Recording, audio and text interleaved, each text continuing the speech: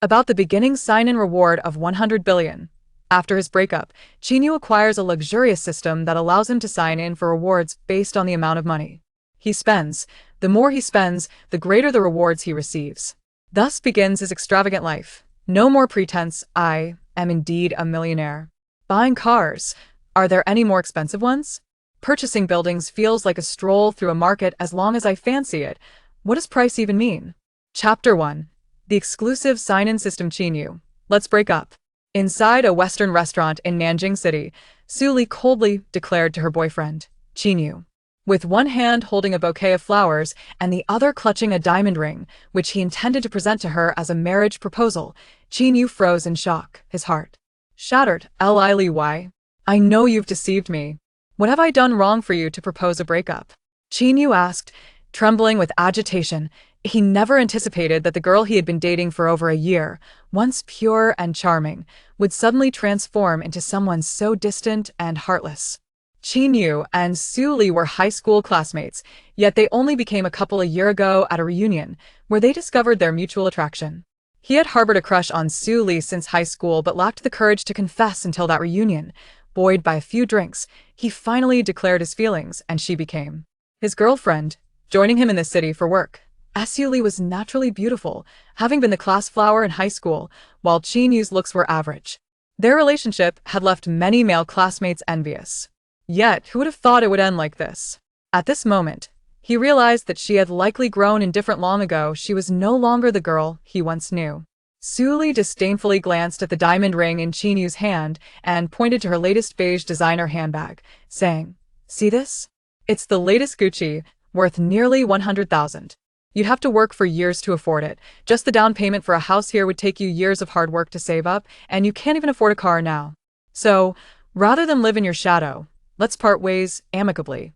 Qin Yu clenched his fists tightly, unable to refute her piercing words that felt like thorns. "You're right, however. I believe that with my own efforts, I will not fare poorly in the future." He still wished to salvage their relationship, pleading slightly.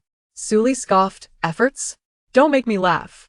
Your family is poor, with no money or connections. Even if you work your whole life, what can you achieve? I was truly blind to have followed you. All the money you have wouldn't even cover a meal of mine. Let's just part ways." With that, she turned and walked away. "Su Li, since you've said that, I hope you won't regret it." Qin Yu gritted his teeth. "Then you must have the qualifications to make me regret it." With a sway of her hips, she walked out of the restaurant. As Su Li exited, she turned and linked arms with a young man in a designer suit who also held a bouquet, and they got into a car. In that moment, Qin Yu's heart sank. He realized that she had likely found someone else long ago and was merely waiting to break up with him. A mix of disappointment and anger surged within him. What had drawn him to such a vain woman? He shook his head in disbelief, ignoring the curious glances from those around him, and sat down helplessly. Staring at the diamond ring he had purchased for the proposal, he thought, "This ring is worthless now." Suddenly, a flash of light erupted from the ring, and it vanished. Ding! Congratulations to the host for acquiring the exclusive sign-in system. The system is now activated and binding 110-50-100 binding successful. A translucent panel appeared before Qin Yu, visible only to him. Host, Qin Yu, age, 25, physique, 50 average mental strength, 50 average skills, none sign-in progress, 0 tasks, none sign-in points, 0 balance, none backpack, none temporary storage for system-issued items. This system is an exclusive sign-in system, allowing the host to receive a gift package with each sign-in. The sign-in conditions are twofold. First, spending a certain amount of the world's currency allows for 1 sign-in. Second, completing randomly issued tasks from the system also grants a sign-in. Only 1 sign-in is permitted per day, excluding task-related sign-ins. Note, the monetary amounts available for sign-in are million, 10 million, 100 million, 1 billion, 10 billion, 100 billion, 1 trillion. The more money spent, the higher the probability of receiving high-value gift packages upon sign-in. Accumulated spending can be carried over to future sign-ins. Rewards include money, real assets, transportation tools, sign-in points, and other items such as elixirs and pets. Items obtained through the system are entirely legal and compliant within this world, ensuring that the host faces no unnecessary troubles. Am I dreaming? A system. I have a system now? A golden finger, a system of my own. This is infinitely better than winning the lottery. Who cares about a girlfriend like Su Li now? After a long time, his excitement began to subside. He recalled the mysteriously disappearing diamond ring. Could it have been the catalyst for binding the system? Perhaps that ring had an extraordinary origin and fortuitously found its way to him at the jewelry store. He scrutinized the system panel closely. Sign in 1 million? Oh no, I need 1 million to sign in? What sort of system is this? Qin Yu felt as though he had been tricked by the system. As a mere employee at a small company, earning around 10,000 a month in this expensive provincial city, after deducting daily expenses and rent, he hardly had any money left. Especially after dating Su Li, he had been spending nearly half his salary on her each month. Now, his savings barely amounted to a few hundred, likely insufficient even for rent. Where can I find 1 million? The thought of the money he had spent on Su Li made his heart ache. Ding, as the host has just bound the system. A beginner sign-in gift package is available. Would you like to sign in? Indeed, the system did not disappoint. As the words echoed, the mechanical voice of the system rang once more. Congratulations to the host. Sign-in successful. Rewards. 10 billion cash. 10 billion has been deposited into your balance. Ding. To facilitate the host's spending, the system provides a VIP Supreme Black Card, co-launched by the world's 5 major banks. This card has no spending limits and can access system funds. It has been placed in your backpack. The password is the last 6 digits of your birthday. Chapter 2. Ex-girlfriend's best friend. 100 billion. This fortune came so suddenly. The system truly is remarkable. Qin Yu glanced at the panel. Host. Qin Yu, age 25, physique 50, average mental strength 50, average sign-in progress 0 tasks, none sign-in points, 1 skills, none balance. 10 billion backpack. X1. Making money is so effortless. Can this money be withdrawn or transferred apart from using the card? Qin Yu inquired with his thoughts. This money can be withdrawn to any bank account under the host's name.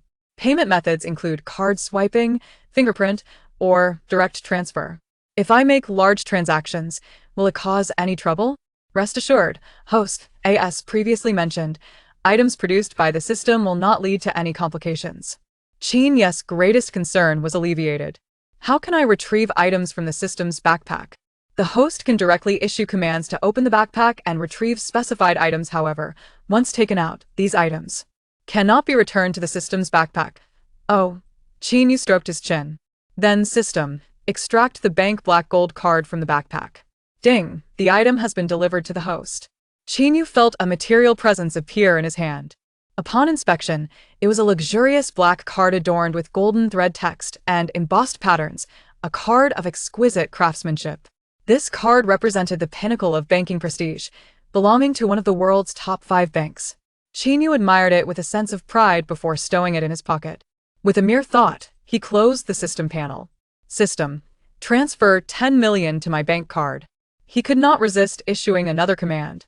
It felt so real. He needed to transfer some money to his bank account to fully convince himself that this was not a dream. Ding, the withdrawal has been processed. Quite prompt, he pulled out his phone and indeed saw an unread message. Upon opening it, he found a notification from the bank. Longxia Commercial Bank. Your account ending in 3373 completed a UnionPay transaction on May 20th at 10 o'clock. Balance updated.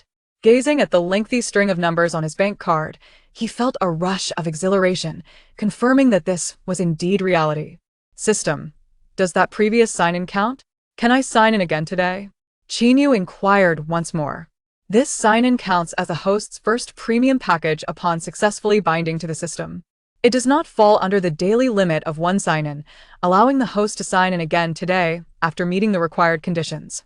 Just as I thought, upon hearing the system's confirmation, Qin Yu began contemplating what to purchase, determining that he should at least spend 1 million. He recalled that since starting a relationship with Su Li, he hadn't sent any money to his parents, and guilt washed over him. He promptly transferred 200,000 to his father's account, cautious not to send too much, fearing it might raise suspicions. Lost in thought about what excuse to provide, his phone rang. Qin Yu, I saw the bank notification. Why did you suddenly send such a large sum? You haven't saved much from a year of work. Where did this money come from? His mother, Chen Lan, expressed her concern on the other end of the line. After some contemplation, Qin Yu explained, Oh, Mom, you may not know, but I started a company with friends last year and the profits have been quite good, especially this year. You and your partner can spend it freely, buy what you need. You don't have to do any more labor, just enjoy at home, and I'll send more when you run out. His mother still expressed concern and asked several questions, and eventually, even his usually reserved father chimed in with his own inquiries. Qin Yu offered explanations, managing to deflect their worries after much dialogue. He let out a silent sigh of relief, then recalled something and asked the system. System, if I transfer $1 million to my parents, would that count towards the sign-in? That does not count the money must be spent, such as on living necessities, assets, or shares. Nodding in understanding, Qin Yu felt little surprise. With noon approaching and his stomach growling, he decided to order a substantial Western meal from the waiter. After dining, he exited the restaurant. Outside, the streets bustled with activity. Gazing at the towering skyscrapers around him, he felt a surge of clarity. For a young man with dreams, Qin Yu's aspirations expanded, ranging from buying a home and property to becoming a business owner, as well as acquiring a car and the latest smartphone. Now, these ambitions seemed well within reach. However, the immediate priority was to visit a car dealership and acquire a vehicle. Having a mode of transportation would make everything more convenient, and the driver's license he obtained years ago would no longer gather dust in a drawer. Hailing a taxi, he instructed the driver to take him to the nearby auto city.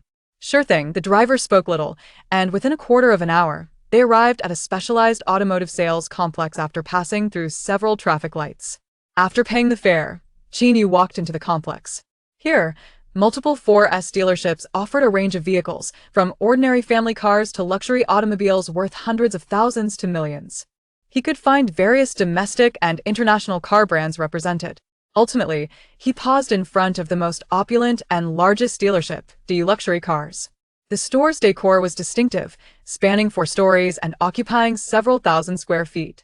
Inside, it showcased not just a single brand but an array of luxury vehicles, including sedans, sports cars, business vehicles, and SUVs.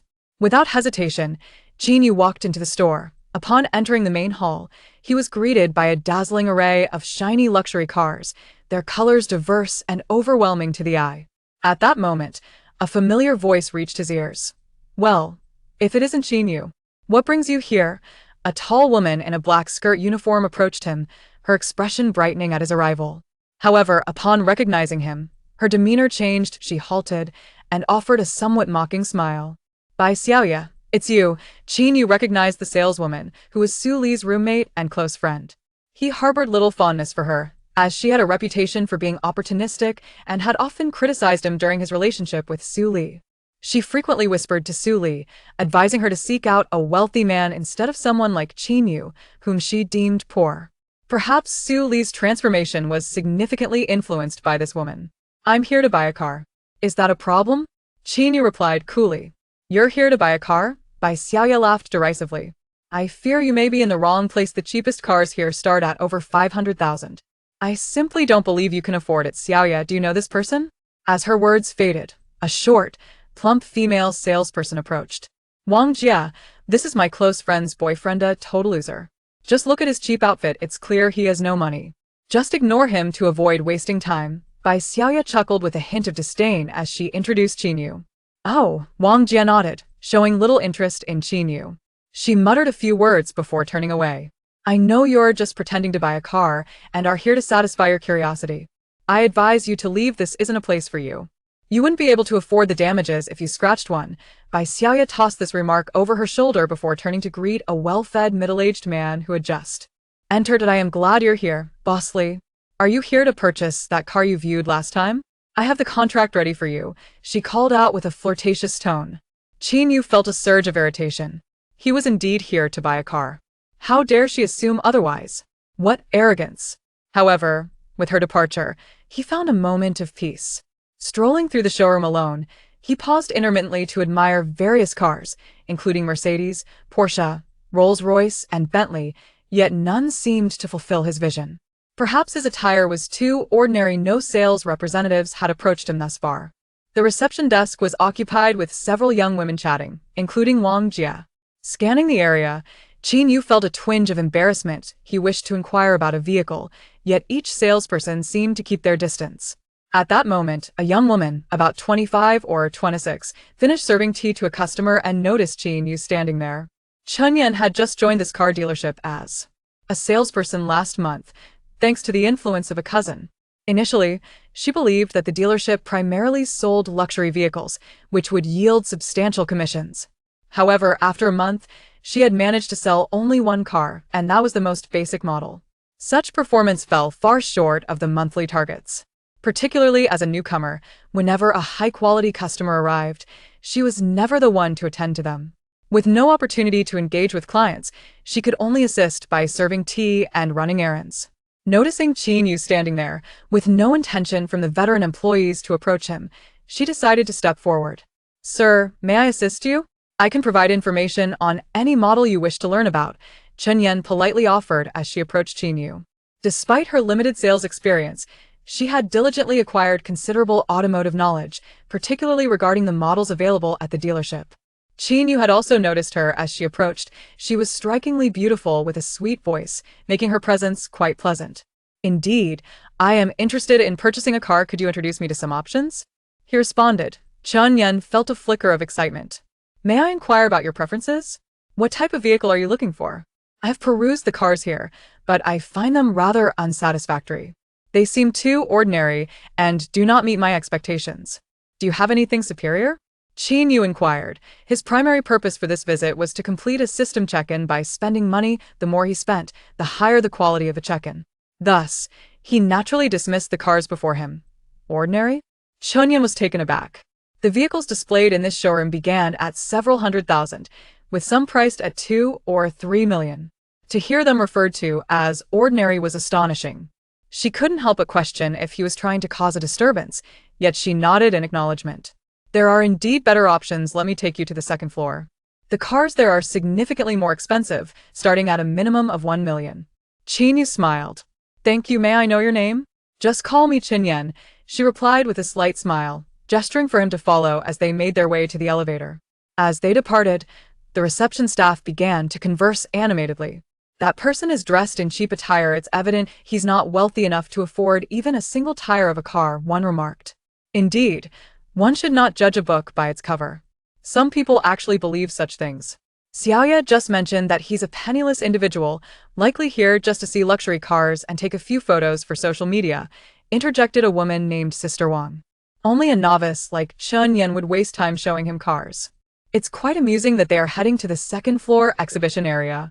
Chun Yen still has a lot to learn about discerning people. Perhaps after a few experiences, she will grasp the harsh realities of life.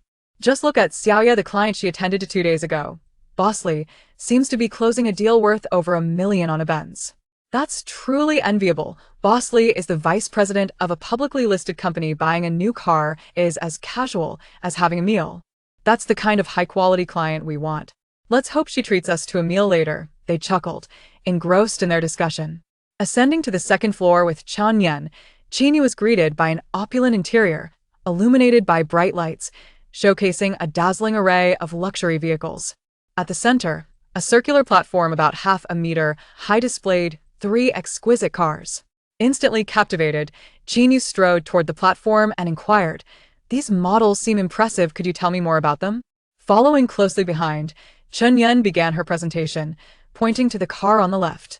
The silver sports car is a Lamborghini Aventador, powered by a 6.5-liter V12 engine, achieving a top speed of 354 km/h and accelerating from 0 to 100 km/h in just 2.8 seconds. Priced at around $30 million. The black car is a Rolls-Royce Phantom, close to $10 million. As for the black SUV in the middle, it's the Angel Shadow, a high-end civilian vehicle developed by His company. This car boasts superior power compared to most sports cars, with impressive hybrid endurance capabilities. Though its appearance is somewhat understated, its standout feature is the cutting-edge technology from His. The glass is specially made, eliminating the need for tinting, and provides exceptional shatterproof and radiation-resistant properties. Its handling and comfort are unparalleled by ordinary vehicles. When Chun Yen mentioned His, Qin Yu's interest piqued. The company is one of the world's top 3 firms, known for producing products widely used in military and aerospace applications. Thus, the quality of their vehicles is beyond question.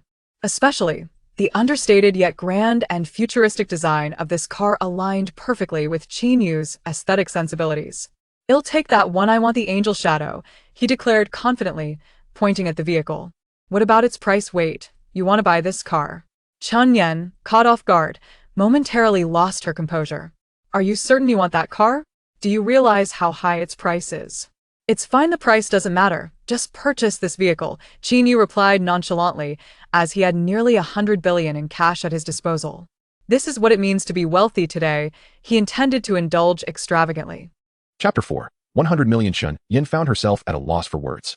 Perhaps if the other party were contemplating purchasing a car worth around 1 million, she could believe it, but this vehicle, priced at an astonishing 89 million, even with a potential discount of 1 or 2 million, once additional fees were factored in, the final cost of the new car could easily exceed 100 million. Who would be willing to spend such an exorbitant sum on a car? Even if one possessed that kind of wealth, wouldn't it be more prudent to invest in business ventures or acquire real estate? Moreover, this car had been sitting in the showroom before she joined the company, making it a rather outdated inventory. The price was clearly displayed. Who would dare to spend so much on a car that appeared somewhat understated? However, per the company's employee training regulations, the customer always comes first. Regardless of the type of customer, they must never be underestimated or questioned. "Sir, the price of this vehicle is 89 million. If you are genuinely interested, you may take it for a test drive. However, due to the high value of the car, our company requires a deposit for the test drive, amounting to 10% of the car's price. Therefore, a prepayment of 8.9 million is necessary, but should you find it unsatisfactory after the test drive, a full refund will be provided." Chun Yen contemplated her words, intentionally stating the price in hopes of dissuading the prospective buyer. Qin Yu was taken aback by the figure. It was indeed exorbitant. In the past, he might not have even entertained the thought of purchasing such a vehicle, let alone heard of it. Yet now, did he truly care? Without further ado, he produced a black card and handed it over. "Let us proceed with the test drive.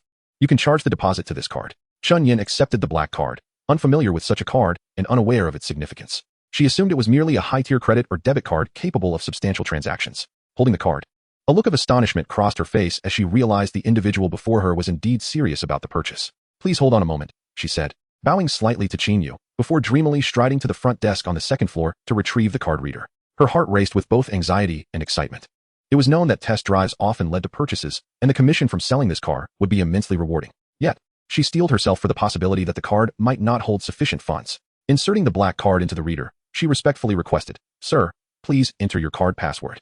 "Certainly," Qin Yu replied as he entered the password and confirmed. Beep. The transaction was successful. As the receipt began to print, Chun Yen suppressed her inner excitement. After placing the card reader aside and returning the black card to Qin Yu, she said, "Sir, shall I take you for a test drive?" "Yes," he replied. They approached the vehicle, and Qin Yu opened the door to the driver's seat. The moment he sat down, he was enveloped in a sense of softness and comfort. The car's ceiling, reminiscent of a starry sky, created a spacious ambience that did not feel confining in the slightest. The sleek, modern electronic features and the opulently lavish interior were beyond compare. As the engine roared to life, a unique kind of romantic fervor surged through him. Following Chun Yen's guidance, the car descended via a special elevator to the ground floor, where it sped along the road. Unsurprisingly for such a high-end vehicle, its acceleration was powerful, and the ride was exceptionally smooth, devoid of any bumps. Even under the glaring sunlight, the cabin remained comfortably shaded. After the test drive, Qin Yu satisfactorily parked the vehicle in the ground-level parking lot. Stepping out, he turned to Chun Yen and declared, "I'll take this car, but I have one condition." Chun Yen felt a surge of joy at his agreement to purchase, but her heart sank slightly upon hearing the next statement. A conflict brewed within her. Would his condition be something she could comply with? The thought of the unimaginable commission tempted her to consider accommodating him. Having been in car sales for over a month, she had learned many truths about the wealthy clientele who could afford such luxury. Moreover, this man was young, affluent, and possessed a hint of charm. Indeed, a quintessential rich and handsome figure. "Sir, what is your condition?" she inquired. "I want to drive this car home today. So can you ensure that the registration and licensing are completed today?" "Oh, absolutely. While it may take a day or two for more ordinary vehicles, our company has personnel who specialize in high-end cars and can expedite the process, including issuing a dedicated license plate, although the fees may be slightly higher." Chun Yen felt a sense of relief wash over her. Higher fees were inconsequential. The deal was secure now. "Sir, may I know your name?" she asked, her curiosity piqued. "Mr. Qin, let me clarify the total cost for you. The vehicle is priced at 89 million, with a maximum discount of 2 million, bringing it to 87 million. Including taxes, insurance, and other service fees, the total comes to 98 million. Chun Yen had already consulted with the dealership manager about this figure. Typically, other salespeople might not disclose the full extent of the discount, perhaps suggesting a lesser amount to inflate their commissions. However, Chun Yen felt content simply to sell the vehicle and disclose the accurate figures. Qin Yu pondered for a moment before stating, "Let us forego the discount. I prefer the original price." Internally, he winced at the thought of relinquishing 2 million so readily. If not for the urgency to spend enough to reach the 100 million mark, he might have hesitated. Chun Yen's eyes widened. This was the world of the wealthy, who seemed to treat money as mere trifles. Yet, This also meant greater earnings for her, which filled her with joy. Very well. Everything will be handled as per Mr. Qin's wishes. Upon reaching the second floor, they were greeted by a middle-aged man in a formal suit, slightly shorter in stature, who approached them with a warm smile. I presume you are interested in purchasing the Angel Chiang? Are you pleased with the vehicle? It was clear that a customer willing to spend such a fortune on a car was a prime client, someone he needed to cultivate a relationship with. Furthermore, selling the car would significantly enhance his performance as the dealership manager and yield a handsome bonus. Noticing Qin Yu escorting a casually dressed young man, he was surprised but quickly extended his welcome. After an introduction by Qin Yu learned that this individual was the manager of the dealership. They shook hands, and Qin Yu stated, I am satisfied with the car. I will purchase it. Excellent. That is wonderful. Lu Xing exclaimed, visibly relieved. The three of them entered the VIP reception room, where fragrant tea was served. Lu Xing brewed a treasured Dahong Pao, allowing even the novice saleswoman Qin Yu to partake in its exquisite flavor. Upon learning that Qin Yu intended to pay in full for the car, Lu Xing's respect for him deepened. Qin Yu prepared the purchase contract based on their agreed price, and both parties signed, awaiting payment. The total cost of the vehicle amounted to 100,030,000, rounding off to exactly 100 million. After deducting the previous deposit of 9 million, a balance of 91 million remained to be paid. In addition to bank transfers, the dealership also accepted large credit card payments, which Qin Yu opted for. Calmly, he entered his password again on the card reader. Lu Xing, Qin Yu, and the newly arrived finance officer held their breath. Their ears perked with nervous anticipation as they observed Qin Yu's actions. The amount was staggering, and they feared the card might lack sufficient funds, especially considering the young man's unassuming appearance. Beep. The transaction was successful. The sound from the card reader relieved the tension in all three of them. Lu Xing glanced at the black card about to be returned to Qin Yu, a flicker of recognition crossing his mind. The card seemed familiar, but he quickly shook off the thought, realizing it was not something he needed to dwell on at that moment. The other party surprisingly made the payment and requested to have the license plate ready today. For such a client's demands, it is imperative to deliver an impeccable service, which would undoubtedly lead to a busy workload ahead. With his personal supervision, the various formalities for the vehicle were swiftly completed.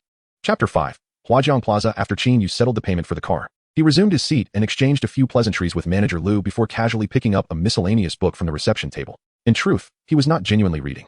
Having just accumulated an expenditure of 1 billion, he was preoccupied with the task of signing in for spending 100 million. System, sign in. Ding. Congratulations, host. You have successfully signed in and obtained permanent ownership of Huajiang Plaza. Documents related to the property rights of Huajiang Plaza have been stored in your backpack.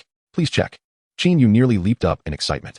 Huajiang Plaza, the very place where he worked, was now under his ownership. In the blink of an eye, he had become the sole proprietor of Huajiang Plaza and the behind-the-scenes landlord of his company. At that moment, the phone rang. Upon answering, a respectful male voice greeted him. Hello, may I ask if you are Mr. Qin Yu? That's me. Who's calling? Hello, Mr. Qin. I am Jiang Sheng, the general manager of property management for Huajiang Plaza. I'm calling primarily because there are some leasing contracts for Huajiang Plaza that require your signature, as well as this quarter's rent that needs your acknowledgement. When would be a convenient time for you to come by? All right, I understand. I'll call you when I have time to come over. Okay. I won't take up more of your time. Please call when you're on your way, and I will personally welcome you. After hanging up, Qin Yu reflected on the conversation. Jiang Sheng had just received news that the ownership of Huajiang Plaza had changed hands, and the new owner was merely a young man who had graduated from university 3 years prior. It was remarkable that someone so young could acquire the 4 billion yuan Huajiang Plaza. Previously, the commercial plaza had 4 shareholders, but now it belonged solely to Qin Yu, revealing the formidable power and wealth behind him. Jiang Sheng, wiping the sweat from his brow, began preparing the necessary materials for meeting the new boss. After the call, Qin Yu opened the system panel and saw his backpack displayed as item 1. He resisted the urge to take out the property documents for Nanjing Plaza, deciding to wait until they were needed. Before long, the car's paperwork was finalized and the license plate was installed. Qin Yu was quite satisfied with the efficiency, standing up and saying, the car is ready, and I should be on my way. Thank you for your hospitality, Manager Lu. Not at all, if my hospitality was lacking. I hope you can forgive me, Mr. Qin. Lu Xing respectfully handed over his business card along with a membership card for the car dealership. Next time you want to look at cars, feel free to call me directly. With this card, you'll receive a 10% discount on all vehicles. Qin Yu politely accepted the card, declining the manager's offer to see him off. He took the car keys and documents and went downstairs with Chen Yan. Bai Xiaoya was also there and was somewhat surprised to see Qin Yu again. Qin Yu, I thought you had left. I didn't expect to find you still here. Coming to wander around without money, are you? Qin Yu's expression darkened at her words. Being belittled in front of others was displeasing to anyone. He retorted, this isn't your territory. I can come and go as I please. It has nothing to do with you. You should know that you are merely a car salesperson. Do you speak to your customers, whom you regard as gods, like this? You. Bai Xiaoya was infuriated, unable to believe that someone like him, her friend's boyfriend, could disregard her. She had long been dissatisfied with Qin Yu, viewing him as a poor man among the men she knew, none of whom were as lacking as he was. Yet Suli had taken a liking to him. I have no authority over you, but you are just a penniless worker, so what are you pretending to be? Haha, Sister Wang, don't joke around. This gentleman probably can't even afford the down payment for a car, so don't flatter him. Someone chimed in with laughter. In contrast, Xiaoya sold a car worth over $1 million today, making this the 10th sale this month. By the 20th, her sales have reached 7 or 8 million, with commissions in the tens of thousands. Now that's something to envy. Everyone encouraged each other to work harder, believing they wouldn't fall behind. Xiaoya was delighted, glancing at Qin Yu with a hint of pride, as if she were a lofty phoenix facing a mere earthbound chicken. Have you heard? The only angel shadow in the store has just been sold, and the car is already parked on the first floor. I heard it from Sisterly in Finance. An excited individual shared the explosive news. What? The angel shadow has been sold? Who could possibly afford such an extravagant purchase? That car costs over 100 million. Did any wealthy patrons come to view cars today? Sister Wang inquired, surprised. I wonder if it was President Chen. I happened to see him on the second floor today. He is the general manager of Huaxing Pharmaceutical and has the means to buy that car. It's almost certain that the buyer is President Chen, someone asserted confidently. Xiaoya became intrigued and asked, do you know which colleague sold that car to President Chen? I heard the manager was present. So it could have been sold directly through him, a male salesperson expressed enviously. If only this deal had fallen into my hands. I would gladly settle for just selling one luxury car this month. Another teased, come on, you can only dream about such good fortune. Upon hearing the conversation shift in his direction, Qin Yu's expression grew peculiar as he exchanged glances with Chen Yan. He shook his head, deciding to leave such discussions to them, and turned to walk outside. By the way, Chen Yan, weren't you on the second floor just now? Did you see if President Chen really bought the angel shadow? Sister Wang suddenly remembered to ask Chen Yan. Chen Yan, who was also preparing to leave, paused at the question. It wasn't President Chen who bought it. Who could it be then? The crowd was taken aback and began to inquire in unison. The person who had mentioned the sale of the angel shadow suddenly recalled something and exclaimed, I remember now. From Sisterly, I learned that the salesperson who sold the angel shadow was none other than Chen Yan. Chapter 6. Checking into the hotel, Chen Yan Xiaoya was astonished. Sister Wang was dumbfounded. Then, a series of incredulous gazes turned toward Chen Yan. So it was you, this little girl, who sold that car. Chen Yan could only point at Qin Yu. In fact, it was this Mr. Qin who purchased the car in full. This revelation struck like thunder, resounding in everyone's hearts. They realized that this seemingly ordinary man was, in fact, a super-rich individual, making a purchase of over 100 million on a whim. The real jesters were themselves. The salesperson who had mocked Qin Yu earlier now regretted his words. A few individuals even felt a pang of regret, recalling that Qin Yu had stood in the lobby for quite some time without anyone attending to him, and they had not only noticed but had also laughed at him. Considering that car, worth around 80 to 90 million, would have earned nearly $1 million in commission, they lamented the missed opportunity. Sister Wang wore a face of regret, realizing that while this dealership sold high-end cars, her hard-earned income over a year, including salary and commissions, did not even come close to that amount. She felt like slapping herself for being so gullible, especially since she had just offended this wealthy individual. I don't believe this is true. Xiaoya, hearing Chen Yan declare that the buyer was Qin Yu, thought of many possibilities, none of which could involve Qin Yu, and blurted out, Qin Yu, you are a pauper. How could it possibly be you? If you were truly wealthy, would you still be living alone in that dilapidated rental and working as a mere clerk? A luxury car valued at 100 million, purchased outright. Is it not likely that you hired Chen Yan to put on a show for us? Chen Yan furrowed her brow and helplessly replied, the keys and the contract invoice for the car are in Mr. Qin's possession. You can verify this with him. In a moment of impulsiveness, Xiaoya dashed forward and snatched the document bag from Qin Yu's hands, exclaiming, I will expose you. I want to see Qin Yu. Taken aback by her audacity, felt a surge of anger as he coldly observed her actions. Upon opening the bag, Xiaoya discovered the car keys, along with the vehicle's registration and invoice, all bearing Qin Yu's name. Rubbing her eyes and scrutinizing the documents multiple times, she ultimately fell silent, unable to refute the undeniable evidence. No matter how much she wanted to disbelieve, the stark reality was laid out in black and white. A deep sense of bitterness washed over Xiaoya as she realized that the man before her, her best friend's boyfriend, had been masquerading as an ordinary individual. His true identity was likely that of a top-tier heir, far beyond her reach, and not someone she could afford to offend. It was laughable how she had previously looked down upon him, dismissing him as a pauper. Had she treated him with a bit more respect, perhaps that luxury vehicle would have been hers today. The thought of selling that Mercedes to the corpulent Boss Lee, after having to endure his presence for several days, filled her with disgust. But alas, there were no second chances. Nonetheless, she was not one to dwell on grievances. Realizing that he could easily spend 100 million on a car, she decided it was time to swallow her pride. Bowing deeply to Qin Yu, she sincerely apologized for her past mistakes, admitting, I was too reckless earlier. I hope you can forgive me. She then politely returned the document back to him. Initially, Qin Yu had harbored a strong disdain for her, but witnessing her swift change in demeanor brought him a sense of satisfaction, especially when recalling her previous arrogance. He replied coolly, though you have apologized, it seems your change of heart only arose from discovering my ownership of the car. Furthermore, your earlier behavior was disrespectful. So I cannot grant you forgiveness. I hope never to see you again. At his words, Xiaoya's face paled. Following this, Qin Yu averted his gaze from her entirely and remarked, it's getting late. I should take my leave. With that, he strode confidently towards the exit. Once outside the car dealership, Qin Yu drove off in his very first car, feeling an indescribable sense of exhilaration. He decided to find a hotel to stay at for the time being and planned to purchase a house in a day or two, fulfilling his first dream. A quick search revealed that the most renowned and upscale hotel in Nanjing City was the Jiangyun Hotel, a 7-star establishment that ranked among the best in the country. Situated along the riverside, it offered breathtaking views of the flowing river. This hotel had hosted numerous celebrities, attracting wealthy patrons and curious tourists alike. Not far from his current location, the Jiangyun Hotel was approximately 7 to 8 miles away. Upon accessing the hotel's official website, he discovered that only standard rooms were available, priced between 500 to 1,200 yuan per night. The luxurious suites were fully booked, although there might be some availability if you went to the front desk in person. The most opulent presidential suite was nearly occupied as well, but one remained, albeit at a higher price, an astonishing 110,000 yuan for a single night. 110,000. Spending that for one night equated to his annual salary. Without the system at his disposal, affording even a single night would have likely led to his financial ruin. Well, he decided that suite would suffice.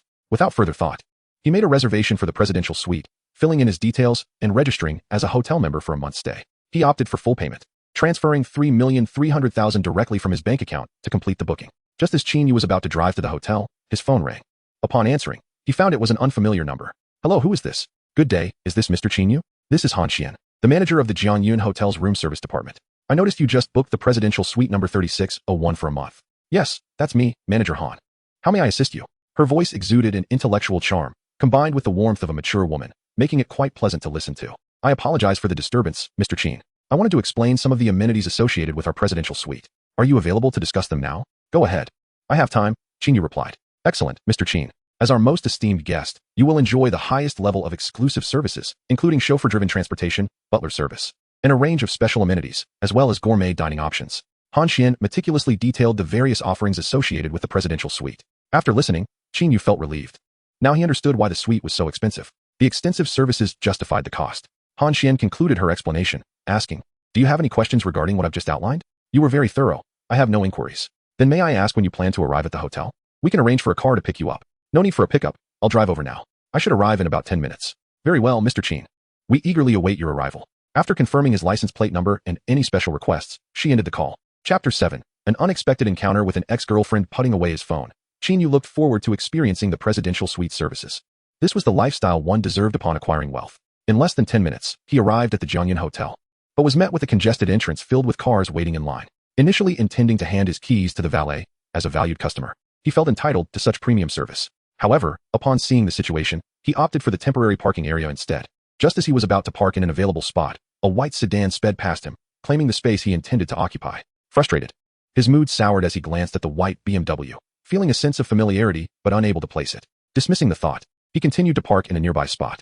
Upon exiting his vehicle and heading towards the hotel, a well-dressed young man emerged from the BMW, sporting an apologetic yet smug smile. My apologies, brother. I didn't notice you were also aiming for that parking spot.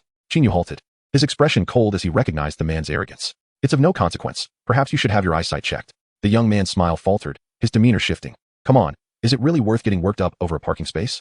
At that moment, a woman in a red, white, and blue striped top and pink embroidered high-waisted shorts exited the passenger seat of the BMW, her eyes widening in disbelief. Qin Yu, is that you?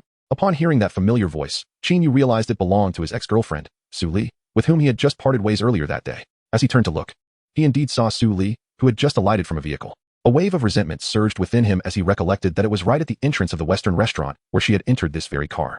What a twist of fate. Su Li, do you know him? The young man beside her inquired. Su Li approached and linked her arm with his, speaking intimately, Brother Feng. This is my ex-boyfriend Qin Yu. I never expected to run into him here. So it's an ex, how delightful. It seems we are truly fated to meet. I am Feng Yuan. You must be here for dinner at the hotel as well. Would you like to join us? No, thank you, Qin Yu replied, his expression slightly awkward. Su Li chuckled. Brother Feng, you flatter him. How could he possibly dine at such a 7-star hotel? Even if he wanted to, his means wouldn't allow for it. Is that so? But I noticed your ex-boyfriend drives quite an impressive car. Though I'm not sure which brand it is. It certainly looks decent enough. While it may not compare to my BMW, it can't be cheap either. Feng Yuan glanced at the luxurious car parked not far away, and he hesitated to underestimate Qin Yu. Su Li pondered for a moment and said dismissively, that car must be newly acquired. He probably bought it in a fit of impulse after our breakup today. It's just an ordinary vehicle. There's nothing to boast about. Merely a Fade. Oh, I see. Feng Yuan nodded in understanding. Qin Yu could no longer endure the conversation and turned to walk toward the hotel entrance.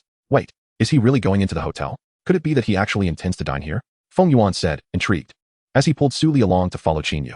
As they approached the hotel entrance, they spotted a woman in a dark blue business suit, paired with a fitted knee-length skirt. She had a graceful yet competent appearance, with a curvaceous figure, and was in her 30s. She stood at the doorway, poised and eagerly awaiting the arrival of a guest. ISNT that manager Han Xian of the hotel's housekeeping department? Who is she waiting for? Feng Yuan recognized her. Having visited the hotel a few times and remembering her well, the housekeeping manager surely wouldn't greet just any guest. Perhaps it was a client staying in the presidential suite? Su Li's curiosity piqued. She had long admired the idea of staying in a presidential suite, but was well aware of the exorbitant costs, especially at a 7-star hotel. Only a person of significant status or immense wealth would receive such an honor. Of course, I know a few individuals of that caliber. Feng Yuan remarked with a hint of pride. When will you take me to meet such people? Su Li asked. Her interest heightened as she glanced at Qin Yu nearing the hotel entrance, feeling quite proud of herself for breaking up with someone so unrefined. Compared to Feng Yuan, Qin Yu seemed like a mere bumpkin. Not a problem. As long as you serve me well, I'll be sure to introduce you. Haha, Feng Yuan replied, pleased with himself. At that moment, as Qin Yu reached the hotel entrance, manager Han Xian approached him with utmost courtesy, her demeanor respectful. Following her was a striking woman in professional attire, accompanied by 2 receptionists who bowed to Qin Yu and invited him into the hotel. Manager Han was welcoming Qin Yu? This was impossible. Su Li's face was filled with disbelief. How could this be? What happened to the wealthy individual they had anticipated? Surely, Qin Yu could not be that affluent. Was it possible he already knew Manager Han? Let us go inside and find out, Feng Yuan suggested, perplexed. As he pulled Su Li along into the hotel. Meanwhile, Qin Yu was taken aback to see Han Xian waiting for him at the entrance. Feeling a slight warmth in his heart, after exchanging pleasantries, he was ushered into the hotel lobby like a monarch surrounded by admirers. Reminiscent of a scene from a television drama. Having worked at this 7-star hotel for several years, Han Xian had encountered numerous wealthy patrons and scions of affluent families. A client willing to spend over $3 million for a month-long stay in the presidential suite was indeed a rarity, particularly one as young as Qin Yu, leading her to categorize him as a privileged individual of considerable means.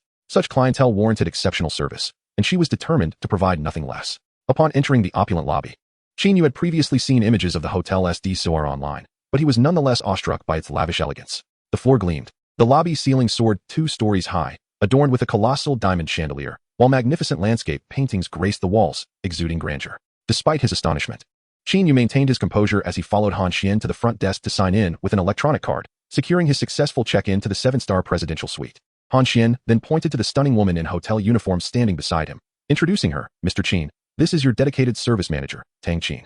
Chapter 8. Su Li's astonishment. Tang Qin stepped forward, slightly bowing. Hello, Mr. Qin. I am delighted to be your service manager for the presidential suite.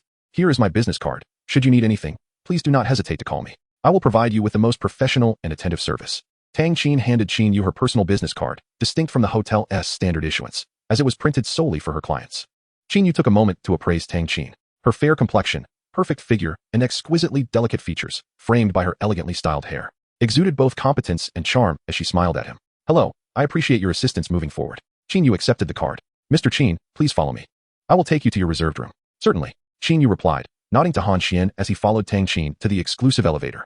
Tang Qin swiped an electronic card, causing the elevator doors to open immediately. This elevator is exclusively for the presidential suite. Ordinary guests cannot access it. Pleased. Qin Yu nodded and entered the elevator. After his departure, Han Xian attended to other matters and left the lobby. Meanwhile, the receptionist who had assisted Qin Yu was momentarily stunned upon reviewing his accommodation details. An $11,000 nightly rate for the presidential suite, staying for an entire month? That amounted to a staggering $333,000, enough to purchase a home in this city, spent merely on lodging. Noticing Qin Yu's simple attire, she mused to herself, it seems the wealthy prefer to remain discreet these days, donning humble clothing, yet spending lavishly. As she pondered, a voice interrupted her thoughts. Excuse me, I'd like to inquire if that gentleman just now checked into your presidential suite? The voice belonged to Su Li, who had entered the hotel. Her eyes fixated on Qin Yu, observing him with Han Xian at the front desk, signing his name, and then ascending in the exclusive elevator with a beautiful woman dressed as a manager. Her heart raced with curiosity. From Feng Yuan's astonished tone, she gathered that such an elevator was reserved solely for guests in the presidential suite. Unable to contain her agitation, she rushed to the front desk for clarification. The receptionist cast a glance at Su Li, offering a professional smile. Yes, Mr. Qin is indeed a guest in our hotel's presidential suite. How may I assist you? Momentarily at a loss for words, Su Li stammered. And no, it's nothing. I was just inquiring. Soon after, Feng Yuan arrived, seemingly unfazed by the situation. He addressed Su Li, it's just a presidential suite, nothing to be overly concerned about. It seemed he believed that the suite, while luxurious, could also be reasonably priced. Darling, it's merely a presidential suite. If you wish to stay, I can arrange it right now, and after our dinner, we could check into the hotel together. Isn't that perfect? Su Li, initially feeling downcast, suddenly rejuvenated, her charm radiating as she smiled coyly. Feng Gu, you're the best. I knew that Qin Yu could never compare to you. Feng Yuan playfully pinched Su Li's smooth chin, a mischievous grin spreading across his face. What a small expense. As long as you're happy, that's all that matters. He turned to the receptionist with a smile. Do you have any presidential suites available? The receptionist regarded them with a hint of disbelief and replied straightforwardly, "I'm sorry, but all presidential suites are currently occupied. There was one available for 110,000 per night, but it has just been booked by Mr. Qin. 110,000 a night for the suite he just checked into?" Feng Yuan's composure began to waver. "Indeed, and he has booked it for an entire month." The receptionist emphasized the last part, relishing the discomfort that swept over the two. The realization struck Feng Yuan like a slap to the face, and he felt an intense flush of embarrassment, especially under the receptionist's scrutinizing gaze. Suli felt as if she had been struck by lightning. The ex-boyfriend she had once scorned for not even buying her a ring, Qin Yu, was now residing in a 7-star presidential suite costing 110,000 a night for a whole month. What had happened to the world? Why did everything seem to change after their breakup? It's just 3 million to stay in a hotel, a trivial sum. My family has over 100 million in assets. 3 million is hardly a challenge. Thus, Feng Yuan reassured himself, seeking a convincing rationale for his superiority. Suli, contemplating his words, couldn't he help but smile. "You're right, Feng Gu. Besides, who knows if that money truly belongs to my ex, or if he borrowed it. If he borrowed it, given his meager salary, he might struggle even to pay the interest." Just then, her phone chimed. Ding ding ding. She opened it to find a message from her best friend, by Xiaoya. "Xiaoya, what is up?" "Suli, did you know? Your boyfriend, Qin Yu, just picked up a car from our dealership today." By Xiaoya's tone was eager, filled with disbelief. "What? It's just a regular black domestic car? I sent it? Why the fuss? What domestic car?" "That's the latest model, Angel Chiaying. It's far more expensive than the first Angel model, and only 5,000 units exist worldwide. You wouldn't believe the price." "What? A manufactured car?" Suli was taken aback. She had heard that the vehicles from that company began at $1 million and could reach 10 million for the first model. Could Qin Yu truly afford such a car? Yet, remembering his month-long stay in the presidential suite, she felt a mix of disbelief and acceptance. How much did he pay for this car? 100 million. Congratulations. Suli, I never imagined your boyfriend was so wealthy. I must have had poor judgment in the past. You must hold on to him. He has undoubtedly a rich heir who was just pretending to be poor. Is that so? Suli pondered, her heart racing as a wave of pain washed over her. 100 million for a luxury car? Such wealth could not be borrowed casually. Feng Yuan noticed Suli's dismay and asked, "What's wrong? What's this about 100 million and a rich heir?" Suli glanced at him and forced a smile. "It's just the price of the car my ex-boyfriend drove. You can't be telling me that car he drove costs 100 million? Yes. How is that possible? I know there are supercars at that price, but the one he drove couldn't possibly be that expensive." Feng Yuan laughed incredulously. "My best friend just called. She said he bought it from her car dealership.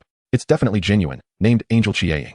Upon hearing the name, Feng Yuan suddenly recalled the brand and quickly searched for it online. He found the Angel Chiaying model, and indeed, the price started at 87 million, nearing 100 million in total. Chapter 9. The disparity staggering. Feng Yuan almost collapsed, recalling the luxury car he had nearly collided with in the parking lot. The thought that even a minor scratch would cost him more than he could afford to pay for his BMW sent chills down his spine. If Qin Yu could spend 100 million on a car, casually spend over 3 million on a presidential suite, he was undoubtedly a figure of substantial wealth. Feng Yuan, with his modest family assets, found himself dwarfed by the magnitude of this disparity, faced with someone so significantly above him in status. He felt as though a mere flick of Qin Yu's finger could obliterate him. Realizing the gravity of his situation, Feng Yuan felt a shiver of dread. He glanced at Su Li, perceiving her as a potential ticking bomb. "I'm sorry, I just remembered something urgent. I can't join you for dinner. Let us do it another day. I must take my leave. Goodbye." Left alone, Su Li stood there in shock, witnessing Feng Yuan hastily retreating in his BMW. She could hardly believe how quickly he had run from someone he deemed unapproachable. Reflecting on her ex-boyfriend Qin Yu, she lamented her ignorance over the years, failing to recognize he was a top-tier millionaire. At that moment, regret consumed her. Had she not broken up with him today, she could have become a wealthy lady herself. A wave of regret washed over her. Yet, she convinced herself that despite the breakup, Qin Yu still cared for her. After all, they had been together for nearly 2 years, and he must still have feelings for her. If they could reconcile, she could still become a lady of wealth. Her eyes sparkled with hope as she hurriedly grabbed her phone, attempting to retrieve Qin Yu's number. However, she remembered she had deleted it, along with his social media contacts after their breakup. Desperately, she scoured through her previous call logs until she finally found his number hidden in an inconspicuous message thread. Without hesitation, she dialed his number. Meanwhile, Qin Yu stepped into the elevator, which was not only exquisitely decorated but also adorned with various artistic paintings. The spacious interior felt nothing like the cramped elevators he had experienced before. As the elevator gradually ascended, there was not a hint of sway. At that moment, Qin Yu's phone rang, revealing a call from Su Li. After a brief hesitation, he answered. "Qin Yu, I was wrong before. I realize you are the best for me. I just broke up with Feng Yuan. Let us reconcile." Hearing Su Li's voice on the other end, Qin Yu was engulfed in confusion. He had come to see through her true nature and no longer believed her words. It was likely that she had just learned about the value of his car from her close friend Bai Xiaoya and was attempting to rekindle their relationship. With this realization, his disdain for Su Li only deepened. "Are you out of your mind? Don't contact me again." With that, he hung up the phone. With a chime, the elevator reached the 36th floor of the hotel. "Mr. Qin, please follow me," Tang Qin gestured. Exiting the elevator, They walked down a corridor adorned with plush carpet until they reached the door of the presidential suite, room 3601. Two attendants stood at the entrance, seemingly there to await his arrival, bowing in unison and greeting, "Hello, Mr. Qin." At Tang Qin's gesture, the attendants slowly opened the door. As the door swung open, even though Qin Yu was prepared, he was still taken aback by the sight before him. The presidential suite exuded an immediate impression of vastness. Surely no less than 500 square meters. The first area was a 200 square meter living room, complete with a lounge, bar, wine cellar, and even a private kitchen. Following that were a gym, a private conference room, an expansive master bedroom, and a guest room. Further back lay a swimming pool and a garden. It was a veritable treasure trove of luxury, far exceeding his imagination. As Qin Yu explored the suite, Tang Qin patiently explained the layout, furnishings, and functionalities. Listening to her gentle voice, he felt a sense of satisfaction and continuous surprise. The divide between the wealthy and the ordinary seemed to represent two extremes of the societal food chain. He had transformed from an ordinary individual into someone inhabiting an entirely new realm, one he had never encountered before. "Mr. Qin, the hotel has prepared a sumptuous dinner for you, and it can be served at any time you desire. You may also dine at the rooftop restaurant on the 51st floor, which is exclusively reserved for guests in the presidential suite," Tang Qin softly informed him. "Let us have dinner served in half an hour, along with a bottle of red wine." Qin Yu nodded slightly. "Understood, Mr. Qin. By the way, does your hotel provide changes of clothing?" "I will need some after my shower," he inquired. "Certainly, just a moment. You may call me if you need anything else," he added, quite satisfied. "Of course. Should you require anything, please do not hesitate to call. We are at your service 24 hours a day. Dinner will be delivered promptly," Tang Qin replied before gracefully exiting. Stretching, Qin Yu stood up from the sofa and entered the master bedroom. He opened the antique wooden wardrobe against one wall. Inside were various garments, suits, casual wear, sleepwear, and undergarments. Another section contained women-esque clothing, and he couldn't help but indulge in fanciful imaginings. Perhaps he could invite a few young ladies to attend to him, dressed in playful outfits or maid costumes. The mere thought sent a rush of warmth through him. Shaking his head, he dismissed such inappropriate thoughts and selected a set of casual attire before heading to the bathroom. After showering, dinner arrived just in time. Chapter 10, Shopping. Tang Qin entered, pushing a sophisticated dining cart, setting the dishes on an exquisite dining table. As each food container was opened, a wave of enticing aromas wafted through the air, awakening his palate. The table was adorned with 8 exquisite dishes, fruit platters, a medley, chicken soup, steak, roasted fish, blood duck, and vegetable dishes, each presented in small portions, sufficient for 2, yet undeniably refined. All these culinary delights were authentic national cuisine, prepared by a chef imported from the homeland, possessing unparalleled expertise. Tang Qin continued her presentation, retrieving a bottle of red wine from the cart. This is a 2016 Lafite. While it may not be the 1982 vintage, it is of excellent quality for recent years. After uncorking the bottle, she poured the wine into crystal glasses. "Mr. Qin, please enjoy." Seated at the dining table, Qin Yu gazed at the array of delectable dishes, his appetite stirred. Sampling a few offerings, he found them to be a testament to the chef's skill, rich in taste and aroma. "Mr. Qin, is the flavor to your satisfaction?" Tang Qin inquired. Standing close to him, the proximity brought with it the delicate scent of jasmine, mingled with her warm breath, a comforting presence. "Indeed, the flavors are exquisite. I am very pleased." "I'm glad to hear that. Please take your time. If you need anything, just call for me, and I shall not disturb your meal," Tang Qin said, preparing to exit. "Miss Tang, why not join me for dinner? There is far too much food for me to consume alone," Qin Yu suggested, genuinely hoping to share the meal with the beautiful woman. To him, Tang Qin's figure and face were of the highest caliber, and her pleasant fragrance was inviting. Dining with such a captivating companion would surely be a delight. "Thank you for the invitation, Mr. Qin, but I have a work meal to attend to, so I must decline. Besides, it is still working hours, and it wouldn't be appropriate," Tang Qin politely refused with a smile. "It's just a meal. Dining together is livelier, and the food tastes better," Qin Yu persisted, noticing her reluctance. "Moreover, after dinner, I have a small request that I'll need your assistance with. If you go for your work meal now, it might waste time. Well then, it would be rude not to accept your kind offer." Seeing his earnestness, Tang Qin relented. As a private service manager for the presidential suite, it was essential to fulfill the requests of the guests. Deep down, she welcomed the idea. Enjoying fine cuisine was certainly preferable to a cafeteria meal, though she felt the need to maintain a degree of decorum to avoid being underestimated. Qin Yu felt elated to have a beautiful companion, significantly enhancing the enjoyment of the evening. He poured another glass of wine and offered it to her. Gratefully accepting, Tang Qin relaxed and joined him at the table. They clinked their glasses, sharing laughter and conversation as they savored the sumptuous meal. During their discussion, Qin Yu learned about Tang Qin's background. She had graduated from the Shanghai University of Finance and Economics and initially worked in a skincare company, quickly rising to the position of marketing manager due to her outstanding performance. After departing from that company for certain reasons, she had joined Jiangyun Hotel as a private service manager for the presidential suite. After the meal, their connection had deepened considerably. "By the way, I mentioned needing your help with something earlier. Would you be willing to assist?" Qin Yu recalled. "Sure. Do you know if there is a shopping mall nearby? I intend to purchase some clothing, and I would appreciate your company," he proposed. There is a large shopping complex just behind the hotel. It features a variety of upscale brand flagship stores.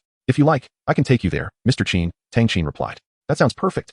Once you're finished with your tasks, let us head to that mall. Just a moment. I will return shortly. Tang Qin nodded and exited the room with the dining cart. With a touch less formality and a touch more youthful charm, they soon left the hotel. Heading toward the shopping complex Tang Qin had mentioned. It was not far, so they opted to walk, treating it as a post-meal stroll. Upon entering the mall and ascending to the third floor, they arrived at the high-end fashion section, filled with exclusive boutiques of world-renowned brands. Prominent brands such as Louis Vuitton, Dior, Gut, and Anima are readily available, while smaller labels can only be found on the fourth floor. Mr. Qin, which brand of clothing are you interested in? Tang Qin inquired. Qin Yu, indifferent to such matters, pointed to the well-presented Anima store before them. Let us enter and take a look, he suggested. Welcome. A young female attendant greeted them with a polite smile as they stepped inside, showing no sign of disdain for their modest attire. May I assist you with anything? Qin Yu replied casually. We are just browsing. We shall purchase if we find something we like. Very well, I shall not disturb you further. In the past, Qin Yu often grappled with the complexities of shopping for clothes, seeking items that were both aesthetically pleasing and affordable while ensuring they met his specifications. Often, he would spend hours without selecting a single piece.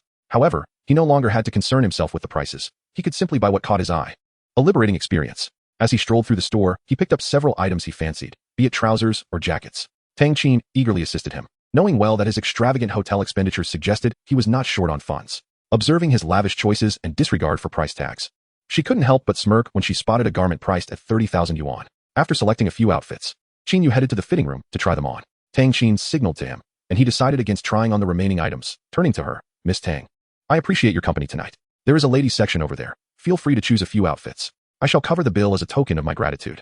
Tang Qin quickly protested. That would be inappropriate. I cannot accept your money. Accompanying you is part of my duties. Please do not refuse. This amount is insignificant to me. Consider it a reward for your service this past month, Qin Yu replied earnestly. Reluctantly, Tang Qin conceded. Very well, I shall select one outfit. That's the spirit. Please, go ahead. I will wait here, he encouraged her. In due time, she emerged with a dress priced at 600 yuan. Considerably less than any of the items he had chosen. Qin Yu nodded approvingly. His gaze wandered around the store until he spotted a light purple women's suit in the glass display, which seemed perfectly suited to Tang Qin's demeanor. He approached and handed it to her, saying, I believe this one would suit you. Try it on, and if it works, we shall purchase it. Upon seeing the price of 58,000 yuan, Tang Qin gasped. Perhaps not. That is far too expensive. The previous dress suffices. It is not exorbitant. Just try it on. He insisted. Not exorbitant. That is nearly 60,000 for a single outfit. She murmured quietly, surrendering when he insisted. After trying it on, Qin Yu was quite satisfied, exclaiming, It looks splendid, almost exuding a powerful femininity. No need to remove it. I shall pay for it directly. Tang Qin's cheeks flushed as she thanked him. Thank you, Mr. Qin. Suddenly, a loud voice pierced the atmosphere. Where did this bumpkin come from? Thinking Anima's clothing is as cheap as cabbage. Choosing so many outfits without even glancing at the prices, it seems you are accustomed to buying from street vendors, fearing you can't afford even one of these. A well-dressed, pompous woman scowled at them, her eyes filled with disdain. Since their arrival, particularly with that alluring girl at his side, her husband had been utterly captivated.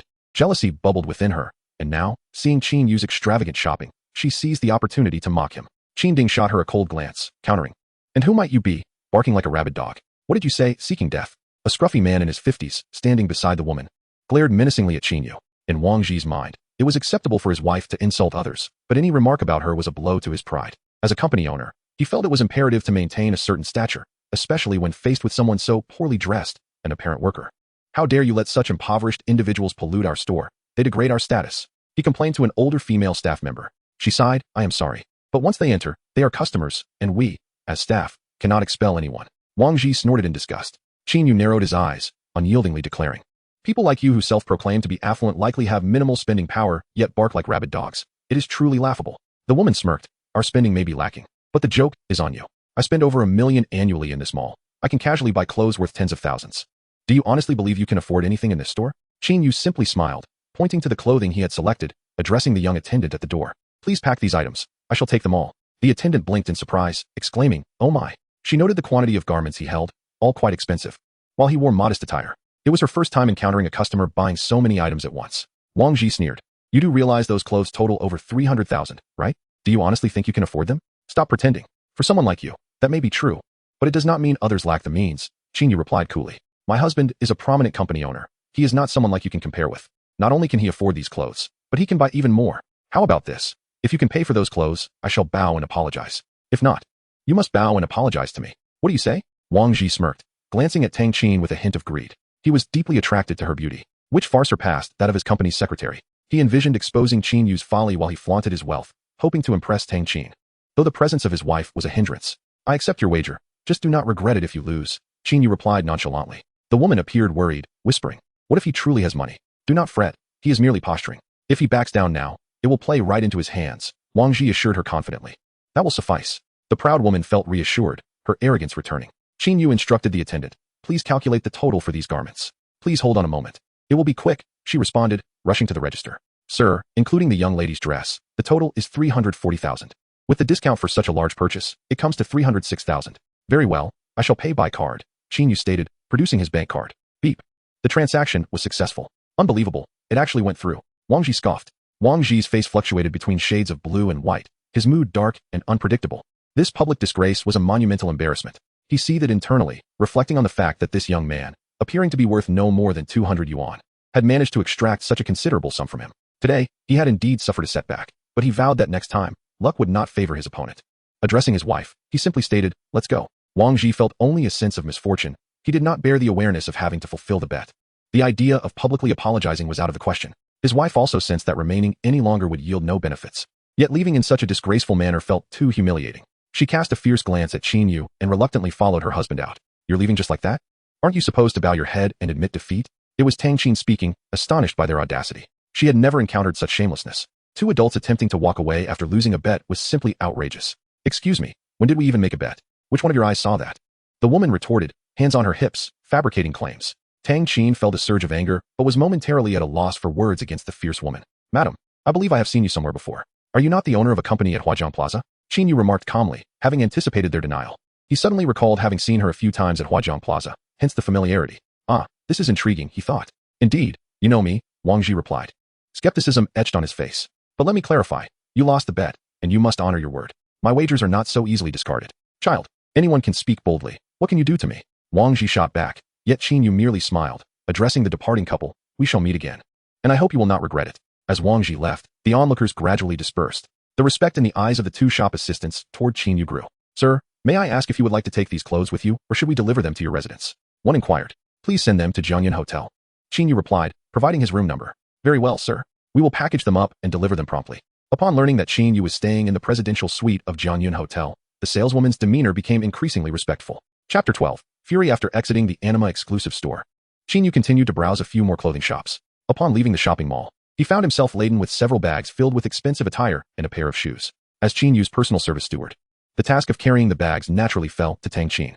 Mr. Qin, accompanying you today has broadened my horizons significantly. After spending half a day together, Tang Qin had gained a rough understanding of Qin Yu's character, recognizing that he was not a person of strict demeanor. Thus, their conversation flowed more casually. And she even ventured a few light-hearted jokes. Oh, do share, Qin Yu encouraged. I never realized just how extravagant the life of a wealthy individual could be. A mere excursion to a shopping mall cost 400,000 to 500,000. Tang Qin lamented, how are we, who can barely afford a single piece of clothing on our monthly salaries, supposed to survive? You are mistaken. The impoverished have their own joys in life, just as the wealthy contend with their own troubles. Qin Yu replied. And what troubles do you face, Mr. Qin? She inquired. Qin Yu feigned contemplation before responding, my troubles. In fact, mirror yours. I am simply too wealthy, with so much money that I hardly know how to spend it. Tang Qin burst into laughter. Mr. Qin, you are quite the wit. If that were the case, no one in the world would be poor. The clothing purchased earlier had been delivered, and Tang Qin thoughtfully organized it, even offering to have it laundered. The following day, after enjoying the breakfast provided by the hotel, Qin Yu set off for Huajiang Plaza. It was 8 in the morning on a Monday, a time typically associated with the commencement of the workday. However, Qin Yu felt no urgency over his tardiness. He drove leisurely, having resolved that today would be the day he resigned. The days of early mornings and late nights were a chapter he was ready to close. Upon arriving at Huajiang Plaza, another hour had passed. He parked in the underground garage and ascended to the 21st floor. Room 2102 was his destination, the very location of his employment, marked prominently by the name Qishang advertising at the reception desk. As he took his seat at his workstation, a colleague, Lu Xiaotong, approached him discreetly. Qin Yu, why are you only just arriving? Our design department just finished a meeting regarding the new promotional design proposal submitted to Jiyuan Game Company last week. We finally secured approval for one. And the manager praised Zhou Jun on the spot.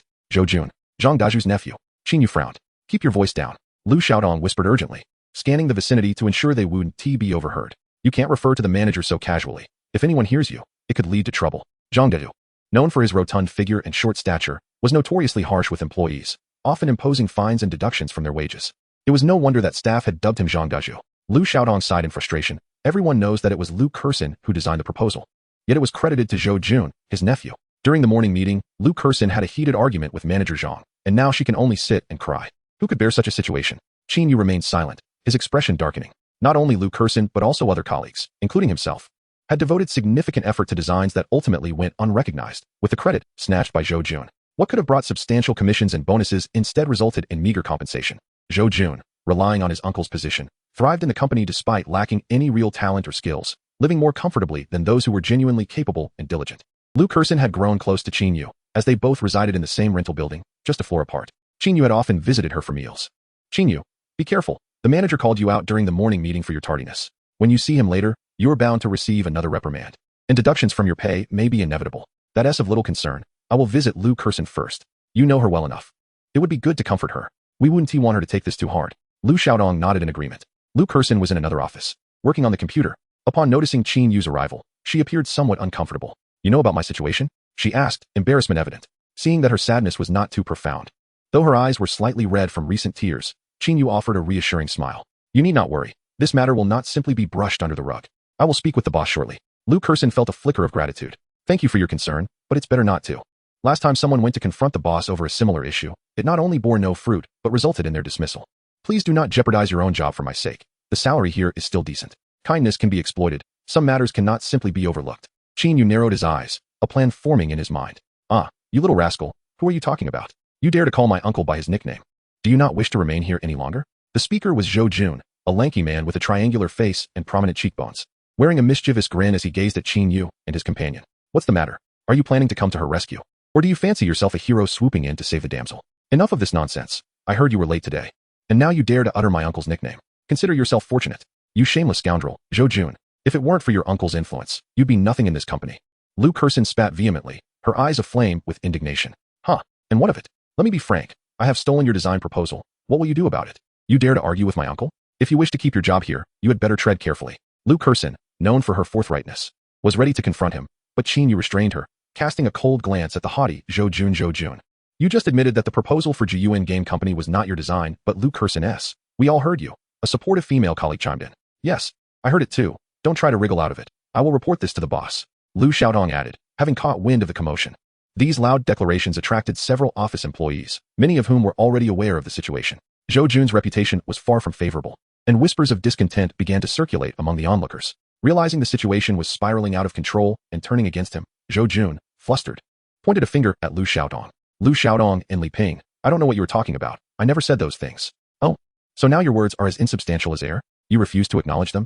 Lu Xiaodong mocked. Precisely. Lacking the talent for design, you resort to taking credit for others' work.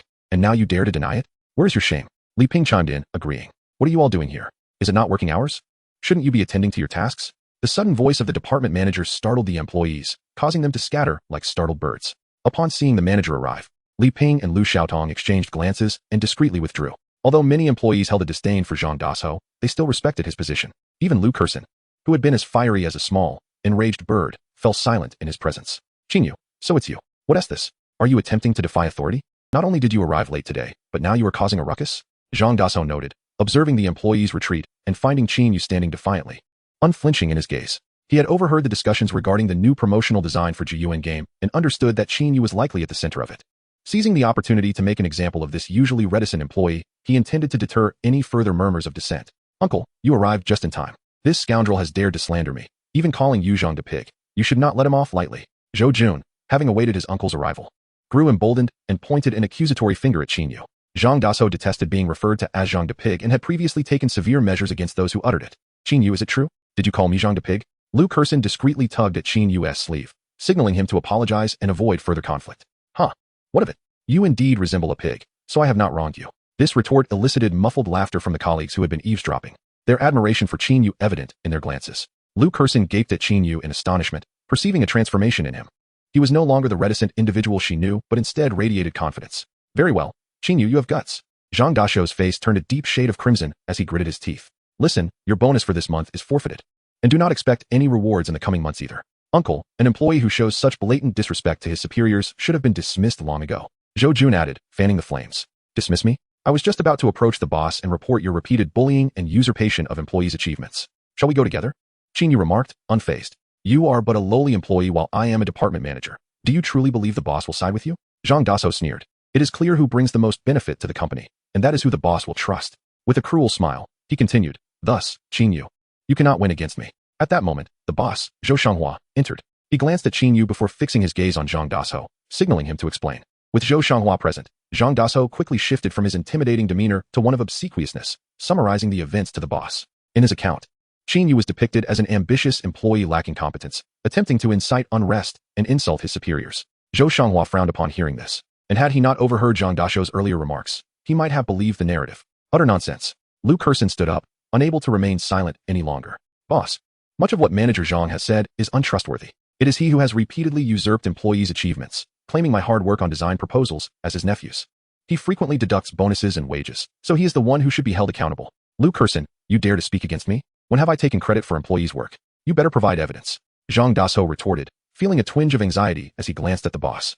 Zhou Shanghua regarded Zhang Dasho coldly. He was no fool and was well aware of the internal conflicts within his advertising company. However, he also recognized that the one who brought the most benefit to the company would naturally garner his favor, clearing his throat to suppress the clamor in the room. He addressed Zhang Dasho. As a manager, you have allowed your department to descend into chaos, and the employees are clearly dissatisfied with your leadership. This is unacceptable. You bear significant responsibility for this situation, and if it continues, I will have to consider replacing you as the design department manager. I apologize, boss. This is entirely my fault, and I will ensure it does not happen again, Zhang Dasho promised, wiping the sweat from his brow. Zhou Shanghua then turned his attention to Qin Yu. Regardless of your grievances with your superior, your actions today have severely disrupted the work environment and harmed the company's interests. Therefore, I regret to inform you that you are not suited to be an employee of our company. You are hereby dismissed. As the words fell, an eerie silence enveloped the office. The sound of a pin dropping could be heard. No one expected the outcome to be Qin Yu's dismissal. The boss's decree felt like a hammer falling, causing many to fear that they might be next. Only Lu Kerson, believing the situation ultimately stemmed from her, gritted her teeth, ready to speak up for Qin Yu, but he gestured for her to stop.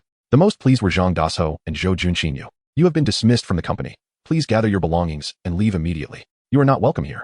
Qin Yu paid no heed to Zhang Dasho's triumphant words and instead looked towards Zhou Shanghua. Your dismissal is utterly inconsequential to me, as I have come here today to resign. However, your inability to discern right from wrong and your indulgence of the departmental manager is your own folly.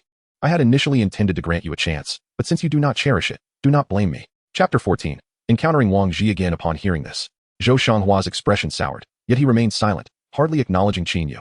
Huh. Qin Yu, a dismissed employee, dares to speak so boldly here.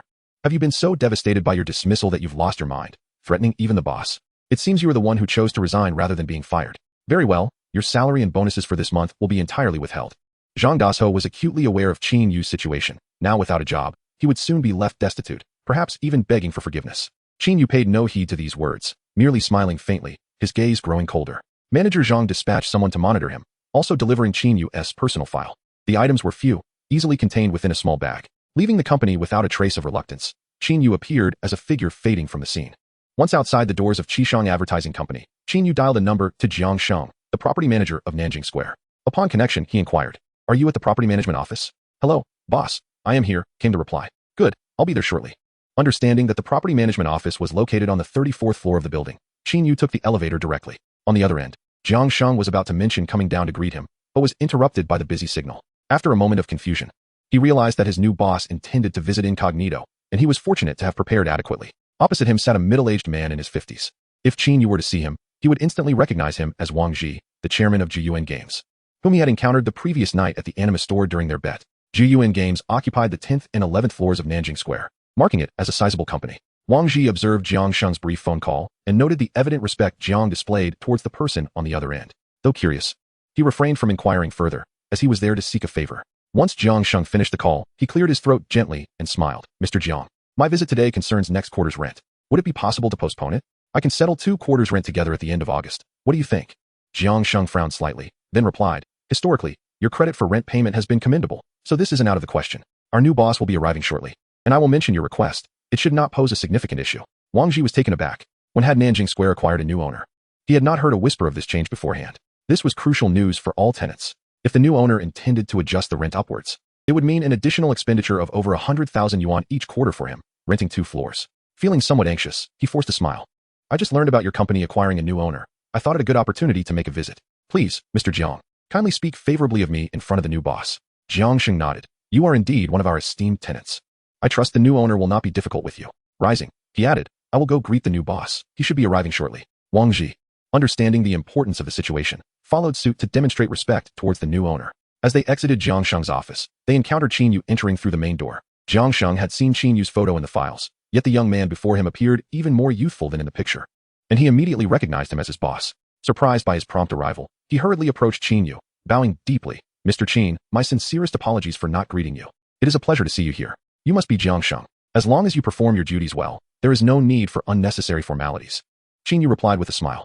He regarded Jiang Sheng as a valuable employee, hopeful for his contributions. However, behind them, Wang Ji's once cheerful demeanor had stiffened in disbelief. Impossible. How could the new boss be him? He recognized Qin Yu as the seemingly insignificant individual he had encountered the previous night, who had bested him in their wager. Now transformed into the new owner of Huajiang Square. Regret. Fear. Had he known the extent of this man's influence, he would never have dared to offend him. "This is Mr. Wang Ji, the chairman of Jiyuan Games, and he is one of our tenants," Jiang Sheng introduced, leading Qin Yu toward the office designated for the owner of Huajiang Square. Noting Wang Ji's stunned expression, he felt a twinge of annoyance but proceeded to make the introduction. Qin Yu had not anticipated meeting the man who had lost their bet so soon and sneered. "So you are Mr. Wang. A pleasure to meet you." Wang Ji, no longer able to maintain his previous arrogance, felt the weight of his company's landlord status overshadowed by Qin Yu, who now possessed the entirety of Huajiang Square.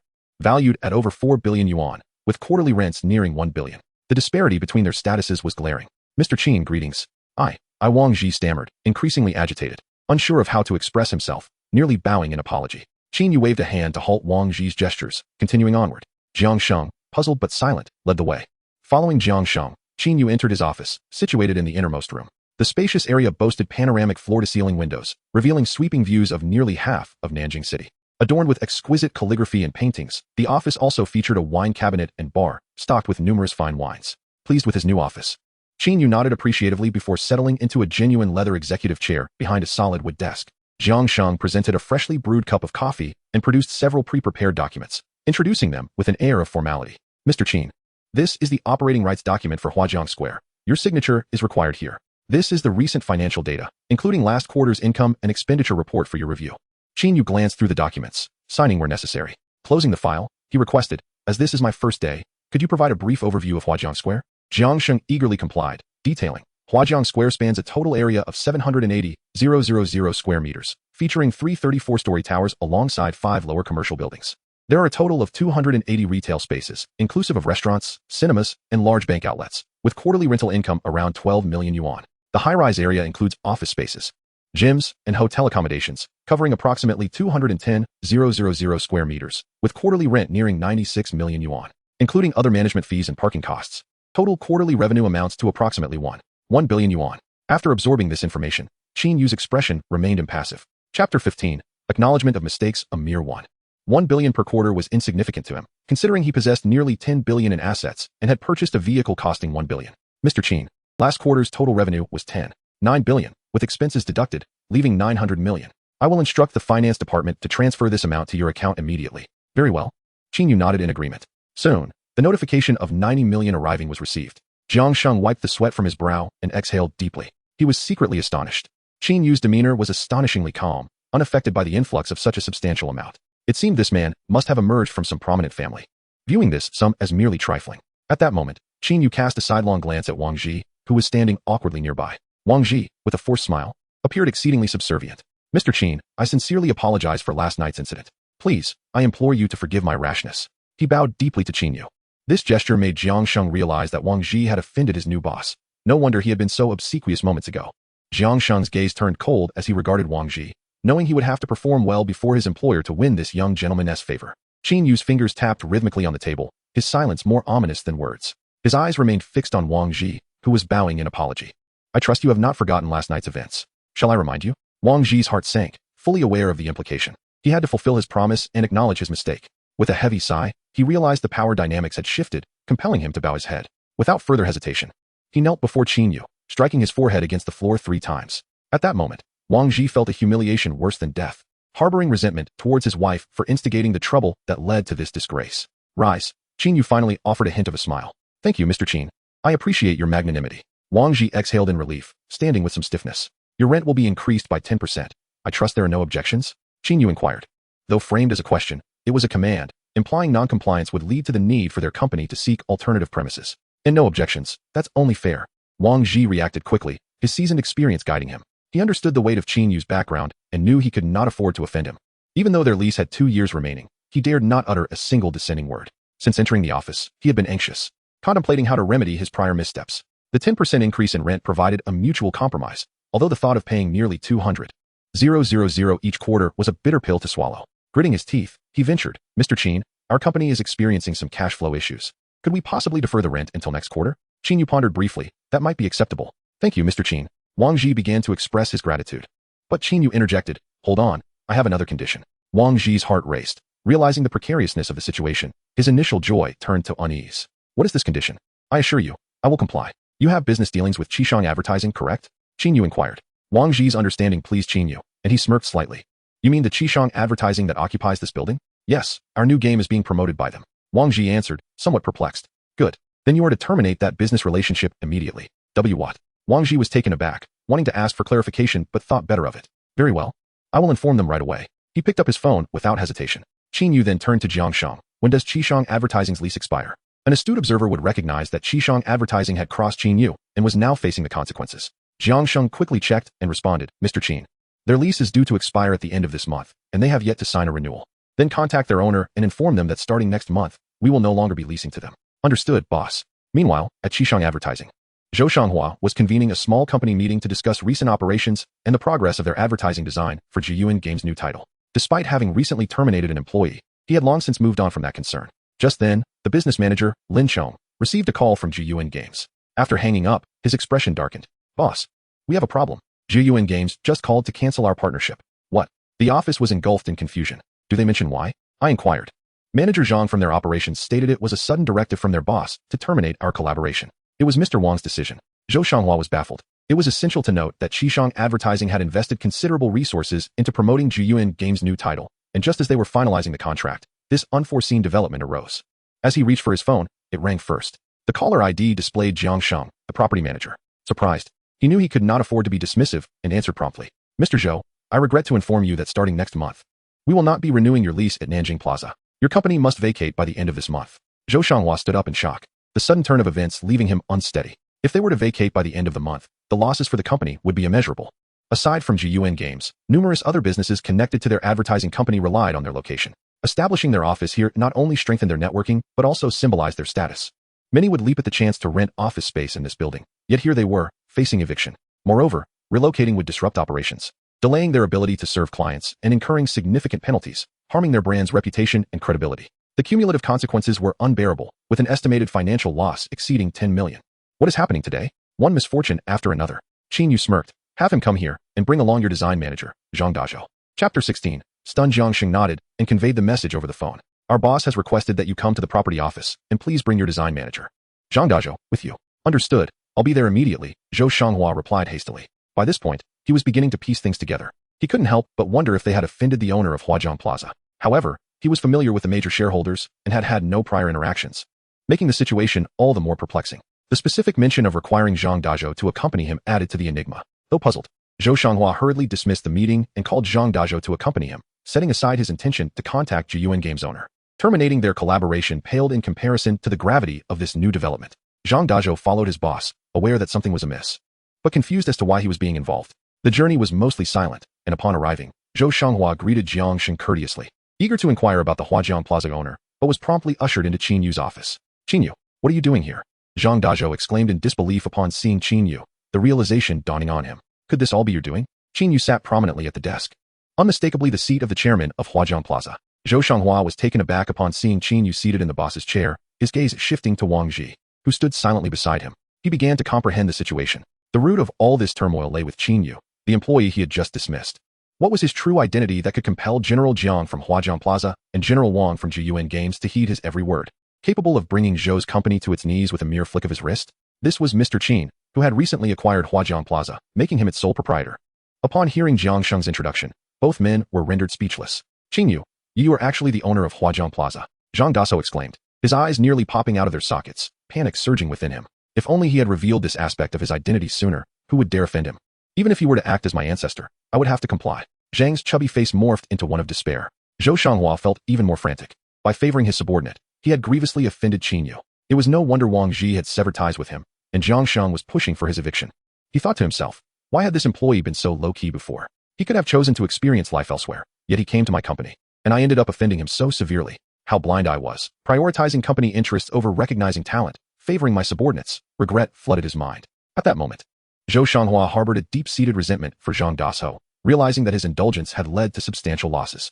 Qin Yu's ability to purchase this commercial plaza hinted at other potential ventures or a more profound identity. What could he possibly offer in this battle? Anxiety coursed through him, and with an apologetic demeanor, he addressed Qin Yu. I believe there has been a misunderstanding between us. Please do not take it to heart. I was misled by malicious individuals and misjudged you. Here, I sincerely apologize. Yet he knew that apologies held little weight. If they did, the cost of mistakes would be too minimal. Now that he realized his error, he contemplated sacrificing his subordinate to appease Qin Yu. Qin Yu remained expressionless. While Zhou Shanghua's embarrassment was palpable, Zhang Dasho, in a mere minute, transitioned from panic to despair, his face paling. He understood that he was in grave trouble.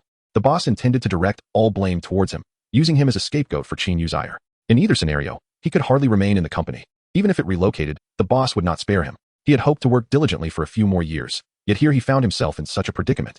Overwhelmed by sorrow, Mr. Qin, I sincerely apologize for my previous ignorance and any offense caused. As long as you allow my company to remain here, I will accept any conditions you set. I shall not utter a word of dissent. Observing Qin Yu's silence, Zhou Shanghua's mind raced. I have decided to dismiss Zhang Dasho for nepotism and misconduct as a manager, and his nephew Zhou Jun will be dismissed as well. He cast a furtive glance at Qin Yu. Furthermore, starting next month, the rent will increase by 30%. Noticing Qin Yu's continued silence, Zhou Shanghua felt beads of sweat forming on his brow. Zhang Dasho, on the other hand, had already slumped helplessly to the ground. It was over. With the loss of his managerial position, any chance of finding work elsewhere would require starting from the bottom again. Transitioning from opulence to simplicity was not something everyone could endure. Wang Ji and Jiang Sheng both grasped the situation. Qin Yu had a conflict with the company, prompting the demand for relocation. Naturally, they dared not speak a word. The office fell into a heavy silence. After a prolonged pause, Qin Yu's voice broke the stillness. After Zhang Dasho departs, let Lu Kersin take over as manager of the design department. Jiyuan Games can continue collaborating with your company. His words resonated like a melodious tune, invigorating Zhou Shanghua's spirit. Very well, I will execute your directives, Mr. Qin. He replied eagerly. Moreover, let's raise the rent for Qishang advertising by 50%. At this, both Zhou Shanghua and Wang Ji couldn't help but twitch at the corners of their mouths. That was ruthless. Zhou Shanghua had thought increasing the rent by 30% was severe, yet this new owner was evidently dissatisfied. All right, that is acceptable. I agree. Zhou Shanghua dared not hesitate, quickly acquiescing. An increase of 50% in rent was already his limit. The rent was already exorbitant. An increase of that magnitude would make it more sensible to seek a better location altogether. Soon, after the others departed, only Qin Yu and Jiang Sheng remained in the office. You will continue to manage Wadiang Plaza, and your salary will be raised by 20%. The salaries of other property staff will also be increased accordingly. Thank you, boss. I will do my utmost to fulfill my duties, Jiang Sheng expressed gratefully. You may leave now. Jiang Sheng nodded, not daring to linger, and exited the office. Once outside, he exhaled a long sigh of relief, feeling an overwhelming sense of liberation. It seemed that the change of ownership was not only a blessing for him, but also presented his greatest opportunity. The company had transitioned from multiple shareholders to a single, genuine owner, consolidating power and elevating his own authority under Qin Yu. Moreover, the new owner was exceptionally generous. The immediate salary increase spoke volumes. Having encountered countless individuals, he could tell that a young man able to spend over 4 billion to acquire a commercial plaza was no ordinary figure. His background must be extraordinary, possibly linked to multiple enterprises, providing him with a chance to ascend. Back in the office, after Jiang Sheng's departure, Qin Yu's previously stern expression relaxed, bubbling with excitement. This was his first taste of the benefits that power could yield, and everything felt surreal. He pulled out his phone, checking the recent notification of a 90 million deposit from the bank, glancing at his account balance. With 96 million in his account and an additional 9 billion in the system, he possessed an astounding amount of cash, more than many mid-sized conglomerates could muster. This was the source of Qin Yu's confidence. Chapter 17. Gifting all of this was made possible by his binding to a dedicated sign-in system. Merely 2 sign-ins had granted him unimaginable wealth. Remembering today's system sign-in, he felt a surge of inspiration and opened the system panel. Host, Qin Yu age, 25 physique, 50, ordinary, mental strength, 50, ordinary, skills, none sign-in progress, 3, 7 million, level 1 sign-in unlocked, tasks, none sign-in points, 2 balance, 9, 89 billion backpack. When it appeared that spending 1 million constituted a level 1 sign-in, although he had already spent 3, 7 million, he could still only claim a level 1 sign-in. He needed to spend at least 10 million to make the sign-in worthwhile. Qin Yu tucked away the system panel, contemplating. He resisted the urge to sign in immediately, pondering where to spend enough to reach 10 million, if he wished to avoid going out. The quickest and most convenient method would be to open the Dolong app on his phone. During his leisure time, Qin Yu often enjoyed scrolling through Dolong videos and frequently tuned into live streams from a few favored broadcasters. Previously, constrained by his meager means, he rarely spent money on gifts. Now, However, he found himself on the recharge page, adding 7 million to his account. Noticing that 2 of his followed streamers were live, he entered the stream of one named Xiao Yanzi. This broadcaster was none other than Li Yin, a fellow university classmate of Qin Yu. She had begun her streaming career in April of the previous year, and it was by chance that Qin Yu discovered her amidst his scrolling, leading him to follow her. Although Qin Yu recognized this old acquaintance, Li Yin had no inkling of his support. In truth, their connection during university had been minimal, characterized by a rather ordinary classmate relationship. Qin Yu could be considered one of her earliest admirers. From a modest beginning of just over 20 followers, nearly a year into her live streaming journey, her fan base has surged past 50,000. The number of viewers in her live broadcasts has also grown from a mere 10 to around 300 concurrently. For a female singer, this audience size is still relatively small, primarily because she has not joined any streaming guilds and lacks team support and promotion. Without such assistance in various aspects, her operational services and traffic have remained limited, resulting in a stagnant follower count. While her singing is commendable, her appearance, though not unattractive, does not radiate conventional beauty, and she refrains from using beauty filters during her broadcasts, making it challenging to attract substantial gifts from affluent patrons. After all, how many gentlemen visiting her stream are there solely to enjoy the music rather than to admire her? Upon entering the broadcast room, Qin Yu observed that Li Yin had just concluded a song, and an array of gifts began to pour in, albeit mostly small tokens, primarily a few dollars worth of hearts, with the most extravagant being a $50 firework. Despite the modesty of the gifts, Xiao Yin expressed her gratitude individually. As a small streamer, she felt fortunate to receive any gifts at all. Reflecting on his recent breakup with Su Li, Qin Yu felt compelled to request the song Don't Think of Her in the chat, writing, "Yesterday, my girlfriend and I broke up. Could the host sing this song? Thank you." After sending the message, he did not harbor high hopes that Li Yin would perform it. Although she was his classmate, he had never spent money on this account, let alone tipped her, having only sent a few complimentary gifts. His presence was solely to reconnect with a former classmate and enjoy the music. Typically, small fan requests like his go unnoticed by streamers. However, when a fan mentioned their recent breakup and requested Don't Think of Her, Li Yin responded, "I will sing this song now, and I hope this fan, called Little Salty Fish, does not feel too disheartened." Her melodious voice filled the room once more. "Just let go, don't think of her. There are many who love you in this world. Just let go, don't think of her. Is he truly worth your concern?" As the song concluded, a few more gifts appeared. Thanks to Brother Flowing Fish for the gift. Thank you to Brother Splashing Wave for the gift. Thank you to Sister Littleya for the gift. Qin Yu felt a surge of emotion, and the lingering sadness in his heart dissipated with the final notes of the song. He decided to send gifts to Xiao Yan, opting for the most expensive item he could afford at his current level, the Jia Lianhua. Xiao Yan, fatigued after 3 hours of singing, was in the midst of thanking her generous supporters. She typically streamed in the evenings due to her day job, but with the day off, she had started early. After several hours, receiving a few hundred in gifts was already a satisfying outcome, though some fans had privately messaged her about ranking her. She had declined their requests to meet in person. While she desired to earn more, she found such transactions distasteful. Suddenly, the chat was flooded with dazzling visual effects. This unfamiliar yet recognizable imagery was something she had seen in other streams. It was the Jia Lianhua special effect. This gift had never appeared in her broadcast before. Each one cost over 3,000, far exceeding her weekly earnings. She quickly realized that the person showering her with gifts was none other than the fan who had just requested the song, Little Salty Fish, just as she was about to express her gratitude. Another Jia Lianhua appeared, then 3, then 4, as the dazzling effects continued to illuminate the room, leaving Li Yin in a state of disbelief. The first message announcing the gift read, "Little Salty Fish sends 1 Jia Lianhua to host Xiao Yan." And soon the count began to escalate. 10, 20, 100. Little Salty Fish sends 100 Jia Lianhua to host Xiao Yan. Ultimately, he sent a total of 100 Jia Lianhua. A feat that not only caused the chat to explode but also made headlines across the entire Doulang platform. In an instant, the number of viewers surged from 100 to over 2,000 and continued to rise. Li Yin was overwhelmed with excitement, repeatedly expressing her gratitude. "Thank you, Brother Little Salty Fish, for the gifts. Thank you, Big Brother. Thank you, my dear supporters." The audience reacted swiftly, with humorous and playful comments flooding the chat. "Wow, WeVE captured a true big shot. Let's bow down. Haha, finally a big spender has graced us with their presence. And they just dropped 100 Jia Lianhua. That's 300,000 right there. Salty Fish is amazing." However, the spectacle did not conclude there. Little Salty Fish sends 200 Jia Lianhua. 300, 400, 600, 1,000. The chat erupted as the staggering number of gifts reached 1,000, causing the screen to overflow for 5 minutes. In just 5 minutes, the viewer count skyrocketed from 10,000 to 100,000, with numbers still climbing. The gifting did not cease upon reaching 1,000. It continued unabated. 1,100, 1,500, 1,666. Little Salty Fish sends 1666 Jia Lianhua to host Xiao Yan. Ultimately, Qin Yu's gifts totaled 1666 before he stopped, his fingers sore from the effort. He never anticipated that spending money could be so exhausting. Fortunately, he could send 10 gifts at once. Otherwise, delivering 1666 gifts would have been impossible without tiring himself out. Chapter 18. Check in at this moment. The viewer count had explosively surged to over 200,000. What kind of live stream is this to attract such a big shot? Salty Fish is indeed impressive. Does Salty Fish need a sidekick? I am willing to serve. Salty Fish, I want to bear your children. Salty Fish, I followed you. Next time something like this happens, let me know in advance so I can bring my chair to watch. Li Yin was utterly stunned. 1666, Jia Lianhua. She felt almost overwhelmed with joy from the sheer quantity of gifts. What does this even mean? In monetary terms, that amounts to nearly 5 million. Even half of that would be around 2.5 million in her hands. This was no dream. With this bounty, she had suddenly become a little wealthy woman.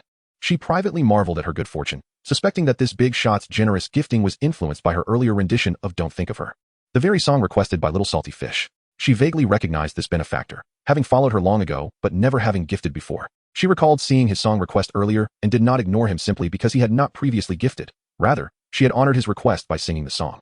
This was her stroke of luck. Thank you so much, Brother Salty Fish. I am at a loss for how to repay you. Would you like to request another song? I would be delighted to sing it for you, she asked directly in the chat. Since the host feels indebted, perhaps I should offer myself in return. I doubt Salty Fish would mind. Salty Fish is mine. No one can compete with me for that honor. If Salty Fish happens to be an old man, would you still offer yourself? I have evidence that Salty Fish is quite young, as he just requested a song about his breakup. A longtime fan chimed in. It is hard to believe that a girl would dare to dismiss such a prominent figure as the Salty Fish boss. Perhaps she is unaware of his status. Should she realize it, she would undoubtedly regret her decision. In an instant, the barrage of comments surged, filled with diverse opinions. Just sing a song, no need for thanks. I haven't sent you any gifts despite listening for so long, so let's make up for it today. Qin Yu's Dolong account has now reached level 50, and he holds the top position in this live stream.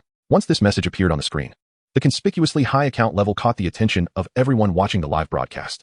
Wow, the Salty Fish boss has spoken. Everyone, come and take a look. Salty Fish boss, I am also a singing host. Would you care to visit my live stream?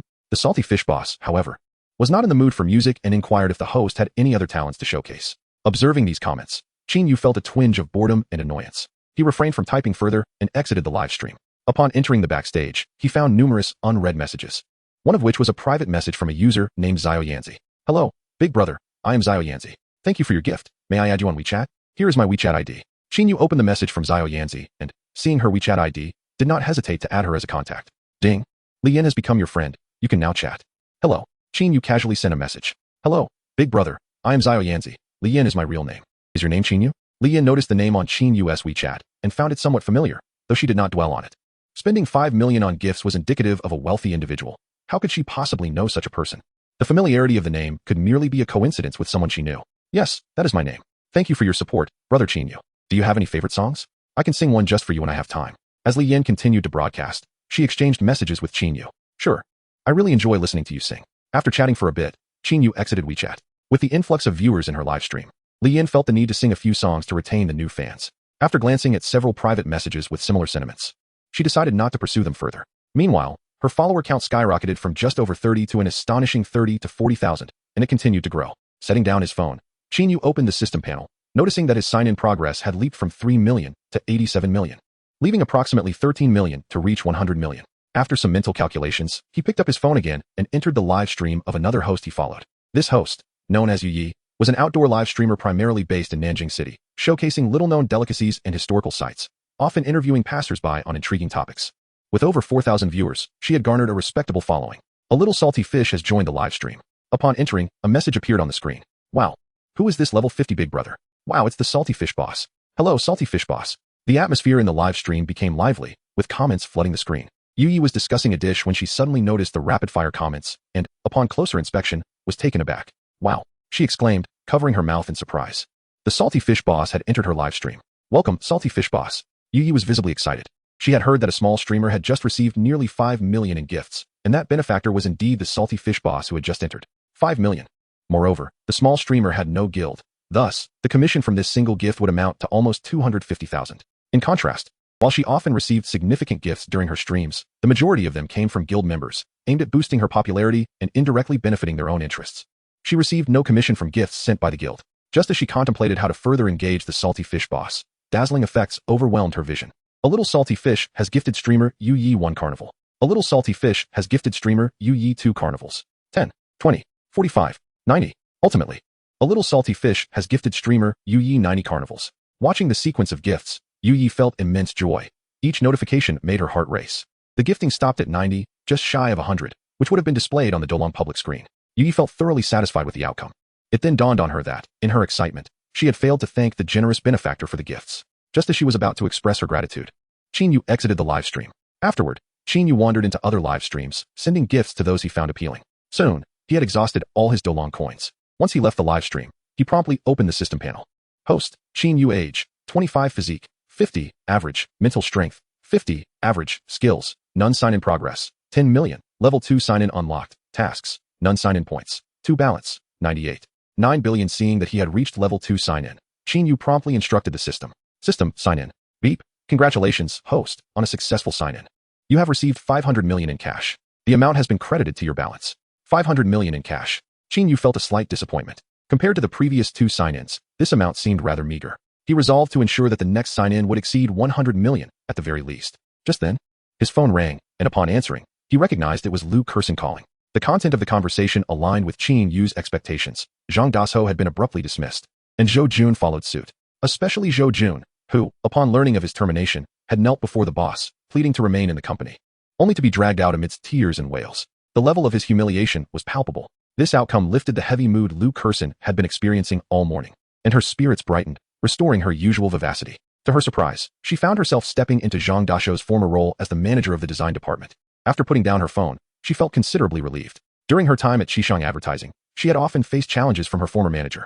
So this turn of events alleviated some of the pent-up frustration from the past, even if it was orchestrated by him. Reflecting on this, Qin Yu concluded that staying in the office was merely a waste of time. He tidied up and exited the office, descending to the basement parking lot via the elevator.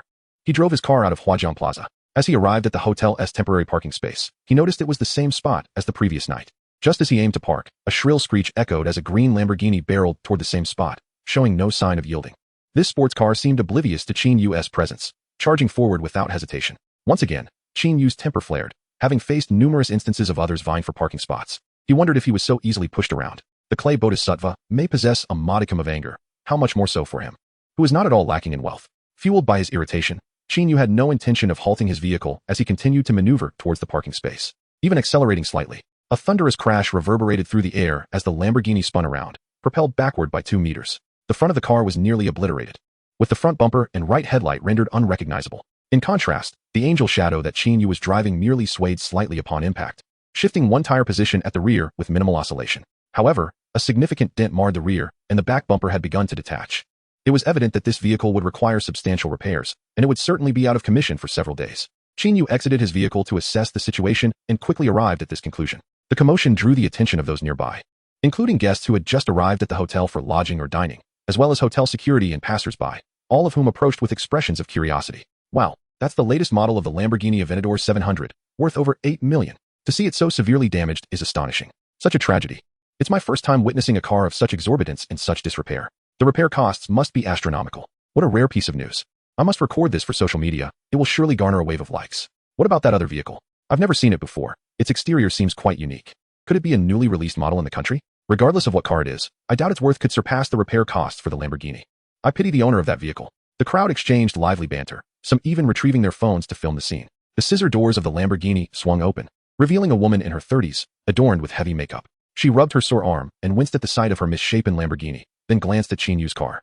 With an expression of fury, she shouted, "Where were your eyes? You crashed into my car. Can you afford to compensate me? Madam, I was the one intending to park in this space when you recklessly drove in and collided with me. If anyone should be paying for damages, it is you." Qin Yu retorted, showing no signs of politeness. The pleasant mood of the day had been thoroughly spoiled by this woman's attitude. "Madam, how old do you think I am, for you to address me as such?" The woman was incensed. "You are younger than I am. Fine, I shall not press that point further. Let me inform you that this car cost over 8 million. I will see how you plan to compensate me." "Over 8 million, you say?" Qin Yu chuckled derisively, realizing that if she knew the true value of his vehicle, she would understand that her so-called 8 million car was merely a subordinate in comparison. "It's just a dilapidated car. What is there to flaunt?" "Dilapidated? You dare call my car dilapidated?" The woman laughed in disbelief, her ignorance emboldening her. "If you consider an 8 million Lamborghini dilapidated, then what does that make your vehicle? It wouldn't even suffice to purchase a single wheel of mine." Her words elicited laughter from the surrounding crowd, who viewed Qin Yu's earlier remarks as somewhat presumptuous. Qin Yu remained silent, offering a scornful smile. "Feeling guilty? Let me inform you that you are responsible for damaging my car, and if you think you can leave without compensation, you are sorely mistaken," the woman asserted, her demeanor authoritative. "I truly wonder where you obtained your driver's license," Qin Yu replied, his expression one of disdain. He had little interest in further arguing with her, instead pulling out his phone to call the traffic bureau to report the incident. After all, he had been reversing into the space first, and she had attempted to cut him off upon arrival. In this situation, the the fault would likely rest primarily with her. The hotel had surveillance cameras. Once the authorities arrived and reviewed the footage, the truth would be revealed. The woman, sensing Qin Yu's call to the traffic bureau, felt an inkling of panic. She was not an oblivious driver. She understood that this incident was highly unfavorable for her. Her earlier insistence on compensation stemmed from her belief that her vehicle's high value would obligate him to pay. Since purchasing this car, she had driven with a sense of entitlement, assuming others would yield to her, never anticipating she would encounter someone as audacious as Qin Yu. She dialed a number. Reaching Ma Yichuan, the general manager of Jianyun Hotel, her brother. Chapter 20. The agreement. Having recently divorced her husband, she had traveled from the metropolis to Nanjing City, intending to stay at the hotel where her brother was the general manager. Ma Yichuan, seated in his office, was not surprised by his sister's call. He had personally arranged her accommodations. However, as she recounted the events, his expression gradually shifted from jovial to somber. After listening, he reassured her. I will assist you in resolving this matter, do not worry. Once the call ended, Ma Yichuan contacted Zhang Zhong, the security manager, instructing him to retrieve the surveillance footage from the hotel entrance to obtain evidence of the incident. Zhang Zhong, knowing the importance of the situation, promptly complied. Having served as the hotel manager for several years, he had encountered numerous influential individuals, cultivating a robust network and discerning judgment. If his sister had offended someone of significant stature, he would ensure she offered an apology. However, if the other party were a mere inconsequential figure, the matter would be far simpler to handle. The only uncertainty lay with the black car involved in the collision. He felt he had seen it somewhere before. After providing further instructions to Zhang Zhong, Ma Yichuan exited his office. Meanwhile, Ma Wenxiu, emboldened by her call, thought, just wait. You will soon be paying for the damages. Qin Yu paid her no mind. Having reported the incident, it was now up to the authorities to handle it. There was no need to waste his breath. Shortly thereafter, the traffic police arrived at the scene. After surveying the area, they noted the tire marks, vehicle positions, and damage assessments. Concluding that both vehicles had simultaneously approached the parking space, making it impossible to determine fault. Ultimately, they would need to review the hotel surveillance footage. But the nearby security officer informed them that the cameras had malfunctioned and were currently inoperative. Qin Yu cast a puzzled glance at the hotel security guard, though he did not press for further details. In the end, the traffic police could only assign shared responsibility, with both parties deemed equally at fault. While Qin Yu found the outcome somewhat unsatisfactory, he did not dwell on it. He would simply pay for the repairs to his own vehicle. After all, his primary objective was to spend over 100 million. What did it matter what he purchased? Hey, you think you can just leave without compensating me for the damages to my car? Ma Wenxiu called out as she noticed Qin Yu preparing to drive away. Absolutely not. She declared vehemently. You will cover the repair costs for my car, and I will pay for yours. Qin Yu turned his gaze towards the traffic police, seeking their opinion. The officer scratched his nose and replied helplessly, given that both parties share equal responsibility, it would be best for you to negotiate a resolution.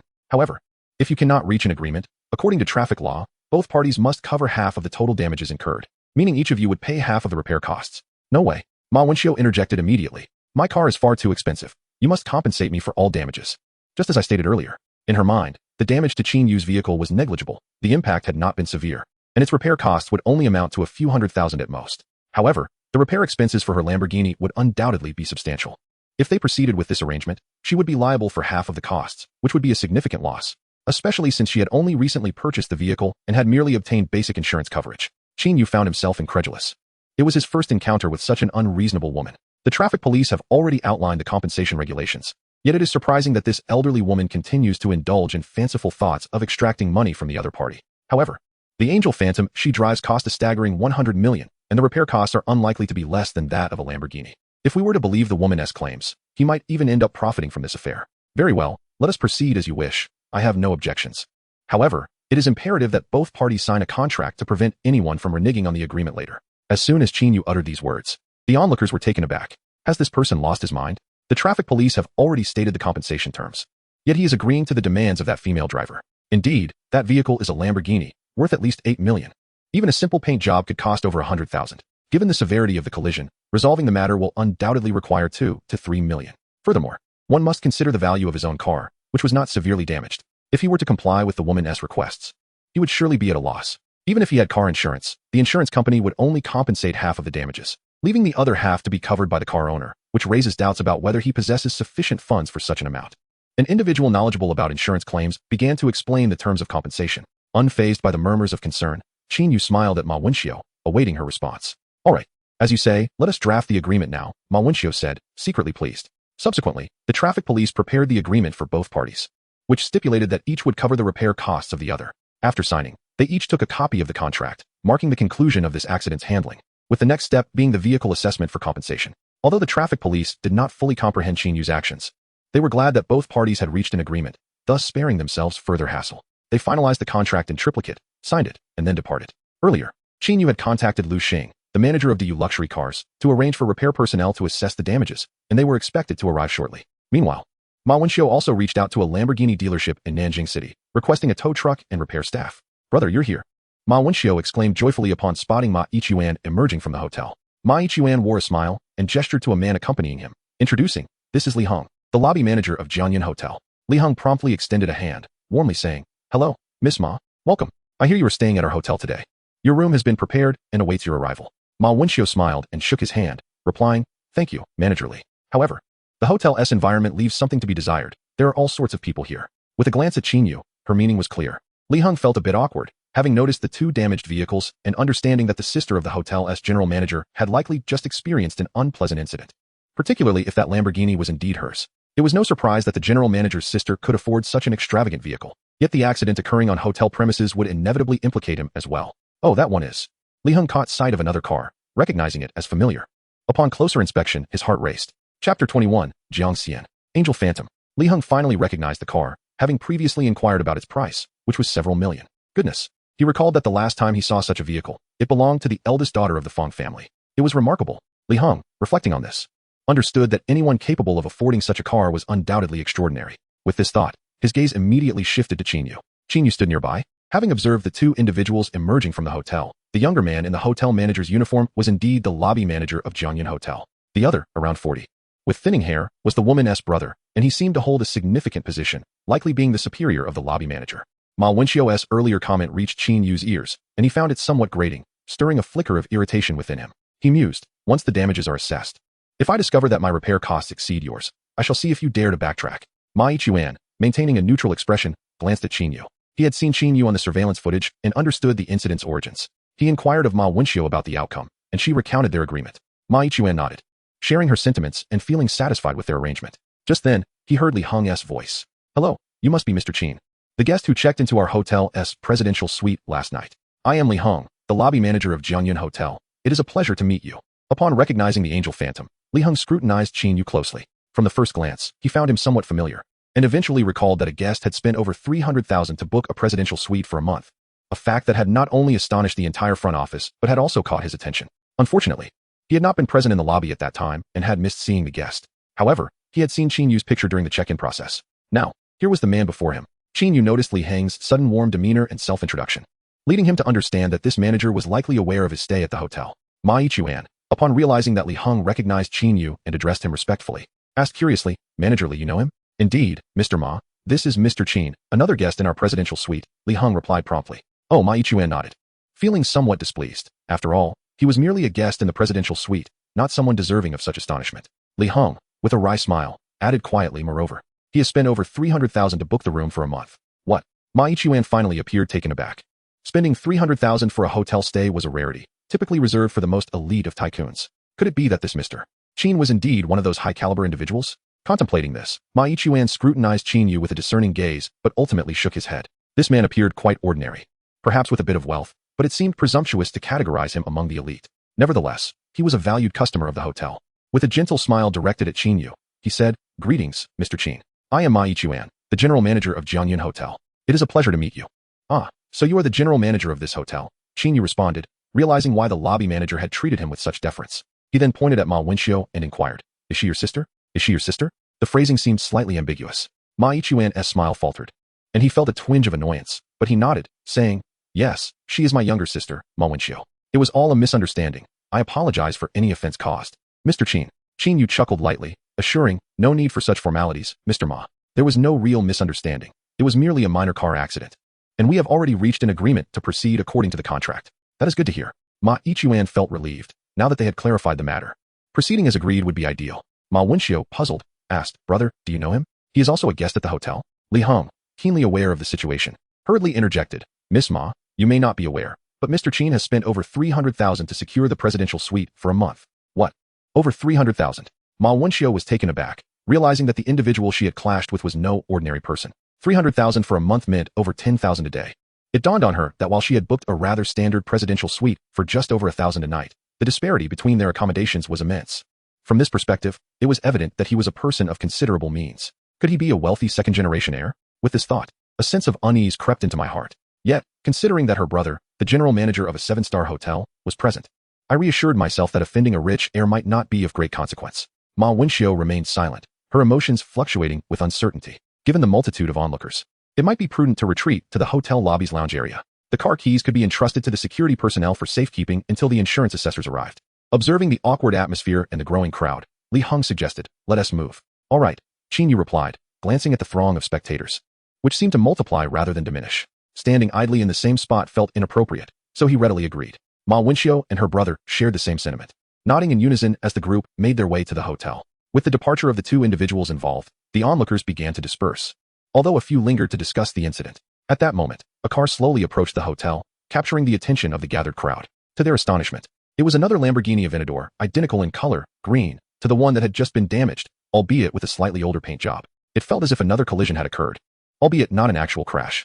However, the vehicle bore a local license plate, and one keen observer recognized it as belonging to Jiang Xian, the second son of the Jiang family. It was quite a rare sight to encounter two supercars in one day. Jiang Xian had come to Jiangyun Hotel for a workout, as he held a gym membership within the hotel, visiting 1 to 2 times a month.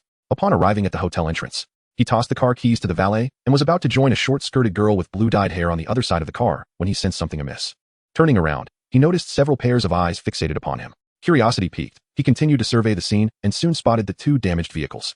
Chapter 22. The need for a new car first. His gaze fell upon the Lamborghini that had been half demolished in the collision. He was taken aback, realizing it had likely been purchased not long ago. Turning to inspect the other vehicle, his eyes widened, and he exclaimed, "No way, that's not Sister Fang's car." "Xiangu, do you know the owner of that car?" The blue-haired girl inquired with interest. "Let us go take a look." Jiang Xian replied eagerly as he dashed toward the two cars. Upon reaching the Angel Chiron, he noticed the license plate was different, lacking the impressive sequence of digits. And upon closer inspection, he realized it was a brand new model. Only then did he understand he had misidentified the vehicle. However, he was still astonished. It was a luxury car that cost an exorbitant sum, over 90 million, a price not easily attainable by just anyone. The damage to the rear, while not as severe as the other Lamborghini, was still significant. If it had been his car, he could only imagine the heartache. Having driven such a car before, he knew its performance was beyond extraordinary. The model had been released by the company at the end of last year, with barely over 5,000 units produced. And in the entire nation of Longxia, fewer than 20 had been acquired by buyers. Thus, knowledge of this car was exceedingly rare. "Jiang Xiao, do you recognize this car?" A man in his 30s, who recognized Jiang Xian, asked curiously upon seeing the young heir rush over without a glance at the 800,000 Lamborghini. Instead expressing interest in the less conspicuous vehicle, Jiang Xian turned to the man, finding him somewhat familiar, but instead of responding, he asked, "Do you know where the owner of this car is? What just happened?" The man promptly recounted the events he had witnessed. Concluding that both car owners had entered the hotel, Jiang Xian burst into laughter upon hearing this, pointing at the Angel Chiron and addressing the crowd. "None of you recognize this model? If you knew its worth, you'd realize it's worth 10 Lamborghinis, and you wouldn't underestimate its owner, thinking they suffered a great loss. What? That car is worth 10 Lamborghinis? So it's valued at over 80 million? No, not just 80 million. It's at least 90 million, and for an average buyer, it could be over 100 million, Jiang Xian explained with pride, as if he were the owner of the car himself. "Wow, a car worth over 100 million? This isn't just a luxury vehicle, it's a divine chariot. To think I'd witness such an extravagant automobile in person is truly eye-opening. Damn, I forgot to check the comments on the video I posted earlier. Someone actually stated the value of this car, matching exactly what Jiang Gongzi said. Who said this car is worth only 100,000? Come out so I can teach you a lesson. If that's the case, wouldn't the lady earlier be at a loss? Haha, this is getting interesting." The blue-haired girl beside Jiang Xian looked equally astonished. "Xiangu, this is actually a car worth over 100 million. I thought your Lamborghini was the most luxurious, but I had no idea there were even more expensive cars. Don't be fooled. There are many cars even pricier than this 100 million Angel Chiron. You simply lack the experience," Jiang Xian replied with a slight smile. At that moment, 2 tow trucks arrived, accompanied by representatives from the insurance company and an auto shop to assess the damage, gradually making their way to the scene. A hotel security guard took the car keys and began his work. Qin Yu entered the hotel and settled into a sofa in the lobby lounge area. A glass coffee table stood in the center, around which Ma Wenxiu and her companions gathered. Li Heng, the lobby manager, promptly called a young lady from the front desk to prepare and deliver several cups of coffee. Upon receiving the freshly brewed coffee, Qin Yu took a sip, pondering how to spend his money wisely. Since his car had been damaged, it presented an opportune moment to purchase a new one. As for what type of car, would it be a sports car or perhaps a supercar? Not for any particular reason, but primarily because such vehicles are inherently expensive. Certainly, the Angel Chiron was costly, but he already owned one, and given his pursuit of novelty, there was no need to acquire another identical car. With this thought in mind, he began to devise a plan. Considering he would need a mode of transportation later, he recalled that the hotel offered a dedicated car service. Thus, he picked up his phone and searched for Tang Qin's business card, dialing her number. Once the call connected, Qin Yu directly expressed his request for a dedicated vehicle. Tang Qin replied, "That's no issue. I'll speak with Manager Han shortly and retrieve the car keys to pick you up. Qin Yu paused, realizing from her tone that she would also be his driver. Really? So you'll be my personal chauffeur? Yes, as the service steward. I also take on the task of being a driver. If you prefer someone else, I can certainly arrange that. Let us stick with you. I just wanted to confirm. I'm currently on the first floor. You can come down to find me. All right, Tang Qin added. By the way, the clothes you purchased last night have been cleaned. If you need them now, I can bring them down. Oh, Qin Yu suddenly recalled buying several outfits the previous night. Due to his habit of washing new clothes before wearing them, he had ended up in the same attire he wore yesterday. No need. I'll save the new clothes for next time. Okay, see you soon. After ending the call, Qin Yu took another sip of coffee and, feeling a bit bored, began to browse on his phone, indifferent to the conversations happening around him. Ma Yichuan was seated close to Qin Yu, while Ma Wenxiu and the two individuals on the opposite end of the table, Li Heng, the lobby manager, and Zhang Zhong, the newly arrived security department manager, engaged in minimal conversation. After exchanging pleasantries with Ma Wenxiu, Ma Yichuan turned to Qin Yu, smiling. May I inquire where you are from, Mr. Qin? I must admit, I haven't heard your name in the city of Nanjing. Upon hearing the flirtation of the hotel manager, Qin Yu lifted his head. He was not foolish. He understood that the other party was genuinely probing into his background. You sly old fox. After a moment's contemplation, he replied half-truthfully, there's no need for your inquiries. I am merely an ordinary individual, a junior employee at an advertising company. Recently, I won a substantial lottery prize, and with that newfound wealth, I decided to stay in a presidential suite. Ma Yichuan was taken aback. This cliché narrative seemed all too familiar. Is that really all there is to it? Qin Yu nodded, seemingly indicating that he had no reason to deceive him. Uffed. Ma Wenxiu could not help but laugh, managing to squeeze out a quip about a nouveau riche. The other two present exchanged curious glances with Qin Yu, their expressions a mixture of light-heartedness and envy. Winning a grand prize was not a stroke of luck afforded to everyone. If it were that easy, Li Heng and Zhang Zhong would not be managing the hotel, but rather buying lottery tickets daily. Ma Yichuan coughed softly, contemplating Qin Yu's words and finding them mostly credible. Only such a mundane persona could explain his ordinary demeanor. He felt a sense of relief. If what Qin Yu said was true, he need not pay him any further attention. At that moment, two individuals clad in automotive work attire entered, presenting the damage assessment reports for both Qin Yu's and Ma Wenxiu's vehicles. Chapter 23. Disbelief. Seeing that the damage assessment reports had been issued, Qin Yu also instructed the automotive store staff to tow his vehicle for repairs. Ma Wenxiu, feeling anxious, grabbed her damage report and skimmed through a lengthy list of repairs, finally locating the total cost. 2 million. The figure startled her. Although she had hinted at inflating the price when she called the dealership earlier, she did not expect it to be so exorbitant. Yet, it suited her intentions perfectly. After all, she would not be footing the bill. Nevertheless, she felt a pang in her heart. Her nearly new car had now been branded as an accident vehicle, with a hint of resentment. She shot an angry glare at Qin Yu, convinced that the accident was entirely his fault. All four individuals present, aside from Qin Yu, scrutinized the damage assessment. Particularly, the two managers, Li and Zhang, were astounded by the repair costs, feeling a twinge of sympathy for Qin Yu given the circumstances. They silently resolved to keep their distance from luxury vehicles in the future. Qin Yu picked up his damage report and casually flipped through it. 11 million. That was the sum quoted for his Angel Chihan's repair. The staggering amount was primarily due to a malfunctioning electromagnetic interference device that required replacement, costing over 9 million alone. At that moment, Qin Yu comprehended why the vehicle had such a high price tag. It was largely attributed to its cutting-edge technology. Young man, since the assessment is complete, why don't you simply compensate me? Ma Wenxiu looked at Qin Yu with a gleeful malice, tossing her damage report onto the table before him. Qin Yu glanced at it and smiled. Just 2 million? I can certainly afford that. Really? It seems Mr. Qin's grand prize was indeed substantial. Ma Wenxiu replied with a half-smile. I can transfer the funds to you at any moment, but before that, shouldn't you also compensate me for my vehicle's damages? Qin Yu leisurely sipped his coffee. How much do you think your car is worth? The damage wasn't severe. At most, it should be around 10,000 to 20,000. Just deduct your car's damage from the amount you owe me. Ma Wenxiu, growing impatient, retorted. Qin Yu handed his damage report to Ma Yichuan, who was sipping coffee nearby, saying, take a look, then we can discuss further. Ma Yichuan accepted the report, and upon seeing the shocking figure, nearly spat out his sip of coffee. 11 million? Is this your damage assessment? The terrifying number sent shockwaves through the ears of those present. It was not merely astonishing, it was sheer terror. They had already considered the Lamborghini's damage costs to be exorbitant, but this new figure redefined their understanding of expensive repairs. Ma Wenxiu suspected she had misheard and hastily snatched the damage report, her urgency palpable as she scanned it. 11 million, not 100. Is this car made of gold? A mere bump costs 11 million? That amount could easily buy another Lamborghini. Of course, Ma Wenxiu was not alone in her disbelief. Others found it hard to accept the veracity of the claim. This is extortion. You think just by writing a number, others will believe it? Why not just claim it's 100 million? Ma Wenxiu rose, pointing an accusatory finger at Qin Yu. Wenxiu, please sit down, Ma Yichuan said calmly, revealing no signs of agitation. He too doubted the authenticity of the damage report, but recognized the need for composure. Young man, what kind of car do you drive? A mere bump results in an 11 million assessment? If you were to cover the repairs yourself, would it only cost 100? The voice belonged to Manager Zhang from the security department, seizing the moment to perform before the higher-ups. Perhaps his bravado would intimidate Qin Yu into submission, ensuring a hefty year-end bonus for himself. Meanwhile, the composed lobby manager, Li Hong, recalled the price of Qin Yu's vehicle. He felt a pang of regret for not sharing this information with Ma Wenxiu earlier. Now, it would serve no purpose. Not only would it fail to please her, but it might also provoke her ire, leading to his own disfavor in her eyes for withholding critical information. Qin Yu retorted, "The damage report is not fabricated by me. If you doubt the price, feel free to consult the professionals who conduct these assessments. Accusing me of falsifying documents raises questions about your own intellect. Whom are you accusing of lacking intellect? Clarify yourself." Ma Wenxiu fumed. "Mr. Qin," Ma Ichuan interjected, his voice tinged with restrained anger. "Do you even know how much your car cost? Even if it were worth 10 million, who would believe it? If that car could be had for merely 12 million, I would have purchased it long ago. It's worth over 100 million, and you claim ignorance, Ma." Just then, Ma Wenxiu noticed a sharply dressed young man with a buzz cut entering, accompanied by a blue-haired woman. Seeing the young man's nonchalant demeanor ignited her anger.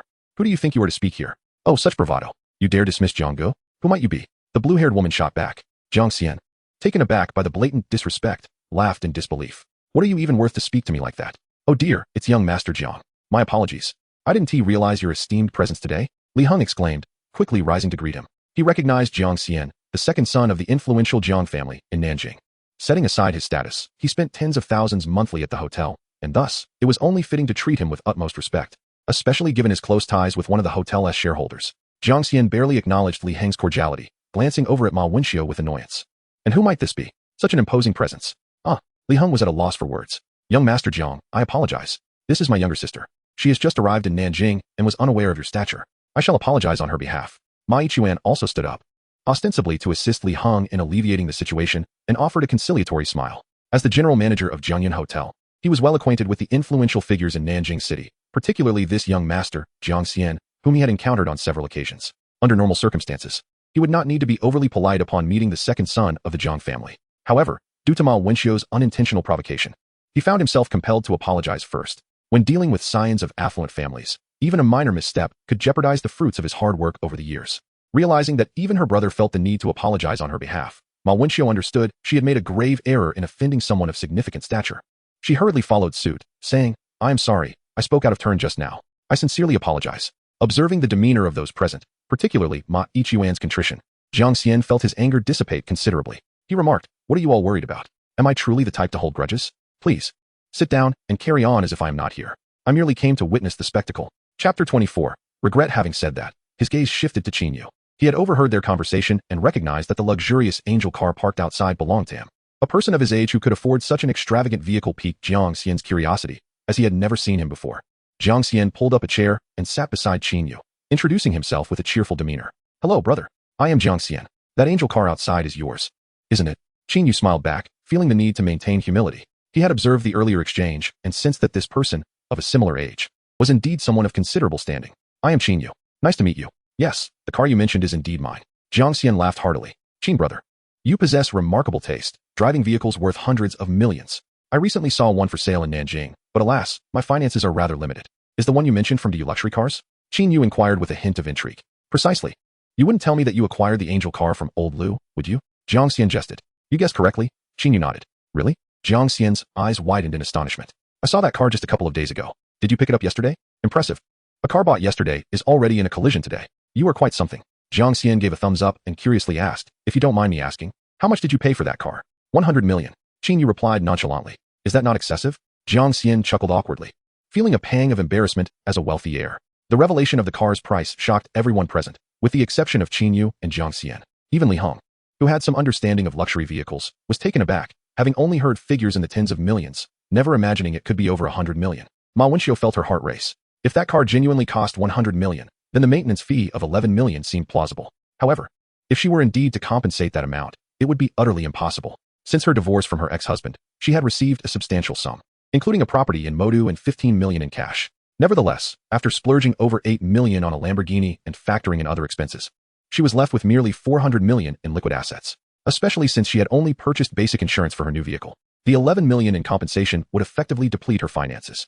Selling her Modu property to cover the cost would render her destitute. Ignoring the changing expressions of those around him, Jiang Xian continued, "Qin brother, had you sought my assistance before purchasing the car, I could have negotiated a lower price. You could have saved yourself a cool 10 million. What a pity." "Oh," Qin Yu nodded, appreciating Jiang Xian's kind offer. "I will certainly seek your help next time I consider buying a car." Haha, splendid. Conversing with you is quite refreshing, Jiang Xian laughed heartily. Mr. Qin, is it true that your car is worth 100 million? Ma Yichuan finally could not contain himself and interjected. He understood that someone of Jiang Xian's stature had no reason to fabricate such claims. Yet, the notion of an unknown vehicle costing that much seemed implausible. He internally scoffed, thinking that if it were true, then the earlier claims of winning a grand prize must surely be false. No such prize could amount to that sum. It was sheer nonsense. Mr. Ma, you are far too narrow-minded for a general manager of a 7-star hotel. The car Qin brother drives is a company vehicle, the latest model of the Angel car. There are only over 5,000 in the world, and in the country, barely 20 individuals own one. If you doubt me, feel free to verify it online. Jiang Xian retorted with a smirk. Company vehicle, Angel car? That name rings a bell. Ma Yichuan suddenly recalled a prominent figure. Someone even the major shareholders of Jiangyun Hotel treated with utmost respect. He had been fortunate enough to meet this legendary individual and recognized that their vehicle was identical to Mr. Qin's. However, time had dulled his memory, and had he recognized the car's worth sooner, he would not have allowed his sister to land in such a predicament. Curiosity ignited. He picked up his phone to search for the car's details, prompting Li Heng and Zhang Zhong to do the same. The results left them gasping in disbelief. Though Ma Wenxiu did not check her phone, the reactions of those around her led her to suspect the truth of the matter. The car indeed was worth 100 million, far surpassing her Lamborghini. Her resentment towards Qin Yu deepened. How could he drive such an extravagant vehicle while maintaining a low profile? Why not flaunt his wealth? After much contemplation, she ultimately gritted her teeth and addressed Qin Yu. I have come to a decision. Let us proceed as you previously suggested. Each party will handle their own repairs. That seems more reasonable. Qin Yu glanced at Ma Wenxiu, who appeared to expect his compliance, and allowed a slight smile to creep onto his lips as he produced the contract he had just signed. Do you truly think I would acquiesce? Your assumption is overly optimistic. If matters could be altered so easily, what purpose would this contract serve? I have never encountered such an audacious fool. It seems an entertaining spectacle is about to unfold. Jiang Xian chuckled, having heard rumors of the unfolding drama. Mr. Qin, how about this? I will apologize on behalf of my sister. Would you consider, out of respect for me, to let the repair costs be settled independently? Ma Yichuan implored sincerely. Mr. Ma, you must understand that if my car were of little value, your sister would not hold such an inflated opinion of its repair costs. If you cannot acknowledge that, why impose such expectations on me? Qin Yu replied coolly. 11 million is truly exorbitant, and my sister cannot afford it. What if we split the cost? Ma Yichuan suggested after a moment's reflection. Brother, there's no need for you to plead on my behalf. I will not contribute a single cent for the repairs. If he refuses, so be it. I shall not acknowledge any responsibility, Ma Wenxiu retorted angrily, standing her ground. Then what is there left to discuss? Engaging in conversation with someone like you is a waste of time, Qin Yu scoffed. Wenxiu, sit down, Ma Yichuan commanded, his expression darkening. Mr. Qin, my sister is merely inexperienced. I sincerely apologize on her behalf. Is there truly no room for negotiation? The repair fee may seem insignificant to you, but for her, it could mean financial ruin. Qin Yu cast a cold glance at the somewhat obsequious Mr. Ma, then shifted his gaze to the displeased Ma Wenxiu, and spoke with an icy tone.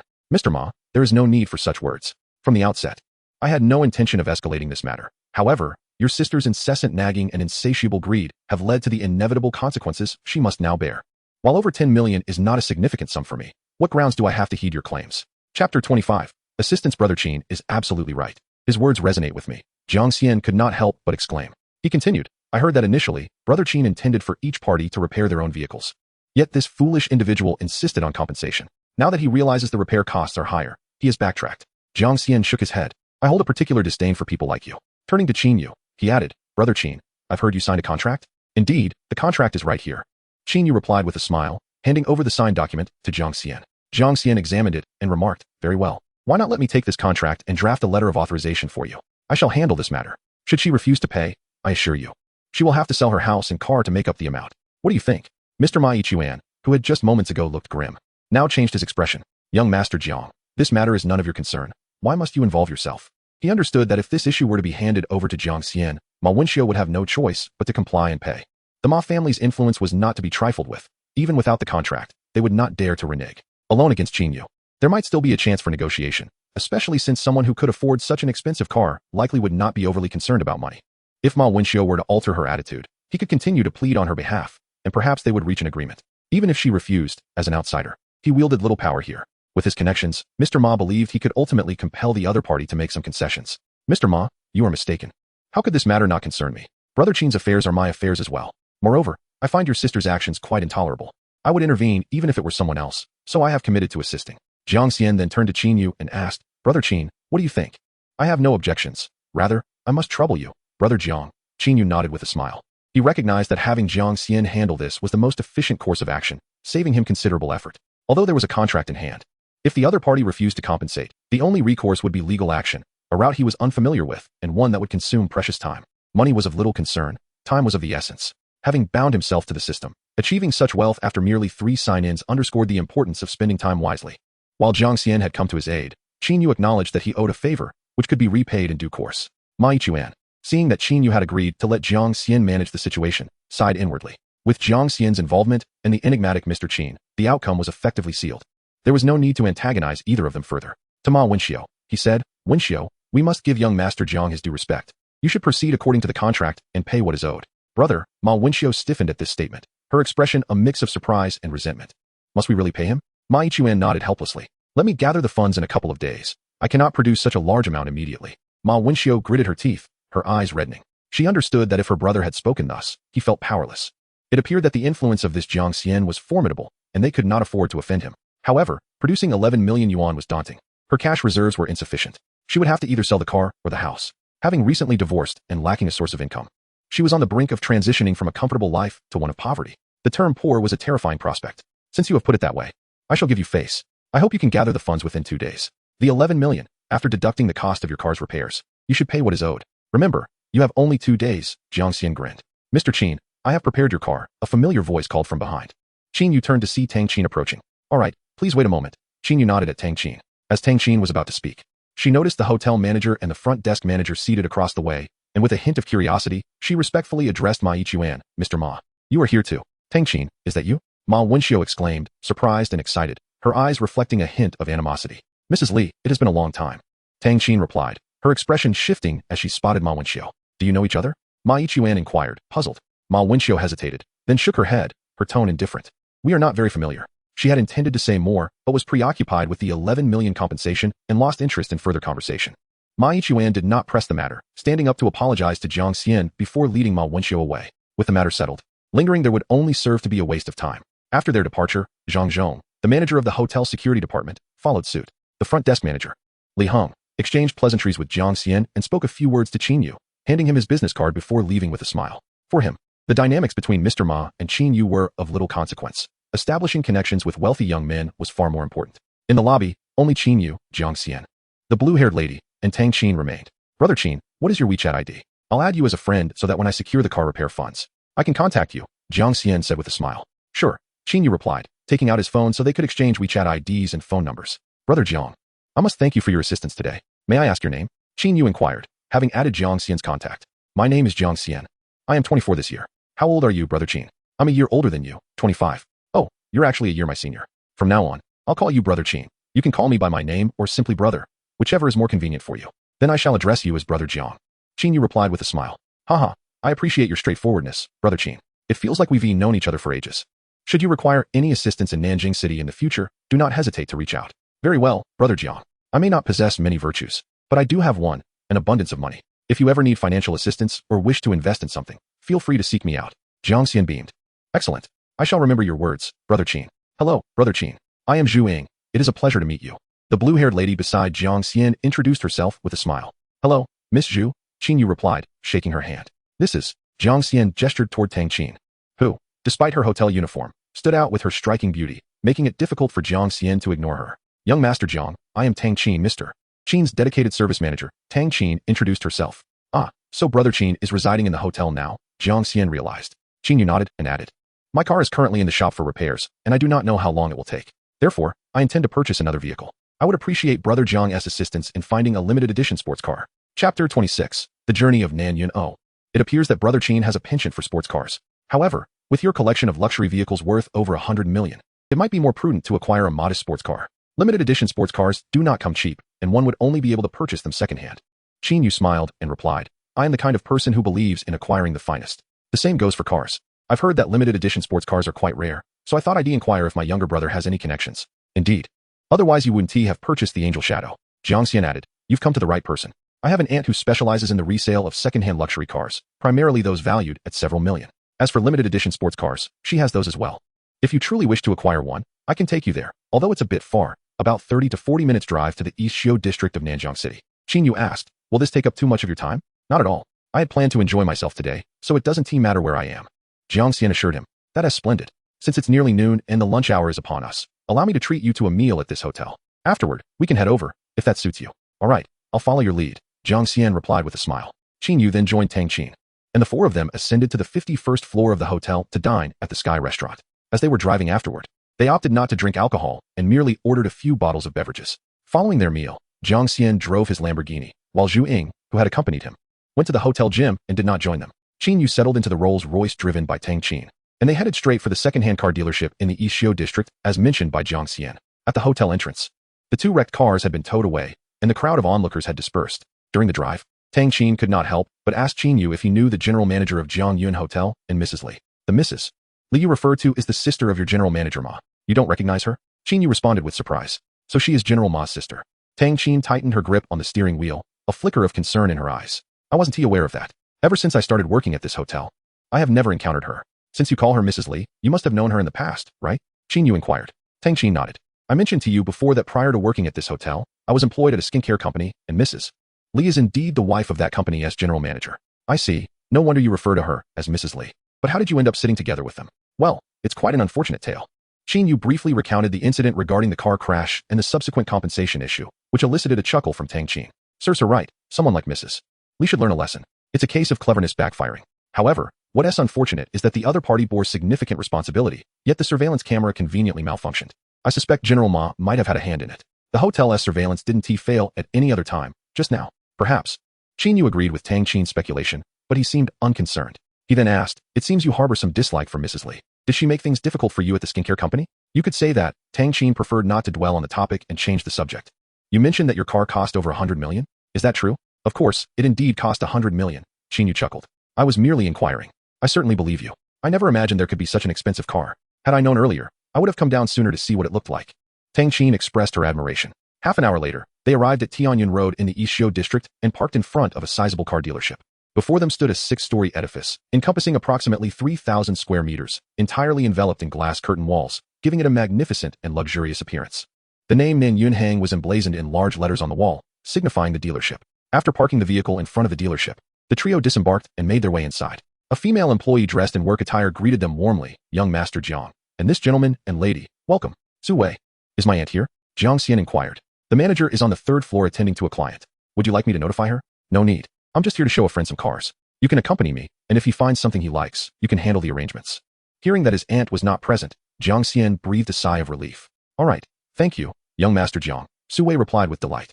Brother Qin, let us head inside and see if there's a car you fancy. Thank you for your assistance, Qin Yu responded, following Jiang Xian into the dealership.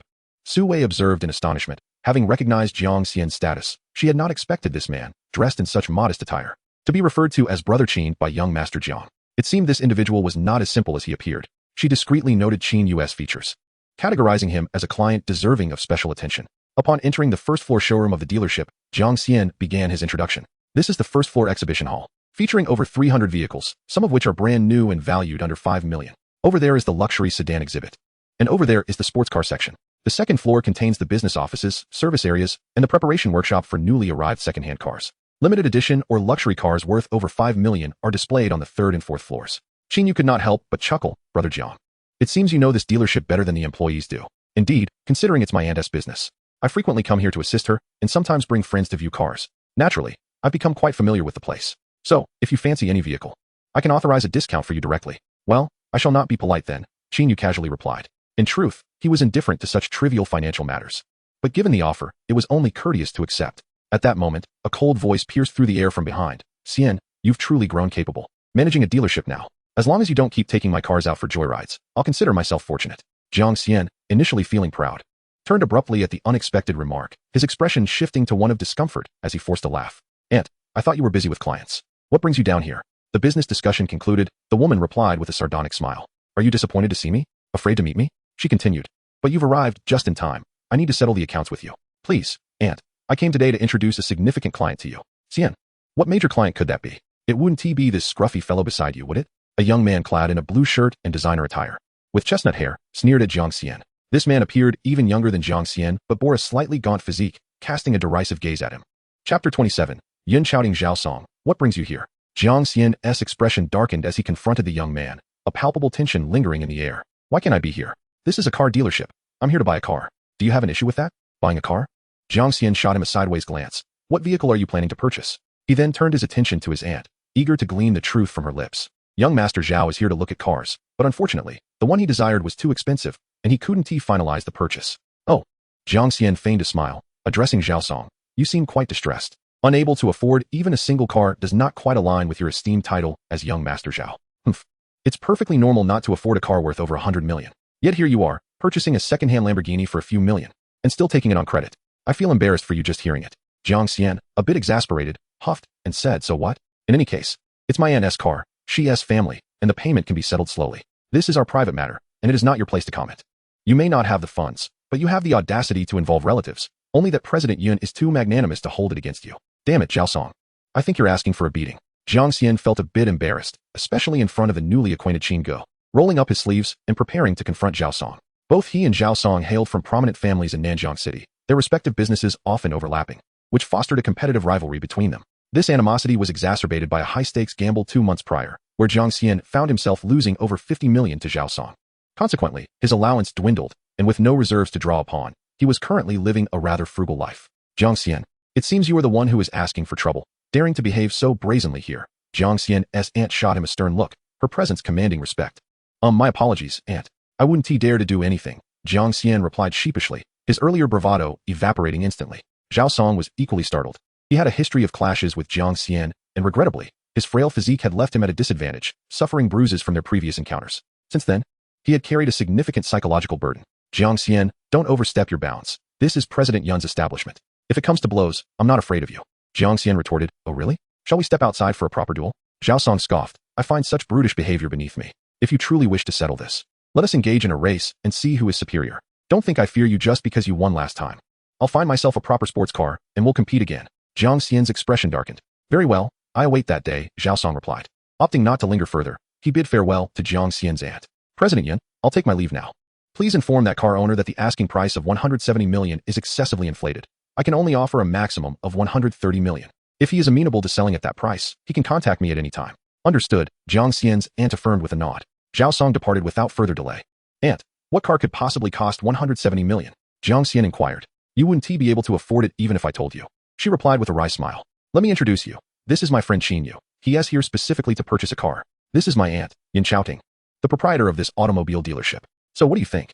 Isn't my aunt gorgeous? She is often hailed as the most beautiful woman in Shijiang City. Qin Yu, feeling a bit flushed, awkwardly extended his hand. Hello, President Yun. Hello, Mr. Qin. Yun Chouting replied with a smile, gently shaking his hand. Qin Yu felt slightly embarrassed, as his heart raced at the sight of Yun Chouting's stunning beauty. Standing nearly 1 meter 80 tall, she possessed exquisite features, her face rivaling that of any celebrity. Exuding elegance and an air of sophistication, this woman's beauty would undoubtedly captivate any man who beheld her. He had initially assumed Jiang Xian's aunt to be a woman in her 40s, only to be pleasantly surprised by her striking allure. Mr. Qin, what type of car are you interested in? I can provide some recommendations, Yun Chouting inquired with a professionally polite smile. Do you have any limited edition sports cars? She expressed mild surprise. Indeed, we currently have 2 models available. However, being limited editions, their prices are significantly higher than standard vehicles. Price is not a concern, please. Do elaborate, Qin Yu replied straightforwardly. Yun Chouting raised an eyebrow, her curiosity piqued.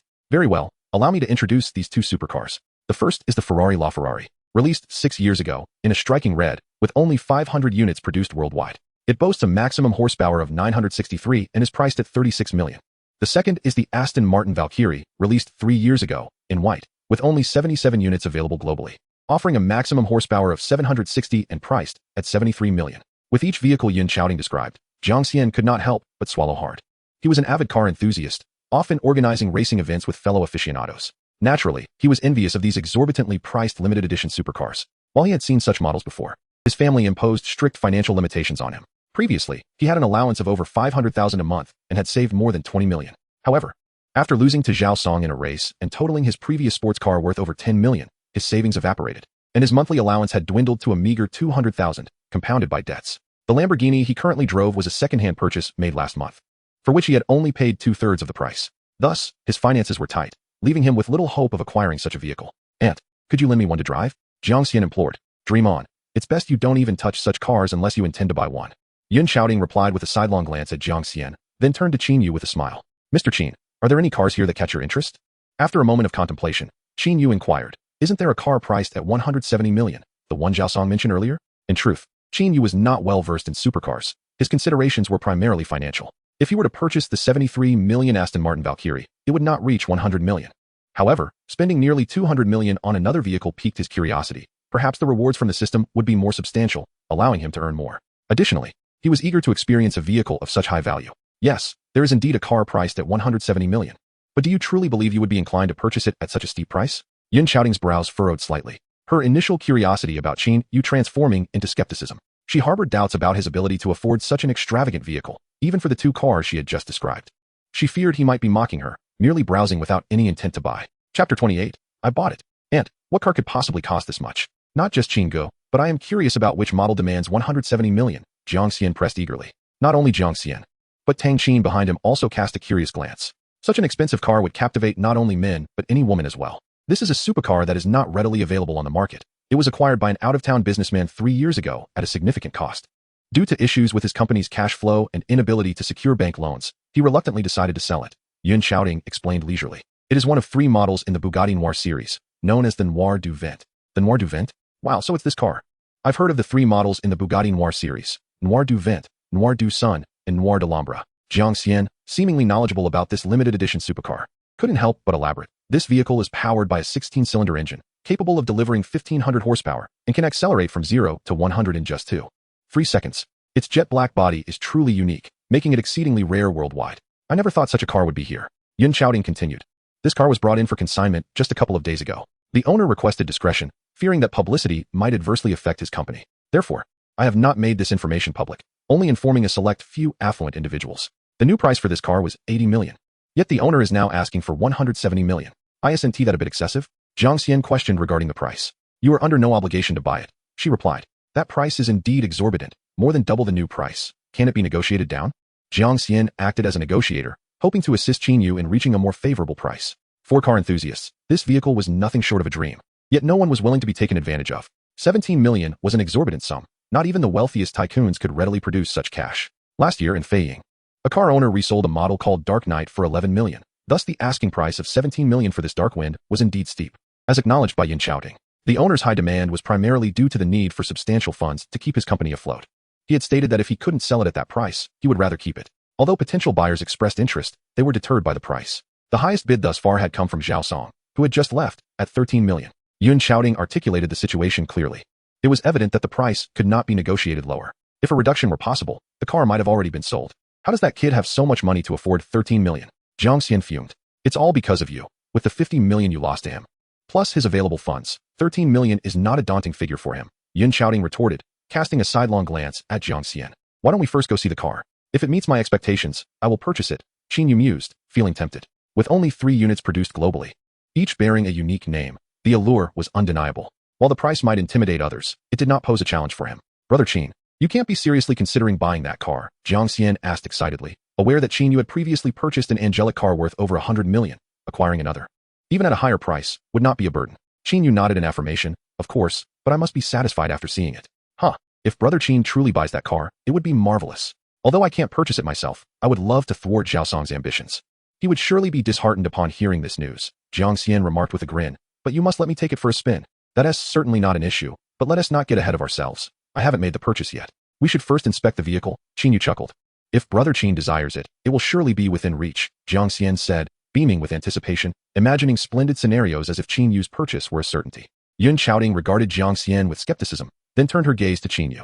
Mr. Qin, you aren't truly contemplating buying the Dark Wind, are you? Aunt, there's no need to question Brother Qin's capabilities. He drives an angelic car worth over $100 million, Jiang Xian explained, noticing Yin Qiaoting's incredulous expression. An angelic car worth over $100 million? You wouldn't be deceiving me, would you? How could I? It's the one that was purchased for Brother Qin, Jiang Xian asserted. Finally, Yin Qiaoting nodded, smiling at Qin Yu. My apologies, Mr. Qin. Let me take you upstairs to view the car. Thank you, Ms. Yun, Qin Yu replied. With that, Jiang Xian hurriedly led the way to the elevator, and soon they reached the 4th floor. The Dark Wind was displayed in a small exhibition area, and when the lights illuminated it, the unique black carbon fiber body appeared like the depths of night. Indeed, a top-tier supercar, Jiang Xian exclaimed, circling the vehicle in awe. Its distinctive design was sharp yet elegant, making it the most glamorous supercar Jiang Xian had ever seen. The seamlessly integrated black fiber body, the Bugatti's signature grille, and the intricate tail light design all radiated an air of nobility. Although Qin Yu was not well versed in supercars, he was captivated by it at first sight. After a thorough inspection, he inquired, Ms. Yun, may I take this car for a test drive? Certainly, Yun Qiaoting responded, instructing Su Wei to fetch the keys. The keys arrived swiftly, a sleek, black oval-shaped smart key, capable of controlling the car's ignition and locking mechanisms. As the engine roared to life and then settled into a gentle purr, Qin Yu opened the door, slid into the driver's seat, and gently pressed the accelerator. Unleashing a sharp growl, everything about the car, from its color to its design and performance, was impeccable. Satisfied, Qin Yu exited the vehicle, closing the door to find all eyes upon him. "Why are you all staring at me? Is there something on my face?" Qin Yu jokingly asked. The Bugatti Dark Wind left everyone in awe, not only due to its striking appearance, but also because of its staggering price tag of 17 million, an astronomical figure, especially for Tang Qin and Su Wei, who found it an unattainable fortune. "Brother Qin, what do you think? Do you like the car?" Jiang Xian asked nervously, having seen the glimmer in his eyes, eager to flaunt it. No wonder Zhao Song was willing to bid 13 million. Qin Yu chuckled, nodding affirmatively. "I'll take it. I'm buying it." Chapter 29, Payment huh? Bringing Brother Qin here today was indeed fortuitous. Jiang Xian exclaimed joyfully. Tang Qin also displayed excitement. Her gaze towards Qin Yu filled with admiration. Despite their limited interactions, she felt as though he possessed an inexhaustible wealth, consistently exceeding her expectations. Su Wei was equally astonished. She had never underestimated Qin Yu, but was still taken aback by the outcome. Yun Qiaoting remained calm, though surprised by Qin Yu's decision to purchase the Dark Wind. She inquired, "Mr. Qin, the owner has set the price at 17 million. Do you accept this amount?" "Of course, since I've decided to purchase it. I have no objections to the price. You've already mentioned the owner has no intention of lowering it, so there's no need for further negotiation," Qin Yu stated. Yun Qiaoting smiled. Mr. Qin is indeed generous. However, I neglected to mention earlier that the 17 million is the owner's asking price, but a 5% commission, amounting to 850,000, will be deducted from the transaction. This fee covers the registration and transfer, but excludes insurance. Oh, Qin Yu thought to himself, realizing the dealership's profitability in this arrangement. In that case, please calculate the total cost. Yun Qiaoting calculated briefly. Insurance will be approximately 180,000, bringing the total to 183 million. All right, that price is acceptable. Let us proceed with the payment. Qin Yu replied without hesitation. Although over 18 million might seem excessive, he felt comforted knowing that the returns would far exceed the expenditure. Noting Qin Yu's determination to proceed with the payment, Yun Qiaoting smiled brightly. "Mr. Qin, your decisiveness is commendable. However, I must first communicate with the owner. Please bear with me for a moment." "Not a problem," Qin Yu assured her. After her words, Yun Qiaoting stepped aside to make a phone call. "Mr. Qin, you truly intend to purchase this vehicle?" Tang Qin approached, her tone a mix of inquiry and astonishment. This was the most expensive car she had ever seen, with an annual insurance cost beyond her means. "Indeed. I am quite satisfied with it," Qin Yu responded with a smile. "But it is over 18 million. Surely there is room for negotiation." Ms. Yun mentioned that the car has been on the market for several days, with the highest bid only reaching 13 million. "I believe an additional 3 million could seal the deal, saving a substantial amount," Tang Qin suggested wistfully. "You make a compelling point." Qin Yu could not deny it and added, "This car is indeed rare. It would be a pity to miss out on it due to its price, only to see someone else purchase it." Thus, he was willing to spend a little extra. The amount was not a concern for him. Tang Qin was left speechless, realizing that her previous comments were unnecessary, as others did not care about the money at all. "Brother Qin, once you acquire it, remember to let me borrow it for a few days," Jiang Xian said, approaching with a hint of flattery. "Of course, no problem. You can drive it as long as you wish," Qin Yu readily promised. After all, Jiang Xian had assisted him greatly today, and once the Angel Qiang was repaired, he would primarily use that car. A top-tier limited edition sports car was fine for occasional drives, but frequently using it would be too ostentatious, which did not align with his character. "Haha, I love hearing that," Jiang Xian laughed, almost envisioning himself driving the Dark Night Wind, reveling in the moment of showing off. Particularly to Zhao Song, who had initially wanted to buy that very car. He wondered how Zhao would feel seeing it in front of him. "Mr. Qin, I have contacted the car owner, and we can proceed with the payment and contract signing now. However, the original owner has a small request. He would like to ask for your contact information. If you agree, please provide me with your phone number, and I will pass it along to him," Yun Qiaoting said, approaching after finishing her call with a hint of apology. "Of course, if you prefer not to share your contact, that's fine. The transaction can proceed as usual. That's inconsequential. I will give you my number shortly," Qin Yu replied nonchalantly. "Thank you, Mr. Qin," Yun Qiaoting expressed her gratitude and motioned. "Please follow me to the office. Once the finance department arrives, we can complete the transfer procedures." "All right," Qin Yu nodded in agreement. The group exited the exhibition room and made their way to the office across the hall. Soon, the dealership's finance representative arrived. "Sign the purchase agreement. Swipe your card." Beep. Card transaction successful. From that moment on, the Dark Night Wind belonged to Qin Yu, awaiting the transfer of ownership and registration before he could drive it away. At that instant of successful payment, he became the most enigmatic and affluent figure among those present. The nearly 200 million payment was neither a bank transfer nor cash, but made with a card, executed with an air of nonchalance. Not only Tang Qin and Su Wei, but even Yun Qiaoting gazed at Qin Yu with a sense of fascination. What defines a handsome man, if not the ability to spend lavishly without care? However, when Qin Yu revealed his black card, Yun Qiaoting's expression changed, and her heartbeat quickened. She intended to say something, but ultimately restrained herself, her eyes shining with increasing brilliance. Since the car's insurance, transfer, and registration were all handled by the dealership, Qin Yu filled out some personal information, a power of attorney, and his contact number. Once everything was completed, Yun Shouting presented him with her business card and a golden-purple membership card resembling that of a private club. Upon seeing the membership card, Jiang Xian exclaimed with envy. This is the top-tier private club membership card from Nanjing City, the purple gold card of the Nanjing Club. Even true business elites may not possess this card.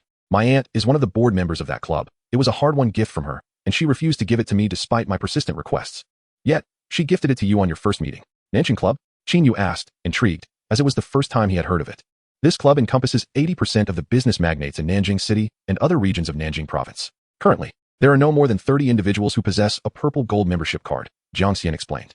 Qin Yu nodded, beginning to understand the significance of this card.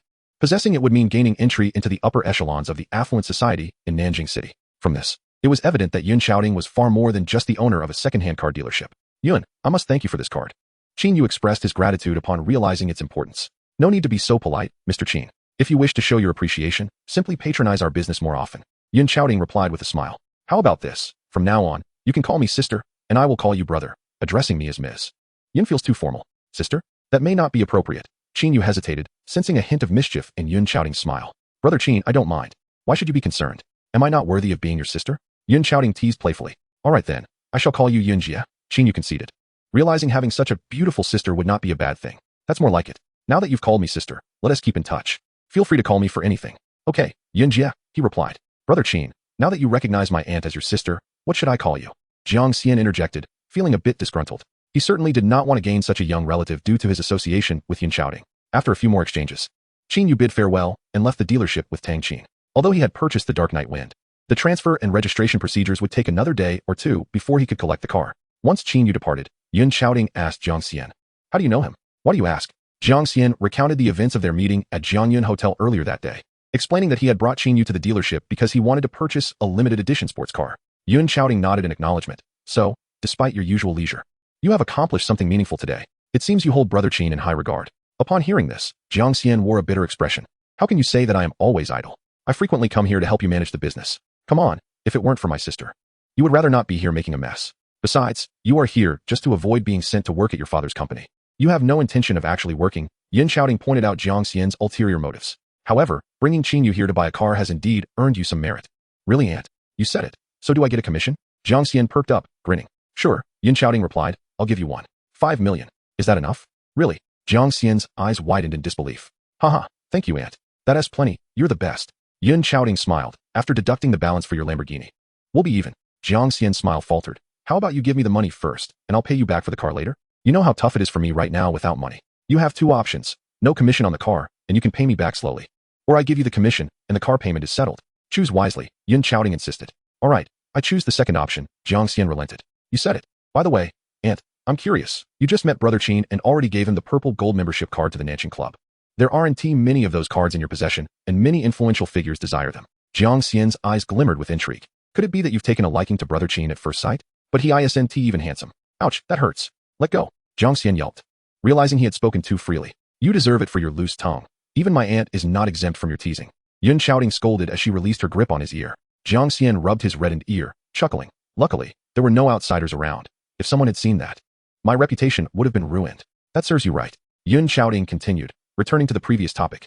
The reason I gave him the purple gold card and acknowledged him as my brother is not solely due to his financial standing, but because he possesses a black gold supreme card from one of the world's 5 major banks. The black gold supreme card? Is it truly that impressive? Jiang Xian felt somewhat bewildered. The name on the card seemed both familiar and foreign, yet it exuded an air of prestige. This underscores the importance of cultivating knowledge and understanding through reading. Yun Shouting had to clarify. Among the world's 5 largest banks, including Longxiao Bank, they have jointly launched a premium card designed specifically for the elite class of the world's wealthiest individuals. Jiang Xian chuckled. I am aware that the 5 Elements premium card comprises 3 tiers, the Royal Platinum card, the Kingly Diamond card, and the highest tier, the Emperor's Purple Gold card. Holding such a card permits substantial withdrawals, transfers, and card transactions, along with the privilege of enjoying various superior services globally. Essentially, these 3 cards transcend the realm of ordinary bank cards. Yun Shouting smiled. The Black Gold card is also a type of 5 Elements privilege card, yet it far surpasses the Emperor's Purple Gold card in status. Only 18 of these cards have been issued, and their holders are typically the leaders of conglomerates, tycoons, or heirs of hidden aristocratic families. Furthermore, to obtain this card, one must not only have deposits reaching 50 trillion, but also wield considerable influence on the world stage. Thus, those who do not possess a certain status cannot even fathom the existence of such a card. 50 trillion. Jiang Xian's breath became labored, and his tongue felt dry. How can you be so sure that the card Qin Yu just used is the supreme black gold card you mentioned? If you told me he had several billion, or even 100 billion, I might believe it, but 50 trillion? How can I possibly accept that? Yun Chaoting rolled his eyes at him and replied. At least 90% certainty that it is true.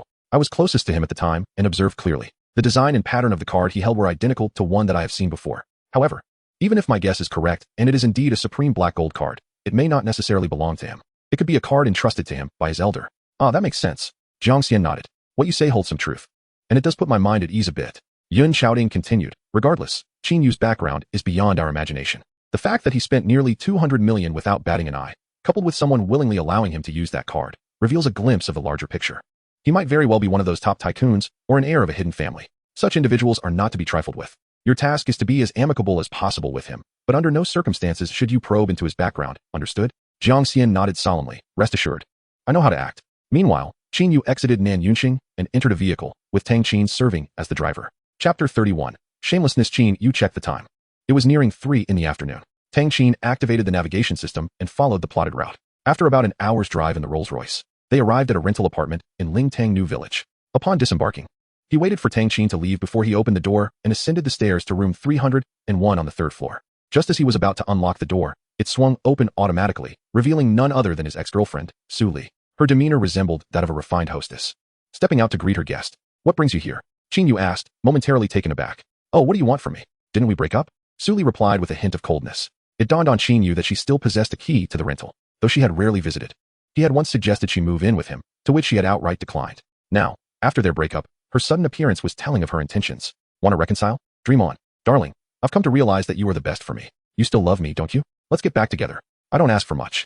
Just being by your side would suffice, Su Li said, feigning vulnerability. Remember, you once asked me to move in with you, and I agreed, didn't I?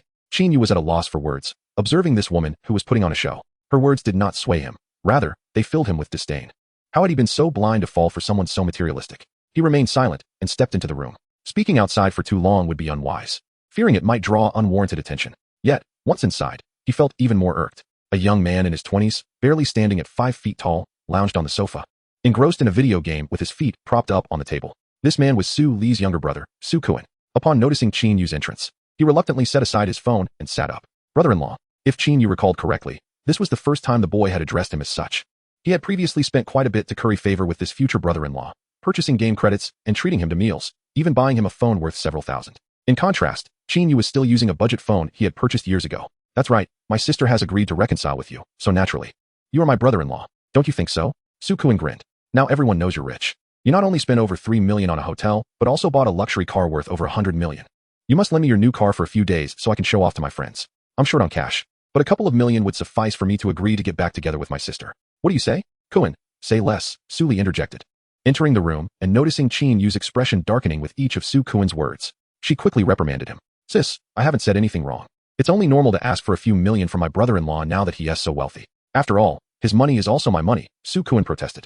Su Li, I don't wish to say much more, you both should leave. Given that we've broken up, reconciliation is out of the question, Qin Yu stated coldly, his expression inscrutable. Qin Yu, you think you can just push my sister away? If you hadn't pretended to be poor, she wouldn't have broken up with you. You claim to love her, yet you can't even buy her a decent gift. When I asked you to top up my game credits, you acted as if I was asking for your life. Let me tell you, either you marry my sister or you pay me a few tens of millions as a breakup fee. You have 2 options to choose from. Su Kuan finally lost his temper. Qin Yu's previous attitude toward him had not been so confrontational. He stood up and began issuing threats. Qin Yu couldn't help but laugh in anger, responding bluntly, a few tens of millions? Why not ask for a few 100 million while you're at it? Keep in mind, it was Su Li who initiated the breakup. If anyone owes, it is her to me. Over the course of our relationship, I've spent quite a bit on both of you. You are clearly the one pretending to be poor while toying with my sister's emotions. If you weren't pretending, there would be no breakup. Pretending to be poor. Qin Yu could no longer tolerate the shamelessness of the brother-sister duo. The notion of reconciliation was utterly laughable. Even if he were to revert to his previous impoverished state, reconciliation would be impossible. As for paying them off, that was out of the question. An idea struck him, and he continued, who said I was pretending to be poor? Su Li, do you truly believe I am as wealthy as you think? What do you mean? Su Li asked, momentarily taken aback. Qin Yu, feeling somewhat reckless, candidly confessed, don't mention tens of millions. Even a few hundred is beyond my reach. Upon uttering these words, silence enveloped the room. What? After all this time he has no money? He remains the same impoverished wretch, merely putting on a fade for my sister. Su Kuan quickly grasped the situation, struggling to accept the reality. Indeed, Qin Yu admitted without hesitation. Huh. Su Li displayed no signs of disappointment, instead letting out a chuckle. Qin Yu, I know you're saying this deliberately to make me understand you're broke, so I won't pursue you any further. Rest assured, I have already stated that I am not after your wealth. What I truly cherish is you as a person. Moreover, how could you be penniless? Bai Xiaoya herself told me you purchased a luxury car worth over 100 million, and I personally witnessed you check into a 7-star presidential suite. Thus, there was no need for deception. Seeing his thoughts exposed, Qin Yu remained unfazed and casually took a seat on a nearby stool. You can spin your tales all you want. I saw you at the presidential suite, and I even verified it with the hotel front desk. That can't be fabricated. Can it? Are you suggesting that an employee of the hotel could stay in the presidential suite for free? What a generous benefit that would be. Su Li quipped coldly. Qin Yu replied with a smirk. This is quite simple. As I mentioned, I currently work at that 7-star hotel, and several front desk staff members recognize me. I entered the hotel before you did last night, merely asking them to cooperate with me. If anyone inquires about me, they'll say I'm a hotel guest who booked a presidential suite for a month. The front desk even confirmed that you came to ask about me and that you called me. I can't believe you fell for such a trivial trick. You've known me long enough to understand the kind of person I am. If I were wealthy, would I still be living here for so long? As he spoke, Qin Yu silently admired his acting skills, finding it more thrilling than performing in a television drama. Su Li looked at him, her expression a mix of pride and disbelief. Soon, however, another thought crossed her mind. Qin Yu, explain why the manager of the housekeeping department at Jianyun Hotel greeted you at the entrance with such respect. Caught off guard by her question, while still reveling in his own fabrication, Qin Yu's expression stiffened. Internally, he felt a surge of frustration. This was becoming increasingly difficult to concoct. Maintaining a facade of confidence, he noticed Su Li's unwavering gaze and refused to concede. Rapidly brainstorming until he settled on a rather clumsy excuse. Su Li, there's something you don't know. That manager Han is actually my cousin. And she was the one who helped me get that job at the hotel. I don't wish to elaborate further. If you doubt me, feel free to confront her directly. Su Li regarded him skeptically. She is your cousin? Why didn't you mention you had a cousin working as a hotel manager before? I noticed she treated you with great courtesy and respect, clearly perceiving you as a valued guest. Feigning confusion, Qin Yu replied, respect? Were you inebriated last night? Which eye of yours saw her treating me with such deference? You must be referring to those 2 receptionists who thought I was a hotel guest. Their attitude was quite normal. He continued earnestly. Su Li, think back to how things were at that moment. At this point, Su Li found herself unable to discern whether Qin Yu was lying. She was aware of his humble beginnings in a farming family, and given their proximity, just over 30 kilometers apart in the same prefecture, it was reasonable to know him well after nearly 2 years of acquaintance. Although he had never provided her with material wealth, he had never deceived her either. The events of the previous night were not entirely definitive, and they did align somewhat with Qin Yu's narrative. In that moment, she contemplated many things. Brother, go downstairs and see if there's a new black car parked outside. She instructed Su Kuan, no longer concealing her intentions. All right, just a moment, Su Kuan replied, albeit puzzled, before rushing downstairs.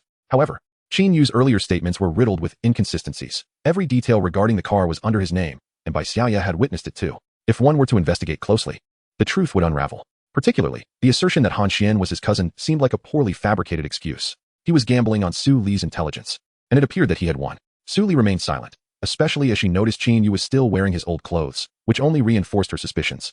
It was her fault for being too hasty. If he were indeed affluent, how could she not have noticed after spending so much time together? Did you check? There's no car parked downstairs. Su Kuan soon returned, slightly breathless. Indeed, Su Li's expression shifted as she exclaimed, Qin Yu, did you think I would regard you with newfound admiration? You're deluded. I could never harbor feelings for you. Her face fluctuated between shades of anger and disappointment. I thought you had become prosperous, but it turns out it was all an act. Thank goodness I broke up with you. Damn, you little wretch, despite all this, you're still a pauper putting on airs in front of me. Do you really think my sister would ever be interested in you? Dream on. Su Kuan chimed in, equally incensed. Have you two finished your rant? If so, kindly leave. You are not welcome here. Qin Yu dismissed them, ignoring their outbursts. Qin Yu, I haven't yet settled the score with you for deceiving my sister, and you dare speak to me like this? Watch your back, I might just knock you out. Su Kuan threatened, taking on the demeanor of a petty thug. Oh, I'm eager to see whose fist is tougher. Qin Yu narrowed his eyes, revealing no trace of fear. I've long found you intolerable. Let us settle this. Su Kuan rolled up his sleeves, genuinely preparing to charge at him. Thud. Qin Yu struck first, delivering a kick that sent Su Kuan sprawling to the ground. Caught off guard, he fell awkwardly, knocking over a chair in the process. You really dared to hit me. Su Kuan exclaimed, utterly astonished, pointing a finger at Qin Yu. Listen, I'm simply speaking the truth. I found you insufferable for quite a while. You initiated this fight, so don't blame me. Qin Yu replied, his expression fierce yet exhilarated. Previously, he might have felt intimidated by Su Kuan, but now, with a net worth of hundreds of billions, he could easily brush off any trouble with money. Defeat was not an option. He had never regarded Su Kuan as a worthy opponent. His prior fear stemmed solely from Su Kuan's future familial connections. Moreover, Having recently befriended the second son of the Jiang family, dealing with such a minor character was exceedingly simple. In Qin Yu's eyes, Su Kuan was simply asking for trouble. If a fight was inevitable, he would strike first. So you think you can hit me? You'll regret this, Su Kuan warned, attempting to rise. Still threatening me? Qin Yu sneered, and, in a single motion, executed several quick kicks to Su Kuan's head and torso. Su Kuan had no chance to retaliate, collapsing on the floor and howling in pain. Hastily, Su Li rushed to pull Qin Yu away before helping Su Kuan to his feet. Brother, be quiet. Su Li shot him a disapproving glare, surprised to find her brother completely outmatched by Qin Yu. Turning her attention back to Qin Yu, she began to see him in a new light. Despite having just beaten Su Kuan, he showed no signs of fear, standing firm and confident. In that moment, Su Li felt a shiver run down her spine. Both she and Su Kuan possessed similar personalities, often preying on the weak while fearing the strong. Brother, let us go, she finally said. Finally, Su Li, with an impassive expression, uttered a single phrase, sister, was it not humiliating enough just now? After saying this, she turned to leave, unwilling to linger any longer. You wait. I will settle the score with you next time, Su Kuan declared fiercely, turning to follow her exit. Hold on. Qin Yu suddenly recalled something and called out to the departing Su Li. Pausing at the doorway, Su Li turned and asked, what is it? Chapter 33. Wei Yafeng, perhaps you have forgotten. You have yet to return my rental key. Who cares? Su Li retorted, tossing the key onto the ground and preparing to depart. Stop right there. What more do you want? Su Li turned back, her anger beginning to flare. Pick up the key, or you shall not blame me for being rude. Qin Yu coldly fixed his gaze upon her. Su Li felt a wave of discomfort in her chest. Once the two siblings had left, Qin Yu secured the door and tidied the room. Glancing at the time, he noted it was 4:30 in the afternoon. He proceeded to the bathroom for a shower, changing into a fresh set of clothes. Lying on the bed, he unknowingly drifted off to sleep. Meanwhile, Su Li descended to the first floor and immediately dialed a number on her phone. Sister, who are you calling? Su Kuan inquired, still rubbing at his injuries. Hold your tongue for a moment. Su Li was indeed calling Feng Yuan. She could no longer count on Qin Yu, and now it was essential to solidify her relationship with her newly confirmed wealthy boyfriend. Last night's abrupt departure had led Su Li to suspect it was connected to Qin Yu's identity. Now that she realized everything had been an illusion, it was the perfect opportunity to inform him. Not only would this alleviate his worries, but it could also yield additional benefits. After 2 rounds of calls, the other party reluctantly answered. Su Li, what do you need? Brother Feng, let's have dinner together tonight. I have something to discuss. Oh, what is it? It's about my ex-boyfriend. You saw him last night. In truth, he deceived you. The car he bought was a sham, and his stay at the hotel was a ruse. No way. Are you saying your ex-boyfriend was putting on an act for us? Feng Yuan's spirits lifted, questioning. Yes, he currently works as a driver at Zhengyan Hotel. The car he drove last night was merely the hotel's vehicle. Additionally, his hotel stay was prearranged with a receptionist to falsely portray himself as affluent. The hotel's housekeeping manager is actually his cousin. Oh my, I never would have guessed he could be so deceptive. Feng Yuan exclaimed in frustration. My dear, you promised to treat me to a lavish meal and a stay in a 7-star hotel suite. Why did you vanish last night? My apologies, it's entirely my fault. If it weren't for an urgent matter that arose, I wouldn't have left so hastily. Feng Yuan hurriedly apologized and explained. How about this? I have a few things to attend to now. Let's meet at the usual place, Yipentang, for dinner at 7, and then I will make amends. All right. Su Li glanced at Su Kuan and added, but my brother will be there too. Can he join? Oh, your brother? No problem. Your brother is like my brother. Just come over together at the appointed time. Thank you, Brother Feng. No need for such formality. See you tonight. After hanging up, Su Kuan couldn't contain his curiosity. Sister, who did you call? Is it a new boyfriend? Su Li nodded. Indeed, his father is the owner of my company. Your company? Su Kuan, aware of his sister's workplace, quickly realized her boyfriend was the young heir of Ruinjia Supermarket. That's impressive. It seems his family owns over 10 chain stores. A much better situation than your previous penniless ex. Are you going to dinner tonight? Of course. Su Kuan seemed a bit excited, as if his pain had vanished. And he rubbed his hands together, saying, I can help you keep an eye on him. While he may be wealthy, we must ensure he is sincere. How can you determine if he is sincere or not? Su Li replied, somewhat annoyed. That's simple. You've always wanted to buy a house in this city, right? I can bring it up and see if he is willing to gift you a house. If he agrees, it means he is genuine. Su Li rolled her eyes. What nonsense. We have only just confirmed our relationship. Buying a house is a significant matter that involves substantial funds. How could he possibly agree? Though she spoke dismissively, a part of her felt a flicker of temptation. Su Kuan noticed his sister's intrigue and chuckled. You see, how would you know if you don't try? Leave that to me. He secretly contemplated that with such a brother-in-law as support, he could easily deal with Qin Yu and avenge today's grievances. Ding ling ling. In a drowsy state, Qin Yu heard the ringing of his phone. Struggling to open his eyes, he yawned and asked, who is it? Qin Yu, where are you? Come over for dinner. I told you I was treating tonight. It's already past 7, and the food is ready. Oh, all right, just a moment. I'll be right there. Recognizing it was Lu Kerson's voice reminded him of the time, and his stomach growled in protest. Hurry up. With that, Lu Kerson hung up. Qin Yu got out of bed, checking the time, which had already passed 7 in the evening, surprised that he had slept so long. He casually fixed his hair and went downstairs, knocking before entering Lu Kerson's rented room. This rental unit was a 3-bedroom, 1 living room layout, significantly more spacious than the room Qin Yu occupied. In addition to Lu Kerson, There were two other lovely ladies, Gui Yafeng, a real estate salesperson, and Li Qiuping, who worked in hotel service. Typically, Li Qiuping worked night shifts, so they rarely met. However, tonight they were all gathered together. The table was already set with dishes and a few bottles of beer. Qin Yu arrived just in time, greeted them, and took a seat without hesitation. He grabbed a disposable bowl and chopsticks, sampling the food with delight, praising the flavors. "Look at you, starving. Why didn't you come down earlier to help?" Li Qiuping remarked, giving him a playful glare. "I was sleeping and didn't pay attention," Qin Yu replied while eating. "Less talking from you," Li Qiuping shot back. Gui Yafeng turned to her. "Come, let us raise a toast to Lu Kersen, celebrating her promotion and salary increase as the new department manager. Cheers to Lu Kersen. May your promotion be smooth." Qin Yu raised his glass in salute to Lu Kersen. After they set down their glasses, Li Qiuping winked at Qin Yu. "You and Kersen are in the same department. Now that she is a manager, when will it be your turn for a promotion?" "Well, I fear I might disappoint you." Qin Yu replied candidly. "I no longer work there." "What? You resigned? When did this happen?" Li Qiuping was taken aback. "You were doing so well. Why did you suddenly quit?" "This situation is partly my fault," Lu Kersen expressed with some regret. "How so?" Even the usually composed Gui Yafeng seemed curious. Lu Kersen recounted the events of the morning briefly. "I never imagined there could be such a despicable manager. He deserved to be fired." Li Qiuping, understanding the situation, expressed her outrage. "What a shameful act. But I must say, Qin Yu handled it well. It takes courage. If you lost that job, there's always another one out there. Here is a toast to you." Li Qiuping raised her glass in agreement. "Indeed, I also thank him. Here is to you." At last, the three young women raised their glasses in a toast to Qin Yu. Feeling a bit bashful, he clinked glasses with them, and after downing his drink, he remarked, "It's merely a trivial matter. Why are you all so concerned?" The truth was, he had come to the company to resign today, which was why he had mustered such courage. "Oh, why resign? Have you found a new job?" Li Qiuping inquired. "Ah, about that. What about your girlfriend? Will she take issue with your resignation?" Li Qiuping pressed further.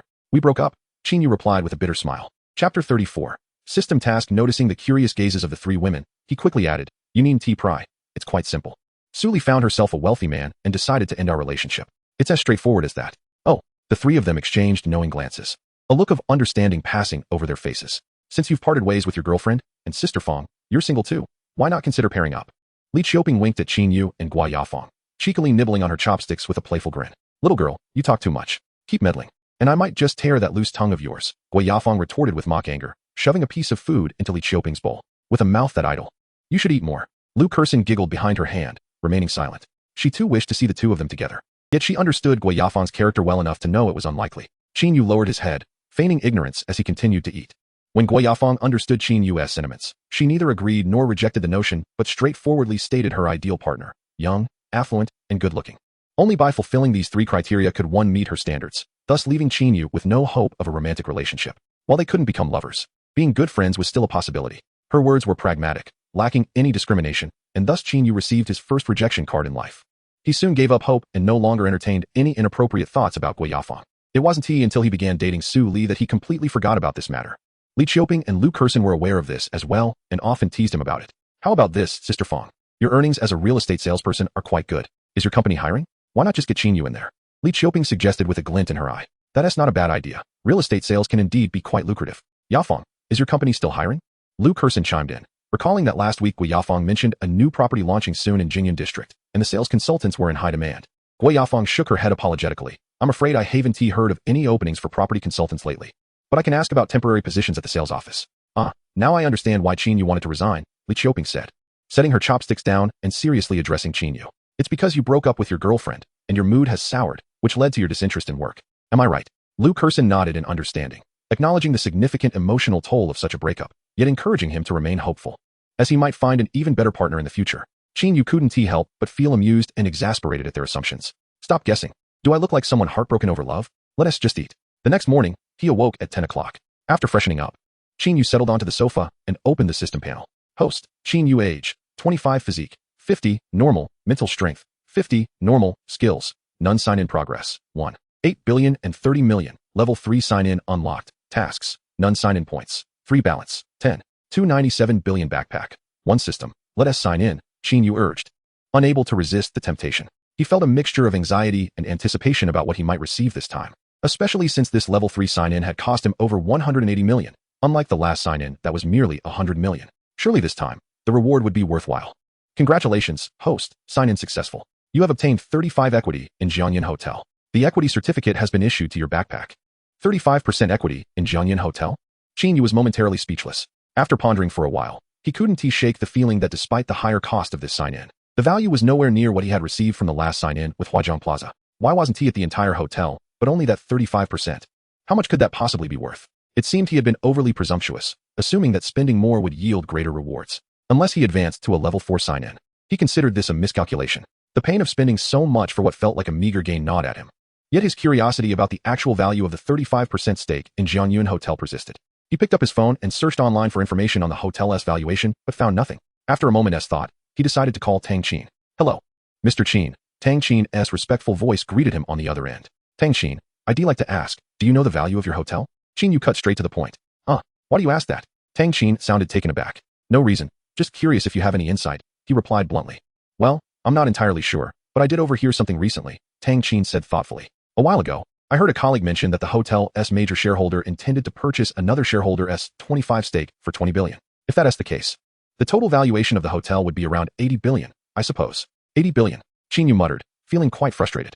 Yes, that should be the figure, Tang Qin confirmed. Is there anything else, Mr. Qin? Do you need me to drive over and pick you up for a visit to the hotel? Thank you for the information, but that won't be necessary for now. I'll let you know when I need a ride. Please continue with your work. Okay. Feel free to contact me anytime if you need assistance, Tang Qin said, somewhat perplexed by the conversation as she hung up. Damn system, Qin Yu cursed under his breath. If what Tang Qin said was true, then that 35% stake was worth less than 40 billion. What a ripoff. After venting his frustration, he decided not to dwell on it any longer, feeling a rumble in his stomach as he contemplated buying breakfast. Just then, the system's mechanical voice chimed in once more. Ding. New task, acquire Jiangyun Hotel. Achieving 100 equity in Jiangyun Hotel will result in a perfect task completion, allowing for a level 5 sign-in. Acquiring over 51 equity in Jiangyun Hotel will result in a normal task completion, allowing for a level 4 sign-in. Another system task? Qin Yu recalled that the system had indeed mentioned tasks aside from daily sign-ins. This was the first time he had received such a prompt. Completing it would grant him another sign-in. This mischievous system had a knack for providing tasks whenever he expressed frustration. Yet, it was an excellent opportunity. If he completed this task perfectly, he would unlock a level 5 sign-in. Even a normal completion would still yield a level 4 sign-in. Qin Yu felt a wave of excitement wash over him. Chapter 35. The plan A level 5 sign-in would require a staggering 1 billion to achieve. Given the cash Qin Yu had at his disposal, spending to reach a level 5 sign-in would leave him with only a pittance. However, first receiving a 35% stake in the hotel, followed by a task to acquire Jiangyun Hotel, wasn't that a remarkable coincidence? Setting that aside, he needed to think about how to proceed with the acquisition of Jiangyun Hotel. Now that he held 35%, who were the remaining shareholders? Qin Yu fell into deep contemplation, uncertain of how to initiate contact with the shareholders of Jiangyun Hotel and proceed with the acquisition. Especially now that he had learned from his conversation with Tang Qin that the major shareholder was already in the process of acquiring another shareholder's stake. This presents a dilemma. If he successfully acquires the hotel, it would mean that the major shareholder would have absolute control. If he clings tightly to the equity, I'm afraid even the completion of ordinary tasks would become unattainable. It's troubling. This task is rather urgent. It would be best to seize the 25% stake of another shareholder before this major shareholder succeeds. Spending a little more money is inconsequential. But whom should I contact? Tang Qin. As an ordinary employee in the hotel, she may not know the shareholders. Just as Qin Yu was at his wit's end, the phone rang. Who could it be? Qin Yu answered. Hello? Brother Qin, it's me, Jiang Xian. I hope I'm not interrupting you. Oh, it's Brother Jiang. What is the matter? Well, Boss Ma just transferred the 6 million for the car repairs to me. Please send me your bank account number via WeChat, and I'll transfer the money. He agreed to pay so quickly? Qin Yu was taken aback. Of course, Boss Ma and the others were in the wrong. So they wouldn't dare to disregard my request. They will have to pay up sooner or later. It's better to do it sooner and save me face. You have a point. Your influence is indeed considerable. As Qin Yu spoke, he recalled the acquisition of Jiangyun Hotel and casually inquired, by the way, do you know who the owner of Jiangyun Hotel is? Do you have any connections with him? Brother Qin, why are you asking this? I have some matters I wish to discuss. Since you mentioned it, I do know a bit, particularly one shareholder who is a good friend of mine. Qin Yu was elated. Then please introduce us. Jiang Xian explained. There are 3 shareholders in Jiangyun Hotel. The largest shareholder is Yun Jinggang, the current head of the Yun family and the chairman of Jiangyun Hotel. The hotel was founded by his grandfather. After some financing, 35% of the equity is held by Longxia Commercial Bank, and 25% is in the hands of brother Chao Jinghua. Qin Yu's mind stirred. He understood that the equity provided by the system came from Longxia Commercial Bank. Upon hearing Jiang Xian refer to another shareholder as Brother Hua, he asked, so you know Chao Jinghua? Yes, he is the leader of the Supercar Alliance, and we often hang out together. Brother Qin, you've just bought a supercar. When I mention it to him, he would surely be delighted to have you join the group. Do you have a way to contact him now? Qin Yu was not interested in the socializing aspect. He sought the crux of the matter. Of course. Brother Qin, do you have something to discuss with him? Indeed. It seems I need to trouble you. Qin Yu smiled. What is it? Just tell me. There's no need to worry about inconveniencing me. Your matters are my matters. Jiang Xian was quite earnest and added, I actually heard my aunt mention something last night, and I'm eager to assist you. It's quite simple, really. I want to acquire Jiangyun Hotel. Can you help me reach out to him to see if he is interested in selling? Well, what? Brother Qin, are you serious about buying Jiangyan Hotel? Jiang Xian was taken aback, feeling as if he had misheard. I am not joking. If he is willing to transfer his equity, the price is not an issue. Brother Qin, you're serious. That is feasible. I can contact him right away. But do you have sufficient funds? To buy the entire Jiangyan Hotel, you need at least over 8 billion. Jiang Xian still found it hard to believe. Even though he knew Qin Yu possessed a supreme black card, the legendary value of it felt intangible to him. Now, with Qin Yu stating he wanted to spend over 8 billion to acquire Jiangyan Hotel, it seemed utterly unfathomable. You need not worry about that. Just help me contact him swiftly. I've heard that Chairman Yun is reaching out to Brother Hua to purchase his shares. If Chairman Yun acquires Brother Hua's shares, combined with his own, it would mean Jiangyan Hotel would entirely belong to him, making it far more difficult for me to negotiate later. That's why this is urgent. Please assist me in communicating with Brother Hua and facilitate a meeting at the earliest opportunity, regardless of the outcome. You may consider the 8.6 million as your service fee. How can that be? I can't accept your money, Brother Qin. These matters are trivial. Discussing money would only hurt our relationship. Jiang Xian hastily refused. I appreciate your sentiment, but if you don't accept it, I would feel uneasy.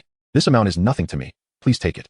After some back and forth, Jiang Xian ultimately accepted 4 million, agreeing to transfer the remaining amount once Qin Yu sent over his bank account number. Jiang Xian hurried to contact Chao Jinghua, while Qin Yu, feeling bored, went downstairs to buy some breakfast. After finishing his meal, he finally received a call from Jiang Xian. Brother Qin, I finally got in touch with Brother Hua. I shared your situation with him, but initially, he was reluctant to engage in a transaction with you. Due to his relationship with Yun Jinggang, he verbally agreed to transfer his shares to Chairman Yun and will sign the transfer contract at Jiangyan Hotel tomorrow. After much persuasion on my part, emphasizing that your offer is more appealing and mentioning my aunt along with your VIP membership at the South City Club, he reluctantly agreed to meet with you. The meeting is set for tomorrow at noon at Jiangyan Hotel. Jiang Xian shifted his tone, adding, however, he made it clear that after meeting with you, he will sign the contract with Chairman Yun. I have done my best, and whether we succeed in negotiations will depend on you, Brother Qin. You've done exceptionally well. Securing a meeting is already a significant achievement. Qin Yu sighed in relief. Once Brother Hua arrives at the hotel tomorrow, I'll arrange for you to meet immediately. By the way, are you still staying at the hotel? I've booked a presidential suite for a month. I'll be there all day tomorrow. Haha, Brother Qin. You're so generous. A month in a presidential suite is not a luxury many can afford. The two discussed the arrangements for the next day before ending the call. Chapter 36, Nanyun Villa District. The possibility of successfully acquiring Jiangyan Hotel would have to wait until tomorrow. Qin Yu set this matter aside and began contemplating where to spend money next in preparation for the signing task. Glancing at the somewhat dilapidated and dim rental apartment, a plan began to form. Buy a house? No. If I'm buying, it must be a villa, preferably the finest kind. Speaking of villas, Qin Yu recalled a place. Every weekend, he would often go to North Siang Park in the new district for jogging and leisure. With a decision made, he no longer wished to linger in the rental apartment. Stepping outside, Qin Yu donned a casual outfit, a short-sleeved shirt, shorts, and a pair of flip-flops. Given the hot weather, such attire was quite common outdoors. Previously, he would wear this while grocery shopping. Now, purchasing a villa seemed no different from buying groceries. In Qin Yu's mind, spending tens of millions felt akin to spending just a few dollars. The pressure felt the same. Nanyun Villa District, one of the 3 premier villa areas in South Jiang City, is also the largest villa community. Its residents are among the wealthiest, holding prominent statuses that ordinary individuals can only aspire to. The starting price per square meter is around 100,000, with all being standalone villas. The minimum expenditure for a single property begins at 20 million, with the most expensive estates exceeding 100 million. The sales office is situated along Beixiong Road, elevated from the main road, accessible by a stone staircase. Qin Yu hailed a motorcycle and arrived at the sales office, descending the stairs. As he approached the sales department, he noticed 2 security guards in white uniforms hurrying toward him with broad smiles. Qin Yu nodded inwardly, thinking that the customer service at the sales department appeared quite commendable. He paused, anticipating their welcoming gestures. However, upon reaching him, the 2 guards bypassed him entirely, offering only 2 overly flattering greetings. Hello, Director Chun. Welcome. And you, madam. Please come this way. Are they not welcoming me? Qin Yu was taken aback. Turning around, he beheld a middle-aged man in his 40s or 50s, sporting a tuft of beard, who was accompanied by a young and beautiful woman as they disembarked from a Maybach 680. The man nodded to the welcoming security personnel and proceeded towards the sales department building. The 2 security guards, their faces adorned with smiles, followed suit, passing by Qin Yu without acknowledging him. How rude, Qin Yu thought, feeling somewhat dejected as he too made his way towards the sales department. Good day, General Manager Chun. Welcome to our showroom. A group of individuals emerged from the entrance of the sales office, including welcoming hostesses and several property consultants, with a managerly woman at the forefront.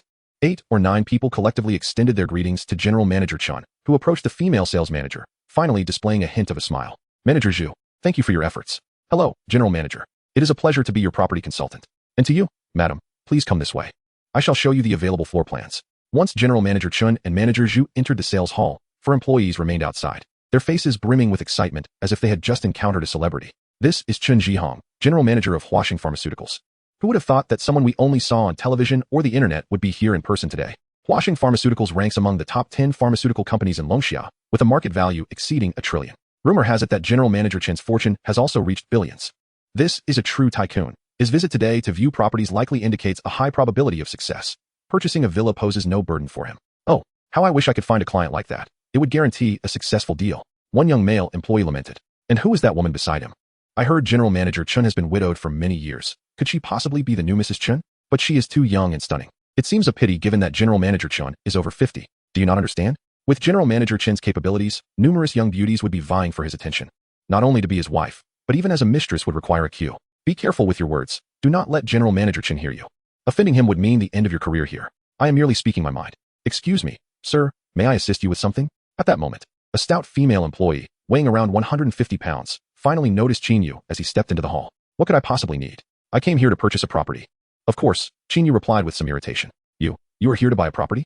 The overweight female employee regarded Qin Yu from head to toe with her bulging eyes, as if he were some sort of oddity. I saw him arrive on a motorcycle, wearing flip-flops. To claim he is here to buy a villa is laughable, one person remarked. Sir, I apologize, but this is a high-end villa district. Each property starts at several million. Perhaps you have come to the wrong place? The stout girl continued. Why say so much? It is obvious he hails from the countryside. The price per square meter here could cover several years of his labor. Others chimed in mockingly. How dare you look down upon me? Just because I dress casually. You presume I cannot afford a villa? Qin Yu retorted, now quite enraged. I find it astonishing that this is your attitude towards customers and sales. Qin Yu, already feeling frustrated, raised his voice slightly in his anger. He regretted not having called Tang Qin to bring him his designer clothes first and arriving in a luxury car. That would have elevated his status, and perhaps these disdainful sales employees would have treated him with more respect. Sir, I sincerely apologize for the previous incident. How may I assist you? It was Zhu Yuan, the sales department manager, who had just been introducing the property to Qin Jihong when she overheard Qin Yu's discontent. Understanding the situation, she approached politely, a hint of reproach directed at the employees who had spoken to Qin Yu. You are the manager here, I presume? I wish to purchase a villa, and these individuals seem to object. Do you require a certain caliber of client to sell? I sincerely apologize, sir, and we warmly welcome your interest in purchasing a property. The previous employees were inconsiderate, and I extend my apologies on their behalf, Zhu Yuan responded earnestly, feeling somewhat displeased with her subordinates. Even if the customer is not here to buy, you must not treat them with such disdain, especially with a significant client present. You have shown a complete lack of discernment. The woman beside Qin Jihong, who had been observing the property models, turned her gaze towards Qin Yu with curiosity. Seeing him in his short shirt and flip-flops evoked a smile. As she looked closer, a sense of familiarity washed over her, and she suddenly recognized him. Qin Yu, is that you? Startled to hear his name called, Qin Yu turned to see the woman beside General Manager Qin and was even more perplexed. I am Qin Yu. Do you know me? The woman chuckled. You do not remember me? It has only been 3 years. I am Luo Aichi. Luo Aichi. You are my classmate Luo Aichi. Qin Yu exclaimed, realization dawning upon him. She was an old schoolmate. Indeed. It seems you have not forgotten entirely. Xiao Luo. Is this your classmate? Qin Jihong approached, intrigued to learn that Luo Aichi knew the young man. General Manager, this is my college classmate Qin Yu. Qin Yu. This is Qin Jihong, General Manager of Huaxing Pharmaceuticals. Ah, so it is you, Qin. It is a pleasure to meet you. Likewise, General Manager.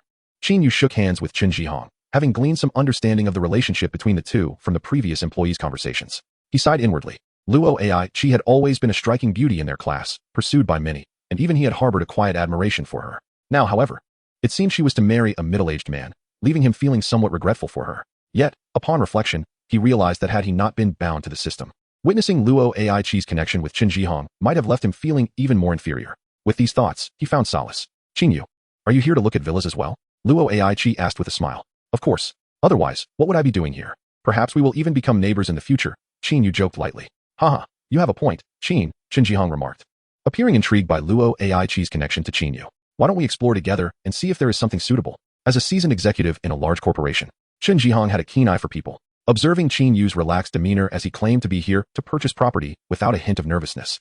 He pondered whether the young man was genuinely capable or merely an inexperienced fool. The former seemed more likely, but Qin Yu's humble appearance piqued his interest. All right, let us take a look, but let us be quick. I have a meal to catch, Qin Yu replied. Luo Aichi chuckled. Qin, viewing properties is not akin to shopping at a market. A villa can easily cost tens of millions. One must be discerning and not rushed. Qin Yu merely smiled in response. Sir, please follow me. Here is the model of the entire villa district. You can first examine these villa models, and if any pique your interest, we can then visit the actual sites. Zhu Yuan gestured graciously, her smile inviting. The sales hall spanned over 300 square meters, and a massive model occupying half the space evoked a sense of grandeur as they approached. Nanyan Mountain Villa covers an area of approximately 130 000 square meters and comprises over 100 residences. Among these, there are 40 small villas, 30 medium-sized villas, 25 large villas, and 5 manor villas. All are standalone properties with private courtyards, benefiting from ample natural light and lush greenery. This is the south entrance, which serves as the main gate, while the north entrance provides access to the underground parking. The central thoroughfare is flanked by an artificial lake, with landscape gardens designed in an ancient style and recreational areas nearby. Zhu pointed to a specific location on the model with a small spotlight as she elaborated on the infrastructure. After detailing the amenities, she began discussing the villas. Of the 100 villas available, 60 have already been sold. The marked properties represent the remaining 40 unsold villas, of which only 15 exceed the size of a medium villa. You may take note of your preferred locations and styles, and I can guide you to view the properties directly. Luo Aki inquired, do you have any larger villas with exquisite finishes available? There are 2 large, fully furnished villas still on the market, Zhu replied. One is located at Villa number 3 on Fukan Street, which spans over 1,000 square meters, featuring a main building of 3.5 stories with a total area of 1,400 square meters. It boasts a delightful 400 square meter garden, making it a small manor villa. The other is at number 51 on Fukan 3rd Street, with a land area of 430 square meters. Although it lacks a garden, it possesses a small courtyard, and its building footprint is more substantial despite its smaller size. What are the prices for these 2 exquisitely decorated villas? Luo Aki asked, eager to know the figures. Villa number 3 is priced at 112 million, the second highest after villas number 1 and number 2 in Nanyang Mountain Villa. The No. 51 medium villa, while still in a prime location and fully furnished, is priced at 48 million, slightly higher than comparable models. Upon hearing these figures, Luo Aki realized that a villa costing over 100 million was beyond her reach. Without much hesitation, she opted for the number 51 villa. After some inquiries and discussions, Luo Aki finalized her decision on the exquisitely decorated number 51 villa.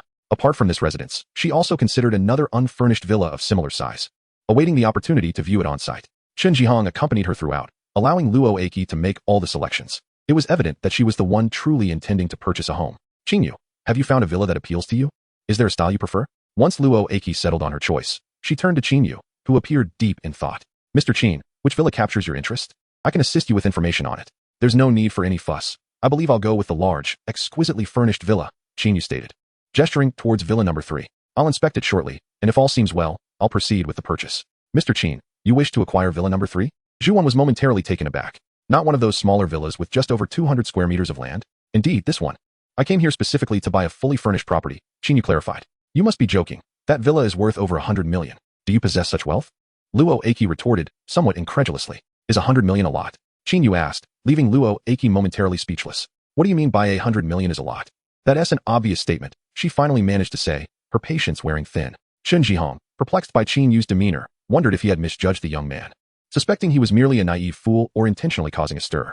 Mr. Qin has shown interest in this property. I shall have a sales representative escort you for a viewing while I take Miss Luo and Mr. Chun to explore other options, Zhu stated, her tone less enthusiastic upon learning of Qin Yu's interest in the villa. Qin Yu nodded, indifferent. Please send someone to guide me. Lu Haiyan, please accompany Mr.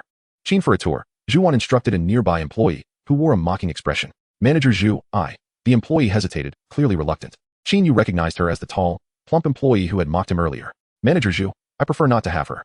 Could you send someone else? Very well. Zhu sighed, scanning the other consultants, but all of them avoided her gaze. We are not fools. We've been here long enough to see that this gentleman is merely putting on a show for his friends. Who would want to undertake such a futile task? One employee muttered, eyeing Qin Yu with disdain. Good day, gentlemen, and to this lady as well. Please enjoy some tea. A petite girl, seemingly around 18 or 19, approached with 3 cups of tea. Feeling parched, Qin Yu accepted a cup and drank it eagerly. Sir, may I brew you another cup? The girl asked upon noticing how quickly he finished. That's unnecessary, Qin Yu replied, glancing at her. Are you a property consultant here? Yes, hello, I'm Kong Xiaoyi. Also a member of the sales team, she shyly introduced herself. Qin Yu smiled faintly, pointing at Kong Xiaoyi. She will guide me in viewing the property. All right, Xiaoyi. Please accompany this gentleman for the tour. Zhu agreed, relieved. Me? Kong Xiaoyi's eyes widened in surprise. Are you unwilling? Qin Yu frowned. No, not at all. She quickly reassured him. I would be happy to, but I've never escorted a customer before, and I fear I may not provide the best experience. Oh, I see. Qin Yu smiled knowingly. No worries, just take me to see the property. You needn't provide a detailed introduction. I'll browse at my leisure. Very well. Thank you for your understanding. Kong Xiaoyi beamed. Qin Yu seemed to take a particular liking to this shy girl, especially when she mentioned her lack of experience in guiding customers. Manager Zhu, if I purchase that villa, I'd like to allocate the commission to this employee, as she played a significant role in my decision, he stated, mindful of the unwelcoming attitude he had received from others. Absolutely, if Mr. Qin acquires villa number 3, the commission will indeed go to Kong Xiaoyi, Zhu affirmed without hesitation. This revelation left Kong Xiaoyi astonished. especially considering she was leading a potential buyer to the prestigious number 3 villa, one of the 5 manor villas in Nanyun Mountain, each priced above 100 million. The prospect of securing such a client was nothing short of a windfall for her. Realizing the opportunity had fallen into her lap, while her colleagues watched with expressions of envy, Kong Xiaoyi swiftly retrieved the electronic key for villa number 3, announcing, "Sir, I'll take you to see villa no. 3 right away." Excellent. Qin Yu observed that Chen Zhihang and his classmate had already accompanied manager Zhu outside, and he too wished to depart from the sales office. "Mr. Qin, the villa number 3 is a manor villa, priced over 100 million. Are you truly considering purchasing it?" Kong Xiaoyi asked with a naive smile. "You are Kong Xiaoyi, correct? If that house proves satisfactory, I will naturally acquire it," Qin Yu replied. No, I have faith in Mr. Qin." Kong Xiaoyi hurriedly interjected. "Although I have never taken a client to view a property or closed a deal, I believe you would not deceive me. My skepticism lies not with you, but rather with the sheer improbability of my luck today, potentially selling a villa worth over 100 million. Qin Yu chuckled knowingly. "Rest assured, even if I find that house unappealing, there will still be other suitable options. Regardless of which property I choose, the real estate consultant will prioritize you." "Thank you, Mr. Qin." Kong Xiaoyi expressed her gratitude. "You haven't sold any properties before, so your monthly salary must not be substantial," Qin Yu inquired. "Indeed. Here we mostly rely on a base salary," she replied. "Moreover, it's not just me. Many of my colleagues in the sales office faced the same situation. Since the grand opening last year, the number of customers interested in purchasing homes was considerable, and the sales staff exceeded double our current count. Once the peak period passed, those who could afford to buy did so, while those who could not remained uninterested. I failed to capture a single customer during that peak, and the prospects seem even bleaker now. Did those former employees resign, or were they reassigned to new developments in other districts?" Qin Yu asked curiously. "Thus, you are still working here as a property consultant partly in hopes of a stroke of luck?" Qin Yu remarked with a smile. "Naturally, it would be ideal to encounter such luck. However, even if not, the guaranteed monthly salary of 4,000 yuan leaves me somewhat content." "As finding a job is not a simple task," Kong Xiaoyi replied. "You have a pragmatic outlook, yet this salary seems rather low for a provincial capital. What is your educational background?" Qin Yu questioned, intrigued. "I left school after completing high school, and I consider myself somewhat slow-witted, so a lower salary does not bother me," she confessed. Qin Yu nodded silently. As they spoke, they arrived at the entrance of villa number 3, which was adorned with a sophisticated electronic lock.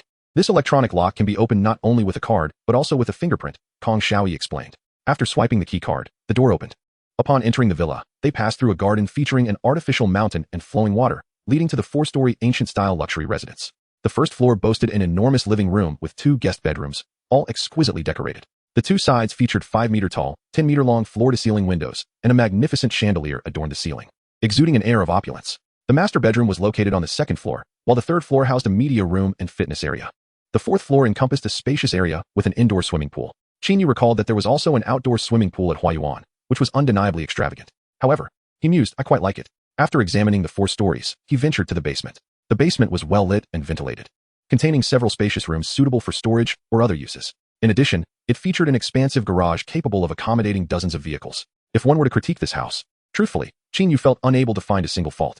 Having grown up in the countryside, even after living in the city for quite some time, he had never encountered such a stunning and grand residence. Having resolved to purchase this villa, he remarked, "Let us leave here." "All right, aren't you going to look around a bit more?" Kong Xiaoyi asked, slightly disappointed. "No more viewing. I am pressed for time. It's almost noon, and I am quite hungry," Qin Yu said, glancing at the time as he exited the house. "Very well," Kong Xiaoyi responded, following closely behind.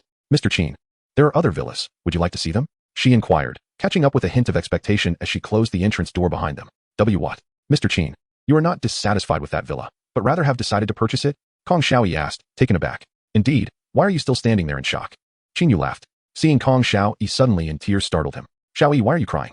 Please do not do this. If someone sees, they might think I have bullied you." Kong Xiaoyi hastily wiped her tears, feeling embarrassed. "I sincerely apologize, Mr. Qin.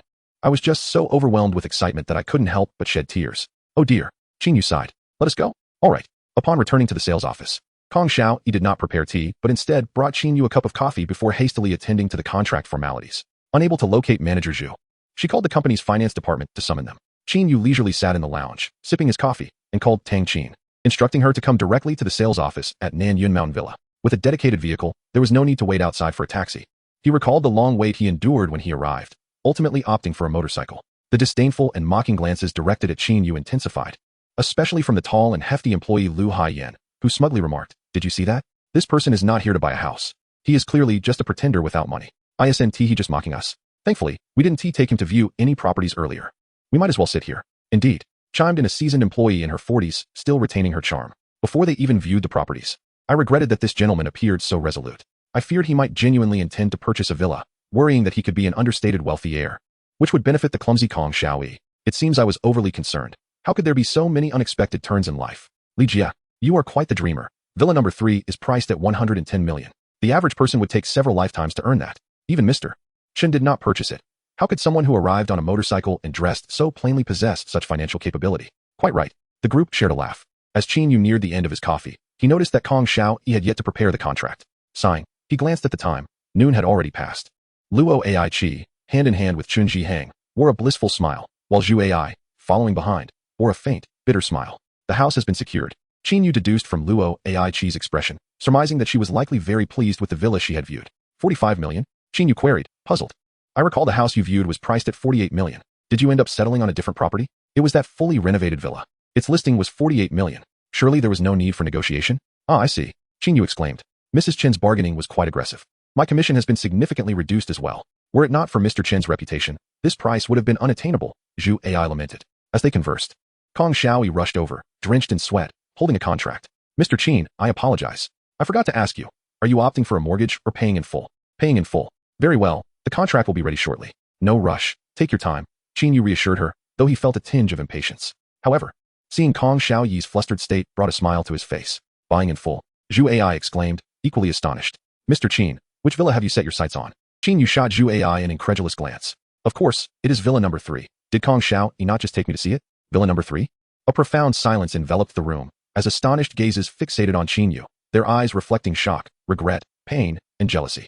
Especially those who had previously looked down upon Qin Yu felt as though they had swallowed a fly, utterly distressed.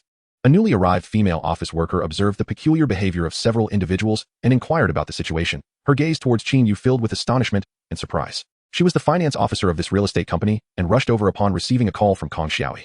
Although she was aware that a customer intended to purchase a property, she did not expect it to be the villa number 3. This client not only appeared quite ordinary, but was also remarkably young. Moreover, he was buying the villa outright. Luo Aki was completely baffled by this university classmate. She had heard that Qin Yu came from a modest background, hailing from a rural area. During their school days, he worked part-time jobs to support his living expenses. Yet, in just 3 years after graduation, he could afford a villa worth over 100 million. Luo Aki, who had also been striving since graduation, knew how challenging it was for someone without connections to achieve success and earn substantial wealth. Zhu Wan glanced at the purchase contract and noticed something amiss, exclaiming, "The purchase amount is 110 million? Upon hearing this, Luo Aki understood and hurriedly asked Qin Yu, "Did you really buy that house for 110 million? Qin Yu, somewhat puzzled, nodded in affirmation. "Isn't that the price? You don't negotiate?" Luo Aki was rendered speechless. Of course, one needed to negotiate, especially considering that properties in this area were hard to sell at the moment, having passed the peak of opening sales, with a significant reduction in prices compared to before. The price of villa number 3 is so high, even if you don't wish to negotiate, you should at least shave off a zero. Realizing this, Qin Yu understood. "I apologize, Mr. Qin. I completely overlooked the pricing aspect. Would you like me to revise the contract and adjust the price?" Kong Xiaoyi said, feeling quite embarrassed for being overly excited and not considering these details. "Oh, how much can you lower the price?" Qin Yu inquired. Kong Xiaoyi calculated and, feeling somewhat sheepish, replied, "Perhaps 3 million. That is the maximum discount I can offer." In truth, the standard sales staff's discounts for properties were rather minimal, with a villa priced at 100 million typically offering no more than $1 million off. However, the commission was 2%, meaning that mentioning a discount of 2 million would substantially cut into her earnings. "Mr. Qin, how about I personally offer you an additional 1 million discount? Would that satisfy you?" Zhu Wan, concerned that Qin Yu might reconsider his purchase due to pricing issues, proposed this. Although the commission would primarily benefit Kong Xiaoyi, Zhu Wan's performance bonuses would also increase. Additionally, it was an opportunity to mend her earlier misjudgment of Qin Yu, as she had left a less than favorable impression. "So, are you saying that the house can be discounted by 4 million? Qin Yu contemplated and asked Kong Xiaoyi, "If you grant me these concessions, won't your commission be reduced?" Kong Xiaoyi did not hide the truth and nodded. "Then there is no need to alter the contract. Let's keep it at the original price. 4 million is not worth wasting time over," Qin Yu declared with an air of nonchalance. At that moment, an image of a wealthy individual who regarded money as inconsequential was indelibly etched in the minds of those present. Seeing this, Zhu Wan couldn't help but envy Kong Xiaoyi's fortune. Reflecting on her own experience of bringing Chun Jihang and another person to view properties, she had expended considerable effort to negotiate the price down, ultimately earning a commendable commission of around 200,000, which paled in comparison to Kong Xiaoyi's situation. Had she not doubted Qin Yu when he expressed his intent to purchase villa number 3, she would have prioritized bringing him to view the property, thus solidifying her commission of 2 to 3 million. Regrettably, some opportunities cannot be envied. Suddenly, one of the female employees fainted, overwhelmed not by Qin Yu's wealth, but by the thought of Kong Xiaoyi's commission. Everyone turned to see that the unconscious employee was Lu Haiyan, unable to accept the reality that if Qin Yu proceeded without negotiating, Kong Xiaoyi would earn an astonishing commission of over 210,000. If manager Zhu had asked her to accompany this gentleman to view the property, that commission would have been hers. The long-coveted luck had slipped away from her grasp, leading to a surge of regret that caused her to faint. Someone pinched her to revive her slowly. During this time, Qin Yu had filled out his personal information on the contract and signed it, awaiting payment. The amount was not merely 110 million, but also included an additional 24 million in contract tax to be facilitated by the real estate company, totaling 24 million. He opted for direct payment via card. When Qin Yu produced his black gold card, Chen Jihong, who had remained silent until then, finally showed signs of emotion. His eyes fixated on the card in Qin Yu's hand as he approached him with a slight tremor. "Mr. Qin, may I see that black card?" he asked politely. "Oh, this. Here, take a look." Qin Yu responded, somewhat taken aback by Chen Jihong's sudden shift in demeanor. "Thank you, Mr. Qin," Chen Jihong said, accepting the black card with both hands and examining it meticulously. Upon seeing the notable 5-element emblem, his suspicions were further confirmed. "Is there any significance to this card, Mr. Chen?" Luo Aki inquired, noticing the drastic change in Chen Jihong's attitude towards Qin Yu, which now bore a hint of respect. She wondered if she had misjudged the situation. Many others were equally puzzled, for Chen Jihong was the general manager of Huaxing Pharmaceutical, holding shares in the company, and was a prominent figure in Nanjing City, frequently appearing on television for various business events. It was indeed astonishing that someone of his stature would show such deference to an ordinary young man. No wonder he could purchase a property worth over 100 million without batting an eye. Simultaneously, many felt a sense of dissatisfaction, hoping Qin Yu would falter in his financial commitments, believing he was merely posturing with the card. It now appeared that their assumptions were misguided. "Mr. Qin, I have finished inspecting the card, thank you. May I ask, is this the supreme black gold card of the 5 elements?" Chen Jihong inquired, returning the card respectfully to Qin Yu, his voice filled with anticipation. "Ah, this? Yes, it is indeed the black gold card you mentioned," Qin Yu replied with a smile, handing the card to Kong Xiaoyi and instructing her to process the payment directly. The Royal Platinum card is the lowest tier of privilege cards issued by the 5 major banks, with higher tiers including the King's Diamond card and the Emperor's Purple Gold card. The Supreme Black Gold card is legendary, with no one having ever seen it in person. It is easy to imagine the formidable identity of Luo Aki, who possessed such a card, even if the card did not belong to him. Borrowing it still implied an impressive standing, rendering Chen Jihong's stature insignificant in comparison. Ironically, just moments ago, he had doubted Qin Yu's intention to purchase Villa Number 3. Kong Xiaoyi took the black card without hesitation, inserting it into the card machine. After entering the password, 24 million, the transaction was successful. The finance department proceeded with the necessary processes, and the purchase contract was officially activated. The property deed would be available in a few days, at which point the contract and keys to Villa Number 3 would be handed over to Qin Yu, making it officially his, ready for immediate occupancy. At that moment, his phone rang. It was a call from Tang Qin, stating she had arrived at the road outside the sales office and inquired if she should come in. Qin Yu instructed her to wait, assuring her he would be there shortly. He then gathered the contract and keys before departing. As he left, many employees of the sales office wished to accompany him, eager to leave a favorable impression. Some young, attractive women discreetly slipped him their contact information, their intentions unmistakable, making Qin Yu the center of attention. However, the only ones who truly saw him off were Chen Jihong, Luo Aki, Zhu Wan, and Kong Xiaoyi. On the way, Luo Ai-chi exchanged contact numbers with Qin Yu. She was eager to know more about this former university classmate and his true identity, especially considering that even Chen Jihang, the esteemed CEO of a large corporation, had to tread carefully around him. Had she known this earlier, she would have pursued Qin Yu with fervor. There was no need for them to understand too much. It sufficed to grasp that Mr. Qin's status exceeded their wildest imaginations. Chen Jihang ultimately refrained from revealing the origins of the Supreme Black Card, merely hinting at its significance. Such individuals were beyond his ability to speculate about, for fear that too many words might betray him. Zhu Wan, somewhat perplexed, nodded and shifted the conversation. "Shall I assist you in processing the purchase of Villa 51? Manager Zhu, wait a moment," Chen Jihang called to Zhu Wan. "Mr. Chen, is there another issue?" Zhu Wan's heart skipped a beat. "We will not be purchasing that villa," Chen Jihang declared. Zhu Wan's expression stiffened, her gaze fixed on Chen Jihang, awaiting further explanation. "Mr. Chen?" Luo Ai-chi attempted to interject, but Chen Jihang silenced her. "Manager Zhu, may I inquire which villa is closest to Mr. Qin?" "There is also Villa 5. Zhu Wan replied, seemingly comprehending Chen Jihang's intentions. Villa 5 was merely separated from Villa 3 by a broad road and was also a spacious residence. Its price was not significantly lower than that of Mr. Qin's villa, and it was not even furnished. "What is the price?" 95 million. If you choose to buy, I can reduce it by 4 million for you." "Very well, I shall select this villa. We won't need to inspect it further. We can sign the contract directly," Chen Jihang decisively concluded. Acquiring Villa 5 was undoubtedly a strategy to be closer to Qin Yu, who had ascended to a level far beyond Chen Jihang's comprehension. A single word from him could leave Chen Jihang with no chance of recovery, while an equally casual remark could elevate him to new heights. Moreover, with Luo Ai-chi being his classmate and a neighbor, this presented a significant opportunity for him.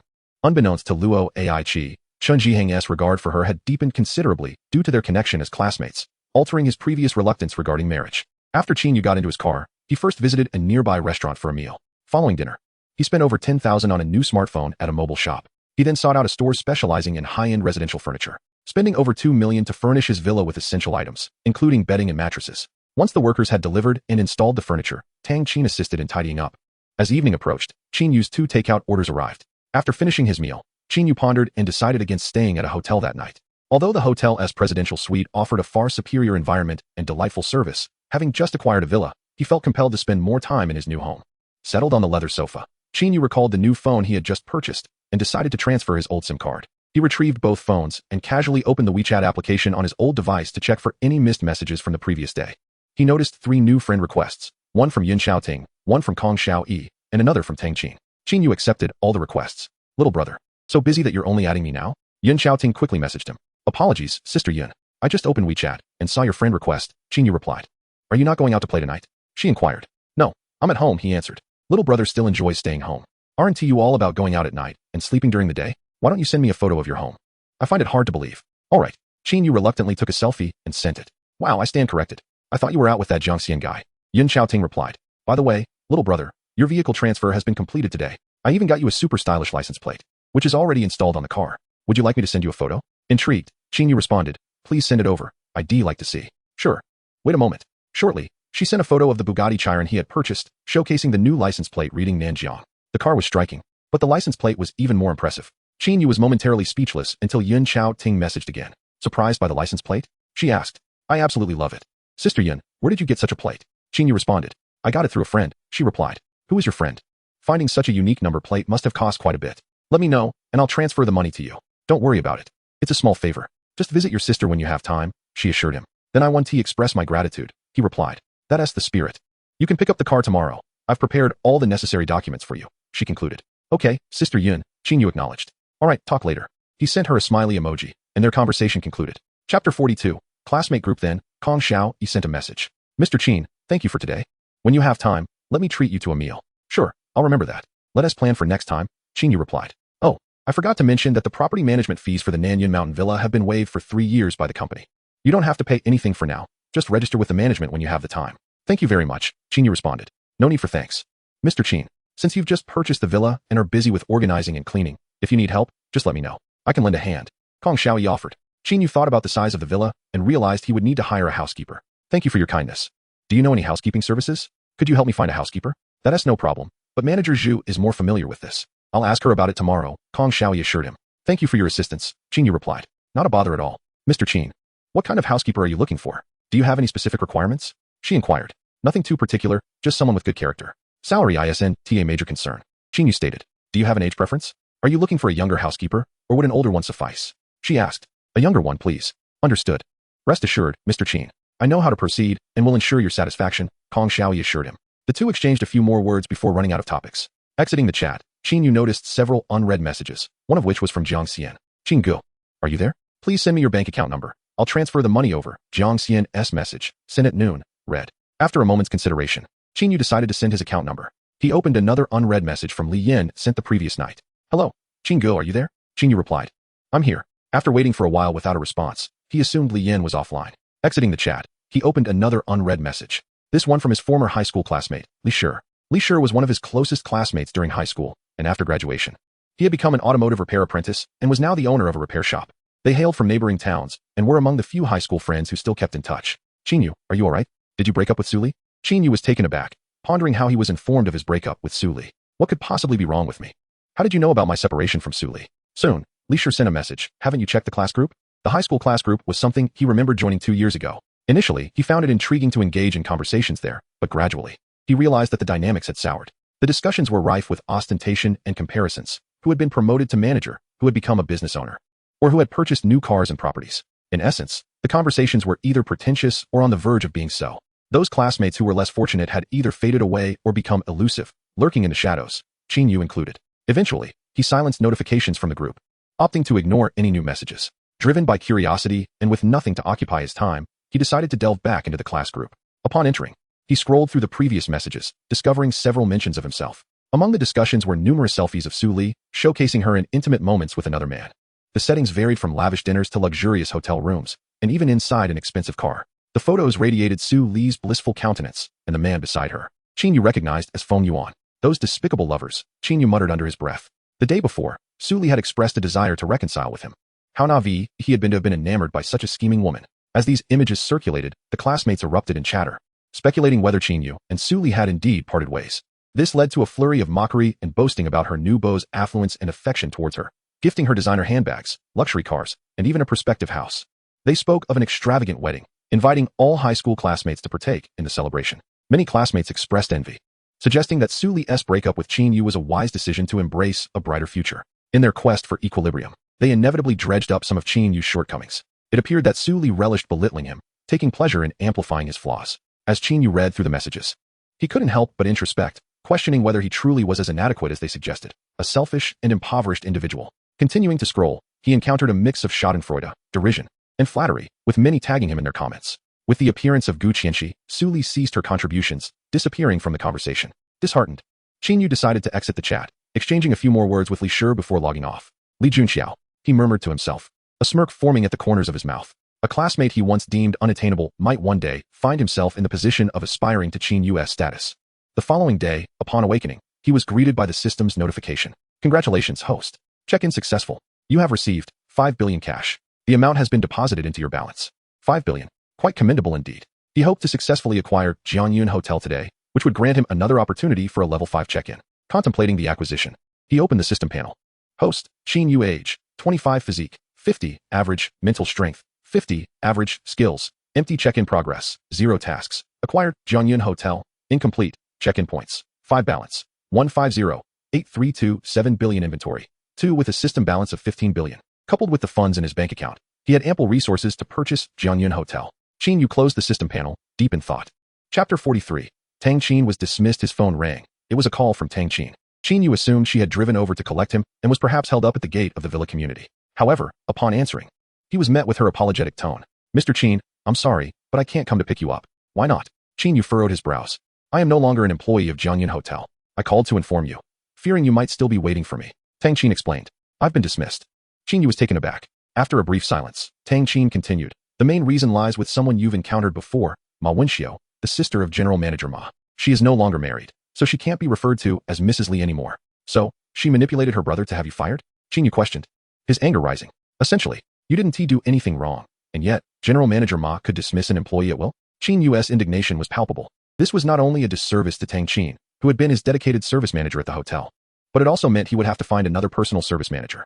The hotel hadn't even reached out to inform him, seemingly unconcerned about how this might affect him as a significant client. There was a moment of silence on the other end before Tang Qin spoke again. If they want to find a reason, it's easy. I'm just a small employee. I can't compete with the big wigs, so I have to accept it. Qin Yu understood her plight.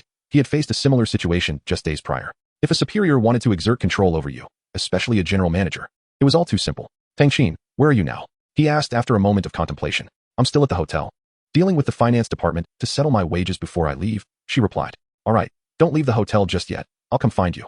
Okay, I'll wait for you here, she responded. After hanging up, Qin Yu left the villa without even having breakfast. A few minutes later, he walked out of the Nanshan Villa community. A taxi happened to be parked nearby, and he hailed it. As he traveled, Qin Yu resolved to purchase more vehicles and hire several drivers to avoid the hassle of commuting as he did today. Additionally, it was time to consider hiring a secretary. As his assets grew, managing them would require significant attention, necessitating someone to assist him. His funds would continue to accumulate, requiring investment and expenditure management, all of which would demand a capable secretary. Choosing the right secretary was crucial. They didn't need to be exceptionally skilled, but must be loyal and familiar with his circumstances. Tang Qin, having graduated from the prestigious Modi University of Finance with a specialization in corporate financial management, was certainly qualified. After several days of interaction, he had gained insight into her character, making her a reliable choice for the role. The taxi soon arrived at Jianyun Hotel. Upon disembarking, he spotted Tang Qin, dressed in a simple outfit, anxiously awaiting at the entrance. You couldn't have possibly stood out here the whole time. You could have waited inside the hotel for me. Qin Yu reproached gently. Tang Qin offered a wry smile, gesturing to a security guard behind her. They wouldn't allow me to stay inside, so I had no choice but to wait for you here. She quickly recounted the situation. After being dismissed from the hotel, she had been sitting in the lobby's waiting area for Qin Yu. Unfortunately, Ma Wenxiu had noticed her presence and ordered a security guard to remove her, claiming that since she was no longer an employee, her presence was detrimental to the hotel and might upset guests. Fortunately, the guard recognized Tang Qin and spoke in her defense. However, Ma Wenxiu, incensed, had summoned the security manager, Zhang Zhong. who reprimanded the guard for not following orders and had another guard escort Tang Qin out of the hotel. Why is that woman with the surname Ma so hostile towards you? Did you have some significant grudge in the past? Qin Yu inquired. One might say so, Tang Qin elucidated. I previously worked in marketing at Weijia Skincare Company, where the general manager was Ma Wenxiu's ex-husband, who persistently pursued me. Upon learning of this, Ma Wenxiu created quite the scene at the company, and I subsequently resigned from my position as marketing manager. In truth, I had long grown weary of that job due to Mr. Li's incessant harassment. Had it not been for the difficulty in finding employment, I would have left much sooner. Perhaps fate intervened, as I fortuitously ended up working at Jianyun Hotel, which unfortunately has ties to Ma Wenxiu. Considering her divorce from her ex-husband, her resentment towards me likely intensified, especially after suffering a significant loss yesterday at your place, which she now uses as an opportunity to vent her frustrations on me. Qin nodded, smiling. So, it seems I play a part in this matter as well. Mr. Qin, you jest. Even without your involvement, Ma Wenxiu's narrow-minded and vengeful nature would ensure that, upon discovering my presence at Jianyun Hotel, I would inevitably face dismissal. Qin Yu retorted with a cold smirk. Rest assured, I shall assist you in this matter. Ma Wenxiu wields considerable power solely because her brother is the general manager of this hotel. He can not only dismiss an employee at will, but can also command the head of security. After a brief pause, he continued, come with me into the hotel. I have some matters to discuss with you. Very well, Tang Qin nodded. As the service manager at Qin Yu's hotel for the past 2 days, she had witnessed his immense wealth and understood that he was no ordinary individual. Being suddenly dismissed by manager Ma left her feeling imbalanced. And her first thought was of Qin Yu. She hoped he would intervene, at least to put Ma Wenxiu in an uncomfortable position, for which she would be immensely grateful. As Qin Yu and Tang Qin approached the hotel, they were unexpectedly confronted by a vigilant security guard stationed at the entrance. Good day, sir. You may enter. But I regret to inform you that this lady cannot, the guard stated. Qin Yu was amused. It seemed the hotel's security manager was exceedingly loyal to Ma Wenxiu, willing to disregard decorum in order to curry favor with his superior. Suppressing his anger, he demanded, this lady is my friend. Please inform me why she is not permitted to enter. I apologize, but this is a directive from our superior, the guard replied, somewhat cowardly. Are you implying that the head of the security department has such authority? As a guest in the presidential suite, it is absurd that I am being barred from bringing a friend inside. If this is indeed the security manager's directive, should I not be concerned about lodging a complaint? Qin Yu spoke with a tone of authority. Upon hearing that he was a guest in the presidential suite, the guard faltered, unsure of how to proceed. He had not anticipated that Tang Qin would be acquainted with such a distinguished guest, and he realized he had overstepped. Let us proceed inside. Qin Yu glanced at Tang Qin before disregarding the guard and entering the hotel lobby together. Chapter 44. Confrontation. Tang Qin. You vixen, how dare you show your face here? Where's the security? Why haven't they thrown her out? Qin Yu was taken aback to find a group descending the stairs as soon as he entered the lobby. The leader was Ma Ichuan, the hotel's general manager, flanked by the lobby manager Li Hong, security manager Zhang Zhong, and 4 others who appeared to be managers from other departments. Ma Wenxiu was also present, her face twisted in anger as she glared at Tang Qin, casting a resentful glance at Qin Yu. Given the assembly, it was evident they had gathered to welcome someone. Qin Yu speculated that they were awaiting the arrival of Chairman Yun Jintian. I am quite curious. You are not from any department of the hotel. What authority do you possess to order my friend to leave? Qin Yu unceremoniously questioned Ma Wenxiu. At this, Ma Wenxiu ground her teeth in frustration. Before her stood 2 individuals. One was the seductress of her ex-husband, while the other had caused her a loss exceeding 10 million. While she could maneuver against Tang Qin, she felt powerless against Qin Yu, a valued client at the hotel. Struggling to contain her anger, she coldly replied, she is no longer an employee of this hotel. Her presence here disrupts our business, and as a guest, I believe it is reasonable for me to voice my concerns. She may no longer be an employee, but she is my guest. I wish to know which rule prohibits a distinguished guest from bringing a friend inside, Qin Yu countered. Ma Wenxiu was momentarily at a loss for words, finally snorting dismissively. Who knows what you two are up to, alone together? Perhaps you're here to engage in illicit activities. Ma Wenxiu, that comment crosses the line. Tang Qin retorted angrily. Ma Wenxiu sneered. What line have I crossed? Are you not a woman who specializes in enticing men? You old hag, one can indulge in food indiscriminately, but one must not speak carelessly. Be cautious, for calumny can lead to dire consequences. Do not presume that your brother's position as hotel general manager grants you immunity, Qin Yu coldly warned. It is possible that your brother's tenure as general manager of Jianyun Hotel may come to an abrupt end today. Mr. Qin, I am unsure what you mean by that. Whether I retain my position is not for you to dictate, Ma Ichuan interjected, unable to restrain himself as the tension turned towards him. Manager Ma, allow me to offer you a piece of advice. Since you are willing to heed your sister's whims and dismiss an employee without cause, you must also prepare yourself for the possibility of dismissal. Qin Yu narrowed his eyes, his tone unwavering. You're merely posturing. Anyone can make threats, Ma Wenxiu scoffed. Whether or not I can influence your employment status is not for you to decide, Ma Ichuan retorted, unconcerned about Qin Yu, having already used connections to ascertain Qin Yu's background. His only worry was Qin Yu's association with the Zhang family. Let us await the outcome, Qin Yu stated. Leaving with Tang Qin. After their departure, one individual whispered, who is that guy? So audacious to confront manager Ma. Just avoid him. You cannot afford to provoke someone like that. This is a clash of titans. Keep your comments to yourself, Li Hong cautioned. The individual nodded, falling silent. At that moment, another person rushed in to inform Ma Ichuan, "Manager, Chairman Yun's car has arrived. It's just outside." "Excellent." Ma Ichuan's demeanor shifted, casting aside the earlier tension as he instructed everyone, "All of you, be alert. Ensure you present yourselves appropriately before Chairman Yun. Show no signs of disrespect. From this day forward, this establishment is entirely under Chairman Yun's purview. Making a good impression is vital to securing your positions. Understood? Rest assured, Manager. We know how to conduct ourselves to ensure both your and Chairman Yun's satisfaction," the team affirmed. Ma Ichuan then turned to Ma Wenxiu, "Stay close to me. I will introduce you to Chairman Yun shortly. Maintain a respectful demeanor, understood?" "Understood, brother," Ma Wenxiu replied, exhilarated. After providing his instructions, the group hurriedly exited the hotel to welcome their chairman. Meanwhile, Qin Yu and Tang Qin were waiting for the elevator to the 36th floor when they encountered the head of the housekeeping department, Han Xian, descending from the elevator. "Manager Han, I was just trying to find you. And here you are," Qin Yu said, his expression neutral. "Mr. Qin, what can I do for you?" Han Xian noticed Qin Yu's somber demeanor, feeling puzzled. "Let us discuss this in my room. I have some inquiries," Qin Yu decided, stepping into the elevator. "Very well." Han Xian exchanged a glance with Tang Qin before entering the elevator. Soon, they arrived at the presidential suite on the 36th floor. "Manager Han, please arrange for the hotel staff to bring up 2 breakfasts. I'm quite hungry," Qin Yu instructed once they were seated. "What type of breakfast does Mr. Qin prefer?" Han Xian inquired. "Anything will do. Just send a variety," Qin Yu replied. "Understood." Han Xian took up the hotel's intercom to relay the order. Then, Qin Yu began to address the main topic. "Tang Qin has been dismissed. As her superior, I assume you are aware of this matter." Han Xian forced a smile, saying, "In truth, I only just learned of it. It was Mr. Chun who issued the order directly from the Human Resources Department. I was about to go down to discuss with Mr. Chun to see if there might still be a chance for a reversal. You have dismissed Miss Tang. But this has already impacted my stay at the hotel," Qin Yu reproached. "I apologize. This is my oversight, and the hotel has indeed not handled this well. Had I known, I would have arranged for another staff member to serve you immediately," she replied. "So, it seems the greatest fault lies with your general manager, Mr. Ma," Qin Yu remarked. Han Xian fell silent. Qin Yu continued, "Upon entering the lobby, I encountered your general manager Ma, accompanied by several hotel managers. Do you know where they are headed? Ah, that is because the hotel chairman is arriving at this hour. They are going down to welcome Chairman Yun. I did not go as I was quite busy," Han Xian explained. "Is there another shareholder from your hotel who is also coming?" Qin Yu inquired. "Yes. How did you know?" Han Xian pondered. "I only heard he is coming today. I am unsure of the exact time. Perhaps the chairman or Mr. Ma would know better." Qin Yu pressed on. "Where's your chairman's office?" After a moment of contemplation, he continued, "Manager Han, could you do me a favor? If Chao Jinghua arrives, could you notify me at once?" She recognized the peculiarity of the situation. If Qin Yu had offended the 2 company owners, it would indeed be counterproductive. Chapter 45. Promise. Qin Yu noticed Han Xian's hesitation and smiled. "Rest assured, it is not a grave matter. It's merely a phone call." He paused, realizing that to gain Han Xian's sincere cooperation, he would need to present compelling reasons for her to assist him. "Please wait a moment." He stood up and walked into the master bedroom, retrieving the certificate for 35% equity in Jianyun Hotel from his system backpack. Upon returning to the main hall, he smiled at Han Xian and said, "To be frank, I possess 35% of the equity in Jianyun Hotel, so I suppose I can be considered your employer." 35% equity? Both Han Xian and Tang Qin were taken aback.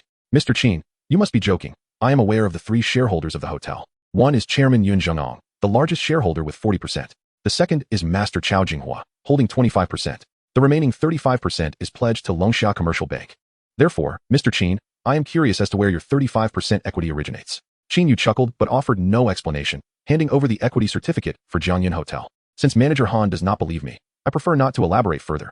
Please take a look at this." Han Xian accepted it with confusion, opened it, and after a moment of astonishment, exclaimed, "This truly is a certificate for 35% equity in Jianyun Hotel, and it bears your name, Mr. Qin." She then questioned, "Could it be that the pledged equity to Longsha Commercial Bank has come into your possession? Such a significant matter seems to have gone unnoticed by the company. Do you now believe what I am saying?" Qin Yu asked. Han Xian returned the document to Qin Yu, smiling wryly. "Mr. Qin, you have presented the certificate for 35% equity in Jianyun Hotel. How could I not believe you? Regarding the previous matter, would you be willing to assist me?" Han Xian glanced at Tang Qin, a mischievous smile crossing her face. "Mr. Qin, revealing your identity as a shareholder is perhaps to ensure Tang Qin's continued presence. Is it not? It is quite simple. Once Mr. Ma realizes your status as a shareholder, he would not dare to defy your wishes." Tang Qin blushed, curious as to whether Han Xian's words held any truth. However, Qin Yu responded, "I have other plans for Tang Qin. To be candid, Chairman Yun Zhengong is coming today, presumably to acquire the equity in Jianyun Hotel held by Chao Jinghua. My primary objective, like Chairman Yun's, is to acquire that 25% equity." Han Xian's expression shifted in shock. "So, Mr. Qin, you are attempting to seize from Chairman Yun? You must understand that Jianyun Hotel is fundamentally a family asset of the Yun family. They have only experienced 2 crises. The first crisis led them to pledge 35% of their equity to Longsha Bank for financing, while the second crisis involved transferring 25% to Master Chao. also for financing and to seek his support. Jianyun Hotel is a premium asset, yielding substantial profits annually. The Yun family would not relinquish equity without dire necessity. If Chairman Yun were to discover that the pledged equity is now in your hands, and you are attempting to acquire the equity held by Master Chow, he will undoubtedly devise a plan to counter you. Qin Yu nodded in agreement with Han Xian's insight. This is not something for Manager Han to ponder. Just ensure you keep a close watch on Chairman Yun. As soon as Chao Jinghua arrives at the hotel, please inform me immediately. After a pause, he promised. If I successfully acquire the equity from Chao Jinghua, I will promote you to the position of General Manager of Jianyun Hotel. Really? Han Xian's eyes sparkled with excitement. I have no reason to deceive you. I have never been fond of General Manager Ma, and in my eyes, you are the ideal candidate to replace him. Then, may I inquire about your confidence in achieving this? Han Xian asked. After a moment of contemplation, Qin Yu replied. As long as I am able to meet with Chao Jinghua before he transfers his equity, my chances of success are no less than those of Chairman Yun. Very well. Since Mr. Qin has said so, I shall follow your lead. Thank you for your support, Manager Han. Qin Yu smiled as he shook her hand, offering a few more words of encouragement before Han Xian exited the room. Inside the presidential suite, only Qin Yu and Tang Qin remained. This time, Tang Qin did not present herself as Qin Yu's service manager. For some reason, she felt a tinge of anxiety. Especially now that Qin Yu held the additional status of a shareholder in Jianyun Hotel, he appeared even more enigmatic in her eyes. Tang Qin, I require an assistant, akin to a personal secretary, to help me manage some of my business affairs. I would like you to take on this role. Would you accept? Qin Yu expressed his intentions directly. Tang Qin gasped in surprise, finding it utterly unexpected. Becoming Qin Yu's secretary was both thrilling and daunting. However, she recognized the immense wealth behind Qin Yu. Securing this position would undoubtedly represent a monumental opportunity in her life. What, do you disagree? Noticing Tang Qin's prolonged silence, Qin Yu furrowed his brow. She smiled slightly, responding, should I address you as Mr. Qin or boss now? Call me boss, Qin Yu chuckled. He had once dreamed of being a company owner, with hundreds of employees addressing him as such. Now, that aspiration seemed within reach. All right, boss. Are you not going to consider it further or inquire about my salary before hastily agreeing? Qin Yu teased. Tang Qin shrugged and laughed. Well, I am currently unemployed, so this job is quite timely. Besides, Mr. Qin is generous. Surely, it will not be less than my previous salary as a service manager. That remains to be seen. Qin Yu playfully responded. It depends on whether you prove to be a competent secretary. If not, high wages will be out of the question. Oh, then Mr. Qin, how does one qualify as competent? Tang Qin inquired, with a gentle smile. Is it akin to what is portrayed on television? Upon witnessing Tang Qin feigning shyness and speaking in a hushed tone, Qin Yu felt an overwhelming sense of embarrassment. Clearing his throat, he stated, for now, your annual salary shall be set at 3 million, along with bonuses and commissions, contingent on your work performance. If you excel, your commission will certainly exceed your salary. Upon hearing this, Tang Qin adopted a serious demeanor. 3 million? Is that not excessive? If I am unable to fulfill the responsibilities of this position, what then? Internally, she marveled at the generous salary, which seemed more fitting for a CEO than a secretary. Rest assured, Qin Yu reassured her. Your primary duties will closely resemble those of a hotel service manager, mainly assisting me with various tasks, as well as consolidating my assets. Tang Qin felt a wave of anxiety wash over her. I fear my abilities may fall short, potentially hindering your significant endeavors. Chapter 46. Company registration. Here's what we shall do. Qin Yu proposed thoughtfully. First, assist me in registering an investment company named Tianyu Investment. This newly established firm will allow me to consolidate my assets and engage in venture capital, investing in other promising companies or sectors. Prior to this, you may begin recruiting talented individuals to build a solid foundation for our enterprise. Your role will primarily involve overseeing the overall operations.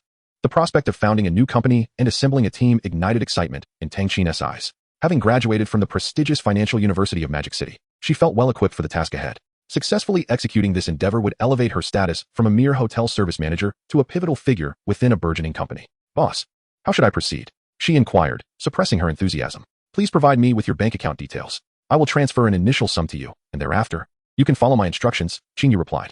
Understood. Tang Qin hesitated briefly before handing over her bank card. Qin Yu accepted it, and, in her presence, manipulated his phone to discreetly instruct the system to transfer 1 billion to her account.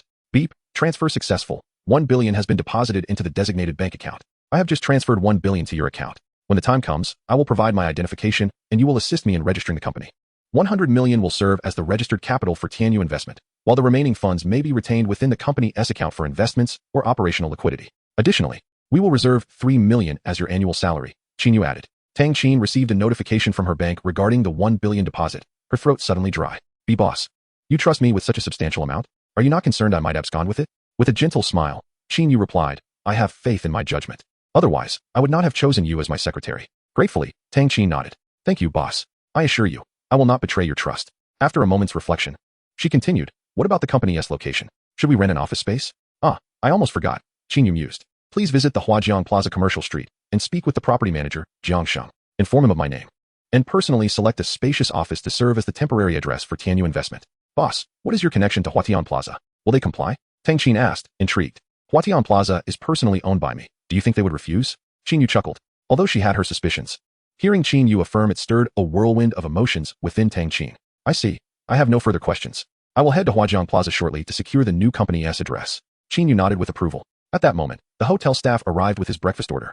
You should join me for a meal. I ordered 2 breakfasts so we can both be well prepared for the tasks ahead. Very well, I will graciously accept your invitation. Tang Qin replied with a smile as she took a seat. Meanwhile, 1 floor below in the office of the chairman of Jiangyan Hotel, Ma Yichuan stood respectfully before a middle-aged man in his 50s who exuded an air of authority. This man was Yun Zhengong, the chairman of Jiangyun Hotel and its largest shareholder.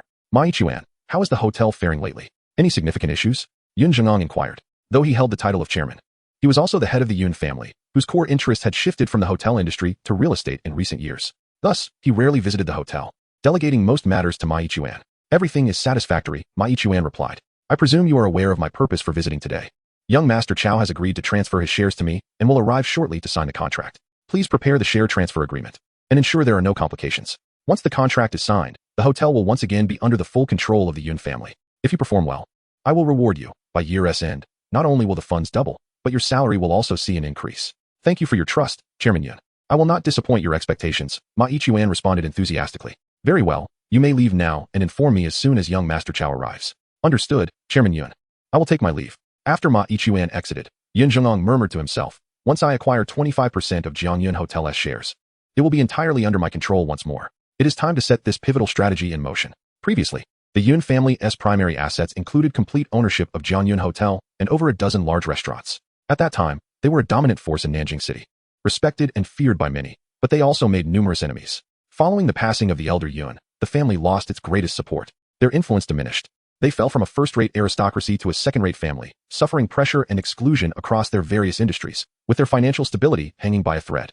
Old rivals and surrounding factions eyed them covetously, eager to take a bite. In desperation, Yun Zhengong was forced to make sacrifices, selling off all assets except for a 40% stake in Jiangyun Hotel, using the proceeds to venture into real estate elsewhere. Now, with a formidable ally backing the Yun family, they had risen from the brink of collapse to a formidable entity no one dared to offend. As a result, Jiangyun Hotel not only generated significant profits annually, but also harbored invaluable connections that could not be underestimated. As a renowned 7-star hotel in Nanjing City, it provided access to individuals across all social strata. Establishing a rapport with even one influential figure would yield immeasurable benefits for the Yun family. After breakfast, Tang Qin departed to Huajiang Plaza to select the office space for the new company. After an hour of waiting, Qin Yu grew slightly anxious and decided to call Jiang Xian. Jiang Xian, have you contacted Chao Jinghua? When will he arrive at the hotel? Qin Yu inquired as soon as the call connected. Qin Gu, there's no need for concern. He mentioned he would arrive around noon. And we still have a couple of hours until then, Jiang Xian replied, stifling a yawn as if just waking up. Please reach out to your contact, Hua Gu, and see if he can come over early. I am currently at Jiangyun Hotel, Qin Yu instructed. Understood, Qin Gu. I will call him right away. Jiang Xian responded before hanging up. A few minutes later, the phone rang. Qin Yu furrowed his brow and said, you should come to the hotel first. Let's wait for him together here. All right, I'll be there soon. I'll call you when I arrive. Good, hurry up. After hanging up the phone, Qin Yu felt an unsettling premonition about the situation. This was the very first task assigned by the system, and if he failed to complete it, would the system look down upon him? He muttered to himself. Half an hour later, his phone rang again. Thinking it was Jiang Xian calling, he answered, only to hear Han Xian's somewhat anxious voice. Mr. Qin, I apologize. I just learned that young Master Chow arrived at the hotel 15 minutes ago, but I had stepped away for a moment. They are currently in the chairman's office on the 35th floor, and Director Wang is also present. They have reached an agreement and are preparing to sign the equity transfer contract. Qin Yu sprang to his feet, feeling a surge of frustration. Manager Han, where are you? I'm coming down right now. He walked briskly towards the exit. I'm right outside the chairman's office. Can you help me delay them? He spoke into the phone as he moved. I'll try my best. Thank you, Manager Han. At that moment, Qin Yu stepped out of his room and headed straight for the stairwell. In the chairman's office of Jiangyun Hotel, Yun Zhengong's face was alight with excitement as he signed his name on 3 copies of the equity transfer contract. The 25% stake in Jiangyun Hotel cost him a staggering 2,200 million, a significant premium. 5 years ago, when he handed over this stake to Chao Jinghua, the latter had only paid 800 million. Reflecting on this made him feel a pang of regret. After signing the contract, he handed it over to Chao Jinghua, sitting opposite him, and smiled. Brother Chao, it's your turn. Once you sign this contract, our transaction will be nearly complete. I will transfer 500 million to your account first, and once the handover procedures are completed by Director Wang, the remaining 1,700 million will be transferred immediately. All right, the head of the Yun family is indeed a straightforward person. I will sign.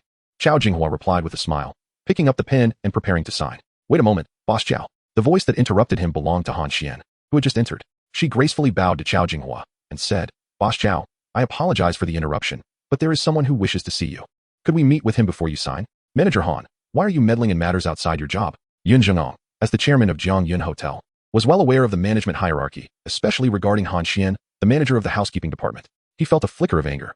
Just as Chao Jinghua was about to sign, this uninvited Han Xian had come to disrupt the process, clearly with ulterior motives. Manager Han, this is a private matter between two business partners. Don't you think your sudden intrusion is rather presumptuous?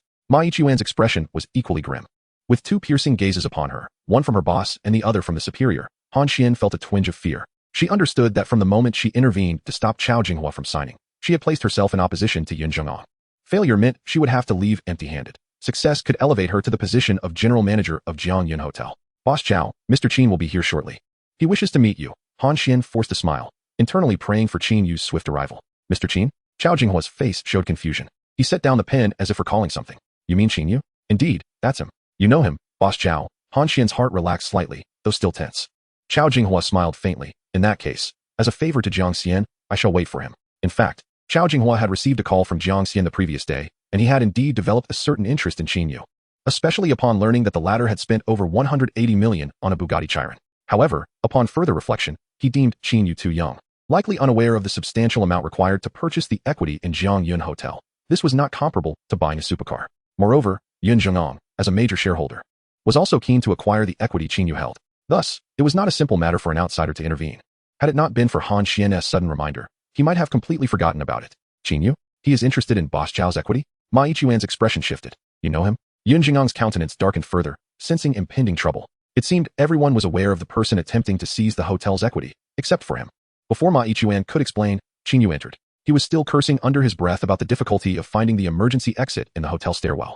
Fortunately, he had encountered a cleaning lady who had directed him, allowing him to arrive in the shortest time possible. The chairman's office was spacious, furnished with both a desk and a large conference table, where 3 individuals were seated, while Ma Yichuan stood behind a middle-aged man in a tang suit, likely Yun Zhengong, the chairman of Jiang Yun Hotel. The man had graying hair at the temples, appearing somewhat aged, yet his eyes were sharp and full of vitality. Beside him sat a woman in her 40s, presumably the financial director of Jiang Yun Hotel. Opposite them sat a man a few years older than Qin Yu, clad in a white shirt. This must be Brother Hua. I am Qin Yu. I have often heard Jiang Xian speak of you, and indeed, you possess a commanding presence. Qin Yu approached and politely extended his hand toward the man in white, smiling casually. Brother Qin, you flatter me. I have heard of you as well. Seeing you in person is indeed more impressive than mere reputation. Despite his surprise at Qin Yu's unassuming attire, Chao Jinghua extended his hand and shook hands with him. This must be Chairman Yun. You appear spirited and distinguished, Qin Yu remarked, eyeing the 40% equity in Jiang Yun Hotel that Yun Zhengong held, aiming to leave a favorable impression on their first meeting.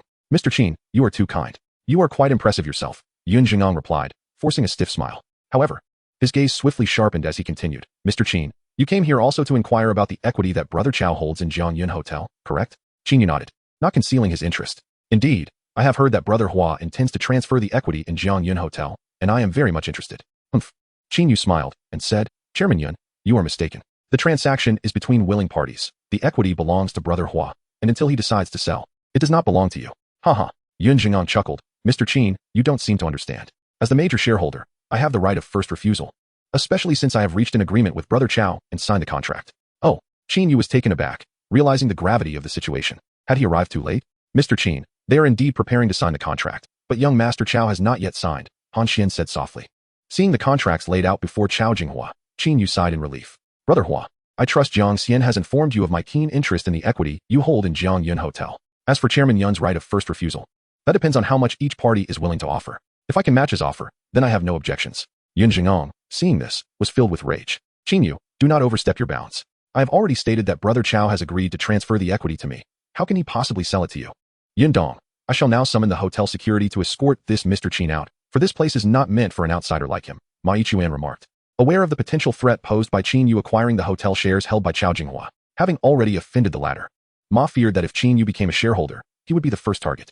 He even suspected that Qin Yu's intention to acquire Chao Jinghua's shares was primarily to embarrass him. Very well, Yun Zhengong said approvingly, casting a glance at Ma Yichuan before turning to Qin Yu with an air of impatience.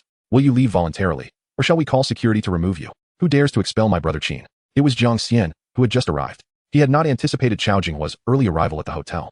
especially since the latter's phone was switched off. Initially intending to find Qin Yu, he hurried over upon learning from an acquaintance that Boss Chow was at the hotel, fearing he might miss an important matter.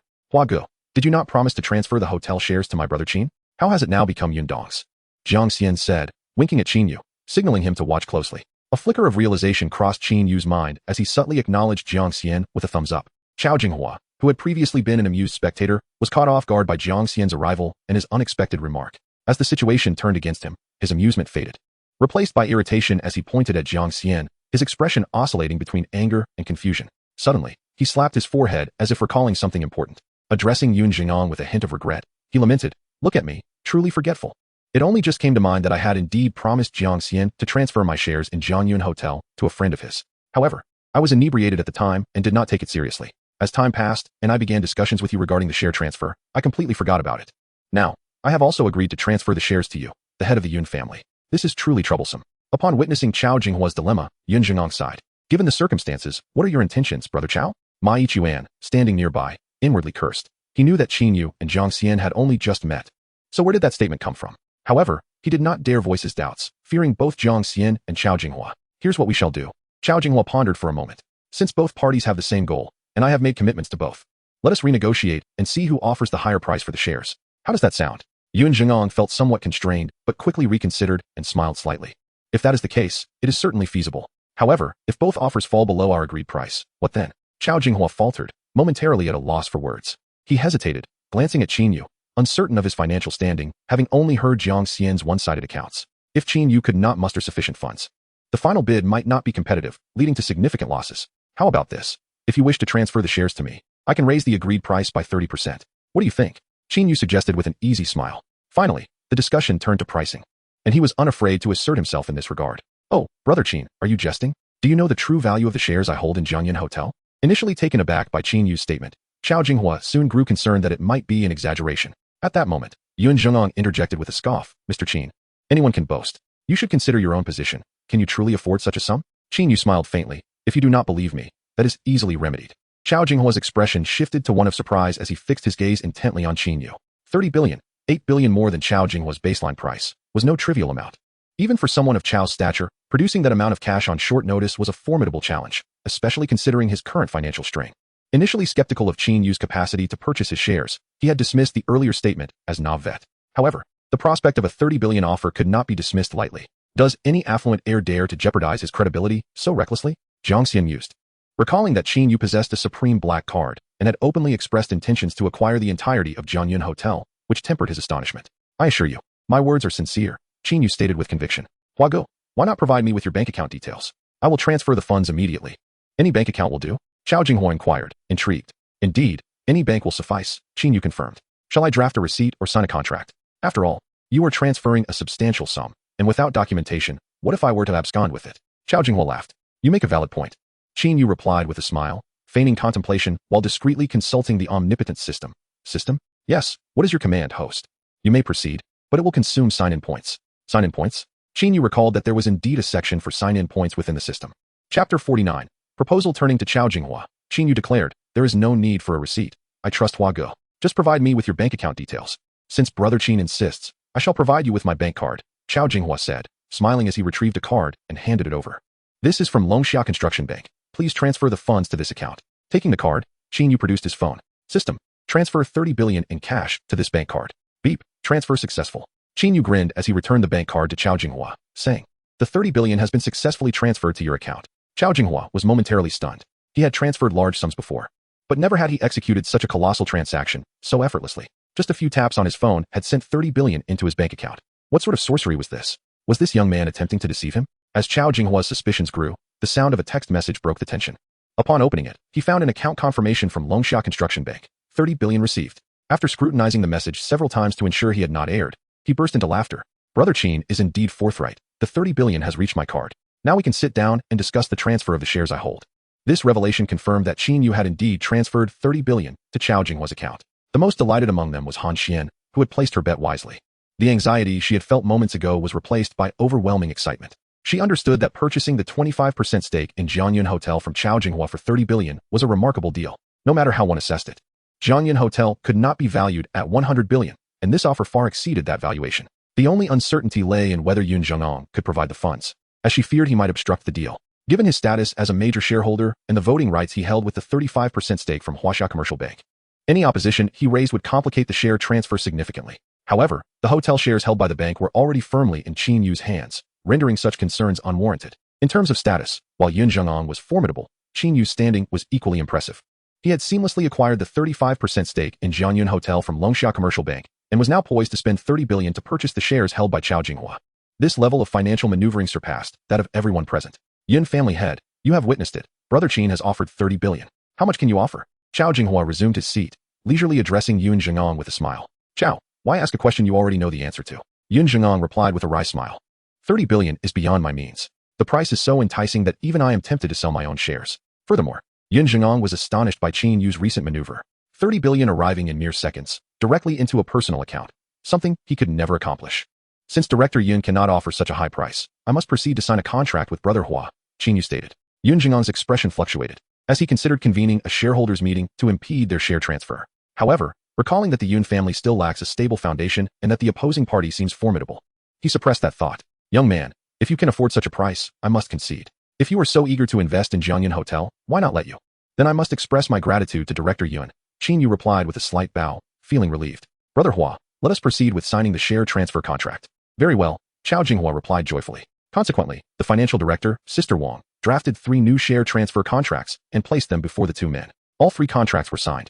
One retained by Sister Wang for record keeping, while the others were taken for the transfer procedures. Once the matter was concluded, Chao Jinghua stood and said, I have a friend to meet, so I shall not linger with you. Although Brother Qin has not yet completed the share transfer, he is nonetheless considered a shareholder here.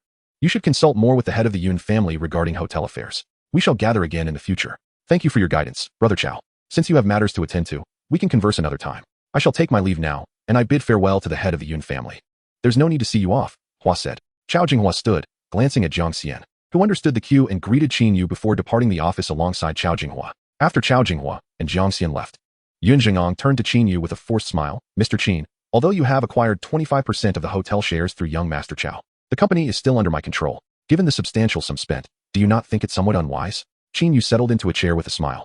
Whether it is worth it, I am well aware, so there is no need for Director Yun to fret. Since Mr. Qin is now a new shareholder, let us convene a shareholders' meeting, Yun Zhengong stated, intending to assert his authority. His gaze swept over the attendees, finally resting on Han Xian, as he coldly declared. As the major shareholder, I hereby announce the dismissal of Han Xian from her position as the manager of the housekeeping department at Jianyun Hotel. What do you think, Mr. Qin? Upon hearing this, everyone understood that Director Yun was asserting his dominance while also sending a warning to the new shareholder. It was evident that Han Xian had already aligned herself with Qin Yu, and undermining her would be tantamount to striking at Qin Yu. Qin Yu chuckled. Director Yun, what if I oppose your suggestion? Opposition would be futile, Yun Zhengong asserted firmly. This is equivalent to a decision made by the shareholders' meeting. There are 3 voting rights, and I hold one of them. So, Mr. Qin, you must accept. Ma Ichuan sneered. Director Yun, I will promptly inform the company to officially relieve Manager Han of her duties. He understood that he and Qin Yu were not on the same side.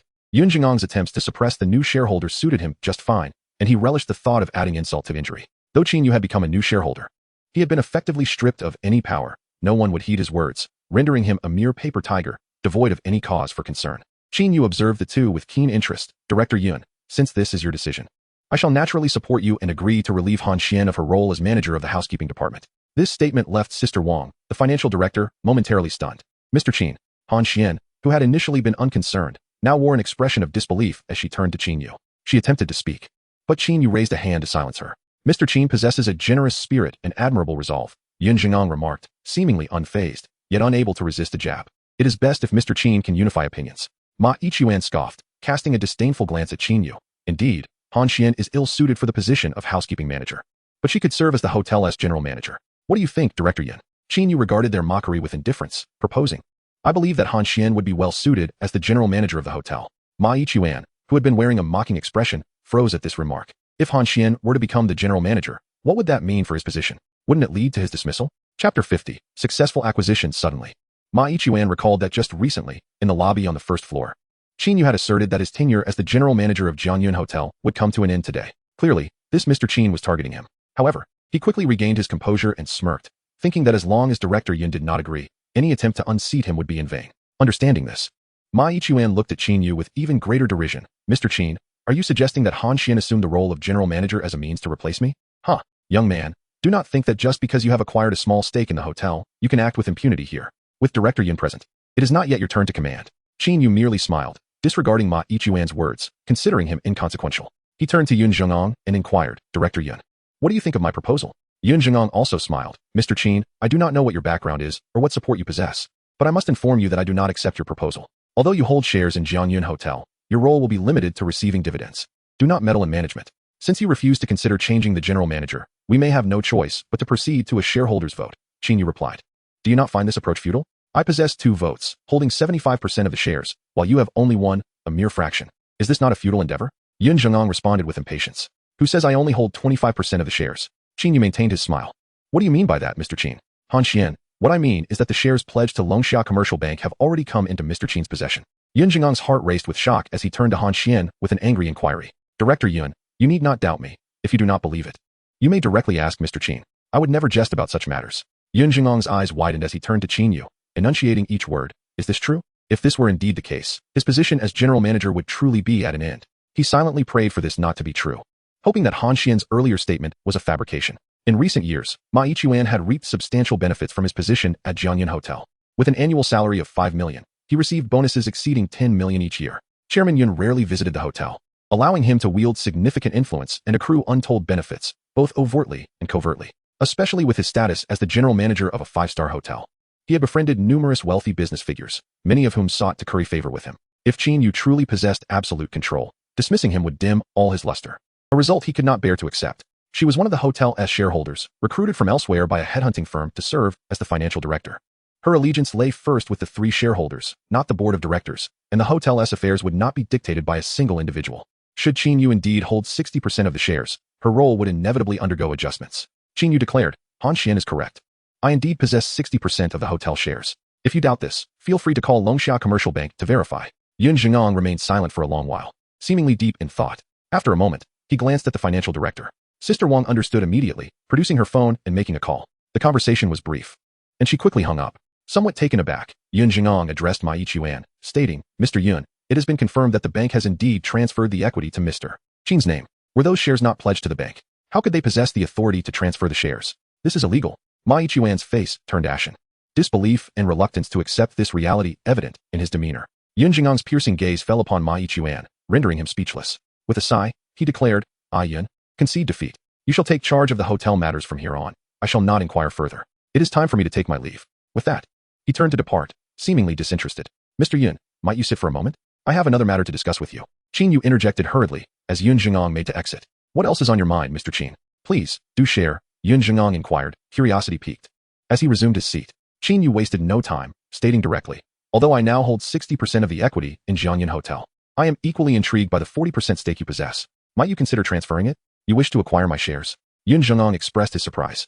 What price are you willing to offer, Mr. Qin?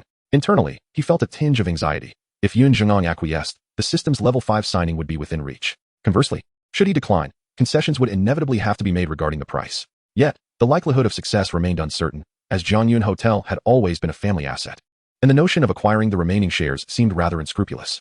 Qin Yu felt a flicker of embarrassment, but if the other party sought to extort an exorbitant sum, he would not play the fool. Is this truly your intent? Yun Zhengong's heart raced with a hint of excitement as he addressed Qin Yu. Of course it is true. Qin Yu replied, somewhat taken aback. However, having just disbursed 30 billion, do you still possess the cash to purchase my shares? He candidly added, if you wish to pay in installments, I cannot agree to transfer the equity. The implication was clear. Should Qin Yu be able to demonstrate sufficient liquidity, the deal would proceed. Qin Yu's face lit up with joy. So, if I can present you with the requisite cash, you will indeed agree to transfer the hotel equity at the previously discussed price? Precisely. Splendid. Then calculate the total, prepare the transfer contract, and I shall wire the funds to you at my convenience, Qin Yu remarked with a smile. This declaration indicated that Qin Yu was indeed capable of mobilizing such a sum. The transaction between the two had been consummated with hardly any negotiation. Chapter 51. The payment. Yun Zhengong found himself increasingly perplexed by Qin Yu. He calculated that, based on the acquisition price for the shares previously held by Chao Jinghua, the value of the shares in his possession was nearly 5 billion. This meant Qin Yu would be expending nearly 80 billion today. Even heirs of families with assets exceeding 1,000 billion would find it challenging to muster such funds. A rare smile appeared on Yun Zhengong's face. Well then, I shall agree to transfer my shares in Jianyun Hotel to you. He felt satisfaction at the prospect of selling the shares for such a price, allowing him a significant influx of cash to expand other ventures and bolster the Yun family's market presence. Of course, had he secured Chao Jinghua's shares today, he would not have been so willing to sell. Had he known earlier that the shares from Longxia Commercial Bank were in Qin Yu's hands, the transaction with Chao Jinghua would not have been so effortlessly executed. Han Xian was perhaps the most elated, having never anticipated that Qin Yu would ultimately acquire the entirety of Jianyun Hotel's equity, thereby eliminating any obstacles to her role as the hotel's general manager. Among everyone present, only Ma Yichuan wore a look of despair. The situation had unfolded in a manner he had not foreseen. How could this Mr. Qin be so formidable, willing to pay such a premium for the entire Jianyun Hotel? If this was merely a ploy to undermine his position as general manager, it was astounding that the acquisition plan had been executed within just a day or two. Ma Yichuan, a mere footnote in this grand narrative, felt utterly unprepared for such a turn of events. Contemplating this, he felt a sense of weightlessness, nearly fainting. The prospect of not being able to serve as the general manager of a 7-star hotel was not the most terrifying thought. Rather, the fear that a single word from Mr. Qin could render him unable to survive in the entirety of Nanjing City was deeply unsettling. The estimated price for the 40% stake quickly emerged, 8 billion. The contract was drafted by Chief Financial Officer, Sister Wang, in triplicate.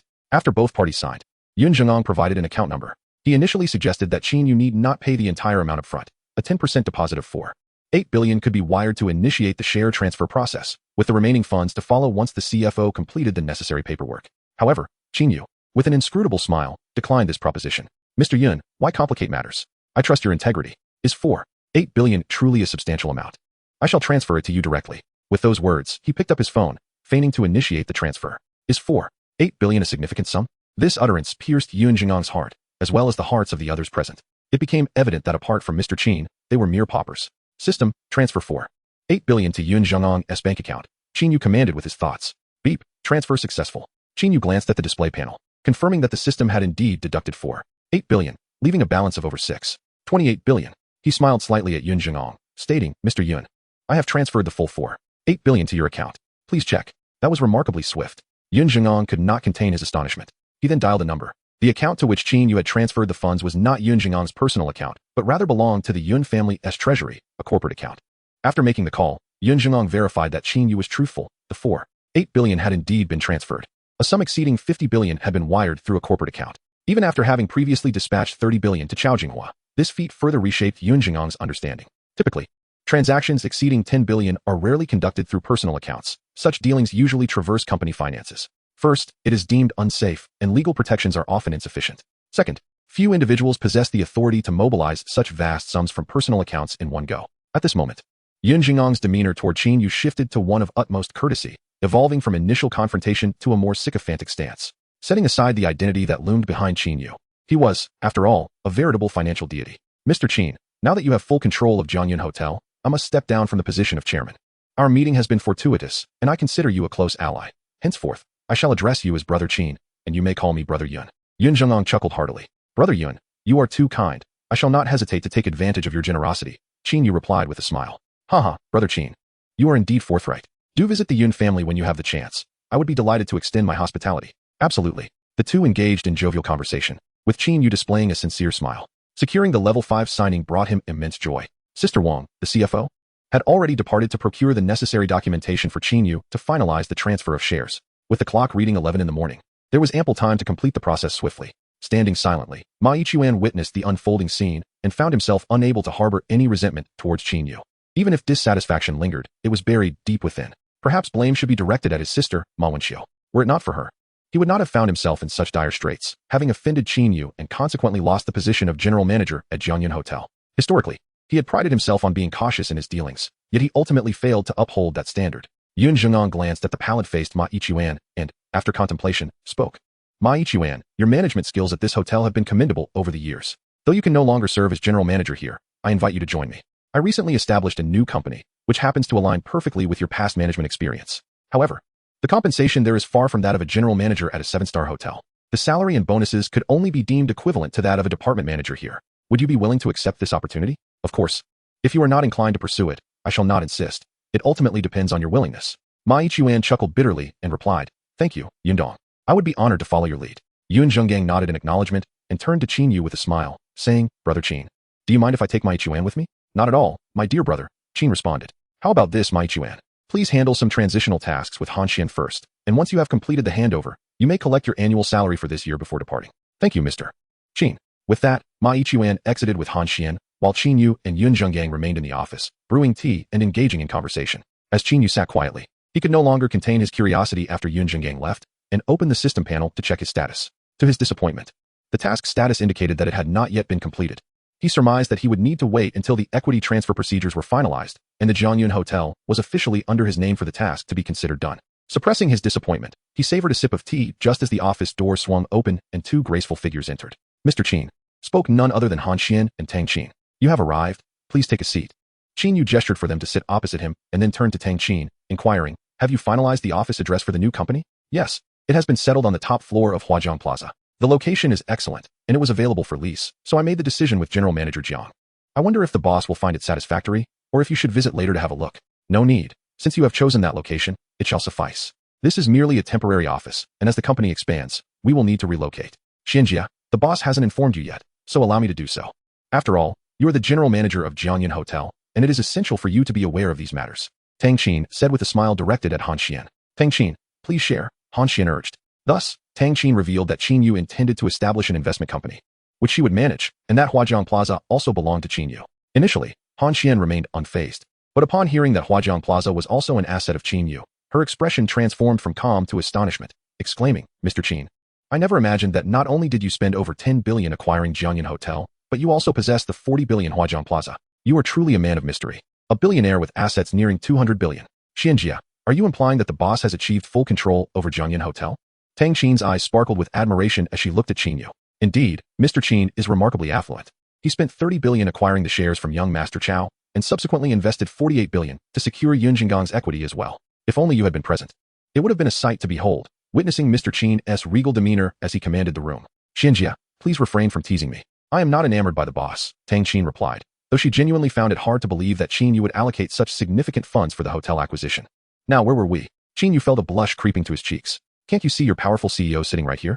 How dare these two employees speak so freely? Is it my lack of authority, or perhaps my striking appearance? As the two ladies ceased their playful banter and regarded him with seriousness, Qin Yu addressed the matter at hand. I will entrust the registration of the new company to Tang Qin. It shall be named Tianyu Investment, and eventually, Jiangyun Hotel and Huajiang Plaza will be incorporated into the Tianyu Investment framework as subsidiaries. Han Xian will serve as the general manager of Jiangyun Hotel, overseeing all operations. And I grant you full authority. Your salary and bonuses will align with those of the former general manager, and should you excel in your role, a promotion will follow. Han Xian expressed her gratitude, saying, Thank you, Mr. Qin. As for Tang Qin, in addition to serving as my assistant, she will also hold the position of general manager at Tianyu Investment and vice chair of both Jiangyun Hotel and Huajiang Plaza. Once the company is integrated, a board of directors will be established, and I will allocate shares as rewards for some of the senior management, including the two of you. Regarding Tang Qin's salary, the initially agreed annual remuneration of 3 million will be elevated to 10 million, which she may draw from the 10 billion fund. Qin Yu, considering that issuing salaries could also fulfill system tasks, generously announced the increase. Thank you, boss, Tang Qin exclaimed, her eyes wide with disbelief at the 10 million figure. This was indeed a monumental leap from sparrow to phoenix. Is there anything else you would like to add? Qin Yu inquired. Mr. Qin, should I address you as chairman or boss? Han Xian posed a pivotal question, smiling. Just call me boss, he replied. Understood, boss, she said, adding. Now that both the owner and general manager of the hotel have changed, only one vice president is aware of this, while the rest of the management remains oblivious.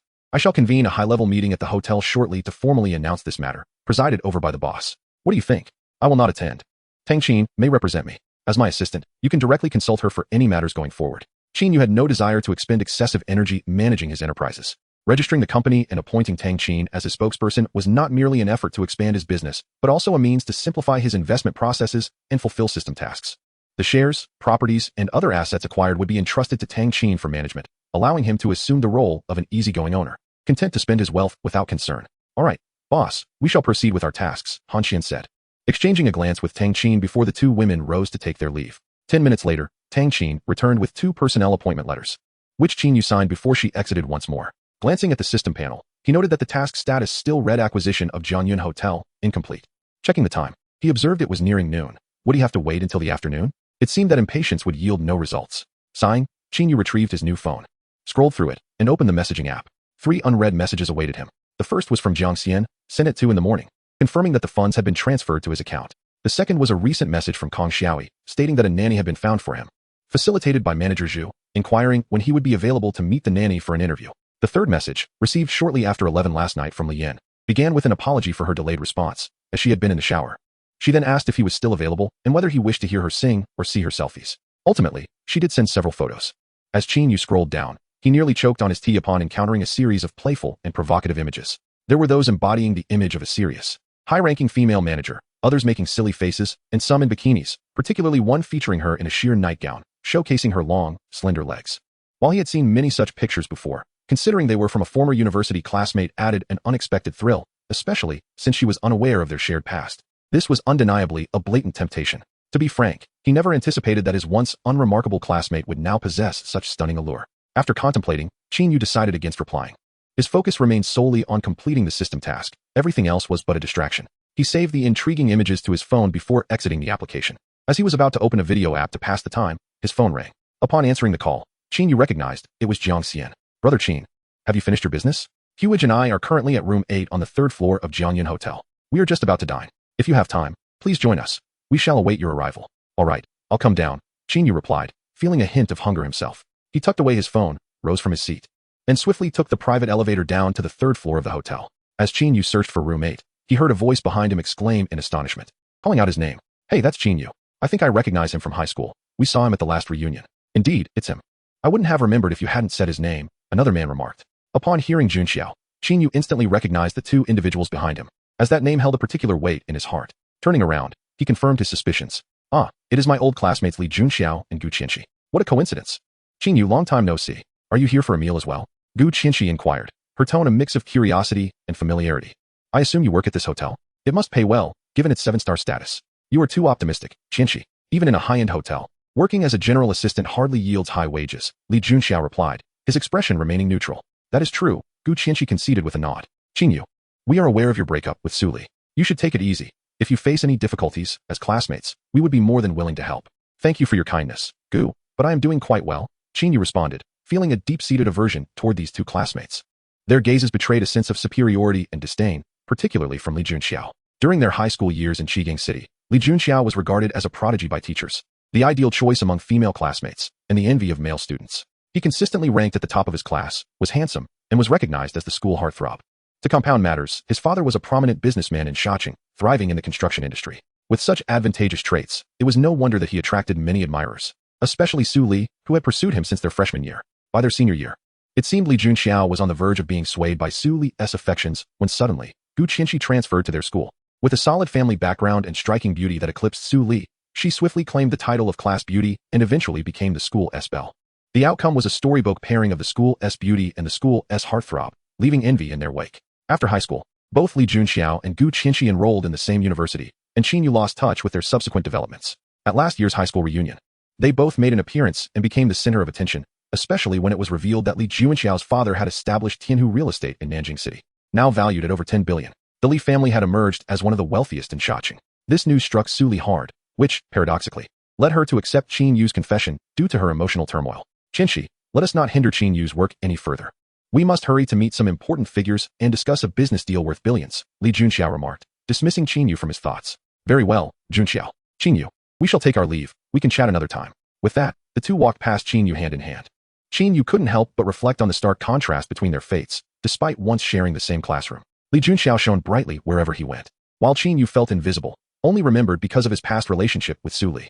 Room 8 on the 3rd floor of Jiangyan Hotel was a remarkably luxurious medium-sized private dining area, capable of accommodating over 10 guests. The chandelier, resembling peacock feathers, exuded opulence, while the quality of the wall coverings and flooring sparkled with a regal sheen. Seated at the table were 4 individuals, a middle-aged man with a prominent belly, balding, and rosy-faced, Li Daizhao, the owner of Tianhu Real Estate, and Li Junxiao's father. The other 3 were familiar to Qin Yu as well, Chao Jinghua, the man at the head of the table, Chen Zhihong, the general manager of Huaxing Pharmaceuticals, and Jiang Xian. The 4 were engaged in conversation over tea. Young Master Chao, you mentioned a friend would be arriving. Might I inquire which esteemed family he belongs to? I hope you can introduce us later, Li Daizhao said with a jovial smile. Pouring tea for the others, Chao Jinghua replied. To be honest, today is my first meeting with him as well, although he is from out of town. His background is impressive, so please do not treat him lightly. Nonsense, your friends are my esteemed guests. How could I possibly show any disrespect? Li Daizhao assured him. Chao Jinghua glanced at the composed Chen Zhihong before addressing Li Daizhao. We have been business partners before, so I am aware of your intentions for this gathering. Chen is here at your request. We are all on friendly terms, so let us speak candidly. There is no need for pretense in business. Indeed, young Master Chao, your integrity is commendable. I apologize if I seemed overly cautious, Li Daizhao replied, bowing slightly. Chen, The reason I invited you here today is to seek your participation as an investor in the development of the second phase of Qin Yu Century City. I am curious if you would be interested, Li Daizhao continued. Qin Jihong took a sip of his tea, smiled slightly, and replied, Li Dong, you jest. The second phase of Qin Yu Century City is a massive project, larger than the first phase. I hear the investment exceeds 15 billion. As an employee, what capacity do I have to partake in such a grand venture? Li Daizhao sighed. You may not be aware, but the first phase of Qin Yu Century City nearly depleted all of Qin Yu Real Estate's reserve funds, and we borrowed significantly from the bank. Young Master Chow even invested 2 billion to complete it. We acquired the new plot of land last year, also through loans, and are now awaiting funds to commence construction. The bank is temporarily unable to lend us more, leaving me quite distressed. Today, I must humbly seek your assistance. Regarding the new plot, we have already invested significantly in preliminary work, making it a key project for Qin Yu Real Estate this year. The entire company has been preparing for months. We are now at the construction phase. Delaying further would mean thousands of workers are waiting for their wages. The longer the project is postponed, the greater the loss for the company. Li Daizhao's expression conveyed his helplessness. Chen Jihong, a general manager of a large group, quickly grasped the complexity of the situation. Nodding, he inquired, how much more funding is required for the development of this new plot? Li Daizhao explained, the plot encompasses 480 acres, and we spent 2 billion to acquire it. In addition to planning for over 40 residential buildings, we also aim to include schools and commercial buildings, totaling an investment requirement of 23 billion, with a current funding gap of 16 billion. Chen Jihong asked, so, you mean that what is currently lacking is merely the preliminary development funding for the plot? If we can bridge that gap, it is not necessary to have all funds in place for development? Precisely, Li Daizhao confirmed. The initial startup capital is 9 billion, excluding the land acquisition costs. Qin Yu Real Estate has already invested 5 billion, leaving us short by 4 billion. Thus, as long as Master Chow and General Manager Chun are willing to contribute a total of 4 billion, it suffices. As for the allocation of shares, you may decide as you see fit. Chen Jihong inquired further. Several properties are already on sale in the new district, and many more are under construction. With an increase in residential units, will this lead to a surplus of unsold properties in the future, or even a decline in prices? As he spoke, his gaze inadvertently drifted towards Chao Jinghua. Chao Jinghua, lowering his head to savor his tea, smiled and replied, there is no need for concern on that front. Rumors from the General Affairs Office of Nanjing City suggest that the new area of Jingyun District will be supported to become a burgeoning industrial zone. In the future, as industrial parks and scientific hubs are established there, the demand for housing will naturally intensify. Chen Jihong remarked, Master Chow holds a significant interest in the Qin Yu Real Estate project. How much do you intend to invest? 20 billion? Chen Jihong was somewhat taken aback, not expecting Chao Jinghua to commit such a substantial amount. After some contemplation, he said, let me put it this way. I can only muster 5 billion in cash, which I will hand over to Director Li. Hearing this, Li Daizhao felt a tinge of disappointment. Chao Jinghua's 20 billion had been prearranged, while Chen Jihong's mere 5 billion fell far short of his expectations. Initially, he had assumed Chen Jihong could also contribute 20 billion, if it were only 5 billion. It would be better not to invest at all. Just then, a man and a woman entered the private room. It was Li Junxiao and Gu Qianxi. Dad, uncle. They both greeted Li Daizhao in unison. You both have arrived. Li Daizhao, seeing his son and future daughter-in-law, quickly stood up and introduced them to the others. Allow me to introduce my son, Li Junxiao, and his girlfriend, Gu Qianxi. This is Master Chao Jinghua, the young heir of Huaxing Pharmaceuticals and a partner in Qin Yu Real Estate. And this, as you may know, is Chen Jihong, the general manager of Huaxing Pharmaceuticals, and the second young master of the Jiang family, Jiang Xian. Li Junxiao and Gu Qianxi appeared invigorated as Li Daizhao introduced them. They bowed respectfully and greeted in unison. Greetings, Master Chao. Hello, General Manager Chun. Greetings, young Master Jiang. Chao Jinghua and the others remained composed, nodding slightly in acknowledgement, indicating recognition. Jiang Xian, who had been distractedly scrolling through his phone, had not been able to interject during the earlier conversation. However, upon hearing the greetings directed at him, he seized the opportunity to engage Li Junxiao in conversation. Yet, upon learning that Li Junxiao held the position of Vice General Manager at Qin Yu Real Estate, his interest waned. Li Junxiao and Gu Qianxi did not harbor any resentment. Instead, they maintained a polite and warm demeanor. Li Daizhao, with nearly 100 billion in assets tied to Qin Yu Real Estate, could only be considered a nouveau riche in Nanjing City, lacking the deep-rooted heritage of the true local elite. Despite spending several years in Nanjing City, Li Junxiao had yet to integrate into the circles of the local affluent second-generation elite, primarily due to his family's origins as developers and their outsider status, which had resulted in various forms of exclusion. The lack of a mentor further exacerbated this situation. He had heard much about Master Chow, a prominent figure among the local affluent youth. If he could forge a strong relationship with him, Li Junxiao's status would ascend to new heights, further distancing him from his former middle school classmates. Junxiao, since you are also the Vice General Manager of Qin Yu Real Estate, why don't you introduce the development plans for the second phase of Qin Yu Century City to our guests? Once Li Junxiao and Gu Qianxi were seated, Li Daizhao instructed.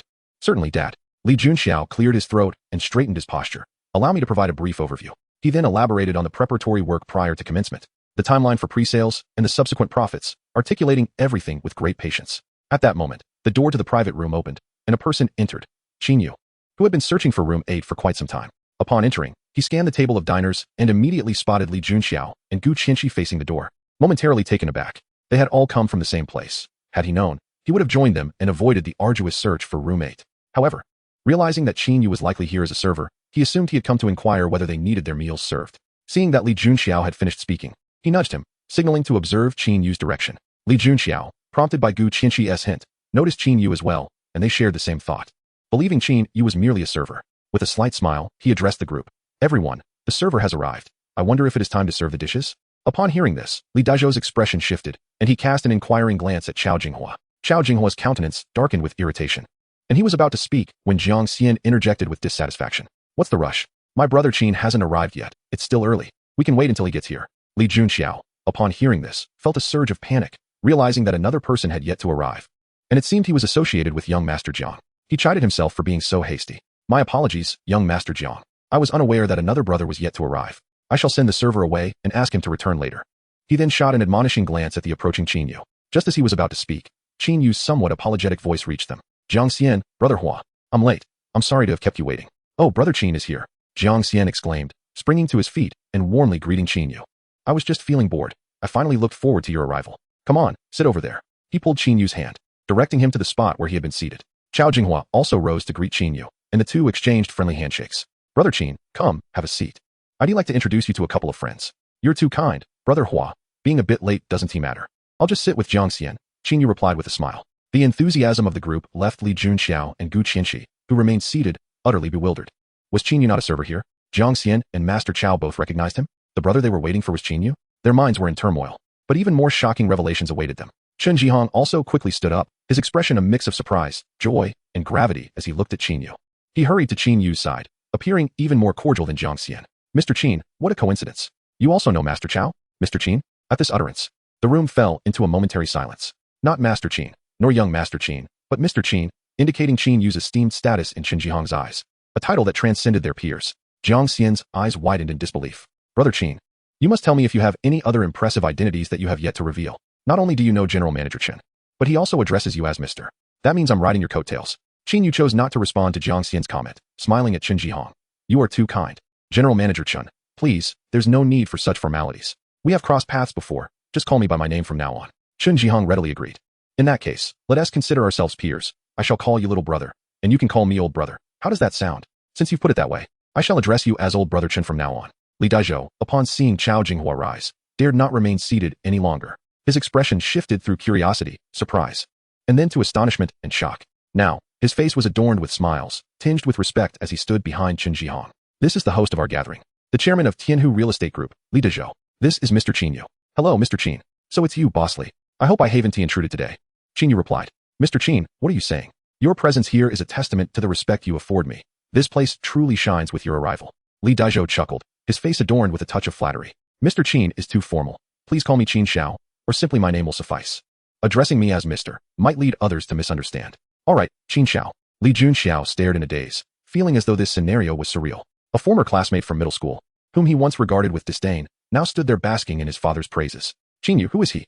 A poor boy from a small rural area under the jurisdiction of Shaqing. His father, however, is a prominent figure, a household name, and a leading tycoon in Shaqing. At this moment, their roles seemed reversed, with Qin Yu elevated to a position of authority, gazing down upon them. As he struggled to accept this reality, he tugged gently at Gu Qianqi's sleeve and suddenly realized the need to rise. Regardless of his current mindset, with others standing, how could he remain seated? After a brief moment of reseating, Qin Yu sat next to Jiang Xian. Mr. Qin, let me introduce you to my son Li Junxiao and his girlfriend Gu Qianqi. Both of them dared not overstep their bounds, quickly standing again, complicated emotions evident as they greeted. Hello, Qin Xiao. Qin Yu smiled, but merely nodded, refraining from revealing their past connection as classmates. Gu Qianqi's eyes were filled with a myriad of complex emotions, her heart a tumult of feelings. Just moments ago, she had lamented the stark contrast between Qin Yu and Li Junxiao, as if they were moving along divergent paths, destined to grow ever further apart. It was only at this moment that she realized how naive that thought had been. The true disparity lay not in Qin Yu's demeanor, but in the facade they had both maintained. Li Junxiao, I recall you addressing me as Mr. Qin in the corridor earlier. May I inquire where your eyes have wandered? Jiang Xian's unceremonious words cut through the air. Li Junxiao's expression shifted, momentarily at a loss. Junxiao, your earlier manners were lacking. quickly apologized to Qin Xiao. Li Dezhou admonished sternly. Qin Xiao, I misspoke earlier. I apologize, Li Junxiao conceded, his head lowered in reluctant acknowledgement. Qin Yu silently regarded Li Junxiao, who moments ago had been so self-assured, now reduced to a crestfallen figure. A sense of unspoken satisfaction flickered in his eyes. After a prolonged silence, Qin Yu remarked, "No need for an apology. We were once classmates, and given my rural background, it is understandable for you to mistake me for a service staff member." Upon hearing this, Li Dezhou's interest peaked. "So you were indeed old classmates. Which school did you attend? I never imagined Junxiao would have someone like you as a peer." Chao Jinghua, Chen Jihong, and Jiang Xian cast inquiring glances. Qin Xiao studied at Chigang City for middle school. "I must ask, you aren't from Shaqing as well, are you? If so, we might be fellow townsfolk." Li Dezhou jested lightly. Shaqing is a county under the jurisdiction of Chigang City, and Li Dezhou's remarks held some validity. "You are correct.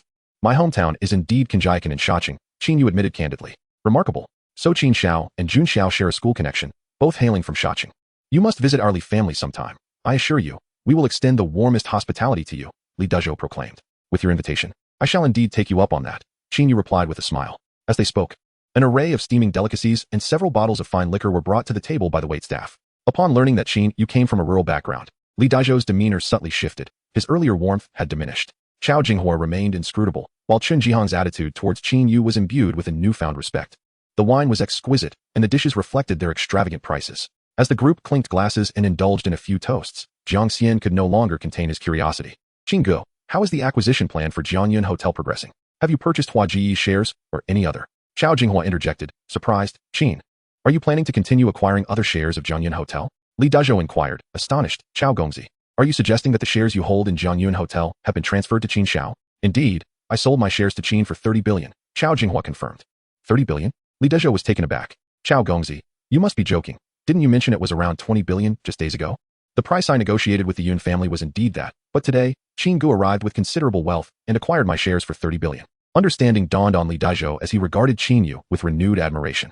Jiang Xian's earlier statement proved true. "I originally intended to acquire the entirety of Jianyun Hotel, and now that plan has come to fruition. I must express my gratitude to Hua Ge for selling me your shares. Otherwise, the plan may not have succeeded," Qin Yu stated. "How much did you ultimately spend?" Chao Jinghua was taken aback by Qin Yu's declaration. "The same price we agreed upon. 120 billion? Chao Jinghua blurted in disbelief. "Indeed," Qin Yu affirmed. At that moment, his phone rang. It was a call from Wang Jie, the financial director of Jianyun Hotel, confirming that all share transfer procedures had been completed. Jianyun Hotel is now wholly owned by Qin Yu, who is also the legal representative. Regarding the taxes incurred from the transfer, she had spoken with Yun Jingong, who suggested utilizing the hotel company's capital to cover the 8 billion owed. In summary, everything was settled. Qin Yu recognized that Yun Jingong was extending an olive branch. He didn't particularly care about the 8 billion, having been at a loss for how to spend it. Regardless, he felt a surge of excitement. His ambitious signing had borne fruit. After ending the call, he noticed an unread message confirming that Jianyun Hotel was now under his ownership. "Chao Jinghua, the financial director just informed me that Jianyun Hotel is officially in my name," he declared, prompting realization among those present that the 7-star hotel, valued at 120 billion, was now solely owned by Qin Yu.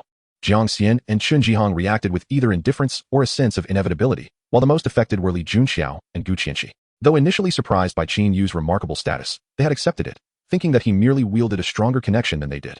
However, the revelation of his acquiring a 7-star hotel for 120 billion shattered their assumptions. This amount eclipsed the entirety of the Li family's wealth. Faced with such a staggering contrast, Li Junxiao found himself utterly stripped of dignity, contemplating how to mend relations with Qin Yu, perhaps hoping that this newfound connection might grant him entry into the upper echelons of society.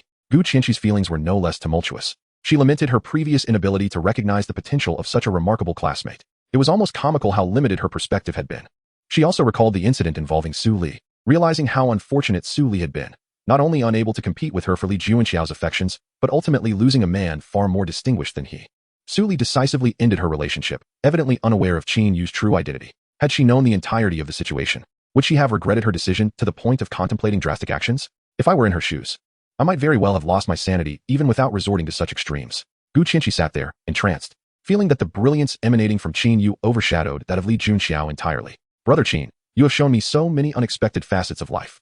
It seems to me that you are the true scion of wealth, while I am merely a pauper," she mused. Chao Jinghua remarked in admiration. "When you casually spend 30 billion, I realize I am no match for you. Ultimately, I underestimated your capabilities. Brother Hua speaks the truth. We are all beggars in front of Brother Qin," Jiang Xian chimed in with a smile. "From now on, I shall align myself with Brother Qin. If he could share even a fraction of his fortune with me, I would be utterly satisfied. Please do not jest about my situation. Over 100 billion is not truly spent, but merely allocated for hotel investments. If Brother Hua desires, it would not be a challenge for him, Qin Yu humbly replied. There is no need for modesty, young Master Qin. To single-handedly procure a 7-star hotel showcases a financial prowess and boldness that I, Li, cannot compete with. Allow me to propose a toast. I shall drink first in your honor, and you may follow suit, Li Dazhou said with a smile, lifting a small porcelain cup of liquor and downing it in one gulp. Qin Yu had no choice but to take a sip in return. You might be interested in real estate investments, young Master Qin. I possess a highly promising project that guarantees substantial returns, Li Dazhou said with a grin as Qin Yu set down his cup. Chao Jinghua looked at Qin Yu, awaiting further details. Qin Yu narrowed his eyes. Such assurances of guaranteed profits were mere platitudes. Believing them was folly. He was indeed interested in investments, but he would delegate the negotiations to Tang Qin once her company was established. Please, tell me more, Qin Yu urged. Li Dazhou eagerly elaborated on the development plans for the second phase of Tianhu Century City, outlining its prospects and potential profits. He mentioned that the total investment required was 23 billion, with a shortfall of 16 billion. However, with sufficient initial capital, which along with the land amounted to 9 billion, they still needed an additional 4 billion. He pointed out that Chao Jinghua was willing to contribute 2 billion and Chen Jihong 500 million, leaving an opportunity for Qin Yu to invest 1.5 billion. Brother Hua has also committed 2 billion, which indicates your confidence in this real estate project, Qin Yu noted. Turning to Chao Jinghua. Indeed, the prospects for this development are promising, as Li Dazhou has stated. If you are interested in investing, it would be a wise decision, Chao Jinghua affirmed. Qin Yu nodded, finding some merit in Chao Jinghua's words, yet he felt that 1.5 billion was insufficient. Moreover, with the new company yet to be established, Tang Qin would not have the bandwidth to pursue this investment at present. It would be unwise to expend effort on a mere 1.5 billion. Suddenly, a thought struck him. Since Li Dazhou mentioned a shortfall of 1.5 billion, he realized he need not invest directly. Tianhu Real Estate was also preparing to launch a large property for sale. It would be more pragmatic to purchase several buildings outright rather than engage in investment negotiations. Naturally, this was contingent upon fulfilling the requirements for system sign-ins. He had already expended 7.8 billion today, leaving him with a mere 2 billion to attain the 5th-tier sign-in. Qin Yu's heart raced. Another 5th-tier sign-in awaited him. Li Dazhou sighed. Young Master Qin, you may not realize that the urgency of my appeal for investment stems from the fact that with each day of delay in commencing work on that plot, Tianhu Real Estate incurs losses exceeding 10 million. I am powerless to assist further, Qin Yu replied. No worries. Since you have said so, I shall not press you. We shall find opportunities to collaborate in the future, Li Dazhou chuckled awkwardly. You mentioned a total investment shortfall of 16 billion. With 4 billion required for initial development and 12 billion needed later. I remain quite interested in that 12 billion when the time comes, Qin Yu considered aloud. Li Dazhou's eyes lit up. With your assurance, young Master Qin, I am relieved. I will hold you to your promise and do not be surprised when I come knocking for investment. Qin Yu smiled. Rest assured, my word stands firm. Oh, so you wish to purchase properties? That is easily arranged. Without discussing discounts or terms, I shall gift you 2 units, Li Dazhou declared generously. At that moment, Li Junxiao, seated nearby, whispered, Dad, young Master Qin means 2 buildings, not 2 units. What? Young Master Qin, are you saying you wish to buy 2 buildings? Li Dazhou confirmed. His skepticism evident. Indeed, I wish to acquire 2 buildings, Qin Yu affirmed. Director Li, my younger brother Qin has just purchased a villa worth over 100 million at Nanyan Mountain Villa. Why would he settle for your modestly sized apartments? If he is to buy, it should be 2 buildings, befitting his status, Chen Jihong interjected. Nanyan Mountain Villa? Li Dazhou nodded. Since you desire 2 buildings, it signifies your regard for my offerings, and it alleviates my immediate concerns. Naturally, I shall extend the best discounts and ensure the choice locations are presented to you. Junxiao, do you know which 2 buildings at Tianhu Century City boast the best locations and are entirely vacant? Li Junxiao replied, Dad. The only buildings that have not sold any units and are well located are buildings 3 and 5. Excellent, Li Dazhou nodded. Young Master Qin, shall we proceed with these 2 buildings? That works for me. As for pricing, the new district has seen modest development and property prices are generally low. Each 130 square meter unit is priced at 4.5 million, and the original price for an entire 38-story building is 6.84 billion. You may have it for just 500 million. 500 million per building? Are you certain, Director Li? Qin Yu laughed. Rest assured, to be candid, this price, after costs, still yields a small profit, Li Dazhou replied. Let us do this. I do not wish to take advantage of you. Each building will be priced at 5 billion. If you choose 2 additional buildings, the total will be 2 billion. Indeed, I am interested in purchasing 4 buildings at that price, Qin Yu decisively stated. Young Master Qin, are you truly saying you wish to acquire 4 buildings at 5 billion each? Li Dazhou exclaimed, exhilarated. Correct. I will visit your sales office tomorrow to sign the purchase agreement, Qin Yu affirmed. This is the essence of a true tycoon. Jiang Xian had witnessed Qin Yu's display of affluence twice and remained unfazed. Chen Jihong, possessing a deeper understanding of Qin Yu's capabilities, was equally unfazed. While Chao Jinghua expressed mild astonishment, Li Junxiao and Gu Qianqi, former classmates, were struck by the stark contrast in their perceptions of Qin Yu. Initially taken aback by his extraordinary status, they were further astounded upon learning of his 12 billion acquisition of a 7-star hotel. Feeling the chasm between them and him widened significantly, having just heard Qin Yu dismiss Li Daizhou's investment proposition. They assumed he lacked funds and was merely engaging in polite conversation. Yet, he swiftly turned around to spend $2 billion on 4 buildings. What could they possibly say? They felt numb. Qin Yu had become someone they could only look up to, just as they once viewed him in the past. Li Daizhou laughed heartily. Young Master Qin, your words have truly moved me. Not only are you supporting my family's business, but you are also resolving our urgent financial crisis. Come, let us toast once more. I am also a stakeholder in Tianhu Century City. Brother Li's new project has garnered my involvement as well. This gesture from you has greatly aided me. So let us all raise a glass in honor of Brother Qin, Chao Jinghua added. As everyone raised their glasses, Qin Yu had no choice but to down his drink. The lively gathering lasted for an hour before dispersing. Li Daizhou was particularly elated, having successfully achieved his objectives and met a financial benefactor like Qin Yu. After instructing the waiter to settle the bill, he exchanged contact information with Qin Yu and departed with Li Junxiao and Gu Qianqi. Earlier, Li Junxiao had handed his business card to his father, mentioning that he would personally await Qin Yu's arrival at the sales office the following day. Soon after, Qin Yu, along with Chao Jinghua, Chen Jihong, and Jiang Xian, exited the private room. Upon reaching the hotel entrance on the first floor, Chao Jinghua and Chen Jihong were picked up by their drivers and left first.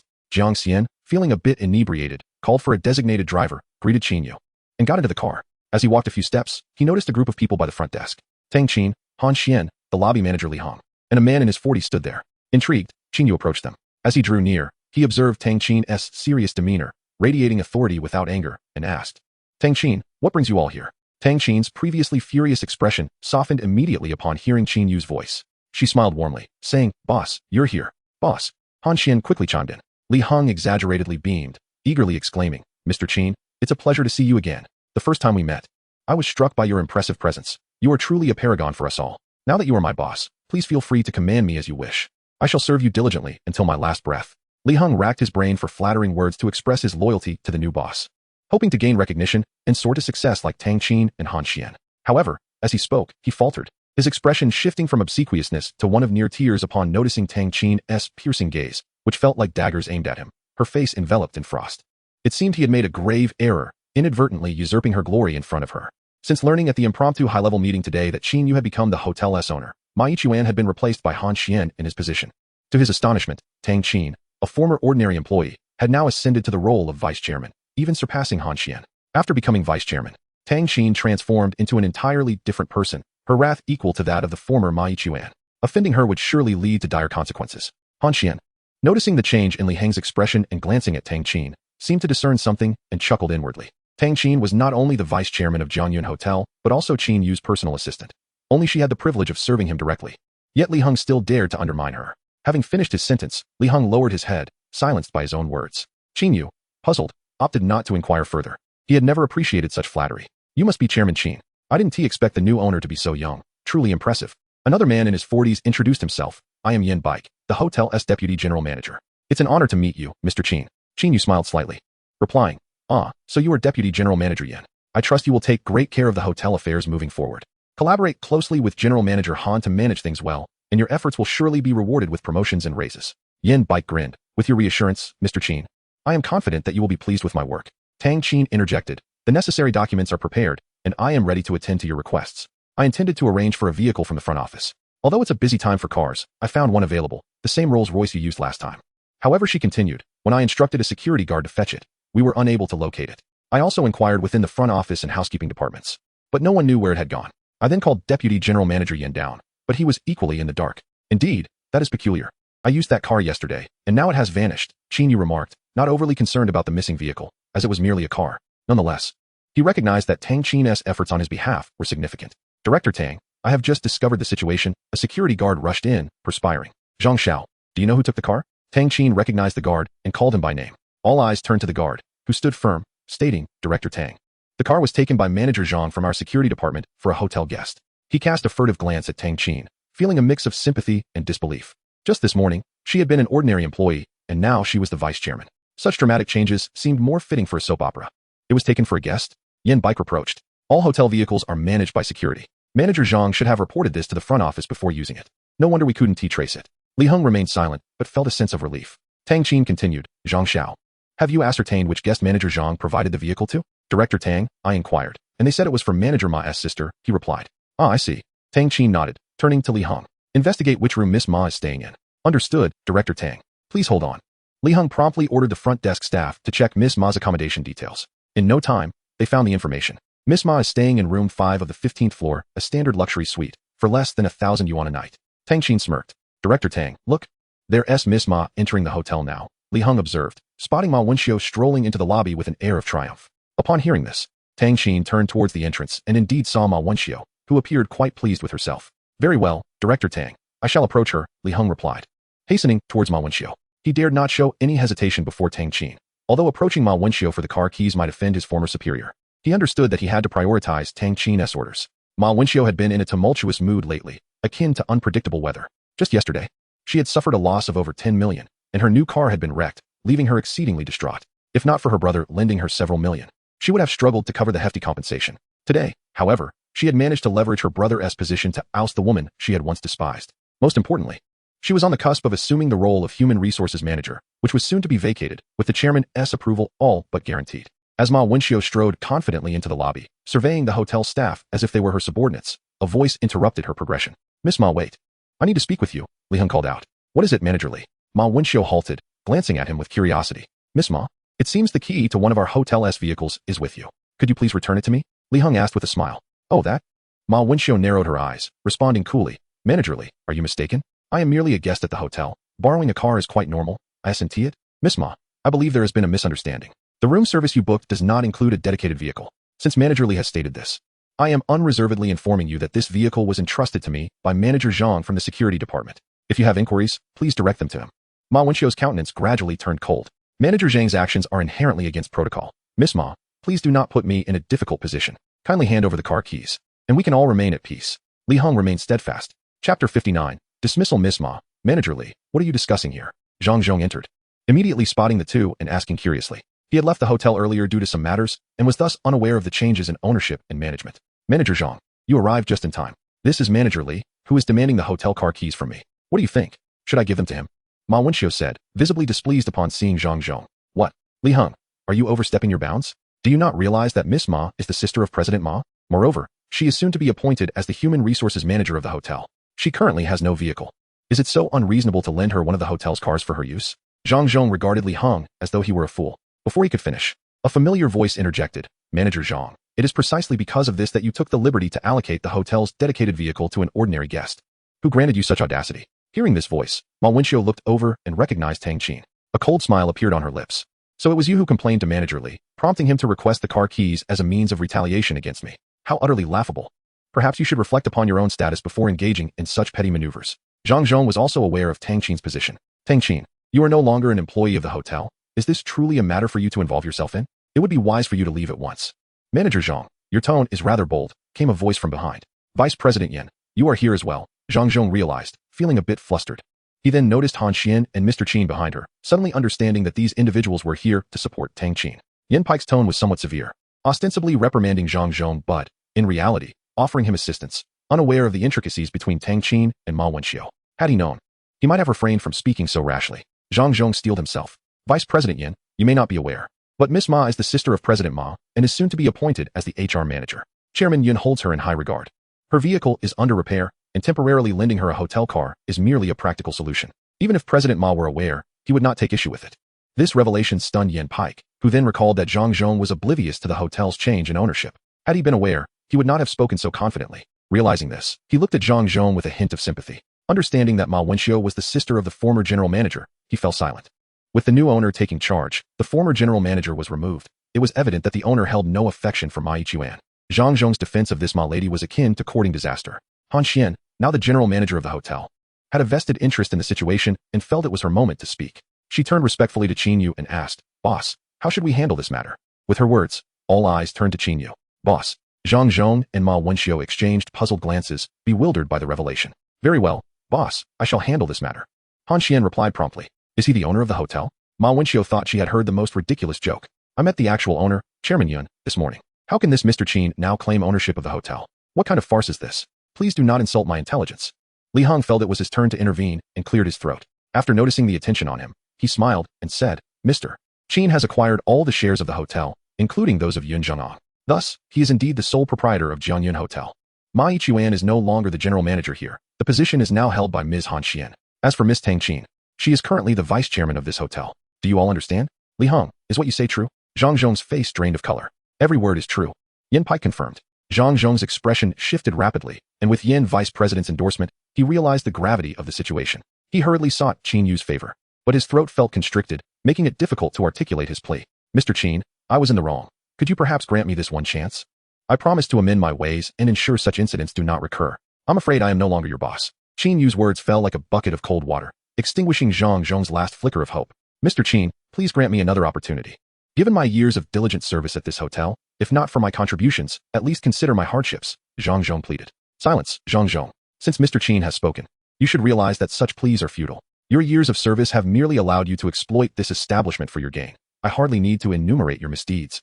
Yin Pike retorted with a cold chuckle. Zhang Zhong's face grew ashen, and he found himself at a loss for words. Ma Wenqiu's face turned as pale as a sheet. This was no dream. She pinched her finger, feeling pain. It was not a dream. These individuals had conspired to deceive her. In mere moments, everything had changed. Her brother was no longer the general manager, and that detestable Mr. Qin had become the owner of the hotel. Particularly galling was that Tang Qin had ascended to the position of vice chairman of this 7-star establishment, surpassing her brother's former rank. What an absurd situation. Suddenly, her phone buzzed. She took it out to find it was a call from her brother, Ma Chuan. A glimmer of hope sparked within her as she hurriedly answered the call. The conversation was brief, and after hanging up, she stood there, as if her soul had departed.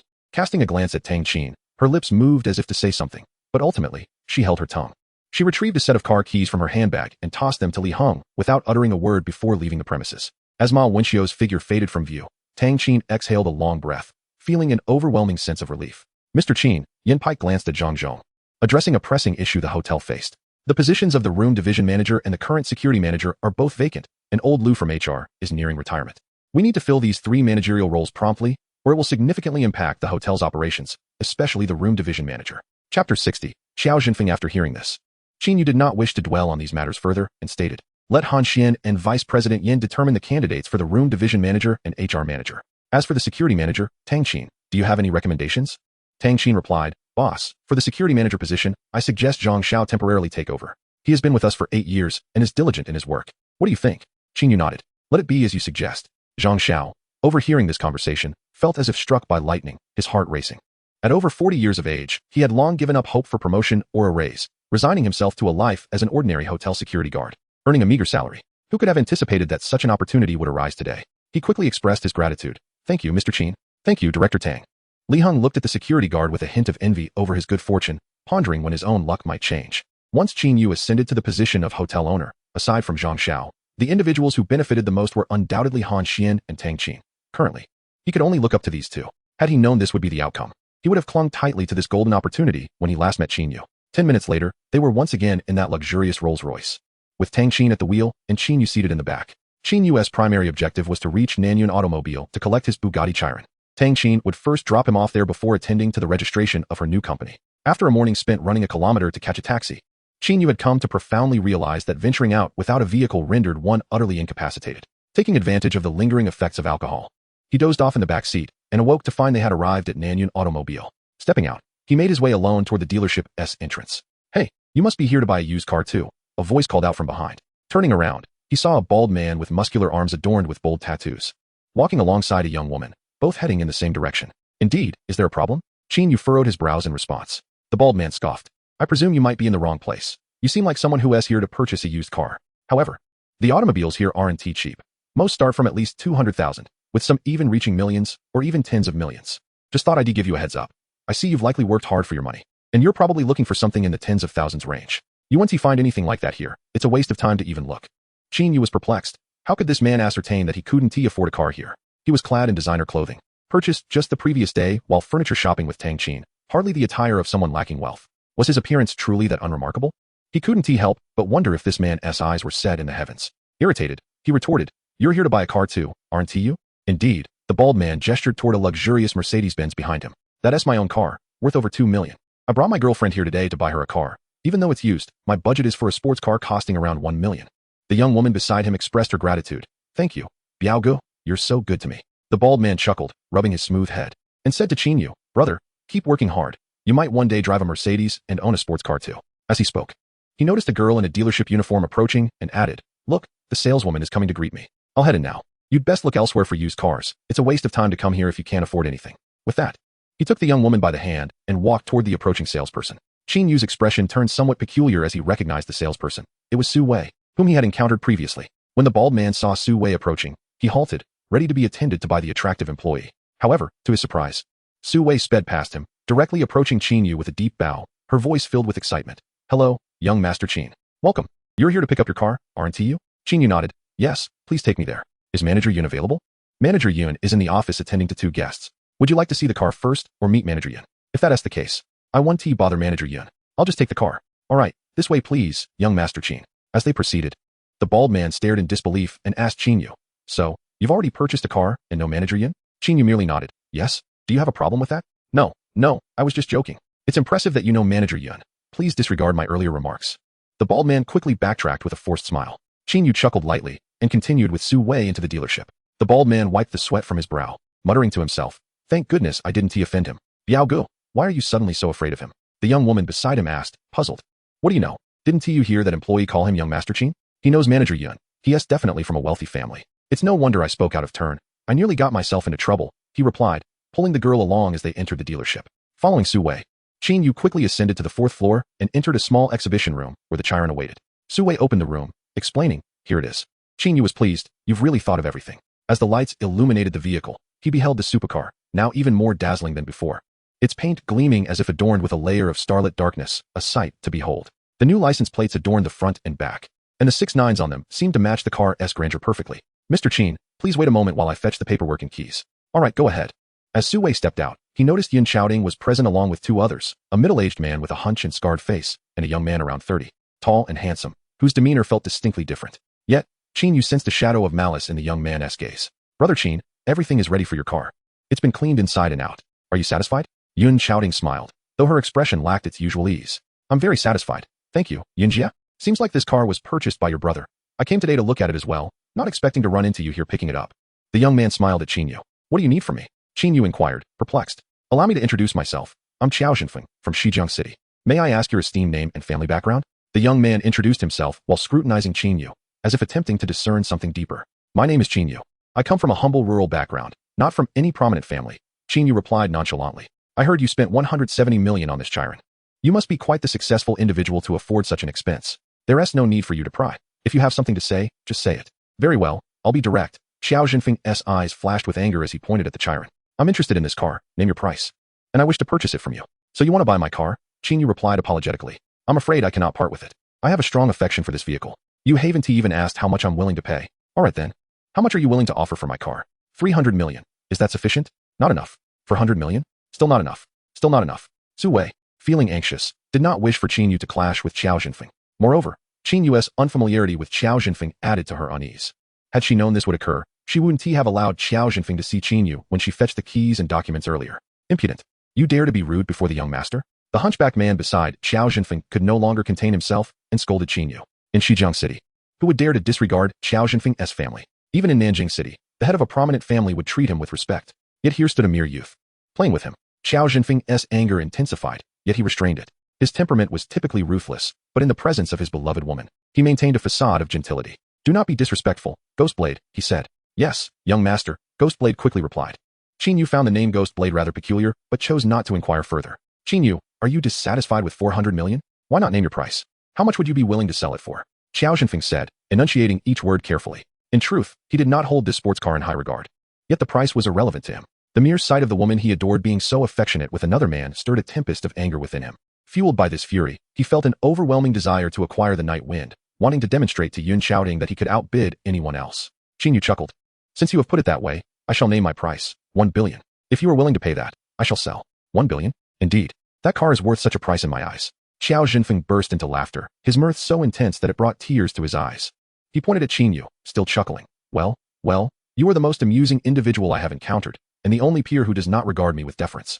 However, his smile faded, his eyes narrowing as his tone turned frosty. "I hope you possess the qualifications to disregard me. And let me warn you, Yun Xiaoding is my designated woman. I will not allow any man to approach her, so it would be wise for you to tread carefully. Otherwise," as he spoke, he clenched his right fist and struck the wall behind him with palpable rage. A dull thud echoed as a substantial section of the wall crumbled into dust, leaving behind a gaping hole. "Otherwise, it will be as if this wall has been obliterated.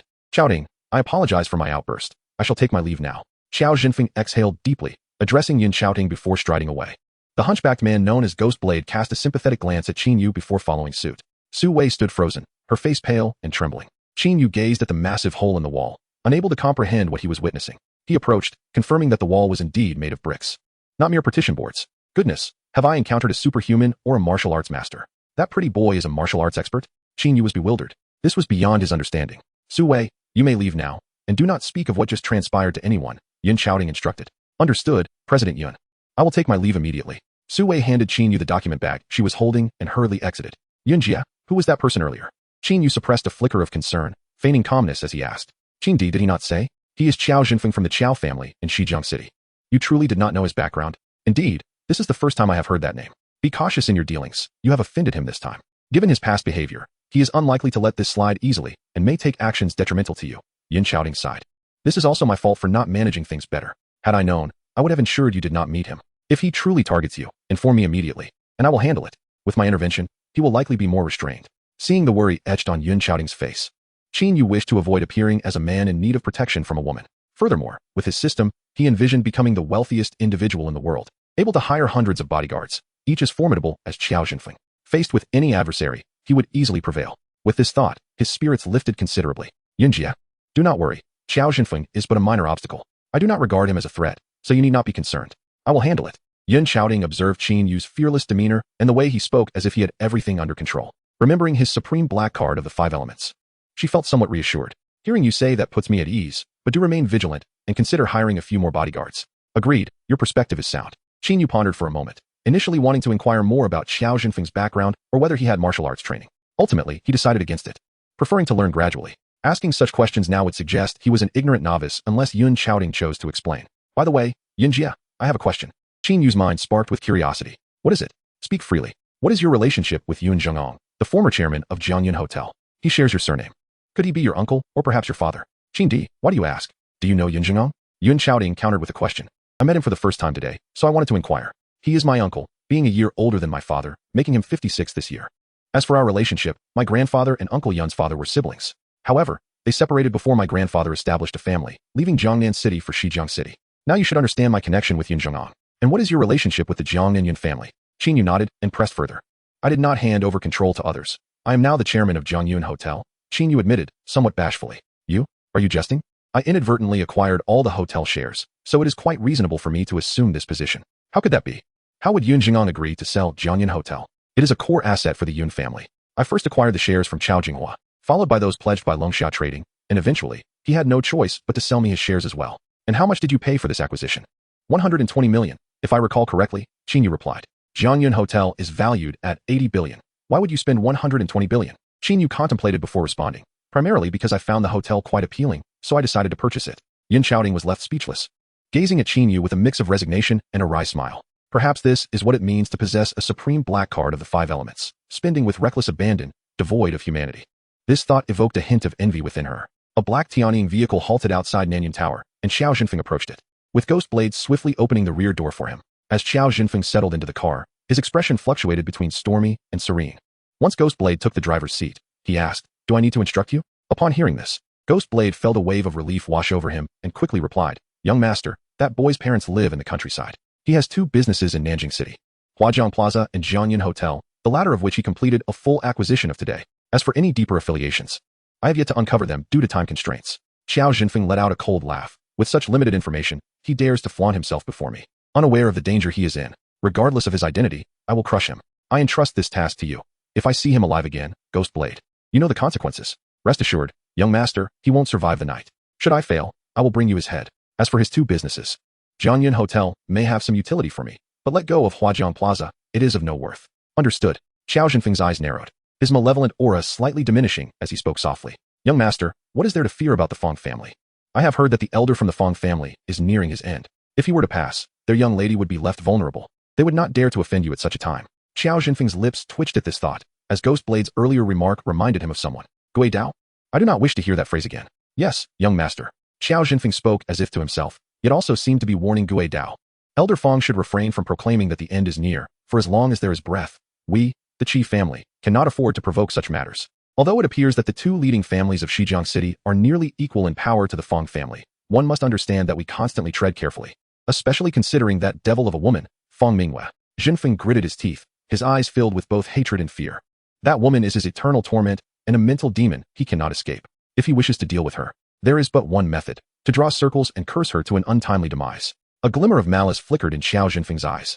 Not long after the angelic figure departed, a sleek, pitch-black hypercar slowly emerged from the back entrance of Nanyun Auto and made its way towards the intersection of the main road. This vehicle was none other than the Bugatti Chiron Nocturne driven by Qin Yu, who exchanged a few words with Yin Chaoting before setting off. Once outside, he noticed a heavy odor lingering in the car, prompting him to lower the window and let in fresh air to dispel the stale atmosphere. Just then, the bald man Hu Biao and a young woman exited the car dealership, evidently unsuccessful in their quest to purchase a vehicle.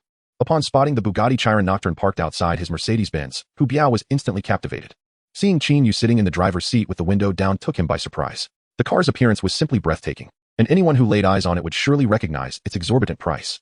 Hu Biao gazed longingly as the Chiron Nocturne roared to life and sped off down the main road like an arrow loosed from a bow, vanishing from sight in the blink of an eye. He hurried over to Su Wei, who was standing not far away, to inquire further. The Bugatti Chiron Nocturne, a staggering 180 million. Upon learning the name and price of the car, Hu Biao stumbled slightly in his stride. 18 million for a single car, what a lavish sum. I wonder if I will ever earn enough in my lifetime to afford such a vehicle. He mused, parched and flabbergasted. He resolved that should he encounter the car again, he would seize the opportunity to take a photo with it, a trophy for future boasting.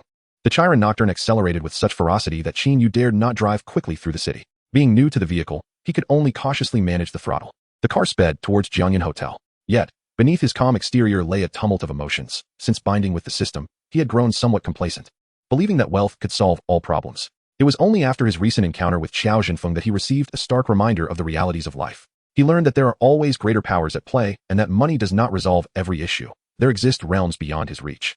Witnessing a punch that could easily create a massive hole in the wall sent a chill down his spine. Had that blow landed on him, even with the system at his side, he might have faced utter ruin. This experience served as a psychological setback, yet also a wake-up call. The car soon halted before Jiangyun Hotel, and the doorman rushed to assist with the door. Upon seeing Qin Yu's face, he paused for a moment before bowing respectfully. Greetings, Mr. Qin. Qin Yu handed over the car keys and instructed, please park my car and leave the keys at the front desk. I will retrieve them later. Certainly, Mr. Qin. I will ensure your car is well looked after. Qin Yu smiled at the doorman before making his way into the lobby. Good day, Mr. Qin. Two receptionists awaited his arrival, bowing in unison. Thank you for your hard work. Qin Yu nodded in acknowledgement as he passed by. He mused to himself that his status as the owner of Jiangyun Hotel had evidently spread among the staff, and they had likely seen his photograph. Perhaps a precaution taken by Han Xian to ensure he received the respect due to a proprietor. Boss. Han Xian approached from the lobby. How are the hotel's operations progressing? Is everything on track? Qin Yu inquired. There are no issues with the work, boss. We have a special room reserved for you. Significantly larger and more luxurious than room 3601. I have already prepared it for you. Would you like to head there now? All right, then please proceed. After settling in, Qin Yu opened the system panel and noticed the taskbar.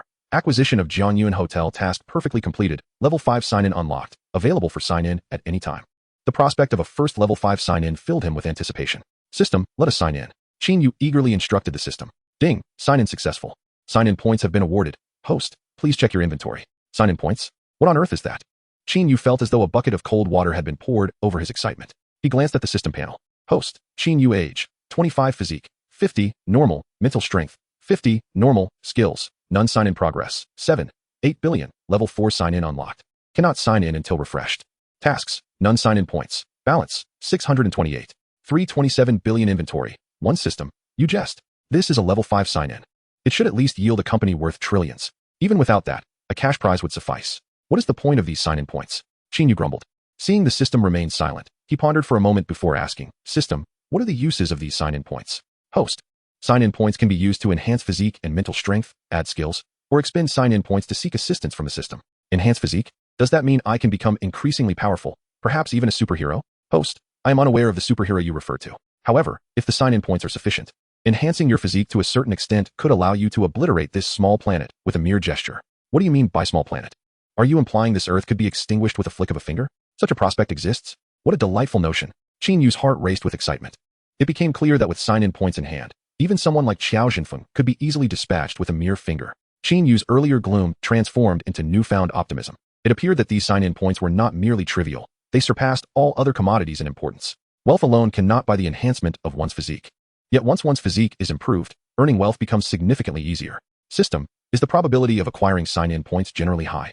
Host, the probability of acquiring sign-in points from level 4 and below sign-ins is 0. Level 5 sign-in has a probability of 1 in 10, level 6 1 in 5, and level 7 1 in 2, excluding system task sign-ins, as any task sign-in may yield sign-in points. In that case, What is the easiest item to obtain from system sign-ins? Host. The most likely item to be obtained from sign-ins is cash. Indeed, Qin Yu fell into deep contemplation. Although the probability of acquiring sign-in points seems minimal, it is reasonable. If sign-in points were easily obtainable, where would the funds come from to acquire them in the future?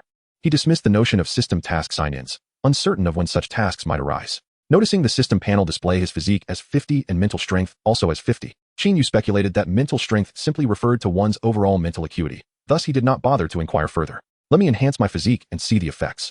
Qin Yu focused on the system panel, questioning, System, how much can I increase my physique by consuming a sign-in point? Host. One sign-in point can increase your physique by 1 unit. Since that is the case, System, I shall expend 100 sign-in points to enhance my physical constitution. Qin Yu hesitated to raise his physique too drastically, fearing that an excessive enhancement might render him unrecognizable. How could he face others afterward, or pursue romantic interests? Regardless of wealth, a robust physique was of little value if it altered his appearance. Ding. 100 sign-in points deducted. Physical enhancement in progress, to be completed in 1 minute. Qin Yu immediately felt a wave of warmth enveloping his body, permeating his skin, bones, and organs, a delightful sensation. Yet, this warmth soon dissipated, transforming into a myriad of tingling currents, akin to countless ants traversing through his bloodstream, both itchy and sore. Ding. Enhancement of 100 points to physical constitution complete. As the system's voice resonated, the itchiness faded, leaving Qin Yu feeling remarkably refreshed. His body appeared more powerful than before, invigorated. Peering into the mirror, he was relieved to see that he had not morphed into a grotesque figure, but had, rather, become slightly more handsome. Unexpectedly, enhancing his physique had also made him more attractive. He found the system to be quite delightful. He examined the system panel. Physical constitution, 150, ordinary limit. Ordinary limit? Qin Yu pondered deeply. Resolute, he declared, System, expend another 5,000 sign-in points to further enhance my physique. Warning. A sudden increase of 5,000 points beyond the ordinary limit may overwhelm the host's willpower, potentially leading to adverse effects. The system recommends first augmenting mental strength by 2,300 points to the limit of the 5th tier of ordinary physique, ensuring safety. System, what do you mean by adverse effects? The literal meaning. Alright then, let us expend 2,300 sign-in points to enhance mental strength. Ding. 2,300 sign-in points deducted. Mental strength enhancement in progress. To be completed in 10 minutes. The pain was excruciating. Qin Yu felt as if 1,000 needles were piercing his head, nearly causing him to faint. After 5 minutes, his mind felt muddled, as if his very essence were being forcibly wrong. Though his consciousness was blurred, the agony was ever present. He could assure that this torment surpassed all earthly suffering. It was akin to purgatory, relentlessly refining his soul. In an instant, the relentless pain transformed into indescribable comfort, a sensation akin to ethereal bliss. Ding. Congratulations, host. Enhancement of 2,300 mental strength complete. Chapter 64. The threat of death, though the experience was torturous. It was undeniably worthwhile. Qin Yu's eyes sparkled with clarity. His mind seemed to have awakened, thoughts flowing seamlessly. With a mere flick of his ears, he could hear conversations from hundreds of meters away, even through walls. The sounds of footsteps from the corridor revealed the appearance of the passerby. Opening his eyes wide, he gazed down from the 36th floor's window, perceiving the pedestrians below and the clear waters of the river. His senses of smell and perception had vastly intensified. This was the transformation brought about by enhanced mental strength. At that moment, Qin Yu's mind was exceptionally lucid, thoughts agile. System. If I expend all my sign-in points to enhance my physique, what tier will I reach? By expending all current sign-in points, you may reach the 10th tier of ordinary physique. And how many sign-in points are required to reach the 10th tier of ordinary physique? 7,250 sign-in points are needed. Very well, I shall expend 7,250 sign-in points to enhance my physique. Ding. 7,250 sign-in points deducted. Physical enhancement in progress, to be completed in 15 minutes. Once again, Qin Yu felt an intense warmth flooding his body, this time burning as if he were ablaze. After a while, it coalesced into tingling currents, akin to countless ants gnawing, both painful and itchy, pervading his skin, organs, and bloodstream. The indescribable agony intensified with each passing moment. Yet he bore it. Although it felt as if his entire being were being sliced by 1,000 blades, it was still less unbearable than the prior torment of mental enhancement. He glanced at the system panel, watching the physical constitution fluctuating. 300, first tier of ordinary physique. 500, second tier of ordinary physique. 2,300, limit of the 5th tier of ordinary physique. 4,000, 6th tier of ordinary physique. 7,400, 10th tier of ordinary physique. An hour later, Qin Yu emerged from the outdoor pool of the presidential suite, having held his breath for over half an hour without the slightest hint of discomfort. The grime expelled from his body along with the sweat left him feeling rejuvenated, brimming with latent power, akin to a dragon yearning to unleash its might. However, he refrained from testing his strength, knowing that everything within reach of his punch would be reduced to dust. Gazing into the mirror, he noticed a significant increase in height. His streamlined physique appeared slender, yet bursting with explosive potential. His facial features were now sharper, more defined than before. After a moment of contemplation, Qin Yu marveled at his own reflection. How had he transformed into such an impressive figure? His stunning physique and unparalleled aura would undoubtedly catch the attention of many admirers in the future. Entering the master bedroom, he donned the Anima brand clothing purchased 2 days prior, exuding an aura that would captivate countless women. At that moment, his phone rang, revealing it was Tang Qin on the line. She called to provide a work update. The new company had been registered and a corporate bank account established.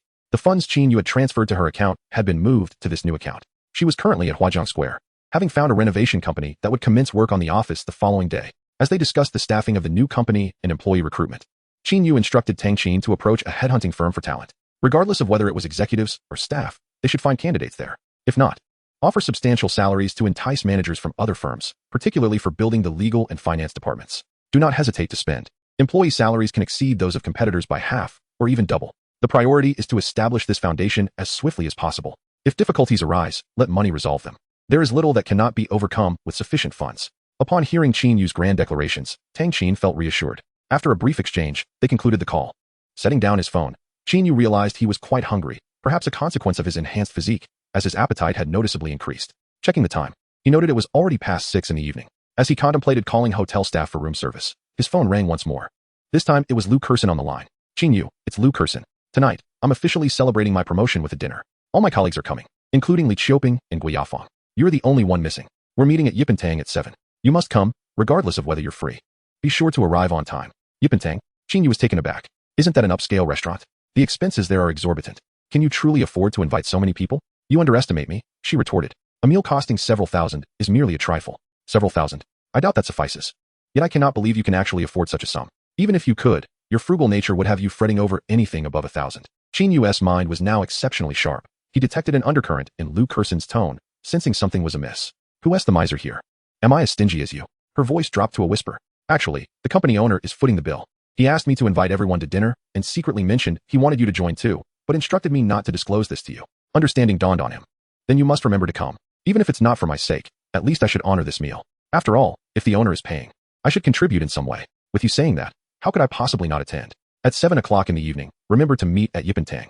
Don't be late. Hearing the busy signal on the other end of the line, Qin Yu put away his phone, his teeth gritting in frustration. Ultimately, he decided to call the hotel staff to have dinner sent up. It was better to eat well first, as he was feeling quite famished. 10 minutes later, he finished the meal, though he found himself only half satisfied. He was acutely aware that his current appetite could not be compared to the past. Previously, he would have barely finished half of such a large portion. Descending the stairs, he climbed into the night wind, a vehicle with a roaring high-displacement engine, which surged forward on the main road. With his exceptional mental acuity and physique, Qin Yu felt at ease behind the wheel, his hands firmly gripping the steering wheel as he became increasingly familiar with the car's components and performance. Along the way, other vehicles instinctively veered away from the night wind, allowing for a remarkably smooth journey. The car sped swiftly, soon arriving at the entrance of Yipentang. After parking, he glanced at the time. It was just minutes shy of 7.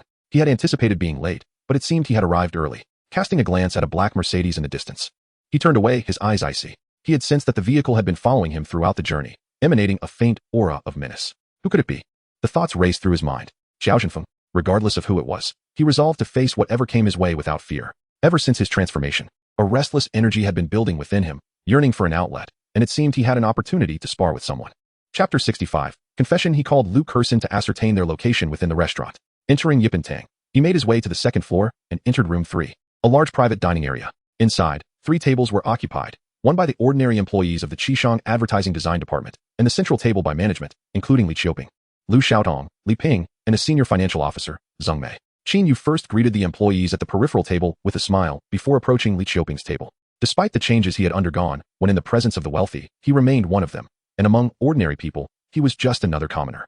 Navigating around the central table, he headed toward another. Upon catching sight of Lu Kersen, who was smiling brightly while chatting with their landlord, Sister Huang, he froze momentarily, a twinge of discomfort washing over him, akin to having ingested a few flies. Sister Huang, in her 40s, had a round figure and short hair, embodying none of the typical feminine traits. She was kind-hearted but excessively talkative, often indulging in gossip. The last time Suli had come, she had been caught up in a lengthy interrogation from Sister Huang. Thus, Qin Yu felt reluctant to see her again. Yet he had little choice now that he was present.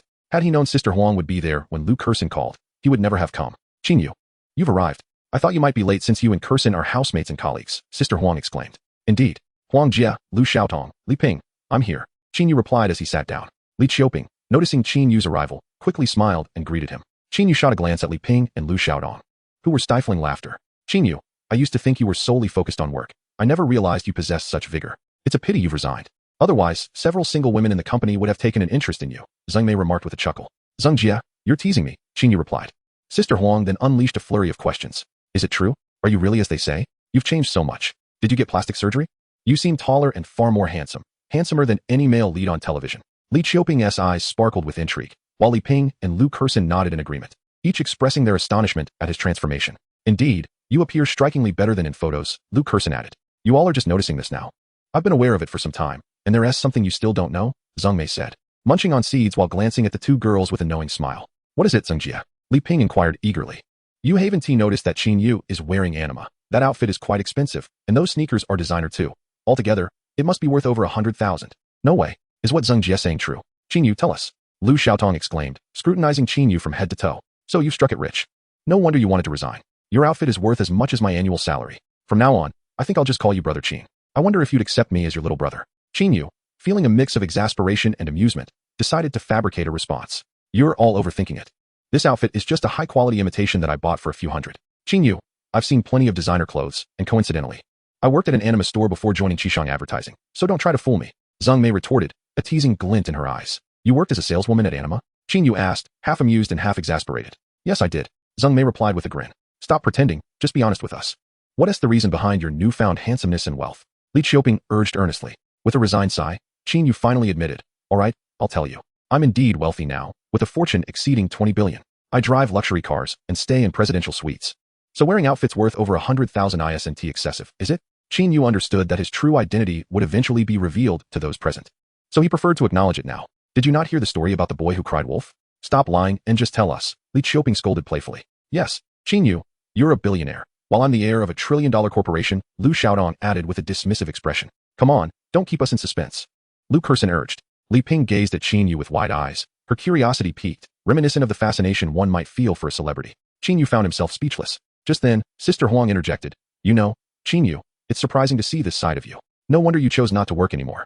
It seems you've taken the path of a kept man. However, I must clarify, you're all misinterpreting the situation. It's not at all as you think. So please, let us not discuss it further. His tone carried an air of authority, leaving no room for doubt. All right, if you say so. We won't pry any further.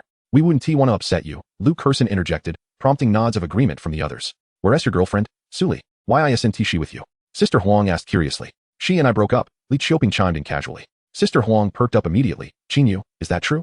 Qin Yu shot Li Qiuping an annoyed glance, feeling helpless. Yes, it's true. Chapter 66. Incompatibility, what a shame. She was quite beautiful. I wonder what happened. Sister Huang lamented, then brightened. But Qin Yu, aren't you fond of Gui Yafeng? She is single too. Why not pursue her? You seem quite handsome now.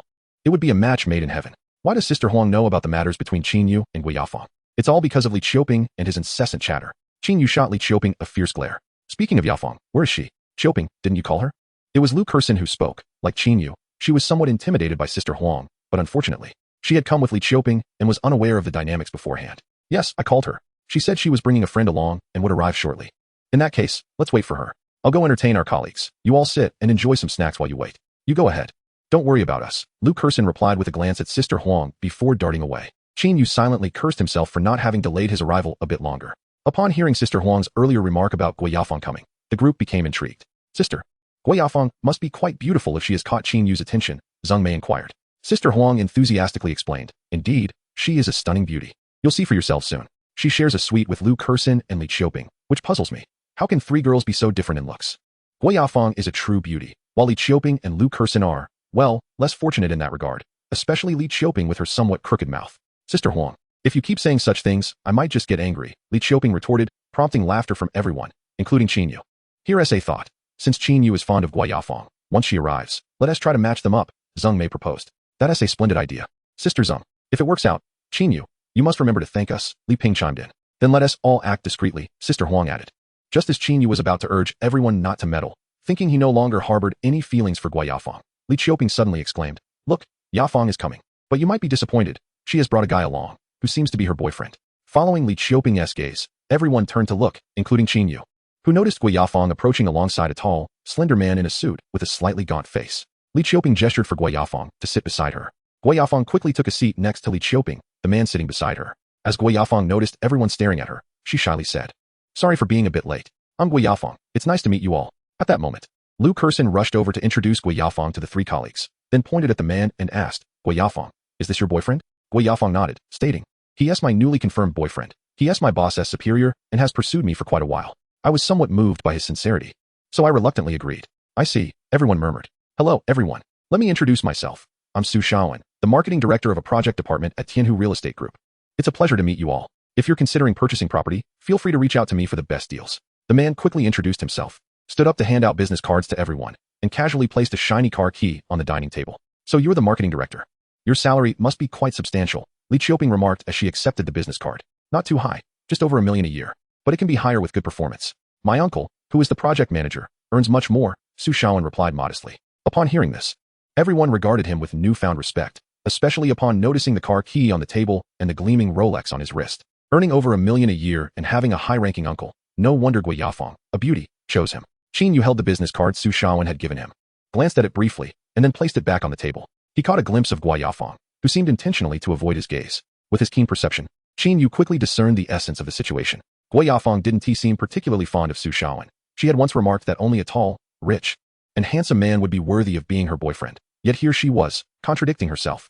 Qin Yu smiled, feeling no pangs of jealousy. Strangely, he perceived Gui Yafeng as somewhat aloof, almost as if she were looking down on him, a thought that startled him. Lu Kersen glanced at Su Shaowen, then discreetly at Qin Yu, feeling a twinge of pity for him. Regardless of Su Shaowen's high income and connections, if she were Gui Yafeng, she would choose Qin Yu over him. He appeared far more attractive and charming. While Su Shaowen was tall and thin with a somewhat unattractive face, she couldn't comprehend Gui Yafeng's choice. Forget about it, she thought, uttering, Please wait a moment. The food will be out shortly. I'll just step over there for a bit. With that, Lu Kersen walked away. Soon enough, the restaurant staff began bringing out dishes, placing a few bottles of wine and drinks on a side table. Since several people didn't drink, they ultimately poured themselves drinks. By this time, Qin Yu was feeling hungry and began to eat. What a pity. I wanted to set Qin Yu up with Gui Yafeng. But who would have thought she would find a boyfriend so quickly? As the group chatted and ate, Sister Huang's voice suddenly broke through the noise. Although her words were not loud, they captured everyone's attention. Oh, so this young man also has feelings for my Yafeng. That is only natural, considering how beautiful my girlfriend is. Su Shaowen felt a flicker of annoyance upon seeing Qin Yu carelessly toss aside his business card on the table, especially after noticing Qin Yu's handsome face, which further fueled his jealousy. Qin Yu sensed Su Shaowen's subtle shift in emotion and smirked.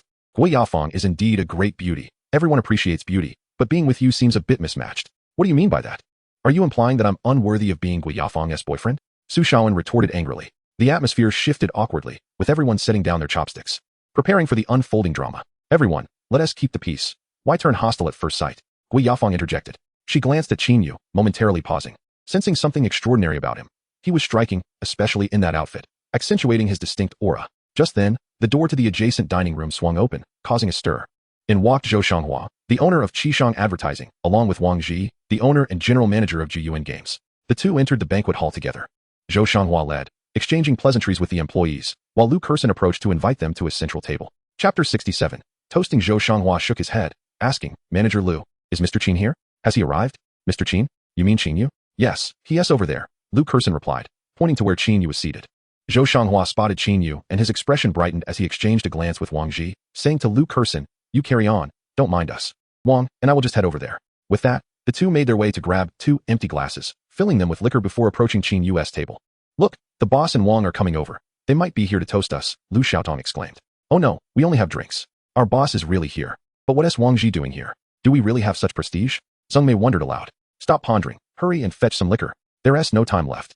As the conversation unfolded, the 2 bosses had already arrived. Zheng Mei, Lu Xiao, and Li Ping were about to rise. But Zhou Shanghua quickly raised his hand to stop them, smiling, You need not mind me. Please sit and enjoy your meal. I and General Manager Wang have come here to propose a toast to Mr. Qin, and will take our leave shortly. Mr. Qin? The group was slightly bewildered.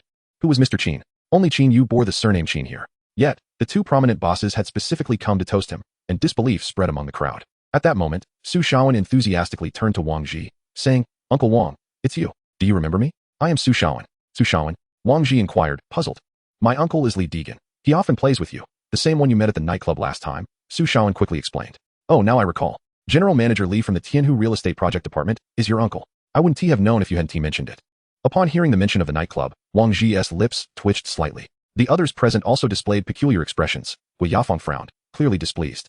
Indeed, I thought you came to seek me out for a chat, General Manager Wang, Su Shaowen said proudly, casting a glance at the others, especially lingering on Qin Yu. As if to imply, see, even Wang Ji from Jiyuan Games shares a close relationship with me. Wang Ji's lips twitched again, casting a disdainful glance at Su Shaowen. inwardly cursing his misfortune. However, with a smile in his eyes, he and Zhou Xianghua approached the two vacant seats beside Qin Yu and initiated a conversation. Mr. Qin, what a pleasant surprise to encounter you here. It truly is a coincidence. Zhou and I have come specifically to propose a toast to you. Indeed, indeed. Today is Manager Lu's promotion banquet, and both General Manager Wang and I thought to join in the celebration. Upon seeing you here, we wish to share a drink with you. I hope you don't mind, Zhou Xianghua added eagerly. Qin Yu glanced at the drink in his cup and stood up, smiling, but my drink is not liquor. I hope that does not pose an issue. No, Mr. Qin, not at all. Although it is not liquor, it surpasses it in spirit. Let us raise this glass to you. You may drink as you please. With that, Wang Ji and Zhou Xianghua lifted their glasses.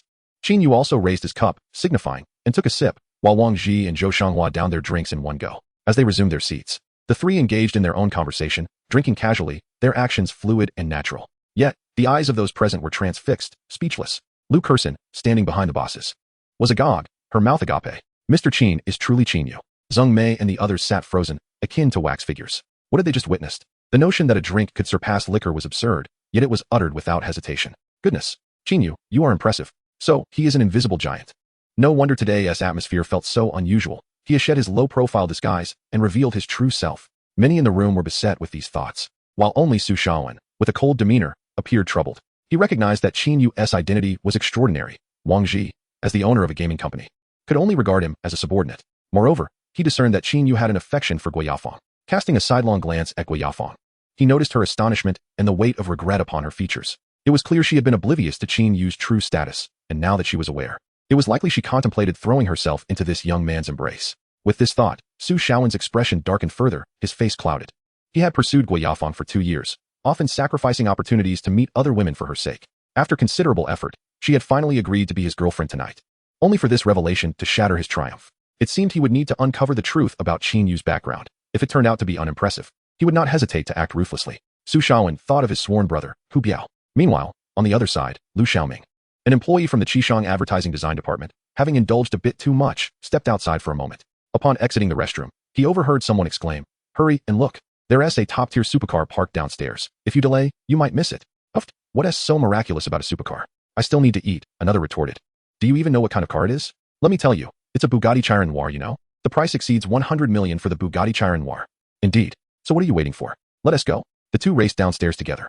The name Bugatti Chiron Noir, along with its exorbitant price, quickly spread like wildfire through the private room. After toasting Qin Yu, Wang Ji and Zhou Xianghua lingered, engaging in idle chatter. Their reluctance to leave made it uncomfortable for the others at the table, who were trying to enjoy their meal but felt constrained. However, witnessing Qin Yu's poised demeanor and engaging conversation, contrasted with the subservient attitude of the two bosses, left everyone spellbound. Zheng Mei, having experienced such situations before, glanced at Qin Yu and then at Gui Yafeng, realizing just how regretful she appeared. No one had anticipated that when Qin Yu shed his low-key demeanor, he would shine so brightly. In comparison, Su Shaowen seemed a mere clown beside the dazzling figure of the affluent and handsome Qin Yu. As some guests began to leave the two tables, the rumors about the Bugatti Chiron Noir reached their ears. A car worth over 100 million. And globally limited in number. You all stay seated. I'll go down and take a look, maybe snap a selfie, Lu Xiaodong announced before rising to depart. Following Lu Xiaodong, Li Ping, Li Qiuping, and Zheng Mei also made their exits. Su Shaowen, eager to leave, tugged at Gui Yafeng's arm. She hesitated, glanced at Qin Yu, and then stood up to follow him down. Wang Dajia, however, continued eating, while Lu Kersin sat beside her, attentively listening to the conversation between Qin Yu and the others. Qin Yu was enjoying his meal while listening to Wang Ji and Zhou Xianghua's light banter. Once finished, he set down his utensils and remarked, "I've had my fill. If there are no further matters, I shall take my leave. Mr. Qin, please take care." Wang Ji and Zhou Xianghua quickly rose to see him off. "Qin Yu, are you satisfied with such a small meal?" Lu Kersin chided gently. "I had eaten before coming." Qin Yu replied, then turned to Lu Kersin, "We shall chat another time." "All right." Qin Yu nodded to Wang Ji and Zhou Xianghua. "Thank you for your thoughtfulness. If anything arises, feel free to reach out." He then acknowledged Wang Dajia with a nod before stepping outside. Wang Ji and Zhou Xianghua were elated to hear Qin Yu's next words, exclaiming, "Certainly, Mr. Qin, take care." Upon reaching the first floor of Yipentang, Qin Yu indeed found the Chiron Noir parked there, surrounded by a throng of admirers. Closest to the car were several elegantly dressed young women, each holding a smartphone and snapping pictures of the vehicle. Others eagerly awaited their turn to photograph it, while Zheng Mei, Li Qiuping, and the others stood closer, watching. Lu Xiaotong gazed at the Chiron Noir, drooling in awe. The commotion surrounding the Chiron Noir was not solely due to its staggering price, but also the eye-catching license plate. Many awaited the appearance of the car's owner, curious to see who was worthy of such a magnificent vehicle. Gui Yafeng stood at a distance, enviously eyeing the Chiron Noir, imagining how splendid it would be to sit in the passenger seat of such a billion-dollar supercar. She glanced at Su Shaowen, resolving to make a decision. Director Su? Tonight she had referred to him as Shaowen, but now she reverted to calling him Director Su, the implication unmistakable. Su Shaowen's face darkened, yet in an instant. It transformed as he donned a polite smile. Yafeng, you still wish to stay, but do not linger too late. Remember to contact me. My phone will be available for you 24 hours a day. I shall take my leave now, farewell. With that, Su Shaowen proceeded to start his luxurious Mercedes-Benz. A vehicle recently acquired by his uncle, valued at over $1 million. He felt a surge of frustration as he drove directly towards a nightclub he frequently visited. Qin Yu noticed several familiar faces gathered around the dark night wind, and among them was Guo Yafeng. He made his way to his car, gently pushing through the crowd until he reached the Bugatti Dark Night Wind. A young lady in a miniskirt was taking selfies beside the car. She turned to Qin Yu and impatiently remarked, "Hey handsome, although you're quite dashing, you'll still have to wait in line. Don't bother me." Disregarding her comment, Qin Yu retrieved his car key and pressed the button. With a blaring horn, the Dark Night Wind illuminated with a mesmerizing display of ambient lights. The crowd was taken aback. The owner had arrived. So young, so handsome, and slightly aloof. To make matters worse, he.s. alone. The ladies around him erupted in excitement, eagerly approaching him. "Handsome, where are you heading? Can I hitch a ride? My feet hurt. Can I get in your car? Honestly, I fell for you at first sight. Do you feel the same?" The air was filled with sweet and alluring flirtations. The young lady who had previously dismissed Qin Yu felt her heart race. She sensed an opportunity. Being so close to such a striking car owner was a chance not to be missed. She posed in what she believed was her most attractive manner and cooed. "Hey, do you think I'm pretty?" Qin Yu felt a wave of discomfort and replied, "I'm sorry, could you please step aside?" He gently pushed the young lady aside, opened the car door, and took a seat inside. Two other ladies were unwilling to give up and knocked on the window, pleading, "Hey handsome, could you take me for a ride?" Qin Yu ignored them and nodded at Zheng Mei and Lu Xiaodong. As the Dark Night Wind drove off, the window still open. He left behind a cool and charismatic profile. "Too handsome, I'm in love." The ladies were entranced, wishing to offer themselves that very night. "Qin Yu? Is this car really his? Is he driving a supercar worth over 100 million? Lu Xiaodong's heart raced. He recalled Qin Yu's claim of having a fortune of 20 billion. Was it truly the case? Zheng Mei remained silent, beginning to comprehend why the two company owners treated Qin Yu with such deference. Li Ping's eyes turned red, filled with regret. Meanwhile, Li Qiuping jumped in excitement, realizing, "I've been living next to a wealthy young master. I'll have stories to tell." Guo Yafeng, standing at a distance, was left speechless, unable to articulate her feelings. The car was moving at a steady pace, yet it was far from its limits. Qin Yu gazed ahead, his expression solemn. After more than an hour's drive from the Yiping restaurant, the Bugatti Dark Night Wind finally came to a halt in a secluded spot at a road junction, surrounded by overgrown grass and brush. From the very beginning, Qin Yu had sensed a vehicle trailing him, in addition to the one that followed him from the restaurant. Another had joined. His keen instincts detected a heavy aura of malevolence emanating from the pursuing car, indicating that its occupants had likely taken many lives. Being targeted by such individuals implied a clear intention to see him dead. Once he exited the car and admired the bright moon, a refreshing breeze enveloped him. Two gray Mercedes-Benzes slowly came to a stop nearby, and 6 men in black suits emerged. The 6 silently encircled Qin Yu, closing in gradually. The leader, a man in his 40s with a tuft of long hair obscuring half of his face, one eye and half a nose missing, was known as Half-Face, a notorious hired killer infamous throughout the cities of Xizjiang and Nanjing. Though not exceptionally strong, he was ruthless, having claimed countless lives regardless of their status. Thus, he had become a wanted criminal in Longsha country. "Do you have a cigarette?" Qin Yu asked, breaking his gaze from the moon as Half-Face approached, still 5 meters away. It had been years since he last smoked. He had quit due to the pain it brought to his throat. Now, he felt a desire to smoke. Perhaps to calm his nerves or to gather his thoughts. Half-Face paused, observing Qin Yu's calm demeanor, and chuckled, "I do." He produced a pack of cigarettes, lit one for himself, and tossed the pack in a delicate lighter toward Qin Yu. Catching them, Qin Yu lit a cigarette and inhaled slowly before asking, "Who sent you? Can you share?" Half-Face took a drag and replied, his voice raspy, "There's no need to inquire about that. I, Half-Face, am solely a killer. I have no knowledge of my employer's identity. Is it Xiao Zhenfeng? How much did he pay you?" Qin Yu seemed to already have an inkling of the answer and pressed further. Half-Face smirked. "Kid, since you've managed to remain so composed, I'll be blunt. We, as assassins, do not seek riches. Such things hold no value for us. We are wanted criminals. Spending money outside would be courting death. Consider us as ghosts dwelling in the deepest shadows, only here to collect heads. So don't expect to buy me off. I know you have wealth. But what does that matter? You will simply become a soul beneath our blades. If you're not after money, then what do you seek?" Qin Yu inquired, intrigued. Just then, he sensed another presence lurking in the shadows. "Kid, you talk too much. It's time for you to meet your maker."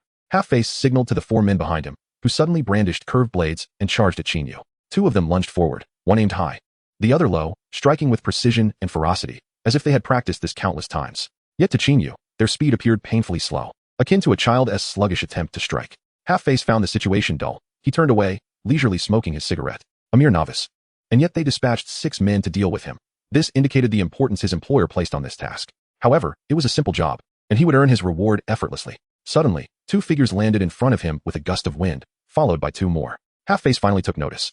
turning to see Qin Yu still standing unmoving. You too are a martial artist, and at the 4th tier of body refinement. Half-face fixated on Qin Yu, realizing from the wounds of the fallen that the latter possessed formidable prowess. No wonder he was so unafraid. It turned out he was a 4th tier martial artist. Why can't I sense any martial energy from you? Half-face wondered, puzzled. Now aware of Qin Yu's 4th tier status, he felt a twinge of concern. For he himself was only at the 3rd tier.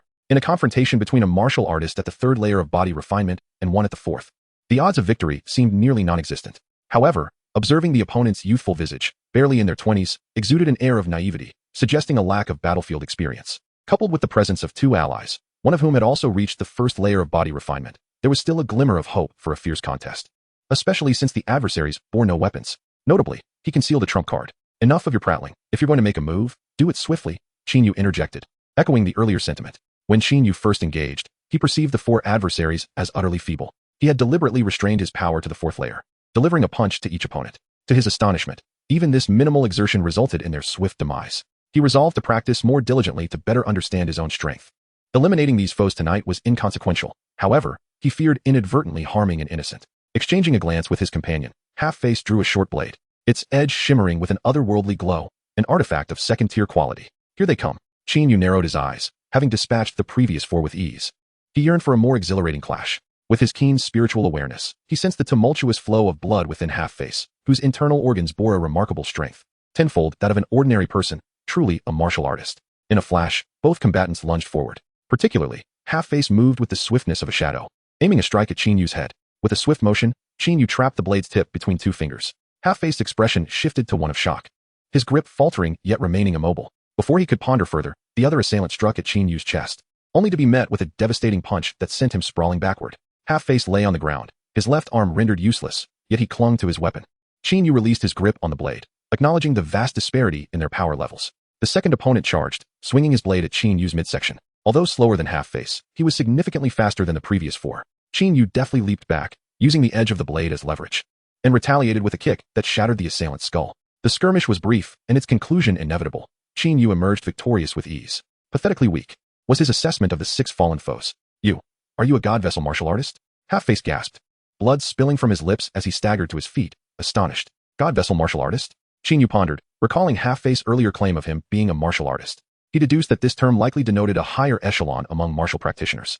Half-face discarded his weapon in resignation, his expression one of defeat. It seems I cannot escape tonight. I accept my fate at the hands of a god vessel martial artist. This day has, after all, arrived. With a sigh, he lamented.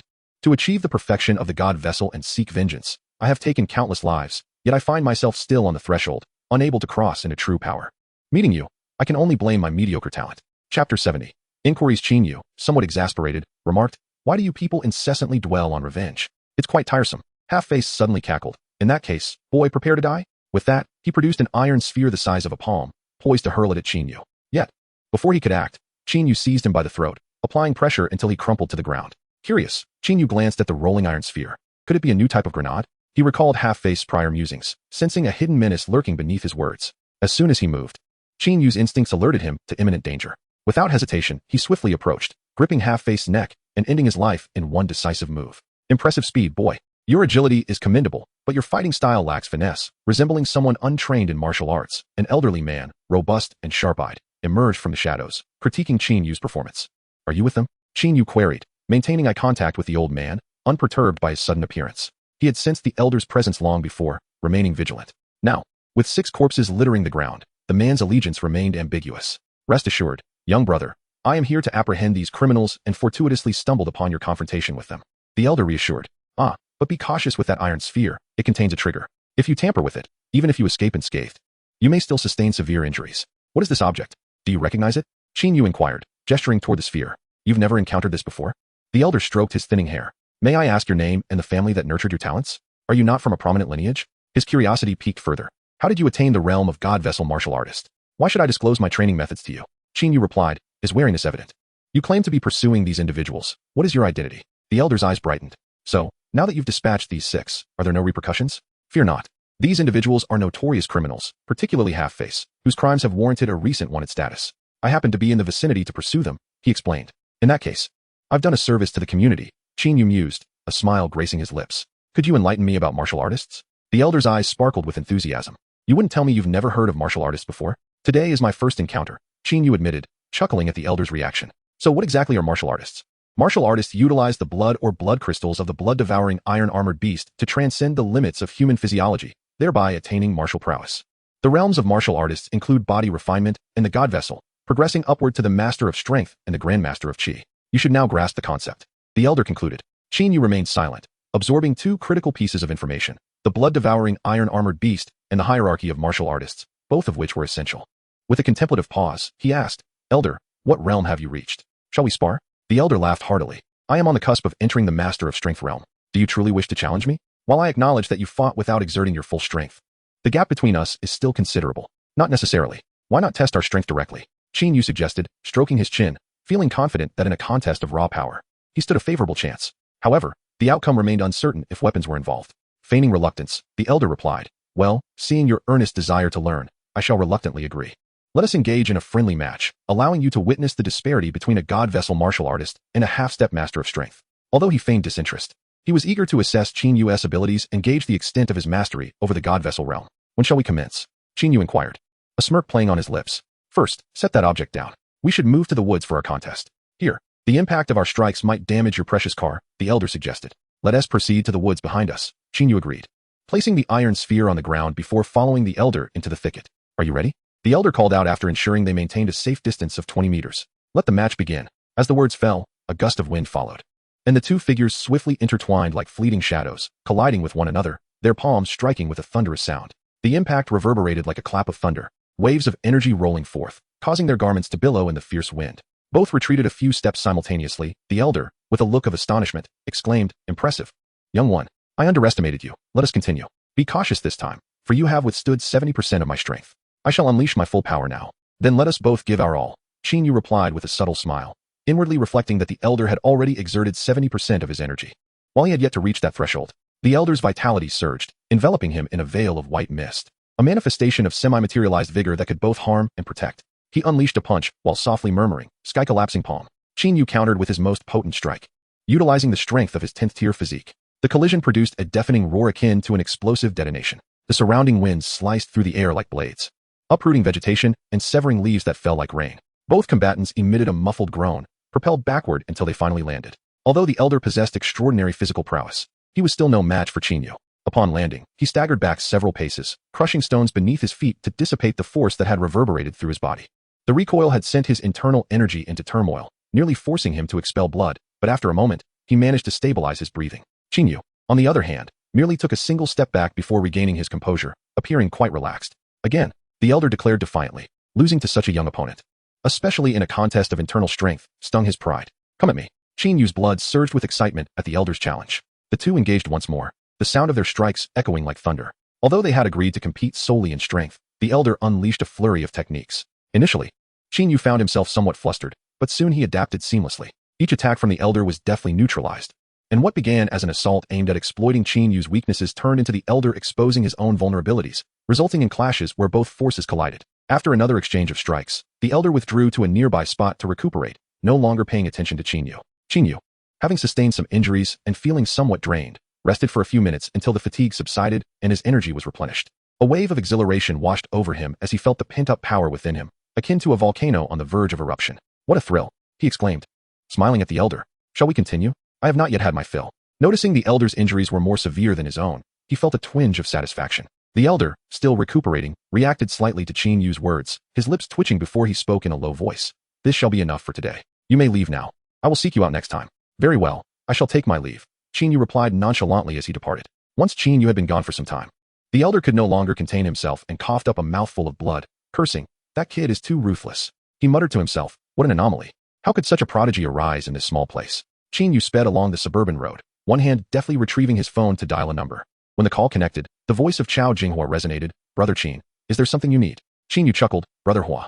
I hope I am not interrupting your important matters with this call. Chao Jinghua laughed heartily. What nonsense. Not only am I not disturbed, but I am delighted that you thought to call. I wanted to inquire about someone. Qin Yu transitioned to the subject matter. Who? Do you know Qiao Jinfeng from the Qiao family in Shijiang City? Qiao Jinfeng? Yes. A sudden silence enveloped the conversation, before Chao Jinghua's voice returned, laced with concern. Brother Qin, why are you inquiring about him? I hope you haven't crossed him. Indeed, that's why I want to know if you are familiar with him. After a few seconds of silence, Chao Jinghua replied, I possess some knowledge about Qiao Jinfeng. There are two prominent figures in Shijiang City, one being the Qiao family's prodigy, Qiao Zhenfeng, and the other, the heir of the Shun family, Shun Buzong. Between the two, Qiao Zhenfeng holds the greater reputation. Hence, he can be considered the foremost individual of the younger generation in Shijiang. The Qiao family is one of the two top families in Shijiang City, wielding influence far beyond that of ordinary clans. Moreover, Qiao Zhenfeng is known for his ruthless dealings, and few dare to offend him. So if you have indeed crossed him, Brother Qin, you must tread carefully. As Qin Yu drove, he listened attentively and then asked, if we were to compare your Qiao family with the Qiao family, who would prevail? Brother Qin, you overestimate my Qiao family. Not only are we inferior to the Qiao family, but even against Qiao Zhenfeng alone, we stand no chance. My father holds 51% of Huaxing Pharmaceutical, which has seen its market value exceed 250 billion this year. On the surface, the Qiao family appears to be the wealthiest in Nanjing City, but compared to the Qiao family, we are merely an empty shell, easily shattered upon impact. Therefore, you must comprehend the terror of Qiao Zhenfeng. Qin Yu perceived the implications in Qiao Jinghua's words, smiling as he replied, Brother Hua, thank you for sharing this information tonight.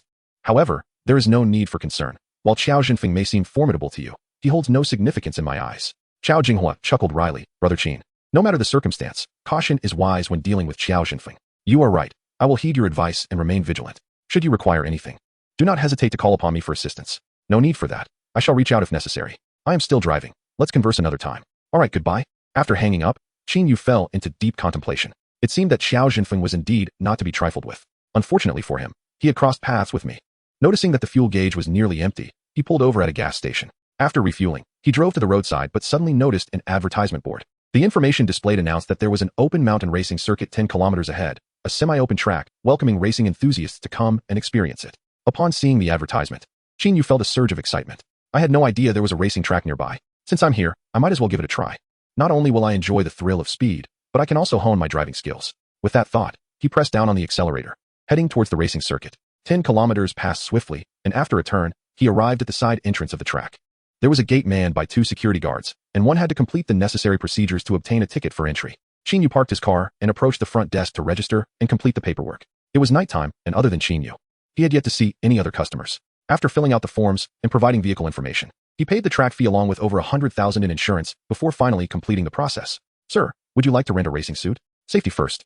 The receptionist inquired. No need. That seems unnecessary, he replied. Well, do you need a co-driver? I can assist if you want, she suggested shyly. Apologies, but I prefer driving alone. Qin Yu declined, offering a casual excuse. As he left, he noticed the receptionist's disappointed gaze. Xiaolan, don't be infatuated. Just look at the car he drives. How could he possibly be interested in you? Another, older receptionist advised. It's hard to say.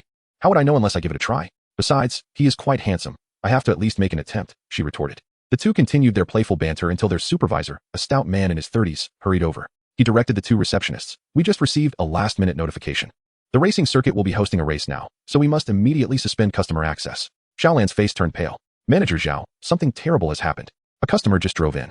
Manager Zhao's expression also shifted, realizing the uncanny timing. There was rarely a car at this hour, yet now this notification arises. He inquired, do you have the car owner's contact number? Xiaolan picked up the information Qin Yu had just filled out, feeling both helpless and guilty, replied, I, forgot to ask him for his phone number. Manager Zhao sighed, saying, I'll make a call to report this to the higher-ups. We need to ascertain who is participating in the race. He hastily grabbed his phone and dialed a number. After the call, his face turned ashen. Manager Zhao? What is the situation? The two front desk staff, noticing his grave expression, sensed that something was amiss. It's over. The race started 2 minutes ago, and all participants are those little rascals. If this customer disrupts the race, I'm finished. Meanwhile, Qin Yu had emerged from the front desk and had noticed the introduction of the racetrack. The course, built on a hillside, spanned 200 kilometers with 30 bends. Getting into the car, he entered the racetrack area, driving forward through an on-ramp, finally reaching the track. He switched the driving mode to track mode. Ahead lay a straight stretch illuminated brightly. Qin Yu yearned to experience the exhilarating speed of the night wind. He pressed the accelerator to the floor, and the engine roared violently, followed by a powerful surge that enveloped him. This car was among the fastest on the market, accelerating from 0 to 100 in just 2 seconds. Just as he glanced at the speedometer, the needle shot up to 100 kilometers per hour, climbing steadily at a rate of 60 per second. Soon, the speed approached an astonishing 400 kilometers per hour. The road ahead blurred under the rapid motion, yet fortunately, Qin Yu possessed extraordinary mental acuity. His vision remained clear, with an expansive view of the racetrack ahead. The entire vehicle cut through the air like a black lightning bolt, invisible to anyone watching from afar. At 400 kilometers per hour and still increasing, the vehicle maintained its grip on the road without any sensation of weightlessness. As he approached a bend, Qin Yu gradually reduced speed. After navigating the curve, he quickly accelerated again, this time reaching 300 kilometers per hour. Although his extraordinary mental strength made driving effortless, he still found himself challenged. particularly when negotiating a small curve. With regular practice on this track, bolstered by his unique mental prowess, he would soon rival professional racers. Suddenly, another car caught up to him. Chapter 72, Driving Skills. The rival's speed increased, closing the gap to the night wind. Qin Yu felt invigorated, his competitive spirit awakened. He pressed the accelerator deeper, watching the distance between them grow. A smirk played on his lips. Who dares to overtake my car? Dreaming. However, as they rounded a bend, the pursuing car closed in, its speed intensifying. Another small turn loomed ahead, forcing Qin Yu to slow down. He barely managed to navigate the curve under 100 kilometers per hour. Just after clearing the turn, the pursuing sports car roared past him, the driver casting a disdainful glance and shaking their head. Disdainful, are we? The car was a Bugatti, a striking red. Likely a customized supercar, its price tag undoubtedly higher than the night wind. As the taillights of the Bugatti faded into the distance, Qin Yu felt a wave of disappointment wash over him. How could he lose like this, especially while being a system bearer? Reflecting on the system, he recalled the skills section of the panel and inquired, "System, can I add racing driving skills?" Ding. Host, adding basic driving skills requires 50 sign-in points. To add top-tier driving skills, 300 sign-in points are necessary. Gritting his teeth, Qin Yu opted for the highest tier. Ding. 300 sign-in points deducted. Driving skills enhancement in progress. As the system's voice echoed, he felt a clarity wash over him, flooding his mind with an abundance of knowledge, countless automotive techniques, and driving sensations. It was as though he had gained a treasure trove of memories from elite racers, seamlessly integrating with his own. Ding. Driving skills enhancement complete. Qin Yu sensed a remarkable synergy between his body and the vehicle upon gripping the steering wheel, achieving a perfect harmony. No matter how complex the driving maneuvers, he could execute them flawlessly. In essence, pressing the accelerator became paramount, while braking lost its significance. He floored the gas pedal, transforming into a streak of black lightning.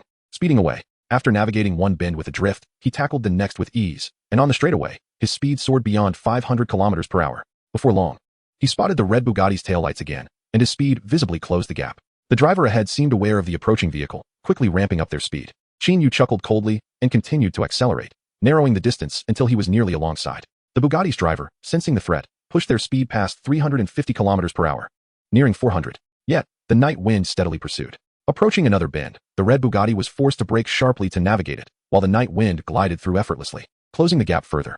Soon, they approached another small curve where Qin Yu prepared to overtake. The driver in front, realizing the impending overtake, felt a mix of anxiety and anger. If not controlled, a slight miscalculation could lead to disaster. As the car turned, it failed to execute the drift, spiraling out of control. The sound of tires screeching filled the air, followed by a deafening crash against the barrier, smoke billowing from the wheels. Not good.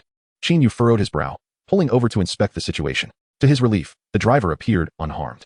As he approached the crumpled red Bugatti, the damaged door was kicked open, revealing a tall woman in racing gear. She had tossed aside her helmet, her long hair cascading down, and her beauty was striking. Stepping out, she remained visibly furious, delivering 2 kicks to the Bugatti, exclaiming, "Garbage. Can't even outpace others. What use are you to me?"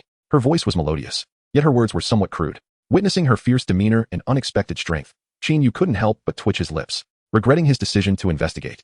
He found himself at a loss. Leaving was not an option, nor was standing idle. After unleashing a few more curses, the woman approached Qin Yu. Upon reaching him, her expression was devoid of emotion as she remarked, "Your driving skills are impressive. How come I've never seen you before?" Though her demeanor was somewhat aggressive, Qin Yu felt no fear. "Is that strange? I haven't seen you either." The woman fell silent, glancing back at the night wind. Upon spotting the license plate, she regarded Qin Yu with a mix of curiosity and seriousness. "May I borrow your car for a moment? I need it for a race and I refuse to lose this competition." "Race?" Qin Yu inquired, perplexed. "Isn't the road open now? Are you implying that you're participating in a racing event?" "Indeed," the woman replied, her expression composed despite her urgency. "You came from outside, yet where are the officials?" As her words faded, the resounding roar of engines echoed in the distance, growing progressively louder. Over 20 racing cars surged forth like a pack of ferocious beasts, swiftly passing by. Leading the convoy was a silver-gray Aston Martin Valkyrie. Beyond the 20 or so cars, more racing machines began to appear in pursuit. "Will you lend me your car? Otherwise, I might as well buy it from you at double the original price." Qin Yu felt a competitive spirit igniting within him. "Do you wish to catch up with the cars ahead, or shall I take the wheel? Let us unleash our speed," she declared. Darting towards the passenger seat of the night wind, Qin Yu slid into the driver's seat. With a powerful launch, the night wind shot forward like an arrow, rapidly increasing its velocity. In the blink of an eye, they reached an astounding speed of 300 kilometers per hour, navigating a sharp bend at nearly 300 kilometers per hour. The woman turned to glance at Qin Yu, her face impassive. They overtook another car and closed the gap with the vehicles ahead, passing one after another until they finally caught up with the main group. This stretch of road was a long, straight track, revealing the site of the 20-plus racing cars. Despite the presence of other vehicles, the night wind maintained its speed, soaring at 400 kilometers per hour. The woman furrowed her brow, casting a discerning gaze at Qin Yu. As she observed his earnest and confident demeanor, she felt a stirring sensation. For the first time in her life, she found a man to be strikingly handsome. From above, the night wind appeared like a streak of black lightning, weaving through the throng of cars, overtaking one after another with unrivaled speed. The night wind averaged 380 kilometers per hour, starkly contrasting with the other vehicles, which hovered around 250 kilometers per hour. The scene was both breathtaking from afar and up close, delivering a tremendous visual impact. Despite the lengthy straightaway, the breakneck speed demanded exceptional vision and reflexes. 100 meters would vanish in a second. Should an unexpected incident occur, even the quickest reaction would require extensive braking distance to come to a halt. This was possible only due to Qin Yu's unparalleled driving skills combined with his extraordinary mental acuity, both elements indispensable for such audacious maneuvers. Soon, the night wind surged ahead of the pack, with only the Aston Martin Valkyrie remaining unpassed. Although the vehicle ahead maintained a significant lead, Qin Yu was confident that catching up would be merely a matter of minutes. What he did not anticipate was that Jiang Xian's car was also among the trailing vehicles. With no obstacles in front, the night wind accelerated even further. Qin Yu glanced at the silent woman beside him, noting her cool demeanor. Fan Tao piloted the Aston Martin Valkyrie at breakneck speed and caught sight of a red Bugatti that had collided with the barrier earlier, sparking a flicker of doubt in his mind. Was that car hers? He quickly dismissed the thought, though he had left the trailing cars far behind. He felt no sense of triumph nor any relaxation. His focus remained solely on the woman ahead. He did not expect to surpass her, but he was content as long as each race brought him closer to her. One day, she would be moved by his sincerity and become his partner. The mere thought filled him with exhilaration, and he pressed the accelerator further. Just then, he noticed the night wind approaching in his rearview mirror, his expression stiffening. Who is this? Who could possibly surpass me? Do they seek to compete for Fang Mingwei as well? Fan Tao's eyes turned cold, and he gradually increased his speed to 300 kilometers per hour, unwilling to push beyond that limit. This was his maximum. Any faster, and he risked losing control. Yet, no matter how hard he tried, the night wind continued to close in on him. Fan Tao's expression darkened, and finally, a cold smirk crept onto his lips as he slowed down. Seeing the Aston Martin Valkyrie's speed begin to diminish, Qin Yu surmised that his opponent had conceded, allowing the night wind to surge past. A slight smile graced his lips as he accelerated, swiftly nearing the Valkyrie. Just as the two cars drew close, the Aston Martin suddenly veered left, threatening a collision with the night wind. Recognizing the impending danger from the slight shift of the rival's front wheels, Qin Yu furrowed his brow. Instinctively, he pressed the brakes. A sudden screech of tires filled the air. Fortunately, the night wind's grip on the road was excellent, and with Qin Yu's deft steering, they managed to halt without veering off course. Fan Tao glanced in the rearview mirror at the car falling behind. Disappointment etched on his face. That kid is lucky. He won Team Meta's in today. The normal reaction for any driver would be to avoid a car suddenly changing lanes, yet Fan Tao aimed to catch his opponent off guard. If the rival attempted to evade him at such speed, even a minor lapse in reflexes could result in disaster. Once Qin Yu felt the car stabilize after braking, he pressed the accelerator once more, his gaze fixed on the gray sports car ahead, his expression steely. With 30 kilometers left to the finish line, he needed to overtake the vehicle ahead. The woman suddenly spoke, her icy gaze fixed on the Aston Martin Valkyrie. Rest assured, I won't let you down. Qin Yu gripped the steering wheel with resolve. Soon, the night wind caught up with the Aston Martin, whose driver now brazenly attempted to block Qin Yu's passage. As Qin Yu maneuvered to the left, the Aston Martin also shifted left. When he attempted to move right, the rival car followed suit, slowing down unexpectedly to catch him off guard. For 10 kilometers, they maintained a steady pace, with the Aston Martin still in the lead. Holding the steering wheel firmly, Qin Yu remained calm, spotting a bend in the road ahead. The woman remained silent, her gaze growing colder. Upon reaching the bend, the Aston Martin slowed slightly, taking a wide left turn. The night wind, however, suddenly accelerated, navigating a tighter left turn. In that instant, Fan Tao was taken aback, and even the woman in the passenger seat displayed a rare hint of anxiety. With the ear-piercing sound of tires screeching against asphalt, clouds of smoke billowed as the night wind executed a breathtaking drift, its front wheels to the left and rear wheels to the right, ultimately surpassing the Aston Martin Valkyrie without incident. The woman relaxed slightly, glancing at Qin Yu and finding him exceptionally handsome in that moment. How on earth did he manage that? Fan Tao cursed under his breath. With 10 kilometers remaining to the finish line, he realized he had allowed that kid to overtake him. Now he found himself in third place, which would render him inconspicuous in Fang Mingyue's eyes. As Fan Tao grappled with a mix of frustration and helplessness, he noticed the night wind suddenly decelerate, settling into a slow, cruising speed. His heart leaped with joy. Is it possible that car has malfunctioned and can no longer maintain speed? Upon this realization, I couldn't help but accelerate significantly. In that brief moment, Fan Tao attempted to swerve to evade danger. However, the car abruptly lost balance, gliding uncontrollably towards the roadside. With the shifting weight, all four wheels spun, and ultimately, the vehicle overturned with a resounding thud, landing on its roof against the railing, scattering fragments of the luxury car across the ground. From the rearview mirror, Qin Yu witnessed the Aston Martin flip over, and a subtle smile crept upon his lips as the earlier frustration began to dissipate.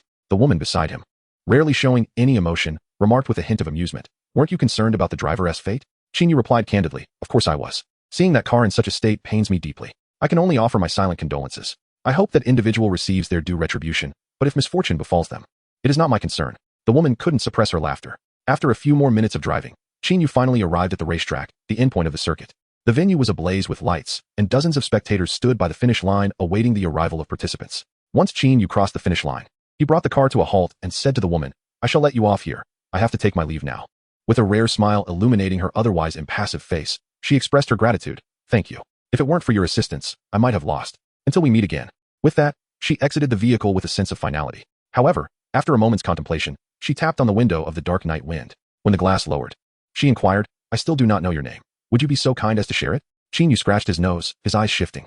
"Let us not bother with names for now. If fate permits, we shall meet again, and I will gladly tell you then." With a swift press of the accelerator, the dark night wind vanished without a trace.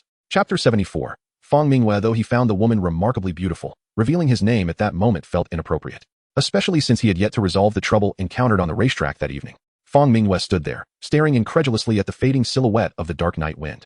Finally, she muttered in disbelief, "He actually refused me? There are such individuals." She pulled out her phone and dialed a number. Once the call connected, she asked, "Sister Yun, what is the name of the owner of the license plate I gave you?" Yun Chaoding, startled, replied, "His name is Qin Yu." "Mingwei, why do you ask about him?" "He has offended me," Fang Mingwei stated bluntly. "What? How could he possibly offend you?" Yun Chaoding exclaimed, her complexion paling. "What is your relationship with Qin Yu?" Fang Mingwei probed further. Yun Chaoding pondered briefly before responding. "It's complicated. He is neither a stranger nor an acquaintance. I have recognized him as my younger brother. Well, as long as he is not your boyfriend, that is acceptable." After saying this, Fang Mingwei hung up the phone. With her phone in hand, she contemplated for a few seconds before dialing another number. "Director Fang, how may I assist you?" A respectful female voice answered promptly. "Please investigate a person named Qin Yu, with the license plate from Nanjiang, consisting of 6 nines. I want to know every detail about him by tomorrow, including the color of his underwear." "Understood, Director Fang." "Also," Fang Mingwei added thoughtfully, "keep his information confidential. Do not allow others to access it." "Yes." After concluding the call, a man approached and greeted her, "Sister Fang." Fang Mingwei glanced at him and instructed, "Clear this area of people. I have important matters to attend to." "Understood, Sister Fang."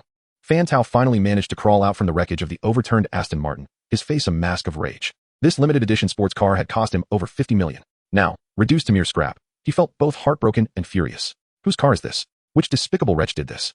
I will find you and ensure you suffer a fate worse than death. Fortunately, he had donned his racing protective gear and helmet. Otherwise, he would not have been able to stand and shout in indignation. At that moment, a Ferrari 90 approached slowly, coming to a stop in front of him. A man emerged from the vehicle and hurried over to support the swaying Fan Tao. "Brother Fan, are you alright? Do you need an ambulance?" "Zhao Song, I'm fine. Just take me to the racetrack. I have matters to attend to." "Alright." Zhao Song assisted Fan Tao into the passenger seat of the Ferrari and drove off. At the racetrack, more vehicles began to arrive, culminating in over 30 expensive sports cars parked there. As the drivers disembarked, they gathered in a spacious area next to the track. Whether they were professional racers brought by some wealthy individuals or privileged second-generation elites known for their arrogance, all stood respectfully, tinged with fear, before the immovable figure of Fang Mingwei. Fan Tao and Zhao Song arrived shortly thereafter, making their way to the front of the crowd. Upon spotting Fang Mingwei, Fan Tao's expression was one of excitement, as if he had found a pillar of support. Unable to contain himself, he exclaimed, "Sister Fang, I was the first to reach the finish line, except for an unknown car that appeared out of nowhere. That driver deceived me. You must stand up for me." Fang Mingwei remained silent, her demeanor as frigid as ever, her fingers ceaselessly kneading one another, her expression betraying no hint of emotion. Fan Tao persisted, "Sister Fang, you must believe me. You can check the footage if you don't trust my words." Fang Mingwei finally ceased her fidgeting, stepping forward to address one of the individuals present. "Jiang Xian, hand over your helmet." "Yes, Sister Fang." Jiang Xian promptly offered his helmet to Fang Mingwei. She took the helmet and, walking a few steps closer to Fan Tao, declared, "That car you mentioned? I was inside it at the time." Fan Tao's heart sank. "Sister Fang, how could that be? You couldn't possibly have been in that car." Before he could finish, Fang Mingwei swung the helmet down onto Fan Tao's head. Blood streamed from his scalp. Another blow followed, causing his face to swell. A third strike resulted in a fracture of his arm. The helmet continued to descend upon him mercilessly. Fan Tao ultimately collapsed to the ground, consciousness slipping away, only to be jolted back to awareness by the searing pain. Before succumbing to the darkness once more, none dared intervene. The onlookers stood frozen in place, eyes shut, listening to the occasional faint cries of agony. Fang Mingwei's wrath was not to be trifled with. No one would dare oppose her. There was once a wealthy heir who had disrespected her, and she had gone directly to his home, beating him senseless in front of his father and grandfather. This incident was merely one of many rumors surrounding her, and among the least significant. One individual whispered to themselves, "Fan Tao is indeed bold to take such risks, relying on the stature of the Fan family." The second most powerful in Nanjiang City, he boldly claimed he would marry Fang Mingwei. I have awaited this day. They failed to recognize who Fang Mingwei truly was. She had the audacity to strike her own father. Who else could she not confront? Finally, Fang Mingwei relented. The helmet was battered, and Fan Tao lay bloodied and bruised, yet still clinging to life. This was Fang Mingyue's prowess. No matter how severely she inflicted pain, she never delivered a fatal blow. She surveyed the crowd with her characteristic indifference, noting that the majority dared not meet her gaze, their faces drained of color, trembling in fear. Suddenly, she called out, "Jiang Xian." Jiang Xian's face paled, and he stammered, "Sister, what do you need? Do you understand?" Yes, I understand, I assure you. I will find a car that meets your satisfaction." Hearing the threat of having his legs broken, Jiang Xian's legs nearly buckled beneath him. He had intended to provide an explanation, hoping to placate Fang Mingyue, but the icy glare she fixed upon him left him with no choice but to muster a smile more akin to a grimace, promising her compliance. But within his heart, an incessant lament echoed, questioning why fate had dealt him such a cruel hand. In a crowd of many, Fang Mingyue had chosen him. Jiang Xian was acutely aware of one truth. If Fang Mingyue were to truly break his legs, his father would not only refuse to assist him, but would also impose even stricter discipline upon him. Chapter 75, Summerfruit. Fang Mingyue then commanded, "Hand over your car keys." Jiang Xian dared not utter a word of dissent and obediently surrendered the keys to his Lamborghini. Afterward, he proceeded towards the racetrack, where Fang Mingyue swiftly departed in Jiang Xian's Lamborghini, vanishing from the scene in a cloud of dust. As Fang Mingyue left, a collective sigh of relief swept through the onlookers, their expressions finally returning to normal. Some hurried to assist the barely conscious Fan Tao, others called for an ambulance, while a few notified Fan Tao's family. A handful cast sympathetic glances towards the pallid Jiang Xian. Meanwhile, Qin Yu drove out of the racetrack's gates, speeding towards Nanyun Villa. Half an hour later, he arrived at the villa's entrance, only to be halted by the security guard. Qin Yu had no choice but to exit the vehicle and register his information before being allowed inside. Despite his significantly enhanced physical prowess and mental acuity, the events of the night, filled with fighting and racing, had drained much of his strength, leaving him somewhat fatigued. After plugging his phone into the charger, he succumbed to sleep. He awoke early the next day, glancing at the clock, which read 5:30 in the morning. It was rare for him to rise so early, and as he cocooned himself in his blanket, he wished to return to slumber. However, his mind was too invigorated, devoid of any lethargy. Realizing that further sleep would prove futile, Qin Yu rose from his bed. After freshening up, he took a seat in a leather chair, deep in contemplation. Upon reviewing the system panel, he noted that only a meager 56 sign-in points remained. What could 56 points accomplish? Certainly insufficient for acquiring martial arts skills. It would be wiser to conserve them for future use. He resolved to devise a strategy for earning more sign-in points to enhance his combat abilities. Aspiring for a level 5 sign-in, or ideally testing the waters for a level 6. He recalled Xiao Zhenfeng, who had resorted to extreme measures after a mere verbal spat during their first encounter. Although his assailants were not formidable, the element of surprise was treacherous, and he could only wonder what kind of adversaries might be dispatched next. With a glint of cold determination in his eyes, Qin Yu resolved to seize any opportunity to eliminate Xiao Zhenfeng. Given his own half-step to the master-level physique and formidable mental strength, it was unacceptable that Xiao Zhenfeng could send assassins after him. Thus, he would not hesitate to deal with him decisively. As he gazed out at the dawn-lit sky, Qin Yu stepped into the garden, unleashing a series of powerful punches. One punch landed squarely against a rock formation, resulting in a thunderous crash as the stone crumbled to dust under his strike. Astonished by the destructive power of his mere 60% strength, Qin Yu sipped warm water and picked up his phone to read a novel he had long followed, which had been neglected due to his recent expenditures. The novel, titled My 10 Girlfriends, was both touching and inspirational. Qin Yu held a particular fondness for the male protagonist and his 10 female counterparts. Time slipped by unnoticed as he read for half an hour, arriving at the final page of the latest update. Satisfied, he decided to reward the author, contributing a sum he no longer cared to scrutinize. As dawn broke, sunlight streamed through the villa's glass doors. Feeling a pang of hunger, he realized the kitchen was devoid of ingredients, rendering any attempt to prepare breakfast impossible. A thought struck him. It was high time to find a housekeeper. While having breakfast, he checked the time, nearly 8 in the morning. He called Kong Xiaoyi, requesting her assistance in bringing a housekeeper for an interview.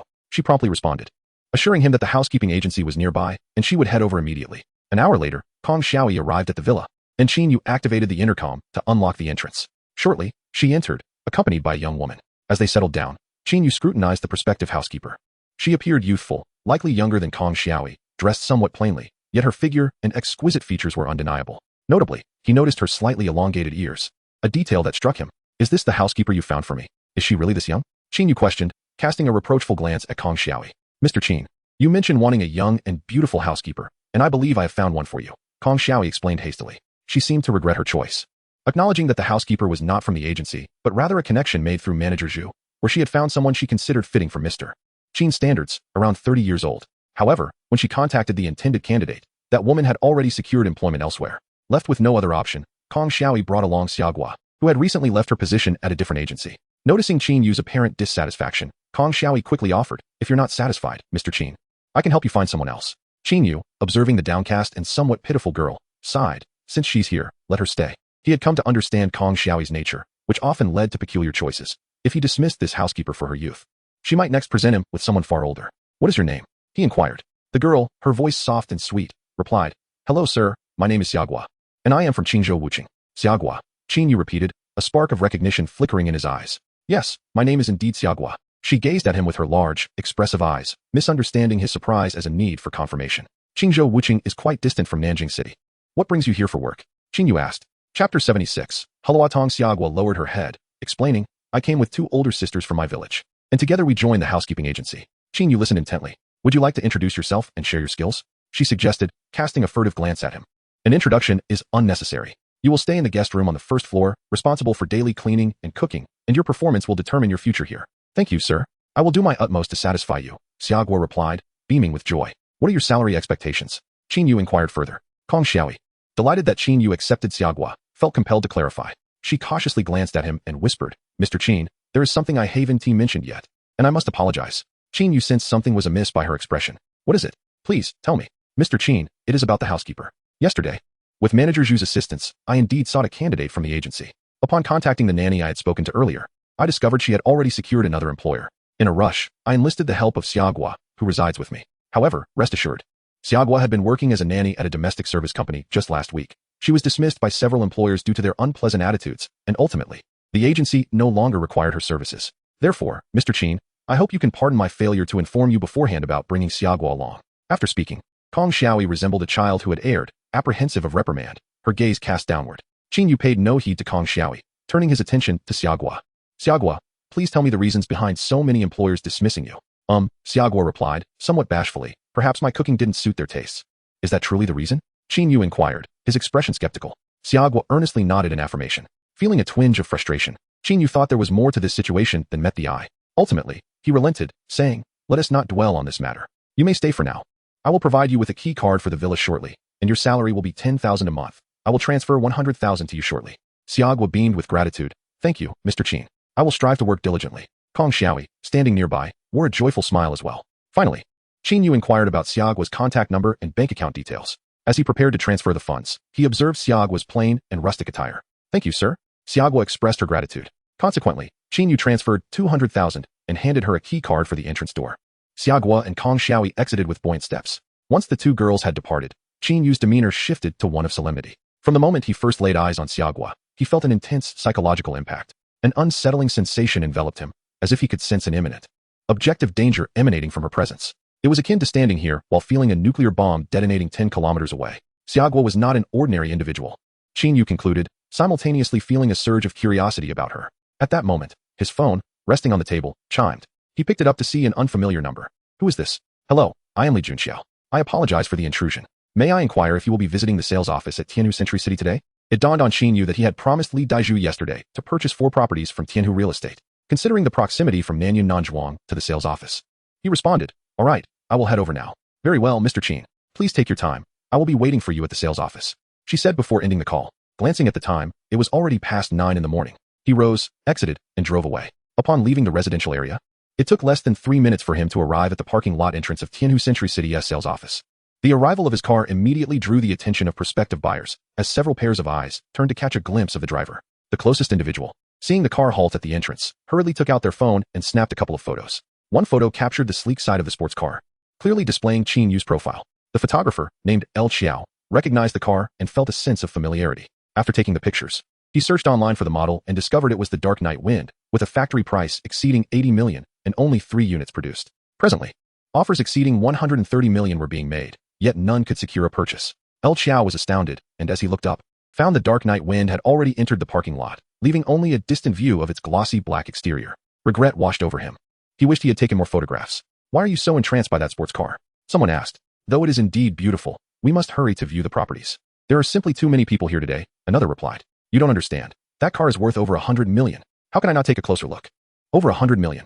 He Luo Tong was taken aback. It was her first time hearing of such an expensive vehicle, let alone seeing one in person. Am I deceiving you? Based on the wheel design, it must be the Dark Knight Wind. Only 3 were ever made. I saw you took a couple of photos. Quickly send them to my phone. I want to post them on social media. He Luo Tong's eyes sparkled with excitement. Of course, once she received the photos, she promptly shared them online. After a moment's thought, she also posted them in her middle school class group, writing, classmates, Today my husband and I are here to purchase properties and even spotted a sports car worth over 100 million. As soon as she sent the message, a flurry of responses flooded in. Lo Tong, are you exaggerating? Is there really a car worth over 100 million? Congratulations on your property purchase today, He Luo Tong. In truth, they had merely come prepared with a down payment.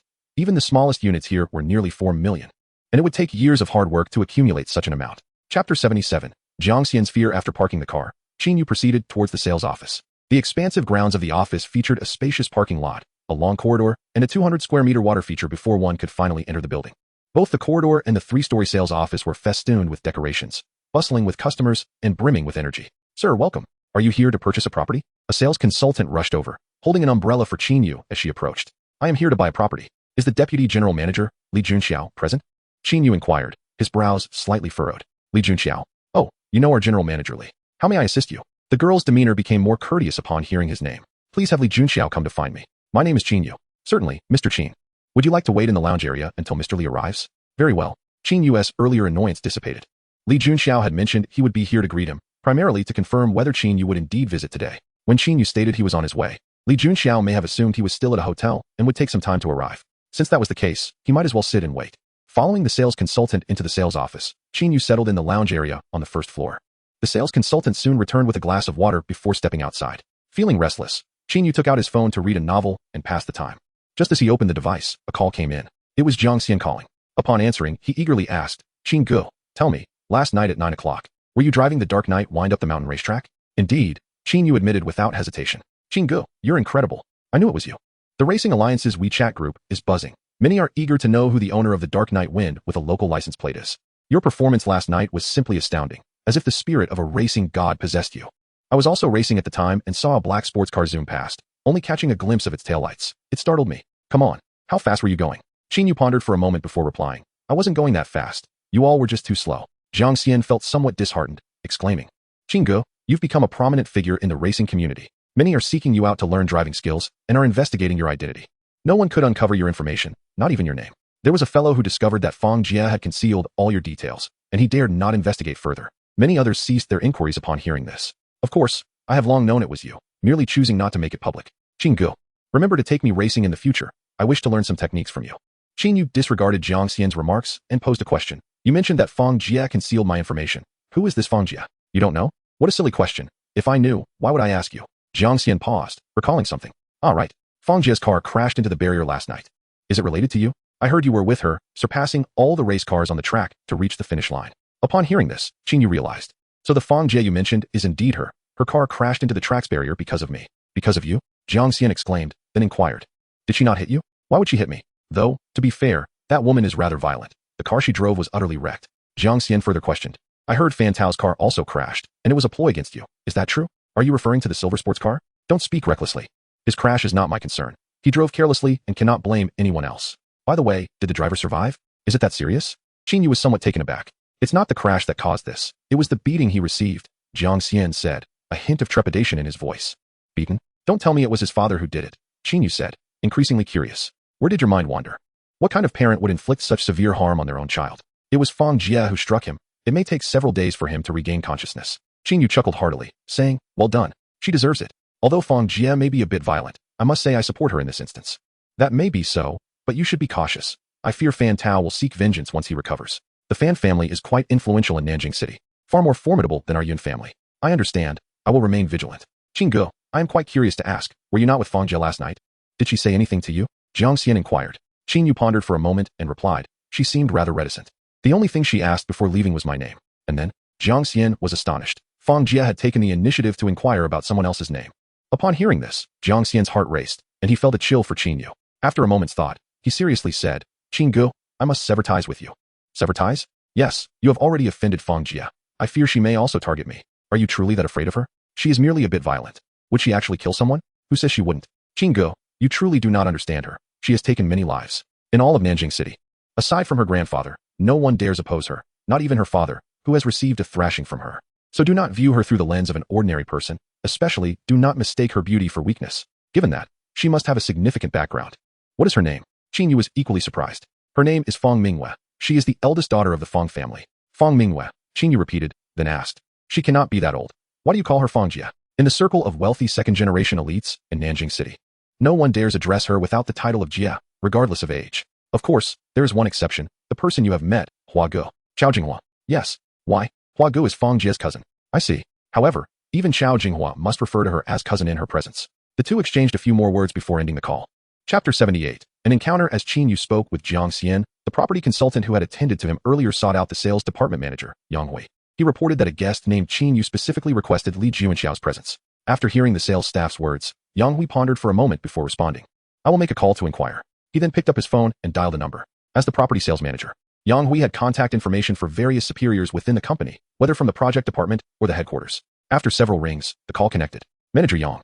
What can I do for you? Li Junxiao asked immediately upon answering. He recognized Yang Hui's number, as he often interacted with numerous clients in his capacity as the vice president of the real estate group. Buying properties was a common occurrence. Li, there is a guest at the sales department who specifically requested for you to come. Who is it? Qin Yu. What? Qin Yu? Li Junxiao's expression changed dramatically. Indeed, Li is acquainted with him. Hearing the significant reaction from the other end, Yang Hui was equally astonished. You must treat my friend with utmost care. Do not neglect him. I am on my way to the sales department now. Rest assured, I know what to do, Yang Hui assured.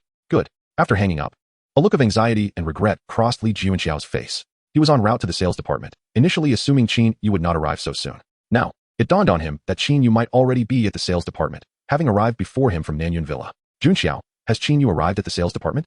Gu Qinshi, driving a dark purple Bentley, heard Li Junxiao's earlier conversation and grasped the situation. Yes, had I known, I would have gone earlier.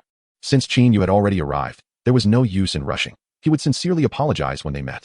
Li Junxiao nodded, feeling somewhat guilty. I hope he can understand. I truly did not expect him to arrive so quickly. If he decides to purchase those 4 buildings, it would be of immense significance for the Li family and for me, as it would not only cultivate a good relationship, but also bring in a substantial sum of funds. Gu Qinshi nodded in agreement. Li Junxiao contemplated for a moment and dialed another number, reaching out to Li Dijing, the general manager of the Tianhu real estate project department, who was also Li Junxiao's uncle. Li Junxiao had only just departed from the Tianhu real estate headquarters and still had over 20 minutes to reach the sales department. Meanwhile, Li Dijing was stationed in the office of the Tianhu Century City project department, making it quite fitting for him to temporarily receive Qin Yu. Upon hearing Li Junxiao's explanation, Li Dijing sheepishly replied, Junxiao, why did you not mention this sooner? I am still en route to the project department. If I head to the sales department directly, it will take me another 10 to 20 minutes. Li Junxiao, feeling helpless, responded, in that case, uncle, please make your way to the sales department as quickly as possible. Once there, ask for sales manager Yang Hui. He should be attending to Qin Xiao. I may arrive slightly later than you. Okay. I will follow your advice and hurry over. Su Li and He Luotong entered the sales department, only to find no property consultants available to assist them. The crowd was overwhelming, and the staff were occupied. The two decided to first explore the model area to examine the layouts before seeking a place to rest. As they passed the negotiation area, they inadvertently spotted Su Li seated inside. Su Li and He Luotong had grown up in the same place, attending elementary, middle, and high school together, sharing desks, and maintaining contact, albeit with less frequent communication in recent years. Ah, Anne is here, and Su Kuan, you are here too. He Luotong noticed Su Kuan and Su Li's mother at another table. Su Kuan was engrossed in a game, his leg crossed casually, showing little reaction to He Luotong's remark, whether he heard it or not. It's been so long since we last met. I barely recognized you. Su Li's mother smiled warmly at He Luotong. She also heard from Su Kuan yesterday that Su Li has already found a new boyfriend, having cast aside her previous partner, Qin Yu. Moreover, her new beau is planning to buy Su Li a house. Purchasing a home is a significant matter, especially for the Su family, who view it as a matter of great pride. Thus, she set out alone shortly after receiving this news, heading to Nanjing City to find Su Li. If Su's mother had previously harbored disdain for Qin Yu, she now holds an immense fondness for Su Li's new boyfriend, Feng Yuan. Handsome and affluent, he is willing to spend lavishly on Su Li, prompting her mother to grow increasingly fond of him. Upon seeing He Luotong, who grew up alongside Su Li, at the sales office, Su's mother felt it was time to make her presence known. She first gestured towards El Chiao and addressed He Luotong, inquiring if he was her husband, remarking on his good looks. Indeed, this is El Chiao, he greeted the others. Where do you work? I trust your salary is satisfactory? Su's mother inquired with a smile. Over 20,000 a month, that should suffice, he replied. With a sense of pride, Su's mother pointed to Feng Yuan, seated beside Su Li, and declared, this is my daughter's boyfriend, Feng Yuan. His family owns several supermarkets, and he has over 100,000 in pocket money every month. He came here today specifically to help my daughter purchase a house. Upon hearing Su's mother's introduction, both He Luotong and El Chiao turned their gazes towards Feng Yuan. He Luotong, filled with envy, remarked, I saw a few photos of Feng Yuan that Su Li posted in our class group a few days ago, and seeing him in person, it's evident he is quite the catch. Su Li is indeed fortunate to have found such a partner. She will surely become a wealthy lady. These words brought a smile to Su Li's face, and Su's mother was equally delighted. If Su Li were to become a wealthy lady, her mother would undoubtedly bask in that glory as well. He Luotong interjected, what are you talking about? who is becoming a wealthy lady. Your husband, El Xiao, is quite impressive himself, securing a managerial position at such a young age. Soon, you may very well be the manager's wife. El Xiao, hearing this, felt slightly embarrassed. He had only just achieved the position of supervisor, and further advancement seemed unattainable. He Luotong then asked, "You and your husband are here to buy a house. Why Haven T? I seen a property consultant. They are overwhelmed. Who would have thought the sales office would be so bustling today?" He Luotong responded helplessly. "Indeed, I'm glad I arrived early. I've already viewed the available properties. And the consultant is preparing the contract." Su Li smiled and then inquired, "He Luotong, are you planning to make a full payment for the house or take out a loan? Our funds only suffice for a down payment. How could we afford to pay in full? We can't compare to your boyfriend's wealth," she replied. "You need not feel disheartened. Being able to afford a down payment surpasses many others. Had I still been with my previous boyfriend, I wouldn't even have been able to manage that," He Luotong affirmed. Suddenly inspired, she proposed, "Su Li, why don't we take a picture together to share in our class group?" "Sure," Su Li agreed. With El Xiao acting as the photographer, they captured a moment together. He Luotong, pleased with the photo, shared it in their class group. Accompanied by the message, "I'm at the sales office and thrilled to have bumped into Su Li and her boyfriend." As soon as the message was posted, several previously silent classmates emerged. Su Li mentioned wanting to buy a house a few days ago. She was not deceiving us. What a coincidence that she met He Luotong at the sales office. I envy you both for having the means to purchase a home, especially in a big city. I heard Su Li's boyfriend is quite wealthy. He is even gifting her a house. He Luotong, could you upload a photo of your boyfriend? Let us see if he is handsome. Upon reading this message, He Luotong discreetly snapped a picture of Feng Yuan and posted it. Wow, he is really handsome. A true rich second generation. Ladies, come and take a look. Many classmates chimed in, expressing their envy for Su Li's newfound fortune. Thank goodness she left Qin Yu. If I were in her shoes, I would have done the same. Indeed, it's all Qin Yu's fault. Otherwise, Su Li would have become a wealthy lady by now. Just then, Li Shi interjected, "Guozhini, Du Jing, are you being excessive? We are all classmates. How can you speak of Qin Yu like that?" Guozhini responded, "What is wrong with what I said? Wasn't he the one who held Su Li back? Didn't you hear Su Li call him a miser, expecting her to pay for meals? He never bought her a decent gift in nearly 2 years. I second that," Du Jing added. "Li Shi, you're taking Su Li's words at face value. How reliable are they?" Li Shi retorted, "Just because you want to defend your friend doesn't mean you should disregard the truth. Look at what Qin Yu has become. Enough already. Don't you see it's all about Su Li finding a wealthy boyfriend? You're just trying to curry favor now." Guozhini shot back. "Li Shi, what did you say? Repeat that." "You heard me." As the three of them exchanged barbs, the group chat erupted with activity. Many classmates emerged to mediate or support one side or the other, yet no one came to Li Shi's defense, leaving him increasingly isolated. After posting a photo, He Luotong stopped checking the group chat and was unaware of the ensuing chaos. The property consultant who had been assisting Su Li approached, bringing the purchase contract. Upon glancing through the contract, Su Li's expression changed when she turned to the second document and realized it was a loan agreement with the bank. "Brother Feng, didn't you say you'd buy the house outright? Why has it turned into an installment plan?" Su Li asked with some displeasure. Feng Yuan felt awkward and hurried to explain, "Su Li, my savings are all tied up in investments, and I can't access that much cash right now. Besides, I've already contributed over $1 million for the down payment, and I'll be covering the monthly payments as well. Thus, for you, paying in installments is akin to paying in full." Su Li's expression softened slightly, yet she still felt something was amiss. Feng Yuan had readily agreed to purchase a house for her, largely due to Su Kuin's insistence, but more importantly, because Su Li had told him her first time had yet to be given to anyone else. Feng Yuan had been thrilled upon hearing this and had readily agreed. Initially, Su Li had her sights set on a larger property of 140 square meters, but Feng Yuan dismissed it, opting for a smaller 100 square meter unit priced at 3.8 million. Su Li accepted this begrudgingly, as it was not her money, and she had to consider Feng Yuan's stance. However, he further decided without consulting her to proceed with an installment plan, making a down payment of only 1.2 million. This stark contrast extinguished Su Li's earlier excitement, and she began to perceive Feng Yuan's unreliability. "Review the contract. I'll step away to the restroom for a moment," Feng Yuan said before heading off. He Luotong, seated close to Su Li, had overheard their conversation. After Feng Yuan left, she approached Su Li, picking up the purchase contract to examine it. Finally, she said, "Su Li, there is something I feel compelled to say." "What is it? Speak freely." He Luotong leaned closer and whispered, "I sense that your boyfriend lacks sincerity towards you. With his wealth, how could he settle for such a small house? And now he is resorting to a loan for the down payment? And what of it?" Su Li replied, trying to maintain her composure. "Even if it's an installment plan," Feng Yuan said, he'd cover the monthly payments.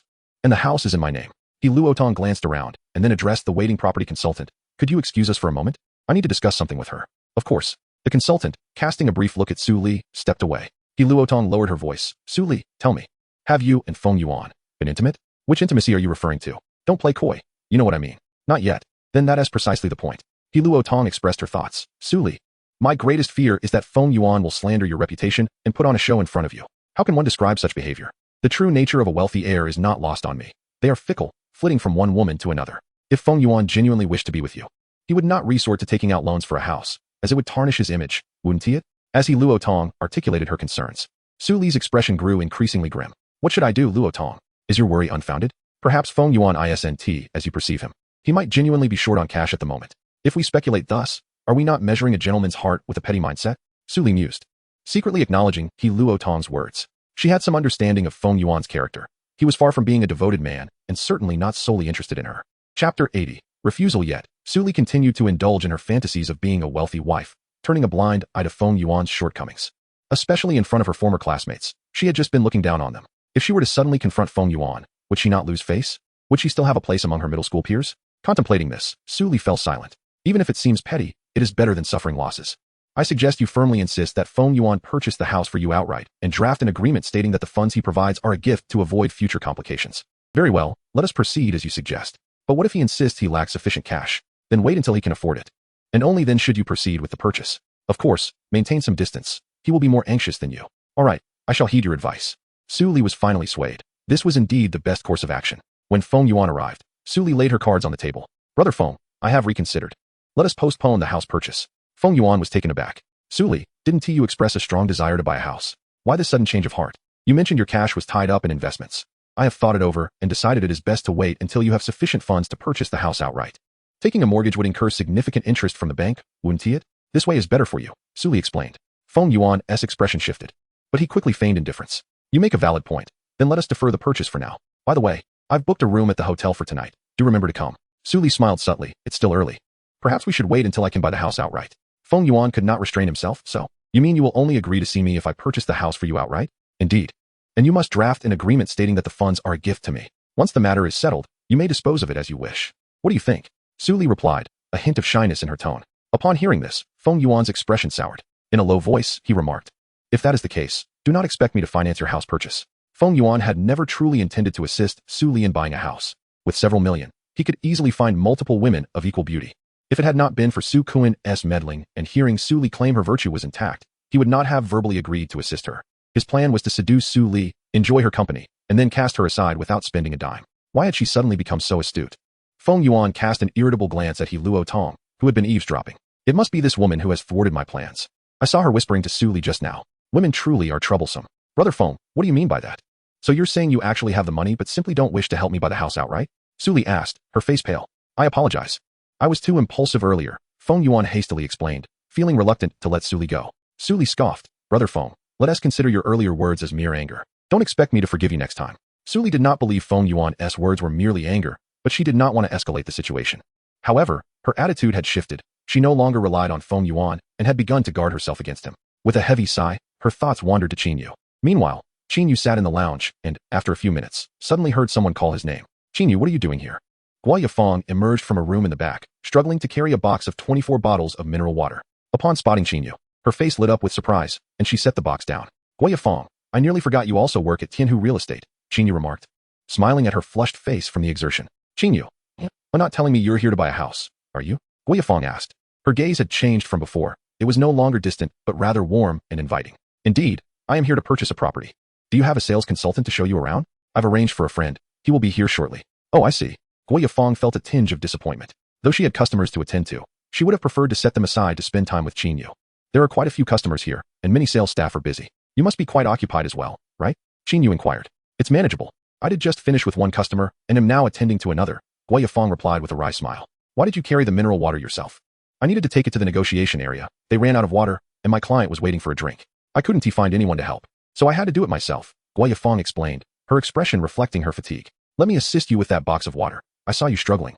Qin Yu offered as he stood up. Thank you so much, Guo Yifeng accepted gratefully. It's no trouble at all. Qin Yu smiled and easily lifted the box of water. The negotiation area was only a few dozen steps away. After placing the water in the corner, he turned to Guo Yifeng. Qin Yu, Guo Yifeng called out as he prepared to leave. Do you need something? He asked. Well, Guo Yifeng gathered her courage. Qin Yu, if I wanted to be your girlfriend, would you love me? After speaking, she felt a mix of shyness and anticipation.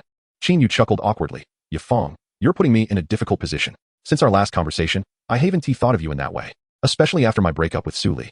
I truly do not wish to pursue a relationship right now. So, I'm sorry, let us remain friends. Guo Yifeng's expression dimmed, feeling somewhat dejected. Qin Yu, your words reflect my own sentiments back at me, leaving me speechless. Chapter 81. Discussed Qin Yu. It's you. Upon hearing the voice, Qin Yu turned to find it was Su Kuan, his ex-girlfriend's brother. After finishing a game, Su Kuan was thirsty and looking for water. Spotting the box of mineral water, he approached and was surprised to see Qin Yu. He waved excitedly at Su Li's sister. Look who has come here. Though Su Li and Feng Yuan had not quarreled, their relationship was far from pleasant, especially as Su Kuan called out to her. Looking up, Su Li immediately spotted Qin Yu standing there. How could Qin Yu be here? Su Li couldn't help but stand up. What's wrong? Feng Yuan inquired. My ex-boyfriend.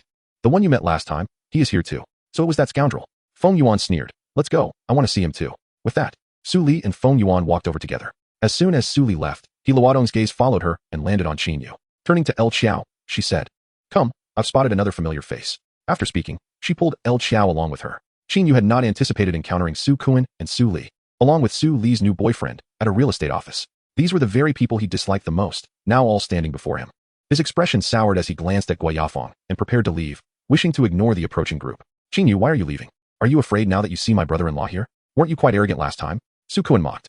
Qin Yu halted, narrowing his eyes at Su Kuan. Su Kuan, I do not wish to resort to violence, but should anyone thrust their face before me, I shall not hesitate to expend some energy. The statement was delivered with a calm demeanor, yet carried an undeniable intensity, bolstered by a surge of mental energy. As the words fell, Su Kuan instinctively took 2 steps back, his face paling. He ultimately suppressed his composure and asked, Qin Yu, what do you mean by that? All right, brother, let us not provoke him further, Su Li interjected, casting a complex glance at Qin Yu. There are moments when one fails to cherish something while it is within their grasp, only to realize its significance upon losing it. This was the feeling Su Li experienced at that moment as she beheld Qin Yu. Just days after their breakup, she noticed that Qin Yu had transformed entirely. He was not only more composed but also more handsome, with a demeanor that had undergone a profound change. Memories flooded back, particularly his attentive care when she fell ill and his unwavering support during ordinary times. Although Qin Yu could not provide her with material wealth, his sincerity was unmistakable. Reflecting on these thoughts stirred an impulse to weep within Su Li, especially now that she had come to recognize Feng Yuan's true nature. Knowing he could never be as devoted as Qin Yu once was. With these emotions swirling, Su Li approached Qin Yu, her demeanor softened. Qin Yu, what brings you to the real estate office? Gui Yafeng, unfamiliar with Su Li, asked Qin Yu. Who is this person? My ex-girlfriend, Su Li, Qin Yu replied directly. Gui Yafeng nodded and scrutinized Su Li closely, feeling a twinge of pity for her. Kid, I've heard you're quite the pretender. A hotel driver trying to play the affluent in front of me. Feng Yuan sneered at Qin Yu, ignoring Feng Yuan and his earlier comment. Qin Yu noticed a familiar face approaching. He Luotong. Qin Yu, it's really you. Long time no see. He Luotong smiled as she approached. You are He Luotong. Qin Yu quickly recalled her name from their high school days. He had a vivid impression of her, as she was the class monitor back then and now the leader of their alumni group. I thought you might not recognize me, He Luotong said with a smile. Gesturing to El Qiao, this is El Qiao, my husband. Upon hearing the introduction, Qin Yu nodded towards El Qiao. Hello. El Qiao greeted him, albeit puzzled, as he felt a strange familiarity with Qin Yu despite logically not knowing him. Qin Yu, weren't you a driver at the hotel? Why are you here playing the laborer? Su Kuan, emboldened by Feng Yuan's earlier taunts, mocked Qin Yu with a smug smile. Laborer? Su Kuan, who had just arrived, was questioned by Su's mother, who had followed the others out of curiosity. Seeing everyone rushing to that spot, she approached and soon laid eyes on Qin Yu, as Su Li's former boyfriend. Su's mother was well aware of his background. From their first meeting, she harbored significant animosity towards him. In her view, her daughter Su Li was beautiful and talented. Such a daughter deserved a wealthy and capable son-in-law. But what was Qin Yu? Lacking money, background, or remarkable ability, he seemed a disgrace to their family. Su Li following him would only bring her suffering. This jealousy intensified when she observed how the neighbor, old Zhang, had found a good son-in-law, uplifting their family's fortunes. Twice, Su's mother had shown Qin Yu no courtesy, constantly deriding him and urging Su Li to break up with him. In the past, Qin Yu had endured her disdain. But now, recalling their history, he felt a deep-seated loathing towards her. Indeed, Mom, this case of mineral water was brought here by Qin Yu. I witnessed it myself.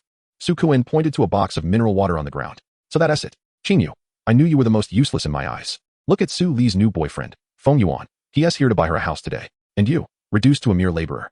Earning a meager salary while daring to dream of marrying my daughter, Su's mother gloatingly mocked. Su Li, feeling anxious, pulled at her mother. Mom, could you please say less? Su Li, why are you defending him? He is no longer your boyfriend. Even if he were, I could still speak my mind. Ma'am, I believe there has been a misunderstanding, Gui Yafeng interjected. This box of mineral water was moved here by him. Qin Yu is not an employee here, nor is he here to carry anything. Not an employee? Su's mother asked, slightly displeased. Then what is he doing here? What I am here for is none of your concern, nor is it your place to question me. Qin Yu responded, his tone measured. His gaze towards Su's mother laced with a hint of disdain and disgust. Chapter 82, Complaint. Noticing this expression, Su's mother bristled with anger. Qin Yu, what gives you the right to speak to me like that? And what gives you the right to address me in such a manner? Qin Yu retorted defiantly. As his words rang out, the atmosphere in the room grew tense. Click. He Luotong stepped outside, discreetly snapping a photo of Qin Yu, Su Li, and the others. then posted it in their class group with the message. Encountered Qin Yu at the real estate office. It seems he's about to argue with Su Li's mother. Everyone come and watch. Instantly, a flurry of messages flooded in. Why is Qin Yu at the real estate office? Is he here for Su Li? Lo Qiao.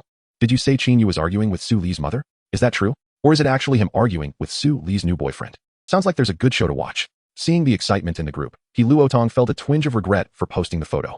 Su's mother seemed to see through Qin Yu's heart, issuing a warning. Rest assured, even if Su Li were to kneel before me now, pleading for reconciliation, I would remain resolute in my refusal. Therefore, what you just mentioned is utterly unfounded, Qin Yu remarked with a sardonic smile. You're just putting on a facade. Su's mother scoffed. Qin Yu, stop pretending. My sister is stunning. Who wouldn't be enamored with her? You can forget about it. Is everyone here suffering from delusions? Qin Yu has never expressed any desire to pursue Su Li, yet you all twist reality into something so far-fetched, Gui Yafeng interjected, unable to endure the charade any longer. Who are you? What connection do you have with Qin Yu to speak on his behalf? Su's mother shot a hostile glance at Gui Yafeng, who, to her annoyance, was as striking as Su Li. I am a friend of Qin Yu's, and indeed, I have feelings for him, but alas, he has not reciprocated, Gui Yafeng confessed candidly.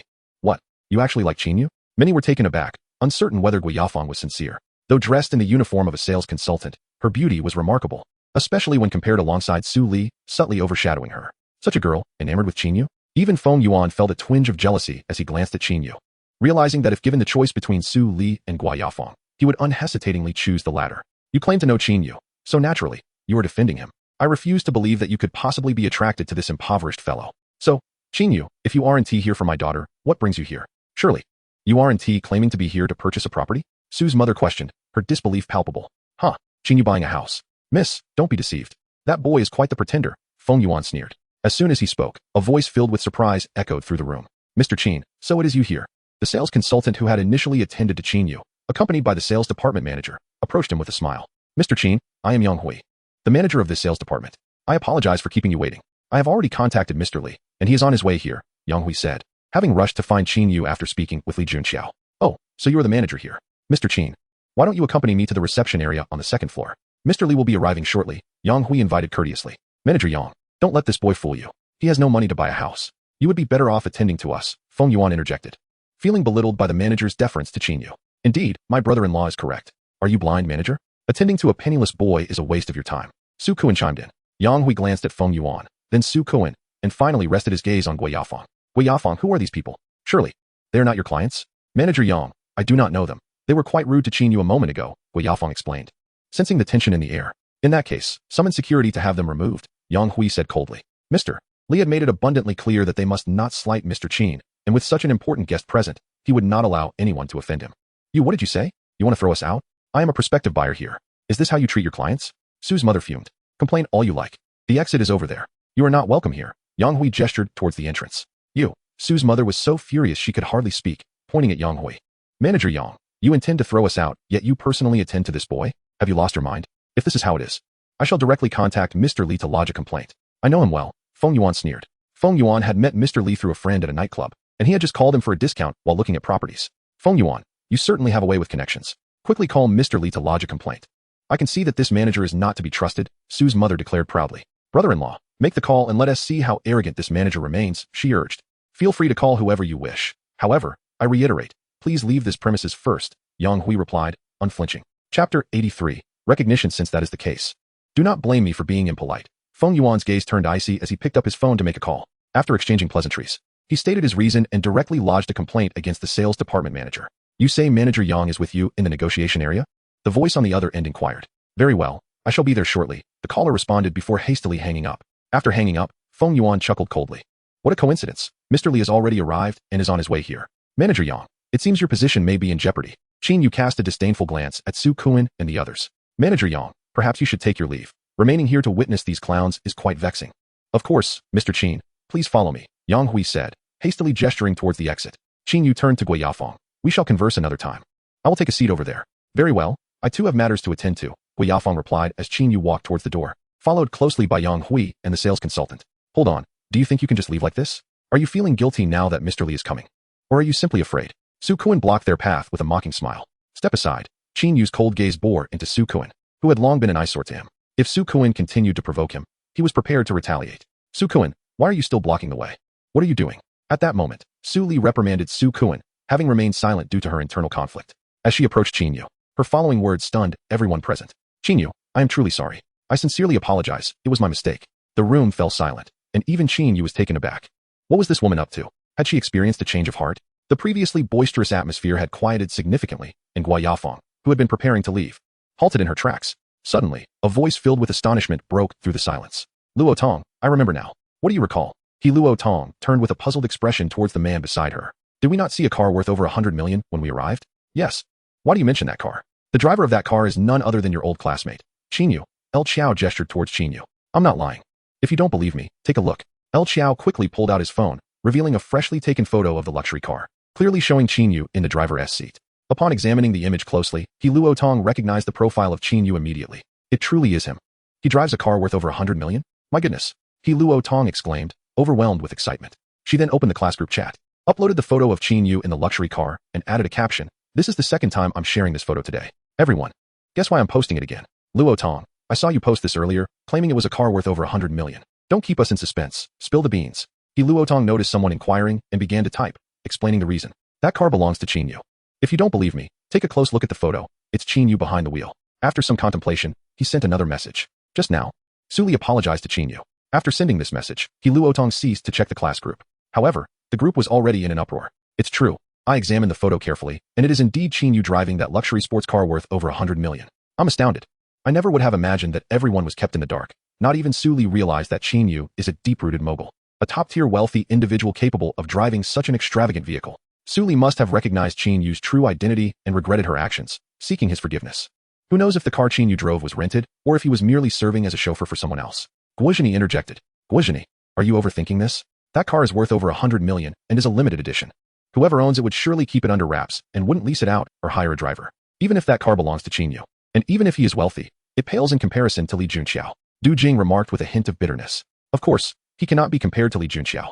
Ignoring the chatter in the class group, Su Li's mother gazed incredulously at her daughter. Sister, have you lost your mind? Why are you apologizing to Qin Yu? Meanwhile, Feng Yuan's expression darkened, his eyes glimmering with barely concealed anger. Su Li merely fixed her gaze on Qin Yu, remaining silent. Upon hearing this, Su Li felt her strength wane, stepping back slightly as a pallor washed over her face. At that moment, a portly, balding middle-aged man hurried in. Feng Yuan's face lit up upon seeing the newcomer. Mr. Li, you finally arrived. Li Dijing glanced at Feng Yuan without acknowledging him and turned to Yang Hui urgently. Manager Yang, where's Mr. Qin? Yang Hui quickly introduced. Mr. Li, this is Mr. Qin. Greetings, Mr. Qin. I am Li Dijing, the general manager of the real estate project here. I heard you were coming to purchase property, but couldn't personally welcome you. I truly apologize for that. Li Dijing, guided by Yang Hui, hurried over to Qin Yu, his demeanor exceedingly respectful and ingratiating. The smile that had been plastered on Feng Yuan's face abruptly froze as he muttered in disbelief. Mr. Qin? The general manager of a prominent real estate group treating Qin Yu with such deference left everyone else gaping in astonishment, with the exception of Gua Yafeng and Yang Hui, who had some awareness of Qin Yu's identity. Even Luo Tong and his spouse, El Qiao, who were already aware of Qin Yu's ownership of a car valued at over 100 million, were equally taken aback, further affirming Qin Yu's status. Mr. Li, you are too kind. I'm merely here to casually purchase a few buildings. There is no need for your personal reception. You jest, Mr. Qin. You are a distinguished guest of Tianhu Real Estate, and your presence truly enhances this sales department. It also brings me honor, does it not?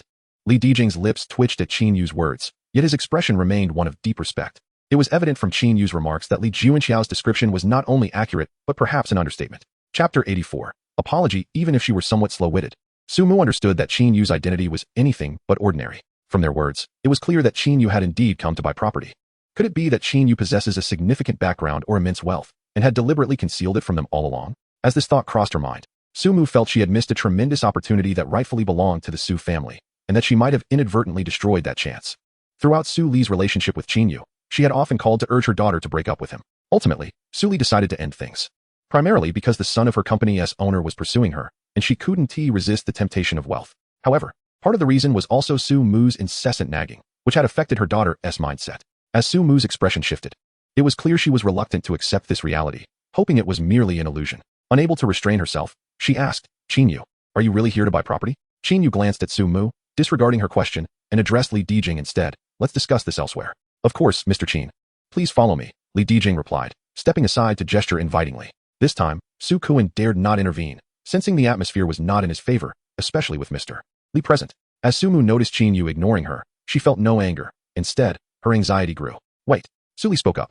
Many might not have caught Qin Yu's earlier statement, but she heard it clearly. It was precisely because she understood it well that she felt an overwhelming shock and heartache. Hearing that Qin Yu intended to leave, she panicked and called out to him. She wondered at Su Li's sudden change in demeanor, which lacked her usual arrogance and irrationality.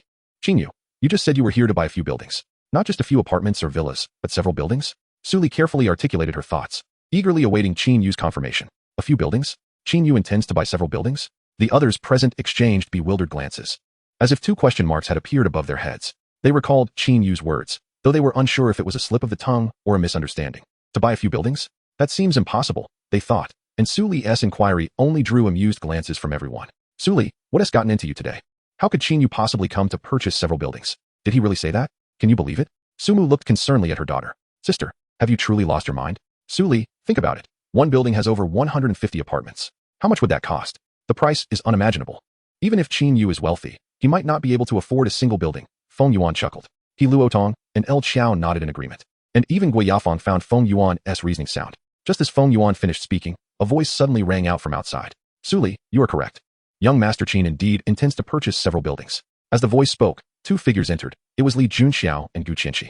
Li Junxiao, Gu Qianqi, you both are here too. Su Li and He Luotong exclaimed in unison upon seeing them. Li Junxiao had once captivated numerous young hearts, and it was no surprise that Su Li and even He Luotong felt a spark of recognition upon seeing him again. During their high school days, Li Junxiao was renowned, and there was no one who did not know him, envy him, or adore him. Even now, as a married woman, He Luotong felt a rush of excitement at seeing Li Junxiao, who remained as dazzling as ever. Li Junxiao, I nearly forgot that Tianhu Real Estate is your family's. Various emotions flickered in Su Li's eyes as she looked at Li Junxiao, her gaze reddening. Upon noticing Gu Qianqi beside him, jealousy flared within her. Li Junxiao regarded Su Li calmly, feeling a sense of lingering guilt towards her, yet his heart had long since hardened. Su Li, it's been a while. And Luotong, I didn't expect to run into you here. Li Junxiao, He Luotong suddenly brightened with an idea, smiling. I just remembered that this development belongs to your family. I happen to be here to buy property. As old classmates, could you give me a discount? Her words momentarily stunned Li Junxiao, who then laughed heartily. He Luotong, after all these years, you haven't changed a bit. Sure, considering our old classmate relationship, how about I give you a 50 discount? That would be a loss for me. All right, it's a deal. He Luotong replied with delight. Beside him, LV Qiao wore an expression of exhilaration. He had not anticipated that his visit to purchase a property would lead to such an unexpected windfall. He was astonished to discover that there was such an exceptional individual among his peers in Heluotong. Along with this classmate, Qin Yu, he thought to himself, how fortunate it was to encounter such remarkable alumni. All right, Manager Li, when you see which property my old classmate is interested in, offer it to her at half price. He instructed. Understood, Mr. Li, Yang Hui promptly replied. Li Junxiao then turned to Su Li, a smile gracing his face. Su Li, you are not here to buy a house too, are you? I can also sell it to you at a 50% discount. Su Li stood there in silence, biting her lip, unable to respond. Su Li, why are you dazed? Hurry and accept your classmate's offer, Su's mother urged, realizing that the large real estate development they were visiting was owned by this former classmate of Su Li's. This was indeed a genuine second-generation rich kid, far surpassing Feng Yuan. How wonderful it would be if this person became a son-in-law to the Su family. Annie, allow me to introduce Li Junxiao and Gu Qianqi. They were also classmates of Su Li and me. I believe you have heard of Li Junxiao's father, the wealthiest man in Shaqing, Li Daiju, Heluotong cheerfully elaborated. Oh, so you are the son of Shaqing's richest man, Su Li remarked. I had no idea I had such an extraordinary classmate. Su's mother regarded Li Junxiao with newfound admiration, her envy deepening as she thought how fortunate Su Li would be if she could form a relationship with him. Auntie, you jest. Just think carefully before responding to my offer, Li Junxiao said before striding over to Qin Yu alongside Gu Qianqi. Mr. Qin, my sincere apologies for my tardiness.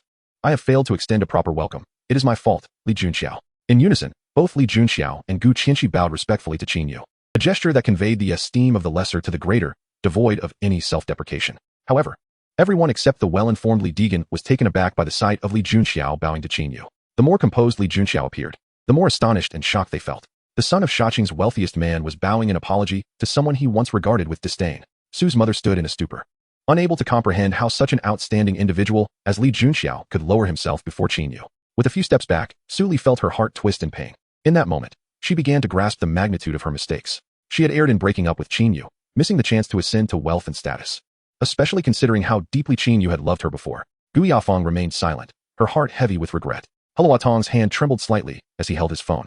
Qin Yu was the true top-tier figure amongst their classmates, a hidden heir of immense wealth. Not only owning a car worth over 100 million, but also commanding the respect of Li Junxiao, who referred to him as Mr. Qin. Feng Yuan felt dizzy, nearly collapsing. At that moment, he understood much. Qin Yu was not merely a hotel driver or an ordinary worker, but a genuine magnate capable of crushing him with a single foot. Since you have apologized, let us move on. Qin Yu glanced at Li Junxiao. speaking with a hint of indifference. Thank you, Mr. Qin. Li Junxiao and Gu Qianxi straightened their postures. Is the purchase contract ready? Qin Yu inquired. Li Junxiao and Gu Qianxi exchanged a glance, momentarily at a loss. They had not anticipated that Qin Yu would request to sign a contract upon his arrival. They thought business discussions would precede such formalities, especially when purchasing for buildings was no trivial matter. I am here to sign the contract, not to negotiate. Did we not agree yesterday? For buildings for 2 billion. You should have prepared the purchase contract for me to sign and make payment. I do not have the luxury of time to linger here. Qin Yu expressed his impatience. Yes, Mr. Qin, we will have the contract ready shortly. Would you like to accompany me to the second floor to enjoy some coffee and refreshments in the meantime? Li Junxiao bowed. Very well, I shall wait a little longer. Subsequently, Qin Yu, Li Junxiao, Li Degan, and others ascended to the second floor, leaving the remaining crowd in a state of shock. Everyone had heard clearly, each word resonating in their minds. Qin Yu was indeed there to purchase several buildings, 4 of them, no less, valued at 2 billion, regardless of disbelief. They recognized the reality. This was not a dream. Gu Yafeng gazed at Qin Yu's retreating figure, a tall and imposing silhouette. From the previous night until now, her perception of Qin Yu's status had been shattered repeatedly. To spend 2 billion on real estate was beyond comprehension. The extent of Qin Yu's wealth was unfathomable. With a bitter smile, Gu Yafeng silently walked away to attend to her clients, her thoughts lingering on Qin Yu's cold visage. Su Li, is this real? Am I dreaming? Qin Yu, he intends to spend over 2 billion on 4 buildings. After a long pause, Su's mother could no longer contain her curiosity. The respect Li Junxiao had shown Qin Yu had stunned everyone, and then the announcement of 2 billion for the properties had left them utterly speechless. What did it mean to spend such an amount on buildings? Only those of extreme wealth could undertake such a feat. Li Junxiao could not. And even the wealthiest man in Shaqing, Li Deju, might struggle to do so. Such individuals existed beyond the comprehension of Su Li and Hulua Tong, their wealth unmeasurable by ordinary standards. Yet, just days ago, Su Li had the potential to ascend to such heights. Su Li stared vacantly at her mother, feeling a mix of anger and powerlessness. Mother, so what if it is true? What difference does it make to you? The moment she spoke, Su's mother's expression shifted multiple times, struggling to find words, ultimately left speechless. Indeed, what could she say? Su Li had already severed ties with Qin Yu. No matter how wealthy or capable he was, it bore no relevance to her. Su Li, I too must take my leave. Feng Yuan's face darkened ominously. You know the reason. Last time you were deceived by him. Your ex-boyfriend is far beyond my reach. My current grievances stem from you. Do not contact me again. With that, he departed, his demeanor grim. Feng Yuan, what do you mean? Why are you leaving? Su's mother, bewildered by Feng Yuan's harsh words, turned to Su Li. Her anxiety mounting. Your boyfriend has left. Why are you still dawdling? She had hoped Feng Yuan would assist Su Li in purchasing a property. But seeing the deal fall through, her frustration grew. Mother, there's no need to chase after him. He was never sincere about helping me buy a house, Su Li replied. Her expression calm. What do you mean? Why did he bring you here then? Su Kuan interjected. Sister, let Feng Yuan go. We should see if you can reconcile with Qin Yu and become his girlfriend again. If you two are together, his wealth and the properties he has acquired would easily allow him to gift us a couple of houses. Su Li remained unmoved. Mother, weren't you the one who despised Qin Yu the most? Why are you now suggesting that I pursue him? My dear daughter, circumstances have changed.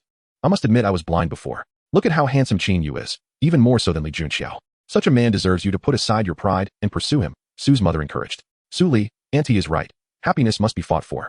Qin Yu probably still does not have a girlfriend. You should seize the opportunity. Otherwise, that girl just now, she mentioned she liked Qin Yu, and her words are undoubtedly sincere. He Luotong approached to offer her advice, being a married woman with greater understanding.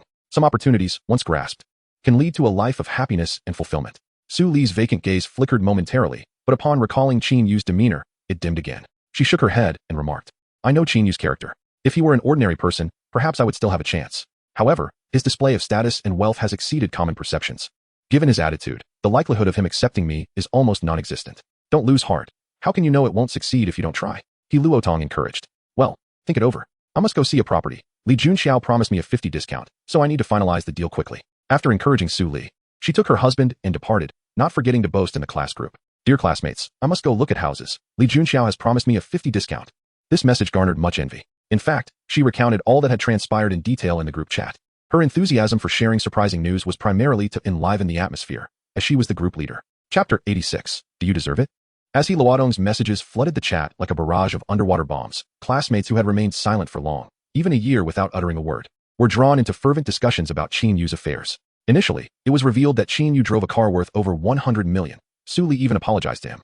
Then the sales department manager approached, treating Qin Yu with remarkable courtesy, even attempting to dismiss Feng Yuansu and others. Classmates eagerly speculated about Qin Yu's identity, with some even conjecturing whether he had won a lottery to afford such an extravagant vehicle. This news prompted several to chime in, especially those like Guo Jini and Du Jing, who were convinced of Qin Yu's lottery win. Then He Luotong shared that the director of the property project had also come to see Qin Yu, addressing him as Mr. Qin with great respect. This revelation shifted the tone of the group chat, leading to further speculation about his identity, but no one dared to mention the lottery theory again. Guo Zhini and Du Jing remained silent, instead comparing Qin Yu to Li Junxiao, asserting that no matter how wealthy Qin Yu was, he could not surpass Li Junxiao. When Li Junxiao and Gu Qianqi appeared, they unexpectedly bowed to Qin Yu, addressing him as young Master Qin. This revelation shocked everyone and left Guo Zhini and Du Jing utterly speechless. No one anticipated that Qin Yu, who had previously been silent, would emerge as a figure far superior to Li Junxiao. Even Li Junxiao had to lower his head before Qin Yu. What could they say but to revere him? The final bombshell was that Qin Yu planned to spend $2 billion on 4 buildings. Once this information was disclosed, the group fell into a stunned silence as they processed the magnitude of this revelation. This was no longer a matter of speculating on Qin Yu's status. It was about gauging the extent of his wealth and the reality of him possessing such an immense sum of money. $2 billion. If just a fraction of that were shared, they could all lead comfortable, affluent lives. This exemplified Qin Yu's immense power. With this final transformation of Qin Yu's identity, everyone in the group unanimously praised and lauded him. The most dramatic shift was observed in Guo Zhini and Du Jing. Initially, they had spoken ill of Qin Yu, and even after learning of his luxury car, they still expressed disdain. However, they soon fell silent, afraid to utter a word. After He Luodong's last message, their attitude transformed, and they began praising Qin Yu, their words dripping with flattery. At this moment, Li Shi, who had long been silent, finally typed a message. Guo Zhini and Du Jing.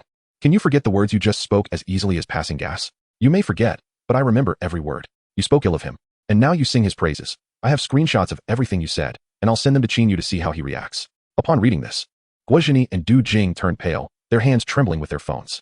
They harbored deep resentment towards Li Shi and regretted their earlier remarks. Qin Yu, too, felt remorse. It was the most regrettable thing he had said since acquiring the system. Why did he foolishly announce his intention to buy 4 buildings? It was akin to digging his own grave. As he stared at the towering stack of purchase contracts, these thoughts flashed through his mind. With a sigh, he picked up a pen and began signing. Fortunately, with his unparalleled mental strength and physical constitution, he did not feel fatigued despite the lengthy signing process. An hour later, having completed the contracts, Qin Yu transferred $2 billion to the real estate finance department through the system. He then paid an additional $60 million to delegate the payment of property tax. At last, the purchase procedures were finalized. Qin Yu instructed Li Junxiao to send the purchase contracts and receipts to the villa at Nanyun Mountain. He declined invitations from Li Junxiao and Li Dijing for a celebratory meal. Amid the crowd's farewells, he exited the sales office. As Qin Yu drove away in his luxury car, preparing to refuel, he suddenly heard someone call his name. Despite the superb soundproofing of the vehicle, his ears were remarkably keen. After a moment's thought, he rolled down the window and turned to see Su Li approaching, breathless. Is there something you need? He asked calmly as she drew near. Qin Yu, is there still a chance for us? Qin Yu coldly awaited Su Li to finish. He could see that she had indeed changed, but he was no longer the humble individual struggling at the bottom. Su Li, from the moment you proposed breaking up, you ceased to exist in my eyes. So, do you believe you still deserve to reconcile with me? With that, Qin Yu turned away, no longer regarding Su Li.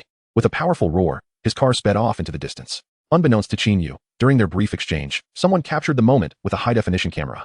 This photograph swiftly made its way into the hands of a certain individual. Fang Mingyue examined the photo, a smirk curling her lips. What a nouveau riche. Buying so many properties, does he aspire to be a landlord? She then picked up the dossier regarding Qin Yu and scrutinized it.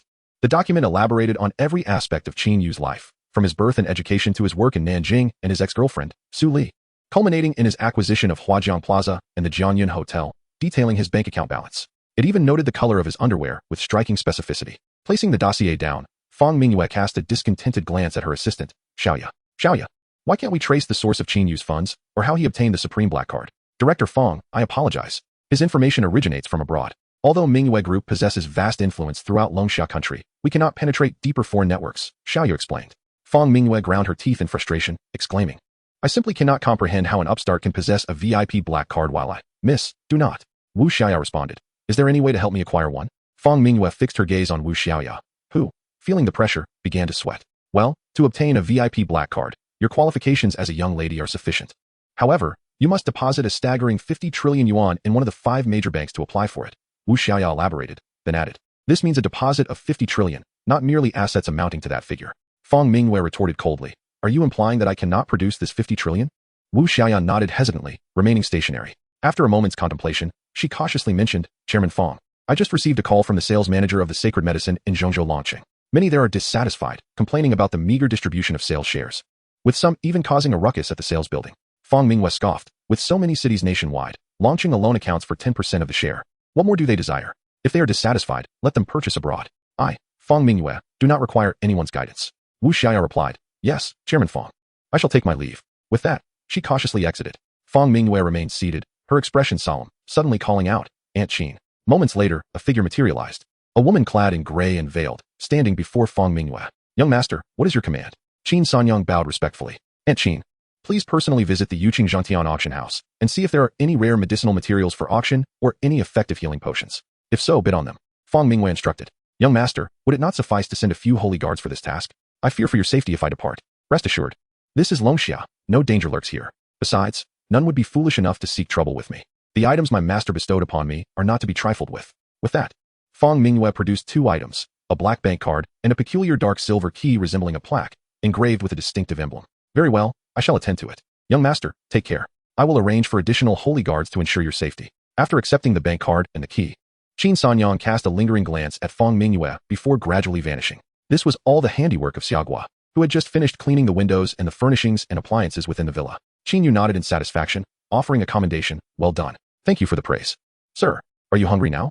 "I shall prepare a meal," Xiaogua cheerfully replied. "All right, proceed." After tidying up, she hurried to the kitchen. Qin Yu settled down and opened the system panel, noticing that the sign-in progress had exceeded 100 billion, unlocking level 5 sign-in, which had already refreshed. "System, let us sign in." Qin Yu closed his eyes and silently wished. If there was anything he desired most from signing in, it would be to acquire sign-in points. Though he understood the odds were slim. "Congratulations, host, sign-in successful. You have received 500 billion cash. The amount has been deposited into your balance." 500 billion. Qin Yu sighed softly, as this was within his expectations. Though there was no surprise, the sheer amount of money brought him considerable joy. Checking his balance, he found it to be 401 billion. Gazing at the enormous figure, he fell into contemplation, beginning to strategize how to utilize the funds for further sign-ins. After some thought, he found it somewhat burdensome and decided against pursuing it further. Planning daily expenditures felt exhausting. He resolved to wait for Tang Qin to establish the company platform, then allocate a portion of the funds to the company's account for her to invest. He would merely handle the transfers, which would simplify matters considerably and enhance his quality of life. After his meal, he intended to visit Huajiang Square to observe Tang Qin's progress at work. Ultimately, Qin Yu made a decision. Noticing that Xiaogua was still busy in the kitchen, he assumed it would be a while before the meal was ready, so he picked up his phone to check. Entering WeChat, he saw several unread messages from Li Shi. Upon opening them, his expression grew cold. Guozhini, Du Jing, he recited their names with a frosty demeanor. Memories of their shared middle school days surfaced. These two had been close friends with Su Li, but little else came to mind. However, their audacity in the class group, persistently belittling him, was truly intolerable. After a moment's consideration, he opened the middle school classmates group and sent a message. "Guozhini, Du Jing, I remember both of you. What merit do I possess that warrants the disdain of you 2 old classmates who delight in verbal attacks?" After sending the message, Qin Yu promptly exited the group chat. As his words appeared on the chat page, they struck a chord with everyone who saw them, prompting a flurry of responses and greetings directed at Qin Yu. Ultimately, they realized he had left the group, leading to a wave of dismay. Such a wealthy classmate, leaving after a harsh remark, doused everyone's enthusiasm, leaving them at a loss for words. Guozhini and Du Jing, upon seeing Qin Yu's message, understood they had utterly offended him. Not only had they angered Qin Yu, but they likely faced the ire of the entire group as well. Had Qin Yu not exited, they might have had a chance for redemption. However, with his departure, they lost even the opportunity to apologize, and others would surely assume their actions had driven him away. Both hesitated to type, fearing a backlash, as many were already tagging them in response to Qin Yu's message. Remorse and fear engulfed them as they recalled their missteps that day. Qin Yu sent a few more messages to Li Shi before scrolling through Doulang videos. He noticed that his Doulang account had garnered over 50,000 followers, with a mountain of private messages piling up in the back end. With a sigh of resignation, he disabled private messaging, allowing only mutual friends to contact him. "Sir, I have prepared the meal. Are you ready to dine?" Shortly thereafter, Xiaogua approached, inquiring, "Please bring the dishes to the table." "Certainly." Xiaogua busied herself, quickly arranging plates of food and rice on the dining table in the downstairs hall. "You should join me for a meal," Qin Yu invited as he sat down. After handing him a bowl of rice, Xiaogua appeared somewhat anxious, standing there. Observing her, Qin Yu urged, "What are you staring at? Eat." He then picked up a piece of green vegetable and began to chew. The flavor was mild but precisely to his liking. Qin Yu typically preferred his greens lightly seasoned, able to enjoy them even without salt. Nodding in satisfaction, he took another bite of the vegetables. Seeing this, Xiaogua's tension eased slightly, and she also began to eat. Qin Yu then picked up a piece of fish, but found it overly salty, causing him to wrinkle his brow. Subsequently, he sampled a piece of pork belly, only to spit it out. The pork belly was too bland, almost devoid of seasoning, and undercooked. Xiaogua, noticing this, quickly apologized. "Sir, I am sorry. Is it that the pork belly was poorly prepared, or perhaps I added too much salt?" Qin Yu retorted irritably, "It is not a matter of too much salt. There was hardly any at all. Have you not tasted your cooking? Moreover, the meat is undercooked." Xiaogua lowered her head, apologizing. "Sir, I must confess something to you." "What is it?" "I cannot tolerate salt. Even dishes prepared with salt taste bland to me. Moreover, I solely consume rice and vegetables, never indulging in meat, and I cannot discern whether it is well cooked or not." No wonder. Qin Yu chuckled wryly and remarked, so, it seems that the salt in these dishes you prepared was added haphazardly. Xiaogua, feeling somewhat embarrassed, nodded and replied, Sir, I apologize. I do not wish to conceal anything from you. Primarily, I am in dire need of this job. Qin Yu suddenly recollected something and exclaimed, with your culinary skills. It is indeed surprising that your previous employers accepted you. Sir, you aren't going to dismiss me as well, are you? If you do, I truly fear no one will take me in, Xiaogua replied, her tone tinged with melancholy. Rest assured, considering your diligent work today, I will not let you go. Qin Yu smiled reassuringly. Thank you, sir. Xiaogua's tears turned to smiles. Yet, feeling shy again, she added, perhaps you could reduce my salary a bit. Observing Xiaogua's apologetic demeanor, Qin Yu chuckled. You need not worry. I can certainly afford your modest salary. Curiously, he continued, your palate is quite unique. Is there something amiss with your health that necessitates this? Should you see a doctor? No need for that. I have always been like this, Xiaogua replied. A slight change in her expression at the mention of seeing a doctor. Please have a seat. I will redo these 2 dishes before we eat, Qin Yu said, rising to take the 2 plates of meat back to the kitchen. Sir, may I assist as well? Xiaogua asked, eager to help as she watched Qin Yu depart. No need. I will handle it swiftly, Qin Yu replied, quickly entering the kitchen. He ignited the gas stove, adding salt where necessary and water where appropriate, recooking the 2 dishes. Xiaogua had indeed not tasted a morsel of meat, content solely with the vegetables. All right, sir. After finishing their lunch and resting for a few minutes, Qin Yu drove towards Huajiang Square. Upon arrival, under the guidance of Tang Qin, they ascended to the top floor of the building to inspect the new office space, offering suggestions for the ongoing renovations. They then descended to the 10th floor.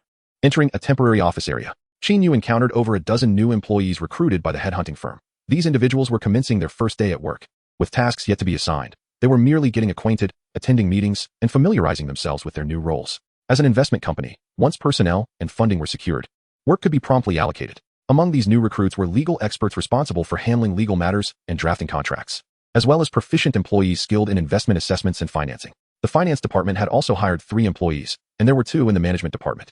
The 4 newly established department manager roles were temporarily filled by Tang Qin, with only the legal department having a deputy manager. The rest were entry-level employees.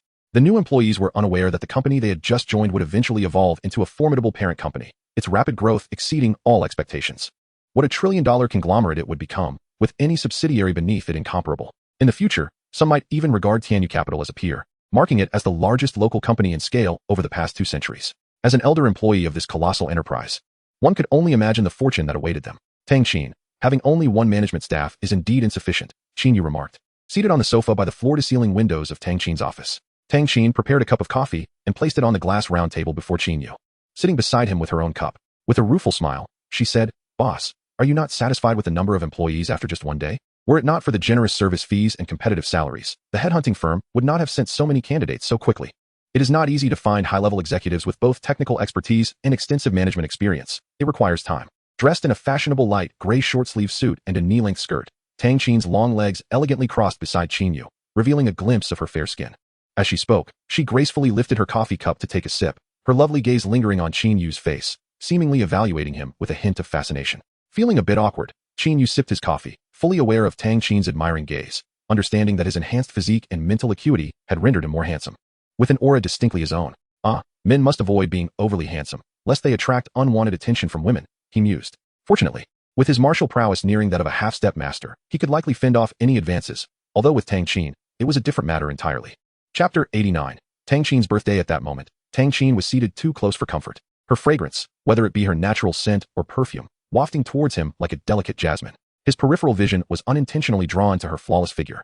Qin Yu found himself questioning whether her proximity was a deliberate invitation, though lacking evidence to support such a notion. Noticing Tang Qin's somewhat haggard visage, he remarked, Given your current state, I can only commend you. I have been too impatient. However, you will have to endure a bit longer, I reiterate.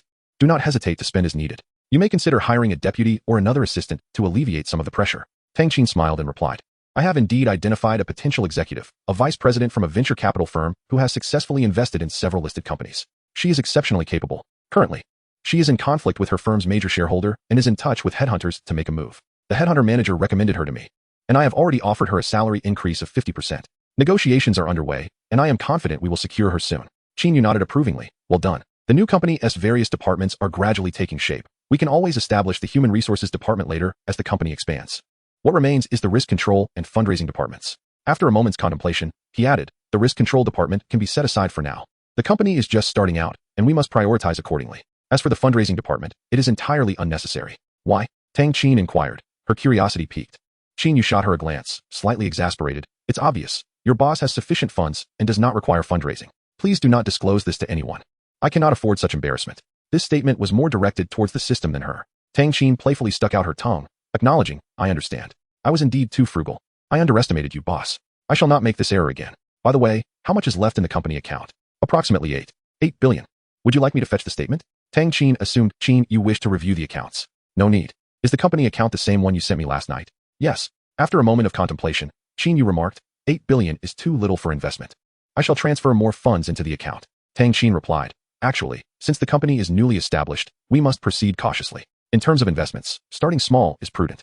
Once our operations become more adept and the departments harmonize, we can then venture into larger investments, which would be significantly more secure. Additionally, we need to integrate the assets at your disposal into the company's management system.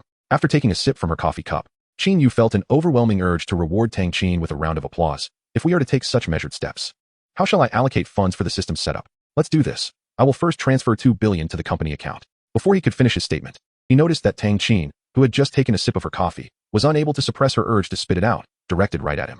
Qin Yu, quick-witted and nimble, swiftly covered Tang Qin's petite mouth, helping her swallow the mouthful of coffee that was almost about to escape. Once he released his hand, he looked at Tang Qin, whose face was flushed, her large eyes gazing at him. Feeling somewhat embarrassed, Qin Yu remarked, I noticed you were about to spit out that coffee, so I intervened. Are you all right now? Did it go down the wrong way? Tang Qin shook her head, remaining silent, her eyes still fixed on him. Qin Yu, feeling a bit helpless, said, You're not angry, are you? Tang Qin chuckled softly, I apologize, boss. I lost my composure. Is it true what you said earlier? Are you really transferring 2 billion to the company's account? When have I ever lied to you? You ought to broaden your horizons. Merely 2 billion has you flustered like this. Imagine if it were several billion, or even tens of billions. Would you still be able to handle it? Upon hearing this, Tang Qin's heart raced. Her curiosity piqued about Qin Yu's true identity and his ability to produce such substantial funds. Yet, she held her tongue, fully aware that she was merely an employee, albeit one whose boss was quite approachable and easygoing. Nevertheless, she reminded herself of her position. There were some things she should not inquire about. Qin Yu had already picked up his phone, instructing the system to transfer the 2 billion to the company account. Of course, this account was also under Qin Yu's name, with him as the registered legal representative of the company. I've just transferred the 2 billion to the company's account. You can check it later. Such a swift transfer of funds, in such a large amount. Tang Qin felt a sense of bitterness. Her boss was truly remarkable, defying ordinary perceptions. I have a task for you. After a few days of stability for the company, within a month, you must spend over 2 billion. Whether it's for property acquisition, investing in other enterprises, or partnering on projects, it's entirely up to you. Qin Yu, with a decisive tone, brushed aside Tang Qin's concerns. Spending 2 billion in a month, boss, hastily investing without risk assessment. What if we incur losses? Any losses will be on me. I am not afraid of losing. Only of you not spending. As long as you perform well according to my metrics, your bonuses will be substantial. I can provide you with unlimited financial support. All right then. I shall accompany you in this endeavor. Stop right there. I don't require your life, and I am no gentleman. I merely ask you to spend 2 billion, not to earn it. Such a task should be manageable, shouldn't it? Tang Qin smiled lightly. Rest assured, I will fulfill this task. One more thing. For any funds invested by the company, you must inform me a day in advance before any payment is made. That is not an issue. Although Tang Qin was unaware of Qin Yu's intentions, she nodded obediently. As for consolidating the assets in my hands, there is no rush. First, we will invest some funds. Once the company is adequately staffed, I will hand over the ownership of Huajiang Plaza and the shares of Jianyuan Hotel for you to manage, Qin Yu stated calmly. At that moment, Tang Qin's phone rang on the table. She glanced at the caller ID and excused herself to Qin Yu. I apologize. It's a call from my close friend. Please feel free to answer. I will take this. Without hesitation, Tang Qin answered the call, speaking briefly before hanging up. Qin Yu, sipping his coffee, possessed keen hearing, catching every word exchanged on the other end. The caller was a lovely woman inquiring if Tang Qin wanted her to come over to celebrate her birthday today. Ultimately, Tang Qin declined, citing her busy work schedule. So today is Tang Qin's birthday. Qin Yu felt a stir of interest. Boss, although you've met some of the company employees today, they don't know you well yet. Why not gather everyone together for a meeting? If you encourage them with a few words, it will enhance their sense of belonging to the company and deepen their impression of you, Tang Qin suggested after finishing her call. No need. I will come back when the staff is complete, Qin Yu replied. Very well. Come, I shall take you somewhere. Qin Yu stood up and addressed Tang Qin. Where to? Tang Qin inquired, puzzled. You will find out once we arrive, Qin Yu replied, leading the way out of the office. Tang Qin followed him outside, signaling her assistant Su Ying to come over. After giving a few instructions, they exited the office area. Qin Yu waited for her to join him at the entrance before they both took the elevator down to the basement level. Before them stood the Dark Knight Wind, a globally limited edition supercar, of which only 3 were made. Tang Qin couldn't help but exclaim in astonishment. What are you waiting for? Get in. Qin Yu called from the driver's seat, lowering the window. Okay. Tang Qin rushed over, opening the door to take her seat in the passenger side. As the Dark Knight Wind sped out of the parking lot, Qin Yu warned, hold on tight. I'm about to drive. Tang Qin laughed, boss. You're not planning to race, are you? No worries, just drive. I'd like to experience the speed of this supercar. With a roar of the engine, the dark night wind darted down the road like an arrow released from a bow. As Tang Qin gasped in thrill, the vehicles on the road were quickly overtaken and left far behind. 20 minutes later, with a graceful drift, the dark night wind came to a stop in front of a luxury car dealership. Boss, you're not telling me you're here to buy another car, are you? Tang Qin asked, still catching her breath from the exhilarating ride, her face a mix of pale and flushed from the excitement. After pausing for a moment, they both exited the car and walked toward the dealership. Just as they reached the entrance, they coincidentally encountered a man and a woman. The young woman, in her 20s, slim and stylishly dressed, exclaimed in surprise upon seeing Tang Qin. Tang Qin, what brings you here? Kai Chiuying.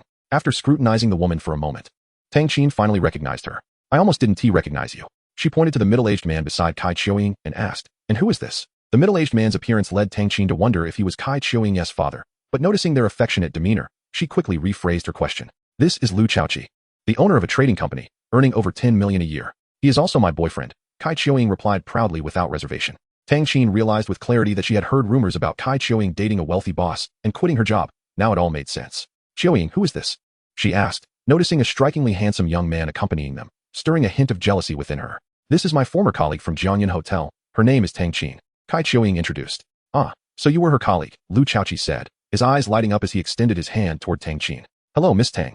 Feeling slightly uncomfortable at the middle-aged man's somewhat lewd gaze, Tang Qin hesitated to shake his hand, not wanting to appear rude. She glanced at Qin Yu, an idea forming in her mind, and instead of acknowledging Lu Chaoqi, she replied, hello, Mr. Kai, and then impulsively introduced Qin Yu.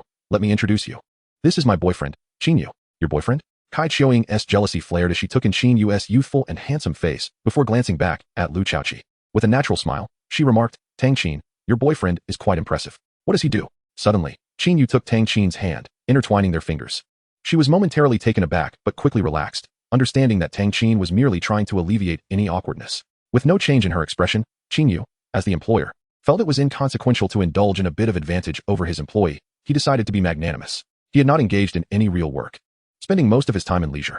Despite owning a 7-star hotel, a commercial street, and possessing several billion in assets, he had lost the motivation to strive for a living. In contrast, Boss Lu, who ran a trading company, was still diligently working every day, truly a young achiever.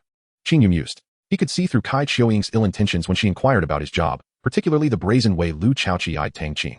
Tang Qin, your boyfriend is quite the joker, Kai Chiuying remarked stiffly, clearly skeptical. The mere mention of possessing billions was absurd. No one in Jiangnan City had ever been rumored to have such wealth, let alone anyone in the entire Jiangzhou region. If he can boast of such riches, why not claim tens of trillions?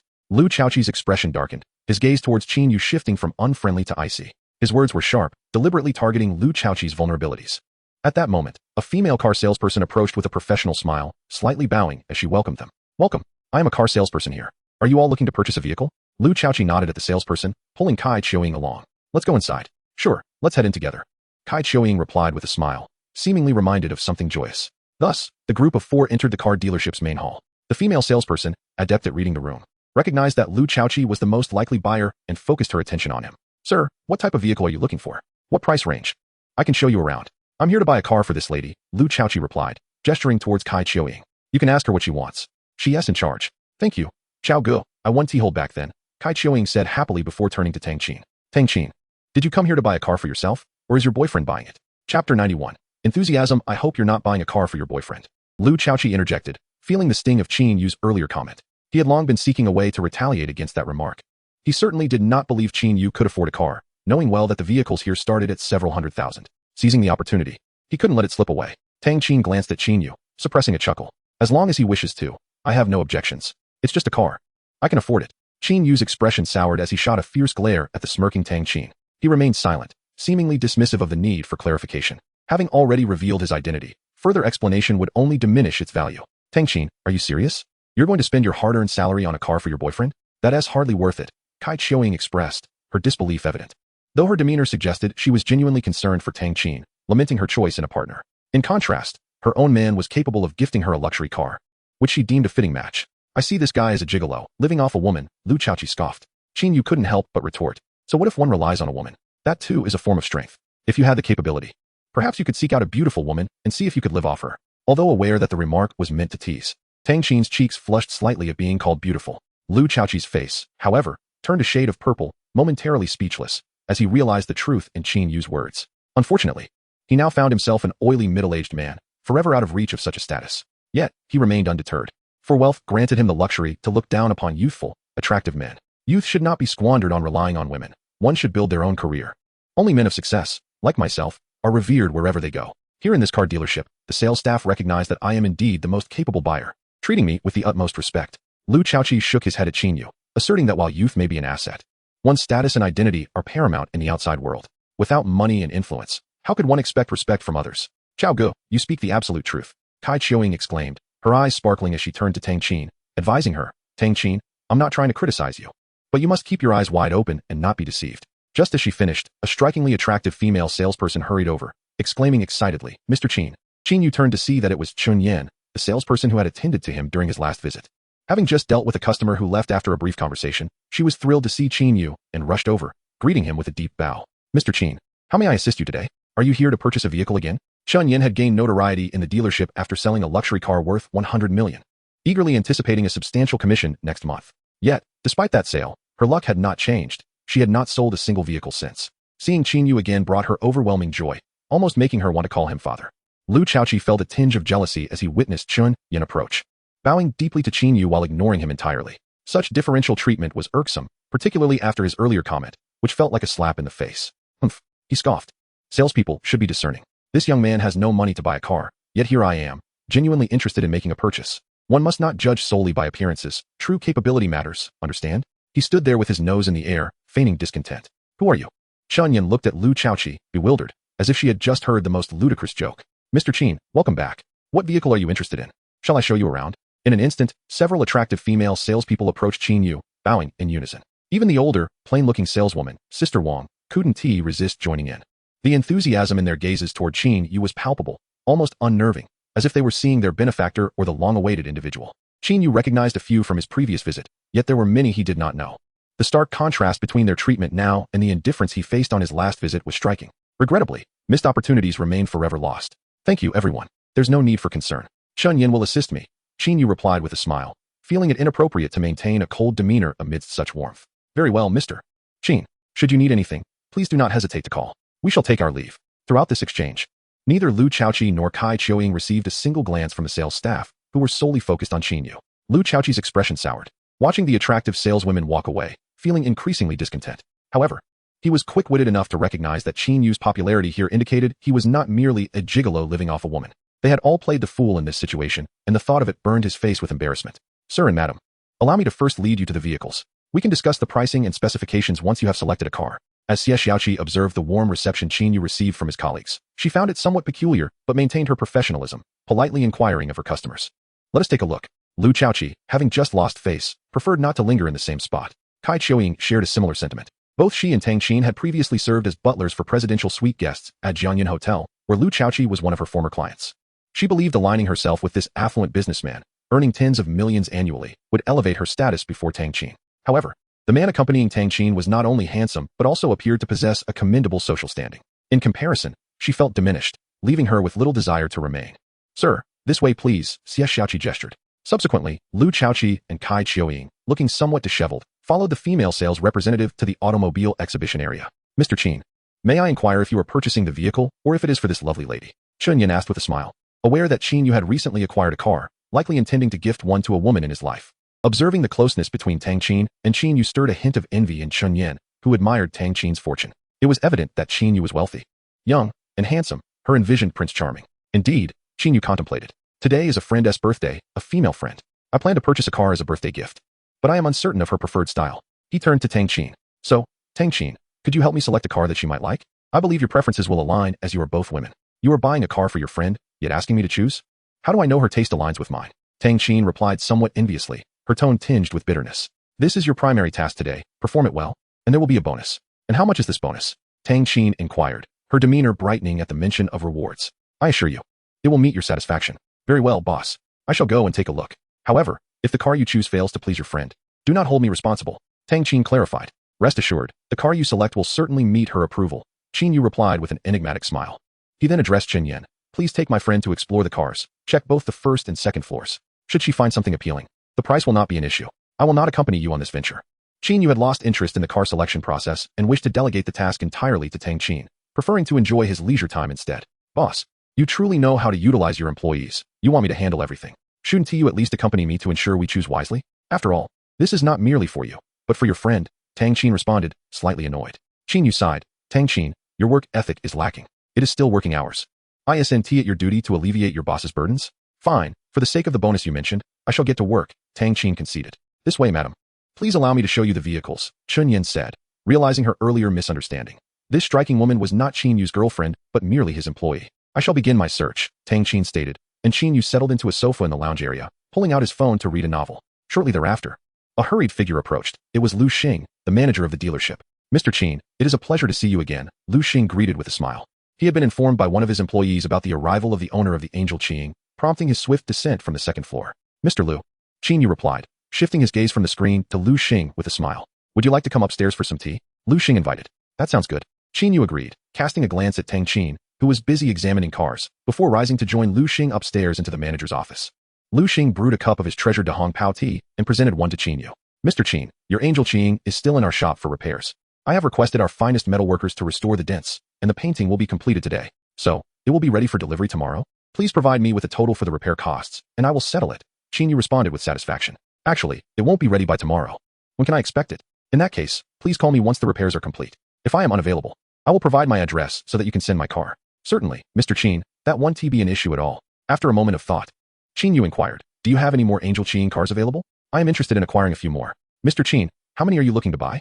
Lu Xing asked, surprised. Indeed, Qin Yu affirmed. Lu Xing chuckled, Mr. Qin, I would be delighted to facilitate this transaction for you. Unfortunately, the manufacturer only produced 5,000 units, and very few are seen domestically. However, they are exceedingly popular abroad and have sold out quickly. This is a company product. But if you are open to second-hand vehicles, I can certainly assist you in locating one. Though they might be priced even higher than new ones due to the costs of importing. Surprised by the exorbitant pricing and high demand for the Angel Qing, Qin Yu began to consider his options. Do you have any other high-priced vehicles available? Sports cars are not necessary. Sedans or SUVs will suffice. He had long desired to stockpile several vehicles. The inconvenience of relying on taxis during his previous outings had prompted this realization. He planned not only to acquire additional cars, but also to hire more security personnel and drivers. With a system in place, yet remaining discreet. He did not wish to draw unnecessary attention, as it was not his intent. Having dedicated drivers and security would truly justify his commitment to the system. Of course, when it came to purchasing vehicles, quality was secondary. They simply needed to be expensive. He had little interest in ordinary vehicles, as they no longer met his standards. Within the dealership, there were cars priced over 10 million, yet Qin Yu remained unimpressed. Lu Xing, puzzled, asked, is the pricing too low for your tastes, Mr. Qin? Indeed, I seek only those of a higher price point, Qin Yu replied nonchalantly. Too low? Lu Xing reconsidered Qin Yu's status. Mr. Qin, does this mean price is no obstacle for you? As long as the price is reasonable, I have no qualms about the cost. Qin Yu stated earnestly after taking a sip of tea. After pondering for a moment, Lu Xing said, Mr. Qin, I will make a call to my boss to see if he has any leads. Of course, please proceed. Please hold on. Lu Xing stepped outside the office to make the call. Mr. Qin, there is a model set to launch overseas in 2 days. It is also produced by our company and bears the same name, Angel Qing. However, this upcoming model is the official version and cannot be used for civilian purposes. Since it cannot be used for civilian purposes, I assume I cannot register it? Qin Yu inquired, intrigued. Rest assured, the paperwork can be handled. Though it will require a substantial fee. Qin Yu's eyes lit up. How much would it cost to acquire one? Lu Xing cleared his throat and replied, I just spoke with my boss on the phone. Securing an official version of the Angel Qing is not a straightforward task. It requires a competitive purchase, along with some networking to obtain one. Furthermore, the registration process can be quite complicated. The factory price is set at 300 million, yet the dealers outside have not yet begun selling, and the pre-sale price has already soared to 500 million, or even higher. Despite this, without connections, one would find it impossible to purchase, even after waiting in line, as all the allocations from the dealerships have long been pre-sold. Lu Xing forced a smile and said, Mr. Qin, as previously mentioned, the official version of the Angel Qing cannot be used for civilian purposes and is restricted to specific locations. You have a valid point. Qin Yu nodded, realizing he had overlooked this common knowledge. After all, who in the world is like him, utterly unconcerned about finances? Lu Xing began discussing the transaction price, stating that acquiring this vehicle, along with transportation and registration fees, plus a share of the profit for our dealership, would cost at least 800 million. 800 million? Qin Yu was taken aback. Even though money was not a concern for him, this price felt somewhat daunting. Indeed, and this is the lowest estimate.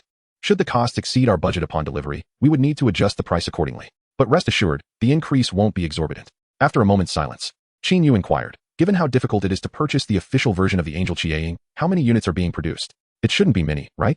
Lu Xing pondered and replied, The boss mentioned earlier that it would be no less than 50,000. 50,000. So, the company could potentially earn several trillion solely from this model, perhaps even exceeding 10 trillion. Lu Xing looked at Qin Yu with a hint of exasperation. To others, 10 trillion might seem astronomical, but for the company, it is merely a drop in the ocean. He paused and continued. You often see numerous products in fields of business, especially the dominance in aviation. Just these alone represent some of the most formidable companies in the world. However, what the average person does not realize is that this is merely the tip of the iceberg. I have come to learn about these matters only through frequent international business trips with the boss. Qin Yu sat in silence, absorbing Lu Xing's revelations, which were overwhelmingly enlightening and challenged his lifelong perceptions.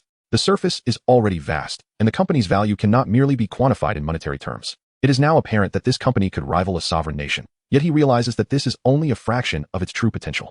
His heart raced at the thought of one day owning such a company and wielding dominion over the world. This became his new ambition, his renewed motivation. In recent days, he had been rather listless due to the system's presence, believing he was nearing invincibility. Now he understood that there are realms beyond his comprehension. Manager Lu. Qin Yu's expression turned unusually serious.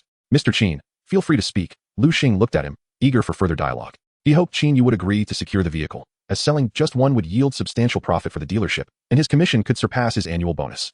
How many units can your boss procure of the Angel Chiang? Qin Yu gazed intently at Lu Xing, articulating each word with precision, his eyes sparkling like stars. What, Mr. Qin, do you mean? Lu Xing's heart raced, and he felt a tightening in his chest, on the verge of overwhelming excitement. Qin Yu directly clarified his intention. Bang! Lu Xing intended to soothe his nerves with a sip of tea, but upon hearing Qin Yu's statement, he became so agitated or astonished that his hands trembled, causing the cup to slip and shatter on the floor. Mr. Qin, I apologize for my outburst. Please allow me a moment to call my boss. Lu Xing hurriedly excused himself. Not a problem. Go ahead, Qin Yu replied with a slight smile. Lu Xing rushed out of the office, neglecting to clean up the broken pieces. Shortly after, a cleaning lady entered and tidied the office. Mr. Qin, my boss said he can procure a maximum of 2 units. He mentioned that the competition for this model is exceptionally fierce, and those vying for it are not ordinary individuals. Even if he could secure more units, it would attract undue attention and risk unforeseen complications. Qin Yu sighed softly. He had hoped to acquire more than 10 units, not only to effortlessly fulfill system requirements, but also to showcase his distinctiveness with an impressive collection of luxury cars. Nonetheless, he had a plan in mind. Beyond DU Motors, there was still Nan Yunhang. He decided to call Yun Xiaoting later to see if she had any leads on securing this model. As for the deposit, 2 vehicles would require an advance of 200 million, but a pre-sale contract must be signed. Despite the limitation of only 2 units, Lu Xing's excitement was palpable at the prospect of Qin Yu confirming the order. He quickly retrieved the pre-sale contract and called for the finance department. Qin Yu reviewed the contract and affixed his signature. The finance team arrived just in time, and Qin Yu promptly paid the 200 million deposit via card. At that moment, a call came in from Tang Qin, inquiring about his whereabouts, as she had already located the vehicles. I'll head down. I have a friend on the first floor looking to purchase a car, Qin Yu replied, putting away his phone. I'll accompany you. If your friend finds a car they like, I'll ensure the best possible discount, Lu Xing eagerly offered. All right. The two stood and made their way to the first floor hall. Boss, I found the cars for you. Take a look. Tang Qin greeted Qin Yu with a smile as he approached.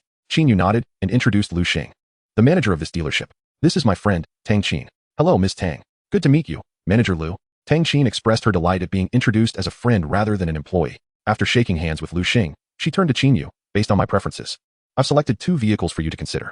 Great. Let me see which 2 models you've chosen. Qin Yu responded with interest. Following Tang Qin, they reached the display area where 2 white vehicles were parked side by side, one a Porsche Cayenne and the other a Maserati Quattroporte. Both vehicles were visually appealing, though it surprised Qin Yu that a delicate girl like Tang Qin would prefer a mid-sized SUV like the Porsche. He glanced at her quizzically before inspecting both vehicles. After several observations, he concluded that he was not particularly fond of either. However, since these were Tang Qin's selections, he decided not to deliberate further. May I ask the prices of these 2 models? Mr. Qin, the Porsche Cayenne is priced at 1.3 million, while the Maserati Quattroporte is 1.6 million. These are the base prices. If you choose additional features, the cost will increase. However, there is little need for extra options as these models are already highly equipped. Chen Yan explained, pointing to the vehicles. Qin Yu turned to Tang Qin. Do you think we should consider additional features? Tang Qin playfully responded, Boss, you're quite naive. I intentionally selected the highest configurations for a quick pickup. If we were to add options, we would be waiting 10 days to half a month. Isn't your friend celebrating a birthday today? Qin Yu scratched his nose, realizing that he had unnecessarily asked. However, he felt a twinge of annoyance at being belittled by his employee. Mr. Qin, let me further introduce you to the performance specifications of these 2 models, Chen Yan began.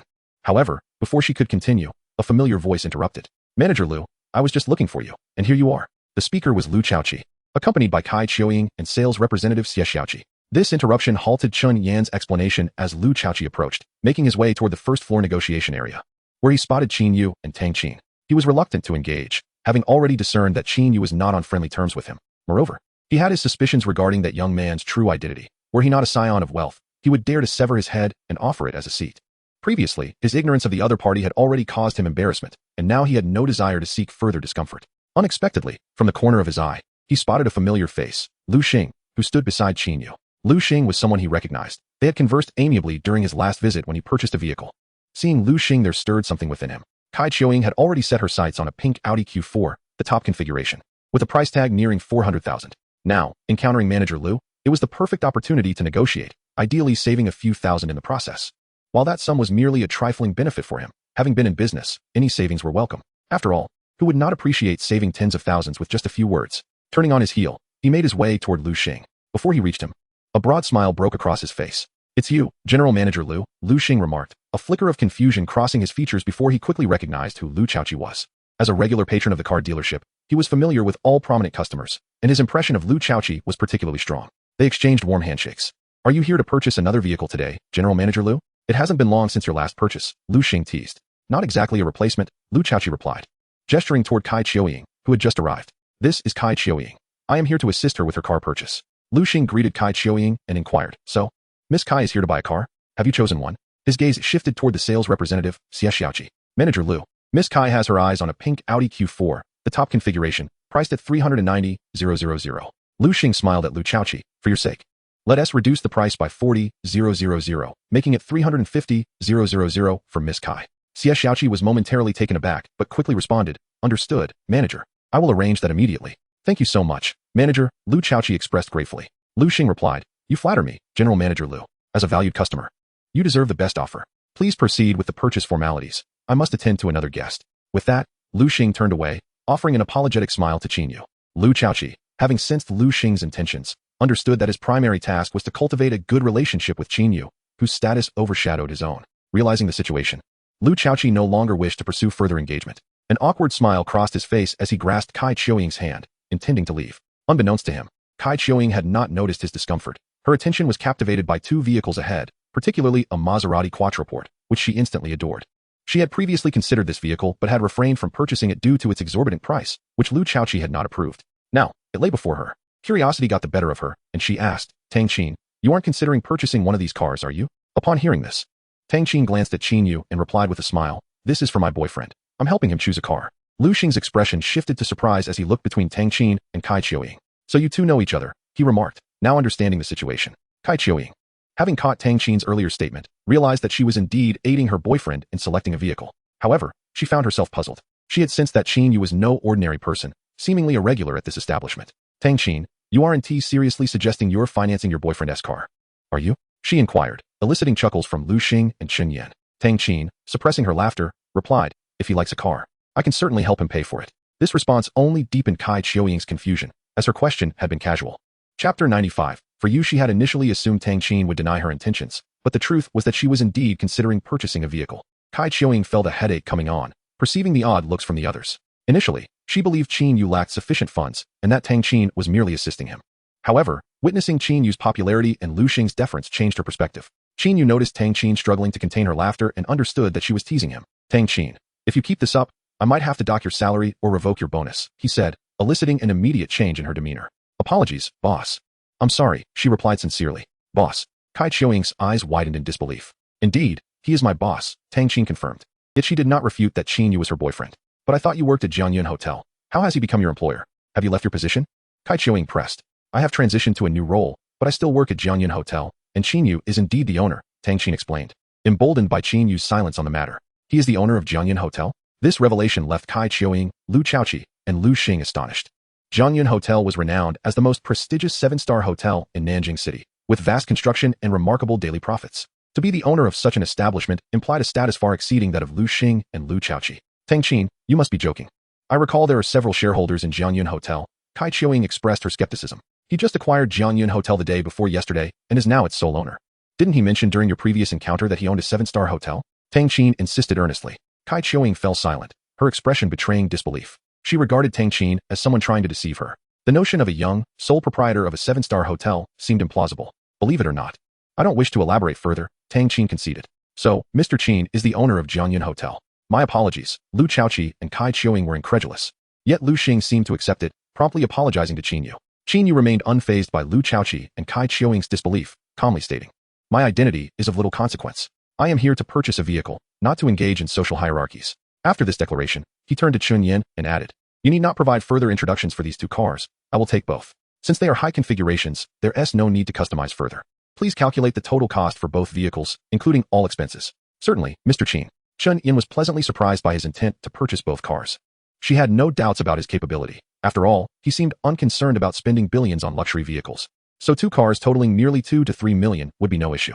After a brief calculation, she reported, "Mr. Qin, the total price for both vehicles is 3.28 million. Since you are a valued customer, we can offer a 10 discount, bringing the total to 2.95 million. No problem. You may proceed with the formalities. Mr. Qin, let me offer you the maximum discount of 350,000. You can simply settle at 2.6 million, Lu Xing hastily suggested. He was now aware that Qin Yu was the proprietor of Jianyun Hotel, who had recently paid 2 billion as a deposit to purchase two vehicles priced at 8 billion. A discount of 350,000 was merely trivial. Forget about the 350,000 discount. If you could provide a 10 reduction, I would be quite content. Let us stick to the previous price, Qin Yu remarked, indifferent to the 350,000 discount, as he was reluctant to owe anyone even a minor favor. Since Mr. Qin has expressed this, I shall not insist, Lu Xing acquiesced, aligning with Qin Yu's sentiments. Boss, although I selected these two models, I am surprised that you are purchasing both. You seem confident that your friend will be satisfied, Tang Qin cautioned, indicating that if Qin Yu's friend were not pleased with the vehicles, it would not be her fault. While she held a fondness for the two models, her personal preference did not guarantee that others would share the same sentiment. She had already resolved to purchase a vehicle today, intending to buy the other if Qin Yu chose one. Having recently received an annual salary of 10 million, she had unwittingly become a little wealthy. Rest assured, if you like them, my friend will undoubtedly appreciate them, for that friend is you, Qin Yu replied with a chuckle. Me? So, your visit today to purchase cars was entirely for my benefit? Tang Qin's eyes glistened with moisture, whether from gratitude or emotion, she could not tell. Otherwise, why would I come? Seeing how hard you work, and since today is your birthday, treating yourself to two cars is hardly excessive, Qin Yu countered. Tang Qin shook her head. You are quite right. It is indeed not excessive. But I am a bit annoyed that you didn't tell me earlier or offer any hints. Had I known they were for me, I would have chosen the more expensive ones instead of thinking you were buying for a friend. I almost considered opting for a super cheap model. Qin Yu, slightly exasperated, said, if you wish, I can provide you another opportunity to select a new. I am indifferent. Let it be. You have already bought both, and what more can I say? Besides, I genuinely prefer these two models, so I do not wish to expend energy on another choice, Tang Qin replied thoughtfully. So both vehicles are gifts from him. And yet you remain unsatisfied, Kai Qiuing observed, astonished and envious. She recognized that Qin Yu truly was Tang Qin's boss, though it remained uncertain if he was merely the owner of Jianyun Hotel. Not only was he wealthy and handsome, but it was also unclear whether their relationship was strictly professional or more romantic. In any case, the ability to gift two luxury vehicles, each exceeding 1 million, indicated true affection. What infuriated her further was Tang Qin's apparent discontent, as she yearned for something even pricier. Reflecting on her own situation, she sighed. The comparison was disheartening. In that moment, she felt disdain for the Audi worth over 300,000 that Lu Chaoqi had given her, which now seemed insignificant. You've seen it for yourself. Is there any need to ask? Tang Qin began to boast. Witnessing her glowing demeanor, Kai Qiuing fell silent, unable to respond. Stealing a glance at the dashing Qin Yu, she then looked over at Lu Chaoqi's unappealing visage and the two striking luxury cars. The disparity felt overwhelming, and she regretted her earlier inquiry to Tang Qin, realizing it had only served to make her uncomfortable. Let us depart, Lu Chaoqi said, his voice low and heavy with discontent. His expression was as sour as it could be. He had lost face before Qin Yu, and could also discern Kai Qiuing's jealousy towards Tang Qin. His partner's envy of another woman only underscored his own inadequacies. He longed to escape this painful scene. All right, let us proceed with the purchase formalities, Tang Qin replied, not bothering to retain them as they left. Her heart brimmed with sweetness, excitedly reassessing the two vehicles that would soon belong to her. Chunyan, please take my friend to handle the purchase paperwork. Both vehicles should be registered under her name, and I will settle the payment directly, Qin Yu instructed. Understood, Mr. Qin. Chunyan acknowledged, then turned to Tang Qin. Ms. Tang, I will accompany you to complete the purchase paperwork now. Excellent. Tang Qin replied, following Chunyan without hesitation. Mr. Qin, since your friend has finalized the car purchase, I have matters to attend to and must take my leave. I will notify you promptly when the two Angel Qiang vehicles arrive at the store, Lu Xing announced, preparing to exit, as he had a busy schedule ahead. Thank you. Please attend to your responsibilities, Qin Yu replied. The purchase process was swift as both vehicles were fully paid for. Although both models were high-end with numerous features, they still required window tinting, soundproofing, rust-proofing, and several additional installations. Tang Qin opted not to take delivery of the cars that day, preferring to return once everything was finalized and the license plates were affixed. Ultimately, Qin Yu paid 3 million and exited the dealership with Tang Qin. As he glanced back at the dealership, Qin Yu noted with curiosity that Bai Xiaya was conspicuously absent this time. Once they settled into the dark night wind, Tang Qin finally asked the question that had been lingering in her mind. Boss, how did you know today is my birthday? I don't recall mentioning it to you. Qin Yu's face flushed slightly. He could not confess that he had overheard her conversation with a friend, which revealed the significance of the day. He coyly replied, Tang Qin, you have been working with me for some time now. Do you not recognize my capabilities? Such a trivial detail as your birthday would hardly escape my notice. Tang Qin stared at Qin Yu, bewildered. Their acquaintance was still relatively new, and while Qin Yu's influence was formidable, it seemed implausible he would go out of his way to learn her birthday. Had he investigated her? The notion made sense. It explained why he had entrusted her with such an important position. Then, Tang Qin said with a sly smile, since you are aware that today is my birthday, what gift do you intend to bestow upon me? A gift? Qin Yu was momentarily taken aback. Didn't I just give you something? I bought you 2 cars. And that should suffice, should it not? Tang Qin shook her head. You said those cars were rewards for my diligent work on your behalf. How can they also be considered my birthday present? Qin Yu widened his eyes, realizing that he had indeed framed it that way. Yet he had intended for the car purchase to serve as a birthday gift. He felt a mild headache coming on. What if I retrieve another vehicle for you from the dealership? Tang Qin chuckled. Boss, do you really only know how to gift cars to a girl? Qin Yu scratched his head. All right, what kind of birthday gift would you prefer? I will get it for you. I must admit, I seldom give gifts to others. Tang Qin's expression turned serious. If you genuinely wish to gift me something, I do not need you to buy anything. Although I have been in this city for 2 years, I do not have many acquaintances. You are one of the few I know well. Instead, lend me your time tonight. Allow me to plan an enjoyable evening. That would be the best birthday gift I could ask for. Qin Yu listened intently, observing the wistfulness that accompanied her words. He was suddenly reminded of his past solitude, the helplessness of lacking a confidant, and he found a resonance in Tang Qin's sentiments. You have put it so earnestly. How could I refuse? After all, you are my employee. Qin Yu chuckled. Thus, you have given your consent. So, where would you like to go for entertainment tonight? Tang Qin revealed a joyful smile, exclaiming that she knew you would agree, and finally, she could enjoy herself tonight. After a moment of contemplation, she suggested, as it is nearing dusk, let us first grab a bite to eat, for I suddenly feel quite hungry. You echoed her sentiment, stating that you too were feeling the pangs of hunger. Qin Yu, with a grin, added, then where shall we dine? You may choose any restaurant within the South River City Hotel. Regardless of how lavish the ingredients may be, I assure you, my wealth is not a concern. Tang Qin's eyes sparkled with excitement as she exclaimed, I have the perfect place in mind. It's a food street I visited once, and the flavors remain etched in my memory. Without further ado, they set off. After a 20-minute ride, the dark night wind halted at a parking lot on the outskirts of a bustling night market. Upon disembarking, Tang Qin eagerly pulled Qin Yu into the lively food market, resembling a spirited child as she dashed from one food stall to another. Her mouth was perpetually full, yet her hands were laden with an increasing assortment of delectable treats, barbecue, fried chicken, skewers, spicy shrimp cakes, and desserts. She sampled them all. Qin Yu, somewhat resigned, trailed behind, paying for the delicacies and assisting her in carrying the food. Only after Tang Qin had her fill did Qin Yu finally begin to indulge in the feast. They then strolled through the food street before heading to a shopping district for clothes. After completing their shopping, they ventured to the riverside to admire the night scenery. As the allure of the night views began to wane, it was already 10 o'clock. Yet, Tang Qin was still not ready to end the night and insisted on entering a tavern. There, they enjoyed music, drinks, and food together. Although Qin Yu did not feel fatigued, he was quite hungry and instructed the waiter to bring additional appetizers and snacks, relishing the moment. Tang Qin was in high spirits, feeling that this was the most meaningful birthday celebration she had ever experienced. Observing Qin Yu devouring his food heartily brought her even more joy. Although she wasn't particularly hungry, her appetite was insatiable, leading her to indulge in more bites and finish her drinks. Noticing that Tang Qin had indulged a bit too much, Qin Yu intervened, urging her to refrain from drinking further. Boss, are you worried I might get drunk? You need not be concerned. You may not know, but I can drink 1,000 cups without feeling inebriated. Qin Yu regarded her with skepticism, sensing that her claim was somewhat exaggerated. Perhaps you should refrain from drinking any more. You already appear to be somewhat tipsy. I'm in a good mood today. A few more drinks won't hurt. Heaving a sigh, he relented. Fine, today is your birthday. I shall let you have your way. Qin Yu, feeling somewhat helpless, ceased his attempts to dissuade her. In truth, he too had consumed quite a bit of alcohol, but due to his enhanced physique, drinking felt akin to sipping water. He could evaporate the alcohol in his system at will, thus he had no worries about driving later. For he was indeed the true embodiment of someone who could drink endlessly without consequence. As the night wore on, it became evident that Tang Qin had a remarkable tolerance for alcohol, yet she still succumbed to the allure of indulgence. When Qin Yu exited the tavern, he found himself carrying a tipsy Tang Qin, who was blissfully intoxicated. The dark night wind then made its way towards the South Melody Villa. Regrettably, he decided to drop Tang Qin off at the Jianyan Hotel instead. Adjusting the passenger seat for her comfort, he drove towards the South Melody Villa. It was now deep into the night, and after traveling for over 10 minutes, they found themselves on a desolate and unfamiliar road. The entire stretch of roadway was deserted, save for the dark night wind. Noticing the emptiness, Qin Yu furrowed his brow. Upon leaving the tavern, he noticed a vehicle tailing them. Not wanting to stir up trouble, he increased his speed to distance himself from the pursuing car. However, He soon sensed that trouble could not be avoided. Yet he remained calm, as he could not detect any martial energy emanating from the vehicle. Indeed, ahead lay 2 cars blocking the road. The path was obstructed unless he intended to forcefully ram through the vehicles in the middle of the street. Qin Yu halted the car and soon observed 10 individuals emerging from the 2 cars, approaching the dark night wind. Among them were several armed with steel pipes.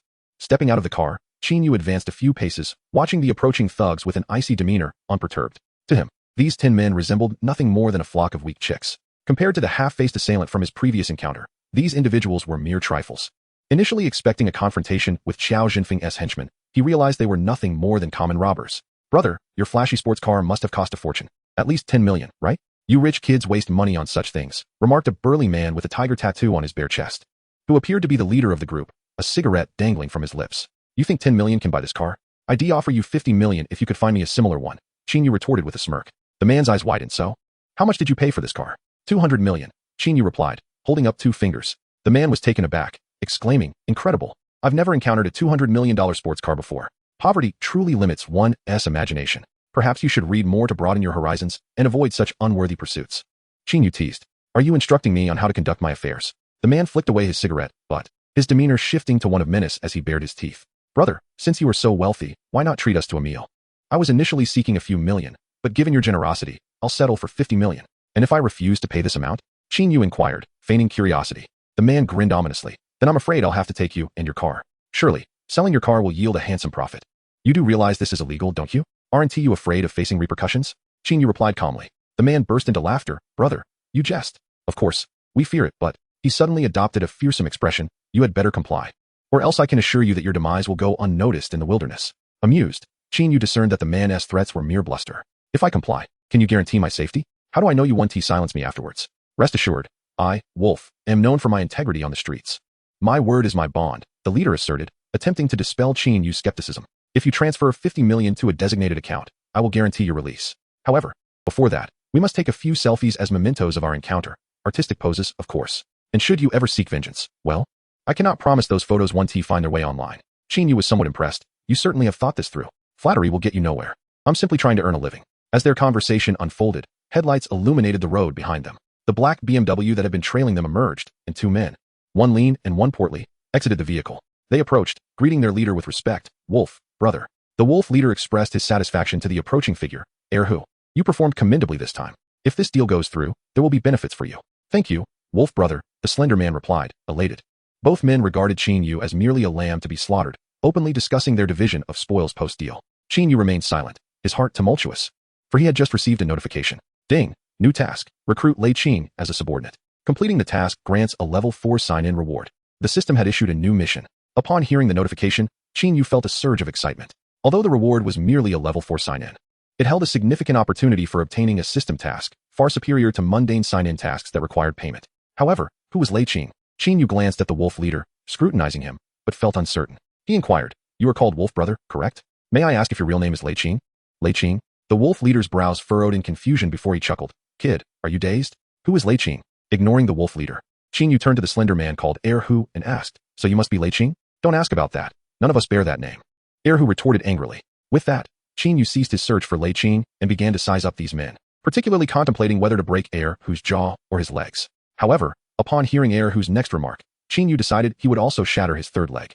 Chapter 98. The 3 men Wolf brother. You are unaware, but there's a stunning beauty with long legs in that car he drove. Tonight, my brothers will be in for a treat. Haha, is that so? It seems tonight truly brings double joy. The Wolf leader burst into laughter, prompting the room to erupt with mirth. Qin Yu's eyes gleamed with a cold, fierce light, his fists clenched, a hint of murderous intent brewing within him. Just as he prepared to act, a dilapidated silver Volkswagen rolled in from the road and came to a halt nearby. 3 men emerged, all in their 30s to 40s. The foremost figure, clad in a black long coat, stood at an imposing height of nearly 6.5 feet, his physique robust and formidable. The 2 men behind him, one lean and the other short and stout, bore expressions of resolve, their steps steady, and an undercurrent of menace shrouded them. These 3 were no ordinary individuals. Even Qin Yu could discern this, prompting the Wolf leader to take a few steps back, distancing himself from his gang. With his keen instincts, Qin Yu sensed the overwhelming aura emanating from the trio, a visceral strength that dwarfed that of average individuals.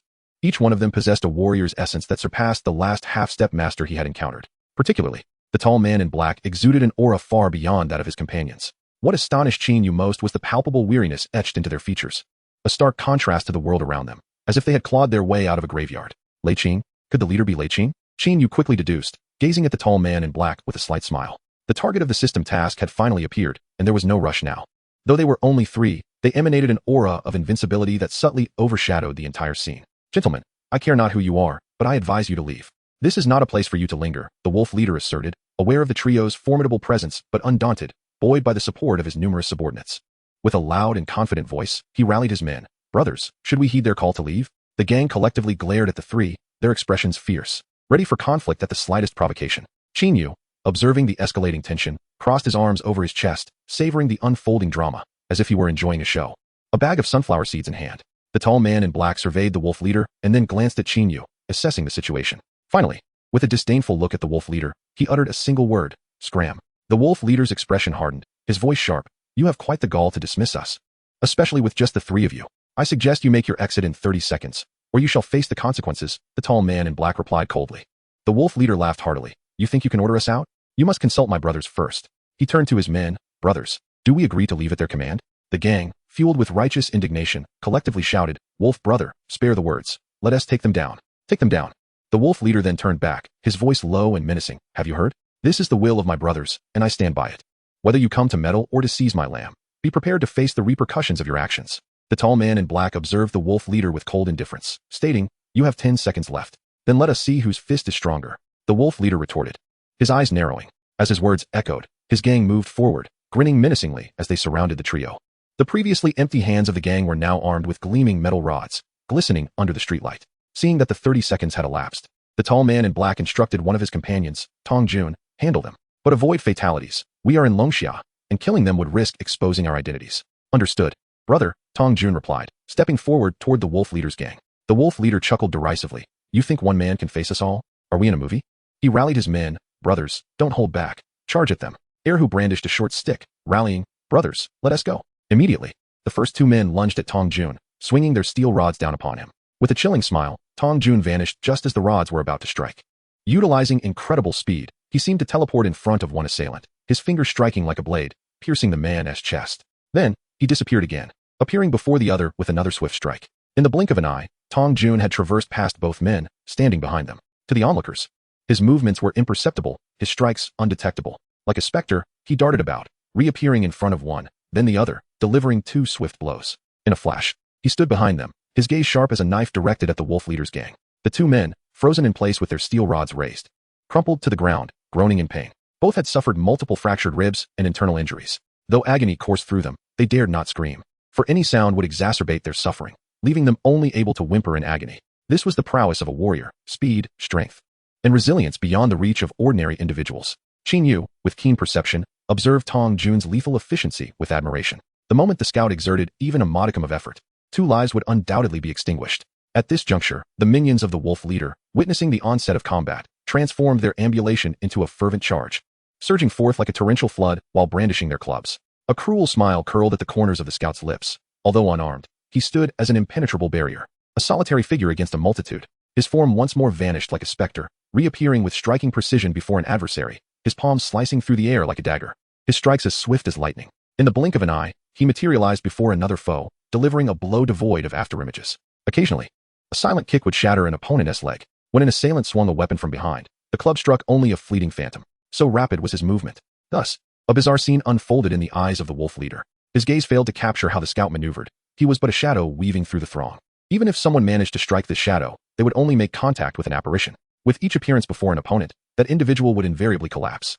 The duration of the conflict was fleeting, so brief that the wolf leader had barely grasped the situation before nearly all his underlings lay incapacitated on the ground, stripped of their ability to fight. Some screamed in agony, others groaned in pain. Though their lives were spared, each was gravely wounded. Steel pipes and clubs littered the ground. The last to charge was Erhu, the weakest among them, naturally the least skilled in combat. As he rushed towards the scout, before he could even raise his short club, the scout's left hand moved, and Erhu collapsed, lifeless on the ground. At this point, only the wolf leader remained, standing in stark solitude. The wolf leader was utterly bewildered, estimating that no more than 2 minutes had elapsed. In previous altercations, such a time frame would merely serve as a warm-up. Yet, in this brief interval, all his subordinates had been rendered incapable of fighting, some maimed, others unconscious from their injuries. Spare me, brothers. Let us speak peacefully. I was wrong. Blind to the might of the 3 esteemed brothers, I bow before you. Treat my offense as a mere trifling matter.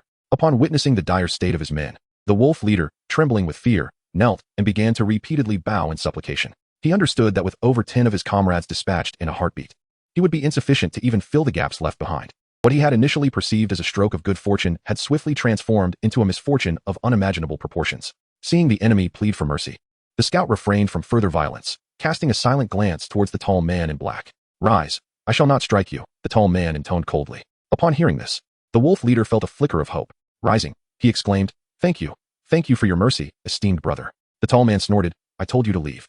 Yet you insisted on receiving a lesson. Indeed, it was my folly. I failed to heed your warning. I recognize my error and shall depart immediately." The wolf leader hastily acknowledged his mistakes, adopting a sycophantic demeanor, a stark contrast to his earlier bravado. After speaking, he dashed towards a nearby vehicle, eager to flee, disregarding even his injured subordinates. But the command from the tall man acted like a binding spell. After just 2 steps, the wolf leader found himself frozen in place, unable to move further. With a stiffened body, he turned to the tall man, a forced smile adorning his face.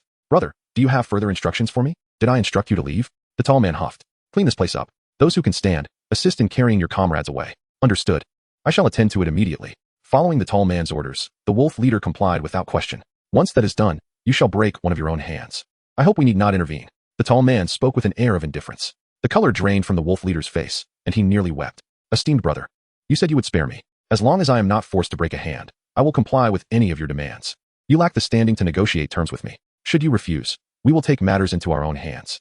And it may not be as simple as just breaking one hand. You may very well lose both hands and possibly your legs as well," the tall man threatened. Faced with this ultimatum, the wolf leader's face turned pale. He had no choice but to acquiesce. Trembling, he began to assist his fallen comrades into the vehicle. A few, not severely injured, managed to rise with great difficulty, aiding their leader in the task. Soon, all those who had previously lain on the ground were loaded into 3 vehicles. Then, with a grimace, the wolf leader gritted his teeth and, using an iron rod, fractured one of the bones in his arm. He had been cautious enough to wait until his subordinates were secure in the vehicle before attempting to slip away unnoticed. However, as he approached the driver's seat, the scout appeared ghost-like at the door, fixing him with a chilling stare. Gazing into the cold, unyielding eyes of his adversary, the wolf leader's complexion paled. He understood that any further mischief would result in severe repercussions. Ultimately, he complied, exiting the vehicle and reluctantly raising the iron rod, bidding farewell to his left arm. Not long after, the 3 vehicles departed, resembling lost souls in retreat. "We should also take our leave," the scout remarked, walking towards the car, with 2 others silently following suit. Wait, Qin Yu had not anticipated that the 3 would depart so nonchalantly, as if he were invisible. This could not stand.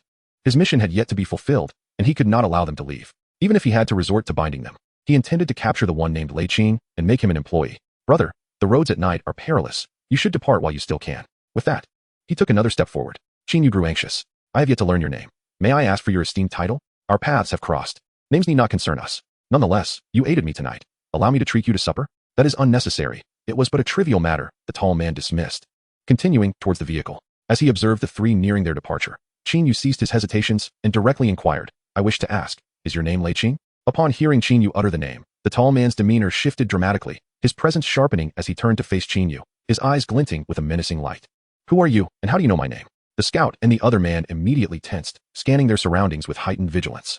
After surveying the area, they regarded Qin Yu with wary eyes. An atmosphere thick with tension enveloped them. Qin Yu had not anticipated such a reaction simply from stating the name. Yet, this was fortuitous. He had managed to rattle them. Had they chosen to ignore him and drive away, he would have found himself in a precarious position. They had not only spared him, but had also assisted him, making it awkward for him to impose upon them.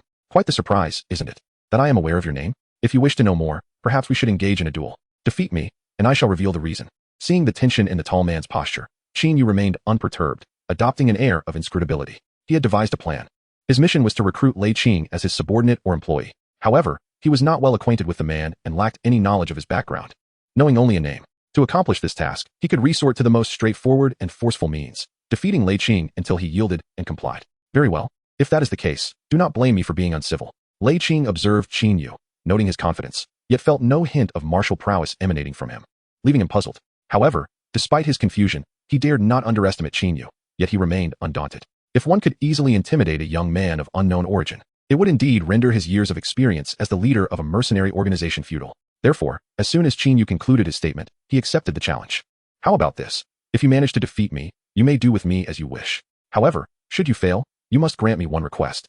He proposed with a smile. "That sounds fair," Lei Qing replied, contemplating Qin Yu's words. He did not believe he would be defeated, considering the youth's apparent inexperience. After all, Even if he were a martial artist, his skills could not be that advanced. Let's begin then, Qin Yu said with a grin, aware that the hour was late and eager to conclude the encounter swiftly. Brother, allow me to confront that young man and gauge his abilities.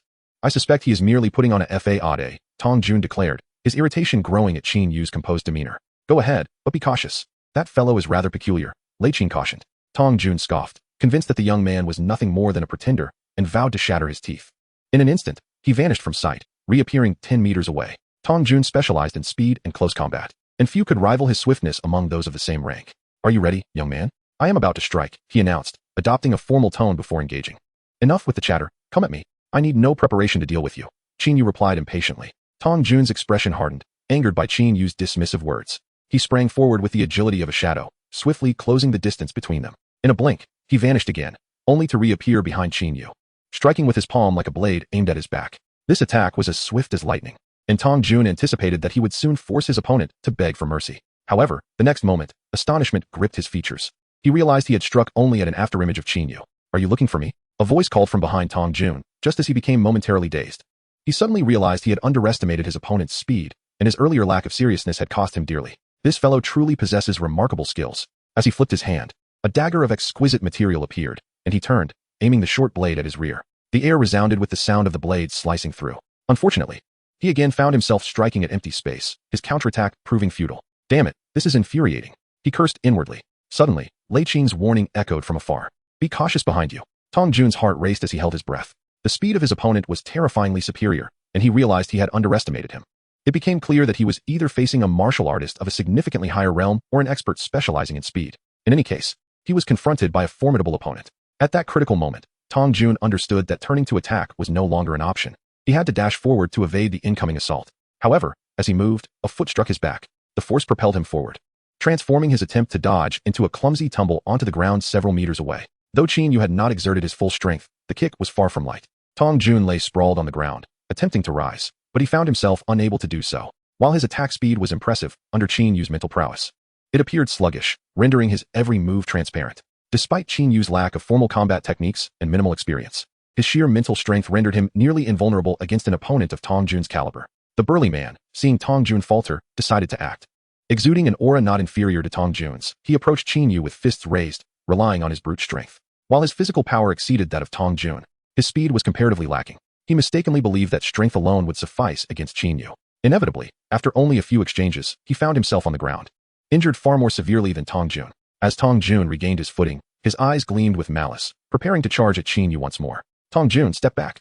You are no match for him. Assist Zhu Keqian and let him rest, Lei Qin interjected, recognizing that both of his comrades were outmatched and that their opponent had already shown restraint. Impressive, Lei Qin mused, feeling a palpable pressure emanating from Qin Yu. Although Qin Yu had held back, it was evident that he possessed a level of skill that was unusual for someone so young.